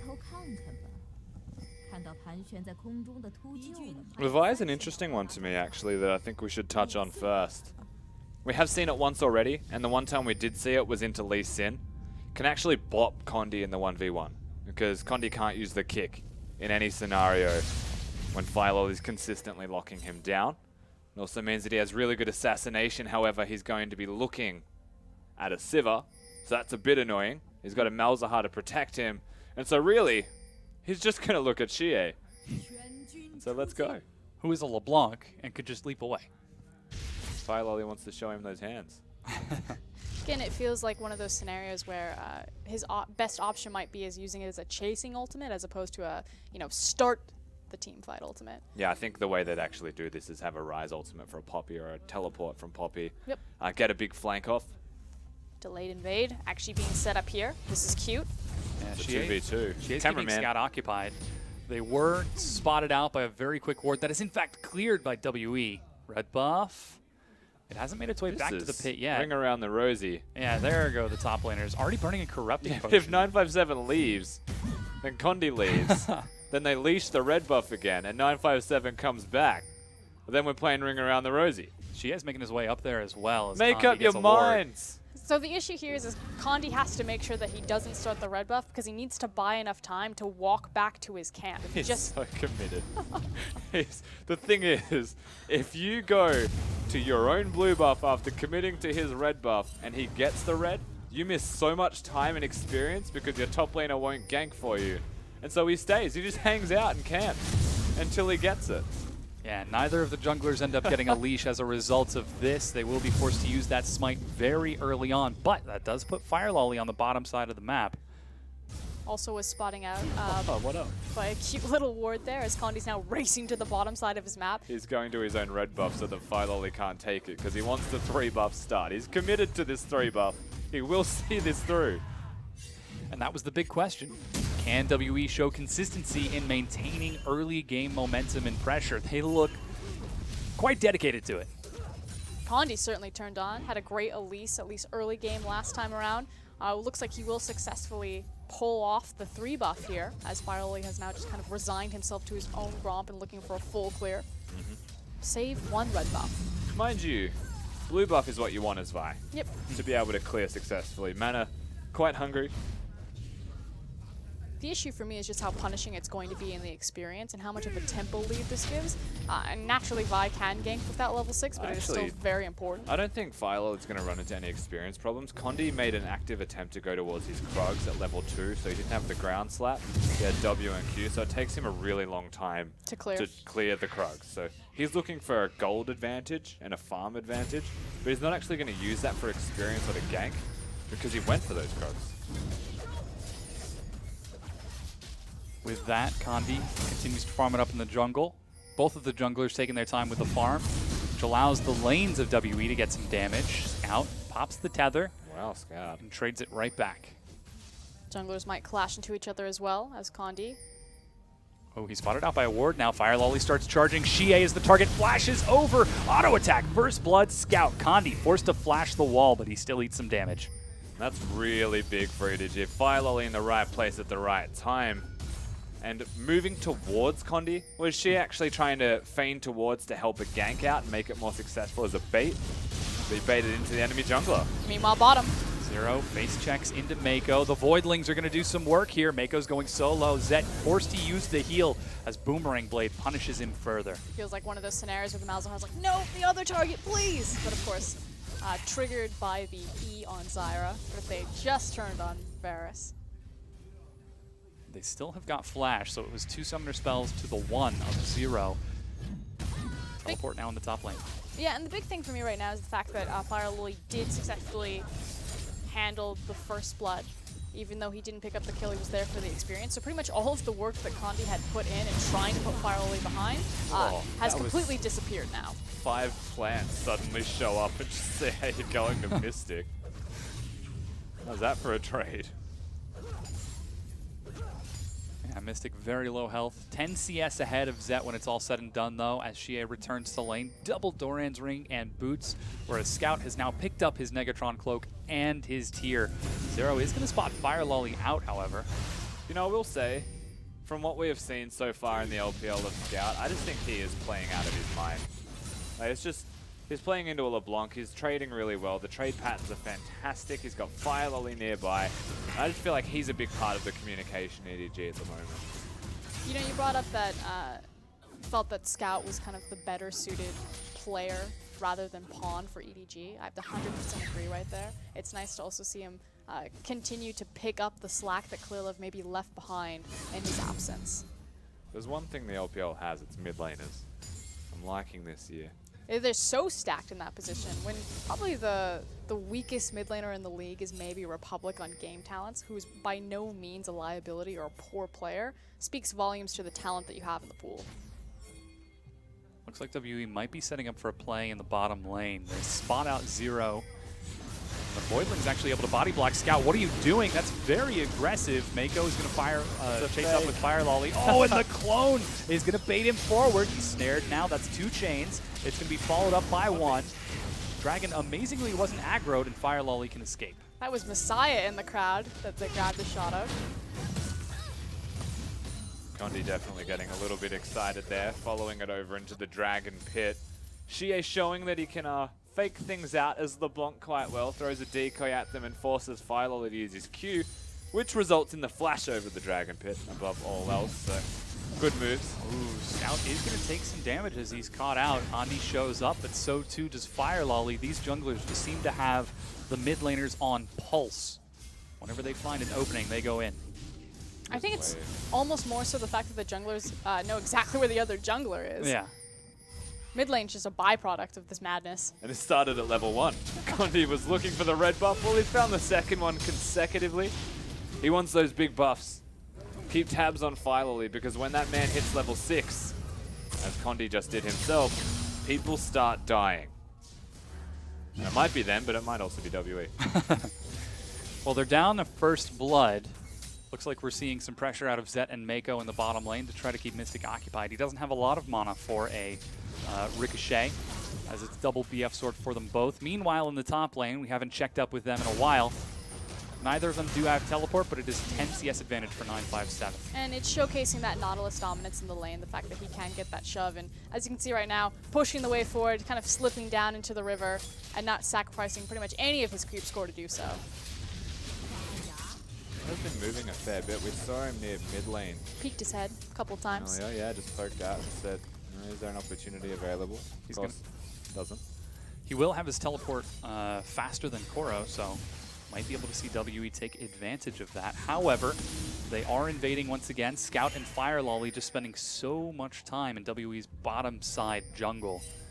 WE, they know this and pull back accordingly. Well, that's because Condi was spending time in Fire Lolly's top side jungle as well, so they're reacting to that, and WE are now reacting to a reaction, and so we're going full circle.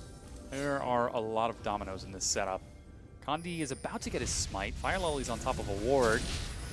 Will secure that as Fire Lolly gets silenced. The ward is finished off by Mako, and EDG evacuate the jungle. Big thing, though, is that Condi did walk away with his red buff, so he managed to get it. That said, the pressure advantage is really just giving Mako and Zet more time. And this is also expected from the draft phase alone. So having a push advantage in a Zyra Varus lane, they've got a lot of direct wave clear and AoE, so they can pressure under the turret constantly.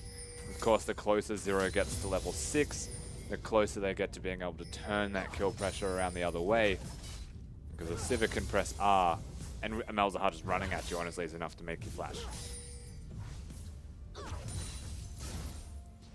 It also removes kind of one of the strong points of having the Varus. He's one of the few champions, kind of like Ashe, that when you do approach a tower, he's able to actually punish you underneath it. Whereas like Sivir will just push the creeps to your tower, and then she has to back away.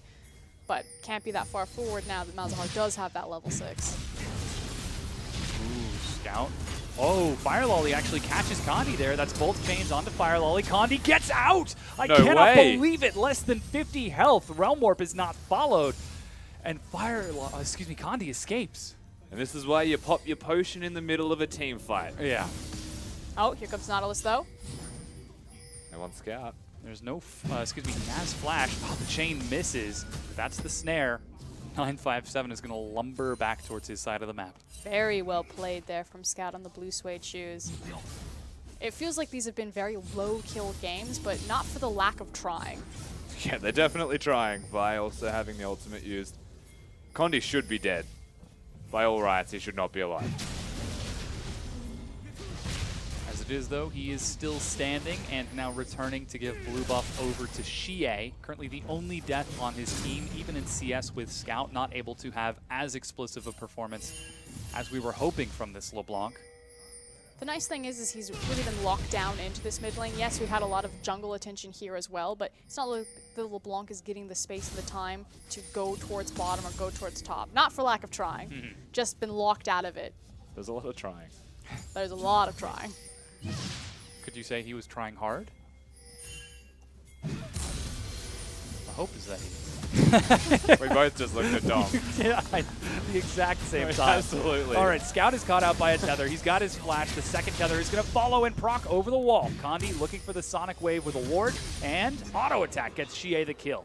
There it is. Xie starting to show up, of course, getting the blue buff. Condi also spending a lot of time and attention near this middle lane to ensure the LeBlanc can start to turn it up and work the rest of the map himself. What's he going to do with this power? I was curious if maybe he would try to go bottom with the Malzahar in between this, but it looks like he's just going to grab chip damage on the tower and then deny the wave for sure. This is a lot of damage. The next minion wave gets in there, and the Shatter is going to clear many of these minions. They're also pulling the bottom lanes. Yeah. Alleviates pressure for Mystic as well on the Sivir. This game is super complex, but also very slow in the way that it's panning out.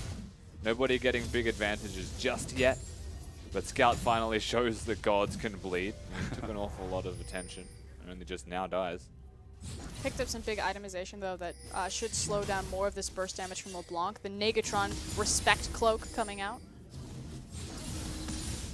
As it is 13 minutes in, with the kills evened up, it's barely a 400 gold difference between the team. Mountain Drake has spawned, and Condi actually invades the red buff once again. That means that EDG invade towards that turret. Zero is spotted out by the ward. Flashes, but the chains are going to follow. Xie is going to come in from behind. Zero is almost certainly going to get locked down, but they have enough burst. Scout doesn't have any summoners because he used them earlier. Exhaust slows Xie from chasing as he hops over the wall to get back in the lane. But the turret is dead, and that's what EDG were looking towards. They collapsed onto Zero because Zero told them to run at him because Xie was rotating, Condi was also nearby, but the end result is the same. Condi was on top of a ward there. Mako just gets some damage as he leaps away, and blue buff is reset. Mystic is continuing to push, and Condi and Xie might be able to finish off this mid turret. Nautilus is also walking down. Oh, they don't want to risk it. Okay, so the bottom play also was in reaction to the fact that mid-tier tower was so low. the next wave would have pushed it down naturally, or if they had slow pushed another wave or another gank had gone off in the mid lane. So EDG immediately looked towards the bottom side of the map. Yeah, speaking of bottom, Mystic is continuing to shove onto that bottom tier 1. Xie finally going to finish it off. Needs those minions for the reduced armor. Working towards it. Mystic is doing the same on the opposite side, is able to spell shield for some mana, and he can't quite finish it. WE just barely a step behind. But the pressure mounts more and more. So every single time they do this and they poke away at the turrets, poke away at the structures or at the health bars of EDG, they find themselves closer to opportunities to grow a gold lead, to get item advantages. And all it takes is that one extra move to push them over the line now. And WE could be in a position of power to find a win against EDG. But they are standing strong at the moment, EDG. 957 roaming mid. Control ward spots him out. So he's going to bop it once and head right back It's like top. the 4th time. It's like a river totem. Or something, you know? Like, he's River Shen. I mean, he's not Shen. He's pretty much a scuttle crab. Just roaming up and down, dashing back and forth. That's literally the 4th time that he's lumbered down into the mid lane. Just looked a bit and said hello. He is a... He's Ned Flanders. That's what he is. Well, how do you do? Just like wrecked. I'm just imagining the guy from Home Improvement, the fence Yeah. guy. Oh, yeah. Why are you in my garage? Okay. Mountain Drake has still been up since the beginning of the game. No one has taken it because no one has had the opening to secure it. But EDG continue to maintain vision. Mako! Goodbye. Ooh, gets locked down. And that is a kill near a not so healthy bottom lane turret. Mystics decided he had enough of the structure in the middle lane and just goes and tanks it himself. And this is what we're talking about. A pick from the Malzahar ultimate and the Lee Sin mobility. The Mountain Drake available and the bottom lane turret. They have their choice of the litter. Yeah, 1-2 punch possibly. As now we actually see Xie roaming down underneath. Yeah, the bottom tier 1 is traded, but the invasion from EDG looks to claim this blue buff in answer. Xie is there. And Xie should not go near here. They should be hyper aware of the fact, which is why 957's also poking his head around one more time to see it. Because WE have acknowledged that they want to go for the Mountain Drake after the turret. The blue buff's just an easy steal on the opposite side. Yeah. And then ultimately, still huge for Team WE. That's Mountain Drake and 2 structures for blue buff, and now it looks like Rift Herald. This is WE slowly getting their tempo advantage back into this. Rift Herald going to be finished off and gifted over to Koro to help them deal with 957. And that's the cue for 957 to get the hell out of dodge, seeing that Rift Herald go down. It's never just one. It's never just one. Feels good, man. Shatter Orb. Yeah. Same as Rise on the other side. What, 17 minutes in, still very, very close game as the teams struggle to find advantages and make what little they can out of any openings given to them by mistakes from the enemy. I mean, the interesting thing here is that they don't necessarily all need to force advantages in the early game. Their team compositions will still be successful when they hit mid to late stages, and EDG have shown just as much as Team WE have that they're okay with hitting late game and playing the map, trying to run them around the rift and force objectives to be controlled. Ooh. Koro holds his steal, sees LeBlanc on the bottom side of the map and doesn't pop anything for the decoy. I think that was a river check more than anything else because there's no wards in the river. Yeah. In WE. LeBlanc's clone just hits the closest target with the last used spell. It just ran up the river and found a poppy. Koro didn't even utilize the aura to bounce the clone away if Xie was going to jump in, so very good read to recognize that. Someone needs to respond to this LeBlanc on the bottom side. So right now, Lena Stein's doing this for Team WE. Sever's just there to absorb as much farm, get close to that 3-item power spike, and stall out the game in terms of protecting the mid tower. But Xie is a real problem here. I mean, we definitely haven't mentioned that WE can 1-3-1. I didn't think it was too valuable given that Scout is also on the team. He has Exhaust and he's a Rise with his ultimate. So they can answer 1-3-1s with the split of their own, which is what we were waiting for. But they actually choose to put Poppy down there instead. So they're okay with the matchup at the moment. LeBlanc is 2-1 and can kill members, but I don't think he will too successfully at the moment. Yeah, and it's also nice that Koro, since he is facing a Nautilus, has already itemized into the MR, so he can stand across from LeBlanc right now and not be too concerned with it. WE leave top tier 1 undefended, and EDG are racing up there. Zet brings a large minion wave along with Mako and Fire Lolly in the Tribush. And seeing the ward in River, EDG playing it safe, start backing away. Even Scout is coming up for this, but Mystic is able to clear the ward and keep the tier 1 standing. But now it's just this fun game of how long can you stand up there? Does Xie now threaten the mid tower and try to force Scout back and then cut underneath him? Numbers advantage suddenly topside? Nautilus may have to actually teleport though if they want to defend this structure. Poppy going to the bottom side means they shouldn't even have to anymore. Things have shifted. EDG's focus has indefinitely shifted. You can't push into a Sivir. Plain and simple, especially not when they have an Essence Reaver and will regenerate that mana with the consistent crits that they get. As it is, Scout headed back towards the mid lane before heading over to his own blue buff. Normally you'd say just a Sivir comp, you know, in the LPL. Whoa, he's now Realm Warping onto 957 here. Snare over the wall, but that Nautilus already has Sunfire and one Fair Null enough, Magic man. Mantle. Back Xie scratches. somehow lands the chain onto Scout. That was pretty needless from Scout. Like, Xie's quick to rotate. You got to give Xie credit for that. But I don't think Scout needs to use his ultimate to go down to the bottom side of the map and just say g'day to a Nautilus who will actually not die, even though the Nautilus has only got armor. Yeah, Like, he's too tanky. Take a look at Scout's build now. He not only got the Null Magic Mantle, before even finishing off the Staff of the Seraphim, gets a Quicksilver Sash. It's Malzahar. Yeah. This is a big thing. So we haven't, like, Malzahar has always, even historically when he has existed in any competitive game, forced you to go for a Quicksilver Sash. Warwick is the same thing that we haven't seen in a long time, but when he existed, you had to get a QSS. And so it forces you into itemization you don't necessarily want, especially as a mage, because you can't upgrade that into anything of use. And now he's caught in this really awkward item stage, where he's got 3 component items. He needs to upgrade the tier, but that costs like 2,000 gold. But he's had to go for a QSS, so he just sits there and saves up for as long as he possibly can.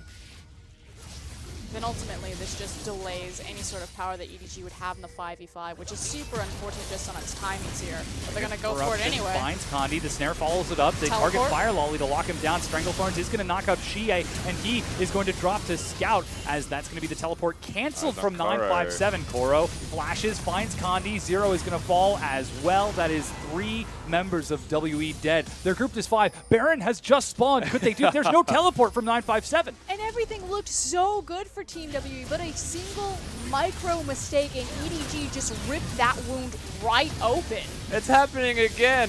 I think I've seen this exact play before. WE were looking so promising, and then they make a mistake. EDG just push and get the perfectly timed fight in the perfectly placed spot on the map to put them back in it. Yeah, 22-minute Baron now for EDG. Let's take a look at this again.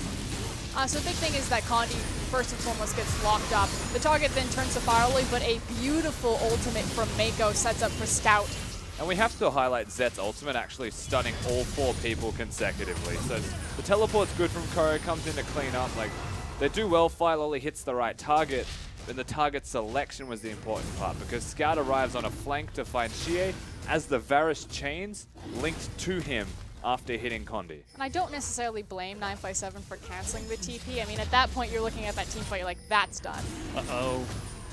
Mystic might be in a bit of trouble as Koro shows himself and starts getting some damage down. Zero has showed up as well. That's the Sivir ultimate. Knock up only on the Voidlings. Condi shows up well, and now Koro is the one who's kicked into the wall, kicked out of his ultimate as he was charging it. Everyone Condi, pull up a chair. what perfect timing. They're going to continue kiting this out because Koro is enormous. Oh, there we go. The percent health magic damage finds Mystic on the back. Spell Shield's not going to do too much for you as Mystic drops 1 against 3. That's jokes. They continue fighting in the mid lane, however. They're able to kill Zet, and they chase forward onto Mako. Fire Lolly shows up for Xie and forces him to pop back. 957 will keep these Baroned up minions occupied. Meanwhile, during all of this, Scout was bottom lane, managed to take the inner tower. Now moving up. Hey, guys. Yeah, EDG have amassed the gold lead out of the one fight that they got top lane through being able to pressure all of the map. Poppy takes a long time to die. I still don't think they should have spent that much time and effort killing him, and Zet definitely will still die quickly. This is why LeBlanc should not exist on Summoner's Rift. But a good flash from Mako ensures that Firelol is able to have presence, help him out, and as you mentioned, Rise got that turret. Now we find ourselves 24 minutes in, EDG back in the lead, 3,000 gold ahead. Still a very close game, but EDG are now the ones setting the tempo. And immediately you see the pings going towards the top side, that last standing outer up there. It's EDG now clearing out the jungle, moving towards that objective. See if Team WE can mount a stand here. The problem for EDG is just going to be that Sivir is absorbing everything. Sivir. She's like a garbage disposal. She's completely dissuaded them. They like ping top, like, maybe not. It's a bit like the Cookie Monster, really. Oh, that was the snare used by a scout, as Xie is able to fake out with the clone.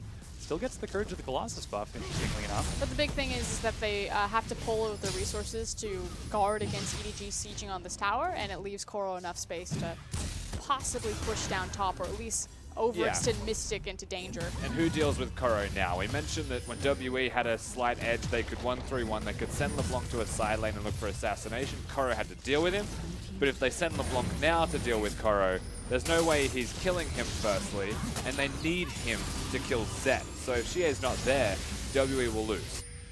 Ooh, teleport into the back line from 957. Xie's flanking on the far side. That Stranglethorn, Zero finds Zet. They're trying to kill the AD carry, and they have succeeded. Zero is burning down and drops as well. That's 2 for 1 as Kandi died on the side. Koro and Firelolly are still there along with Scout. But it is WE's fight. And WE still have side lanes pushing, so they're able to go where they are now on the lane. I don't think Koro will stop his recall. He should be. He did. He wants Mystic. Okay, of course he did. They found Xie on the other side of the map. That's a quick kill for Firelolly. What's happening, Mystic WE? is running away now from Koro. He's seen this horror film before, and Koro's continuing to chase. He's got so much movement speed. Oh, God. This is for game 1. This is terrifying. Koro, he's got Flash. He catches up. Spell Shield gives mana back, but that's the bop, and Mystic flashes under the turret. Keep going. Scares him away. Oh my God. Mystic is like the survivor at the end of the horror film. You didn't see it, man. But the worst part about that is the skin choice. That was like legitimately a Stephen King novel. Just lol Poppy chasing you down. Oh man, truly terrifying. Mystic goes back to base, buys a last whisper. maybe, just maybe this will help me a little bit more, but unfortunately Poppy is Poppy. And he's gone for a Sheen, and it looks like it might be a Trinity Force. God. Koro sitting back, he's like thinking about retirement. You know, this is it, I've had my time, I won MSI. The coach pops up, you know, Poppy exists now. I heard you like playing Poppy in solo queue. I heard you like being unkillable.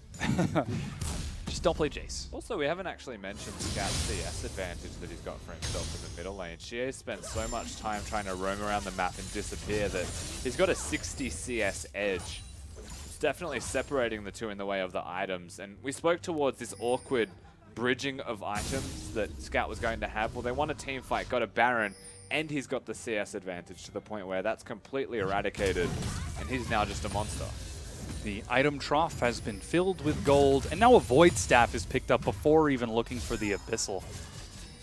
That is the online Rise build. That's all you need to know about that. You see those 3 items, and that guy is pretty massive. Xie, on the other hand, still working on his third, as he's now got a Fiendish Codex and a Blasting Wand, looking to round things out. We get towards the 28-minute mark. It's still a 4,000 gold lead for EDG. They've got the tempo, but no objectives to exercise it on. The big thing is the Baron that's spawning in 1 minute. We've already seen that some things never change, even though EDG look redefined and refined in their new form. They're still pretty obsessed with that Baron buff, so we should start to see a rather slow pace or more of a hiatus as we wait for that cooldown. And it's also just because they need to get through a Sivir. And to siege into a Sivir, if you don't have a Baron buff, she'll clear the entire wave with 3 auto attacks because it'll just ricochet through everything, as you can see. So Baron buff makes that a lot easier for EDG. There's also an Infernal Drake if they want to lash out and get something a little bit extra. Rebel against the standard. I like how Mystic has also finished off the Lord Dominic's Regard next. Hasn't even gone for a second attack speed item. anything to get rid of that Poppy. I mean, Fire Lolly's pretty big too, and now Scout has got a lot of health. All of EDG are building up to be pretty big, and WE are going to have to deal with this at some point as they're grouped up in the mid lane. Koro's at the bottom. Zero probing with that Nether Grass, but cannot find an opportunity. Oh, but there's... Ooh, they managed to catch the hook. Cleanse is used a little bit early. That's knockup. 957 is there, and Koro cancels the teleport. That means WE are backing away. But he is still walking up and looking for the flank. He could get there in time unless they disengage from the situation right now. Yeah, they know he's there, so they are going to run away. Now WE should move straight to the Baron buff, force EDG to get there, and try and do it quickly enough, perhaps. That's what they're doing right now. It seems like the Dragon is going to be finished off. WE are going to try to burn through. There goes the Realm Warp. They're stacked up and are able to keep pace with their team. It's a lot of damage, down to 3,000 health, but you know EDG are going to fight this. Baron is picked up. WE are now grouped. Hook finds Koro in the front. Xie trying to flank from the side. Zero is on the left doing damage as Kandi is going to be knocked up. Mystic kites out the knockup. Scout gets stunned. Xie's in the back, still looking for an opening. He finds Zet and Mako, but Exhaust reduces the damage. And that's going to be a huge cleanup as Xie gets a big bounce. Koro and Scout are the sole survivors as Xie goes down in trade. WE still come out ahead with this trade. They get the Baron buff. They've still got their carry in Mystic alive, and he is the most important member for the team in the way of wave clear and pushing power. Scout is the big opposition, though, that they have to get through. WE showing signs of life again. Take a look at that team fight. It was such a close race. EDG just barely missing out, but big eyes on Xie right now. Now he's going to jump in initially. It's a beautiful exhaust, like you said, from Mako that will delay most of the damage, but surprise, round 2 comes through and he deletes Zet and Mako from the map. And the big concern is the exhaust was immediate, but LeBlanc's damage is no longer really immediate anymore. He was waiting for the passive to stack up and then press Q and a bounce between everybody, and that's when they all melt. Unfortunate stuff there for EDG. But really good movements from WE to force them to rotate like that. And the big thing is who the Baron is left over on for Team WE. It's on Mystic Zero as well as 957, so they can at least impact 2 different lanes. I doubt Malatar is going to swing out to a side lane by himself and impact it, but Sivir certainly could. 31 minutes in, Baron buff in favor of WE. They completely nullify EDG's tempo advantage that they earned from a previous play 10 minutes ago. And now they're the ones setting the pace for a brief period of time. It's still dead even in gold. 2-1 in terms of Dragons and 1-1 in terms of Barons. This game is so close. Has yet to be decided as Kandi looking for a pick. Yeah, both junglers going for a Guardian Angel as their third item of choice. Proves that they want to be sacrificial lambs for the team. They need to be the engaged tools are a big part of the frontline focus. Right now we also have 957 sitting in Fog of War. I believe he's taking the blue buff by himself. But has his teleport option available, but more importantly, hiding himself. So now committing towards that split push on the bottom. Yeah, Koro was actually sitting in spawn, waiting for an opportunity to maybe teleport onto a flank dependent. Now he has to react to 957, so there'll be no home guards. Mystic continues to shove in. The plants are going to stall the minions out, but slowly but surely, that turret is taking hits here and there just a little bit. As the ricochets bounce around, tragically not getting a crit on that one, but Infinity Edge is the next item for Mystic. Xie is going to continue to maintain pressure in the mid lane as 957 is hoofing it towards the top lane.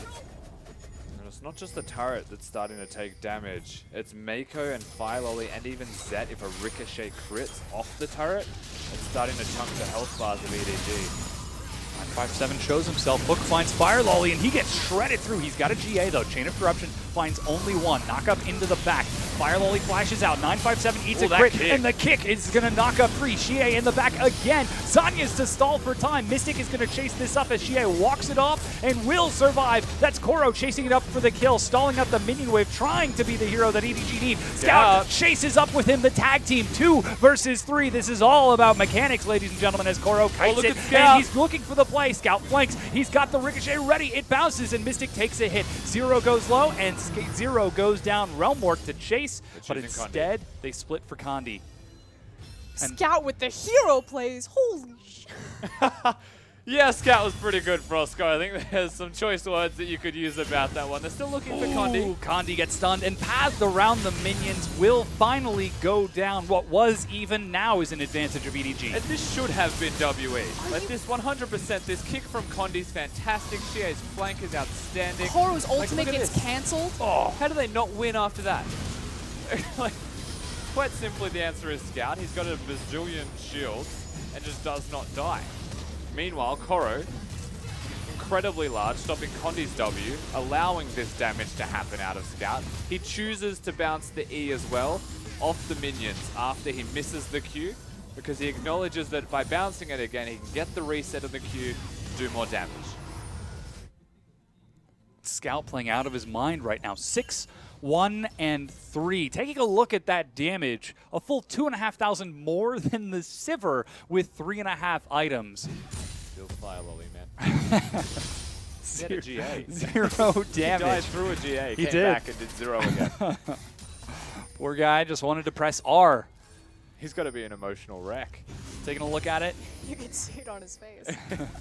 And after such an exceptional performance, to see him being shut down so heavily, this just speaks to the level of skill that these teams are playing at. I mean, he has a very clear-cut responsibility in this comp, and it's just to go into CC lock. I mean, right now, Spotlight is entirely on Scout. We said that we preferred Scout over Pawn for the EDG playstyle, and it's nice to see him, step up and earn that recognition. He's got his Mercurial Scimitar, so Scout at max power. Very sneaky brush play as the Elder Dragon is spawning in 15 seconds. It's Hooks spotted on out. Mako. Finds Mako. 957 goes in. He's the target. Fire Lolly again suppressed. Look They at manage to GA. kick Condi away. GA's on the side, but Fire Lolly chases. That's Mystic and Zero on the far side. And GA flashes in, finishing off one. The Chains get another. GA is unstoppable right now. Gets a second kill.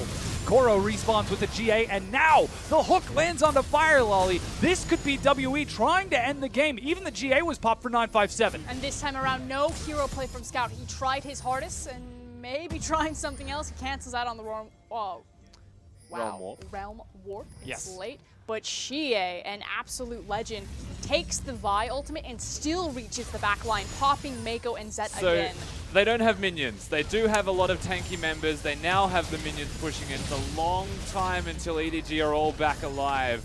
I don't know if they have what it takes to end this game, but they are going to try. Is Scout the hero that EDG need right now? Mako has spawned as well. Doesn't have a lot of damage. There's the knock-up. Scout is being stalled. He's level 16. Shie lands the tether. Mako stalls it away. The minions are They being don't have cleared. it. Varus is back up, and WE are pushed away. 957 is locked down. Chain of Corruption finds both Zero Look at and Scout. 957. Scout is doing so much damage. And the Baron is spawning in 5 seconds. The Elder Dragon is live. Here comes a deep teleport from Koro.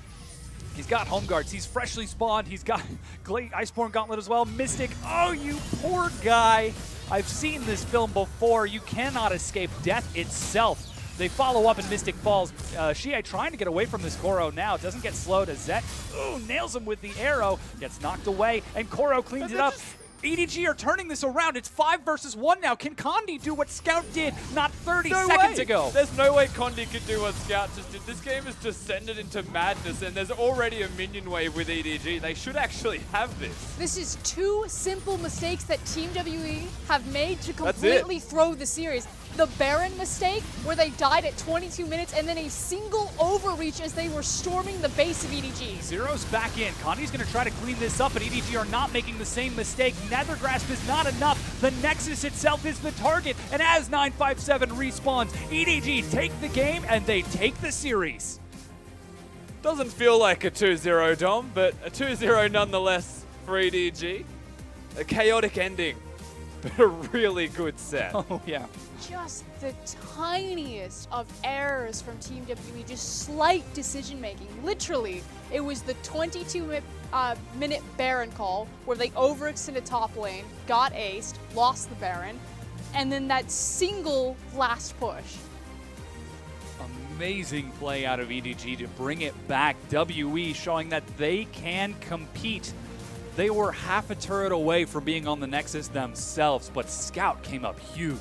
And really it was the overcommitment to saying that they could end the game. Scout did dodge a hook. He made a lot of really strong mechanical plays, and honestly put the entirety of EDG on his back at certain points. If he does not get MVP, I'll be shocked.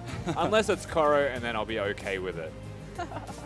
Oh, man. A very well-deserved bow of the new EDG lineup on your screen. Koro this time around starting, but, you know, we kind of knew where Team WE were in terms of the strength and the ratings. We said they're going to be a top-tier LPL team, but we didn't know where EDG were going to be.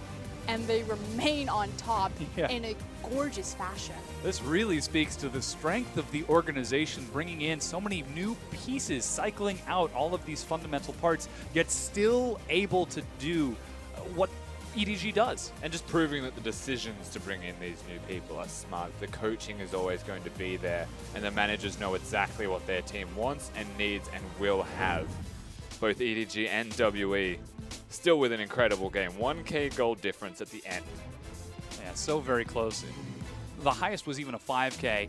The game only ended at 39 minutes in. Barons traded, Dragons traded, Kills traded 16-17. Mystic did as much work as he could, but Scout once again just huge. We have to highlight Koro's damage. That should not happen. I actually feel on dirty. a tank. Yeah. I'm going to have a shower after this and cry. Played against a few too many poppies, have you? Did you watch the game? I did, I did. I feel like that's a natural reaction, Dom. I'm ready to cry in a shower. Okay, so then EDG still at the top of their game, but WE, they showed, yeah, game number 1 was a little bit rocky for them. I don't think they were expecting EDG to come out swinging at an 8 or even a 9, but then they turned up the heat and started to match it. It has showed this kind of reoccurring trend, though, when Team WE do lose, and it's in these overreaches. You think back to their newbie series when they dropped game number 2 after the big comeback. It was the overreach for the Elder Drake, and now we see it again in this EDG series. It feels like the blueprint to how to beat Team WE is very clear, and now it's a question of what other LPL teams are going to latch on to that. I mean, the fact that Team WE didn't win after getting a 4-man kick from Condi and Xie flanking simultaneously just is ridiculous. And there's only so much you can do, you would have to say, as Team WE in a game like this, when you've got stars on the other side like Scout and Koro that can actually step up when it does matter and get these victories. And that's the thing with Team WE that we have to bring it back to, is they are really good players. They are 5 really good players as a good team, but they don't have the S+ performer. They don't have the Scout in the roster that can always get them across the line. Exactly. They don't have the icon like OMG has. Yeah. And sometimes that's what hurts them. I mean, Scout just coming up so huge over the course of that. I'm sure we're going to get to the MVP graphic in just a little bit. I think the big question we had coming into this as well was, this game is all about Ascension. One of these teams is probably going to be the best in their group by the end of this set. Was it going to be WE or EDG? And I think we've got an answer. What it's crazy to me is just because you can go back to, you can be like, okay, Team WE, their shot calling, it's a bit flawed. You can see the issues there, and that makes sense. You know, on that team, you don't really have a veteran. I mean, the most veteran player is going to be Zero there in that support position. But on the other side, like EDG, even though you're having that veteran standard in name, they don't have their shot caller. So there's really no excuse there for Team WE to be losing out in these split-second micro decisions in shot calling to a team that has Firelily, Mako, Scout. But I will say, like, to sum it up as well, though, like, Team WE still looked really damn good at the end of this series. And so looking at EDG against WE, even though it was a 2-0, I'd still say definitively that they are our top 2 teams after week 1. And, like, WE will feel bad about that, but they shouldn't feel too bad looking back on it. And again, this was sort of a question for a WE that really started to flourish towards the end of the year last year, and now the expectation moving forward. I'll get to that in a second. MVP up right now, Scout, as predicted.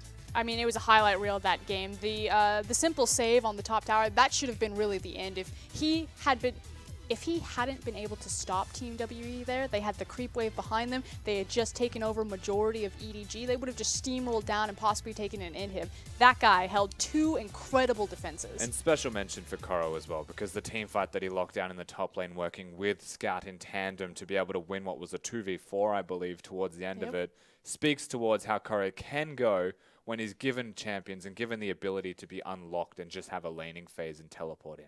Yeah, and again, to get back to what I was speaking to earlier, the fact that the whole theme about the LPL this year is reborn, rebirth, renew. Sort of this reiteration of China has gone to Worlds, but they've never really seen big success. Well, week 1, we're seeing teams like EDG, WE demonstrate hugely high-level performances so early on.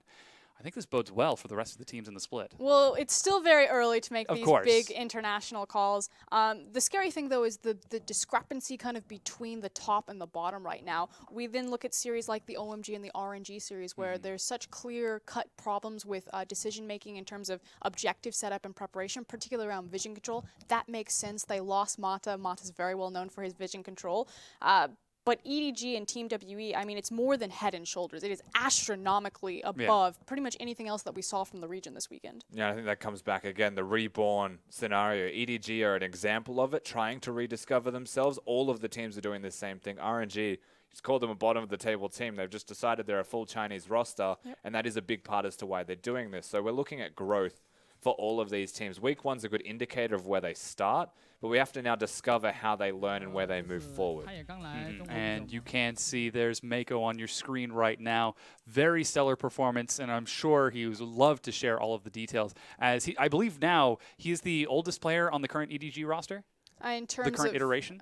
The current, how long he's played, not his actual with age. them, yes, with the EDG roster. Yeah, since Koro's returned, it would go to Koro because Koro was on the roster with FCZF. But we talk about kind of growth and rediscovery and things like that. The cool thing with Mako is we really watch him grow up on EDG. You know, we said it at the very beginning. He looks so much older than when he first started. But when EDG got him, he was just, you know, a little rookie. He had no professional experience. FCZF handpicked him for the roster, saying, this is the guy that I want to replace me. They put a ton of faith in him, and he's really blossomed into this incredible performer in the support position. I mean, if you're in a lane with Deft, and people actually say that you are a comparable support, one of the best supports in the world, someone that's working with Deft in tandem, it says a lot about your personal skill level and how you can grow up as a player with such an experienced player in Deft and now utilize that yourself with Zet. I mean, we got the chance to talk to Mithy when we went away to All-Stars, and Mithy had nothing but praises. And, you know, Sven and Mithy are really well known for their dominance in the 2v2 bottom lane, especially Mithy for being such a great mind about the game.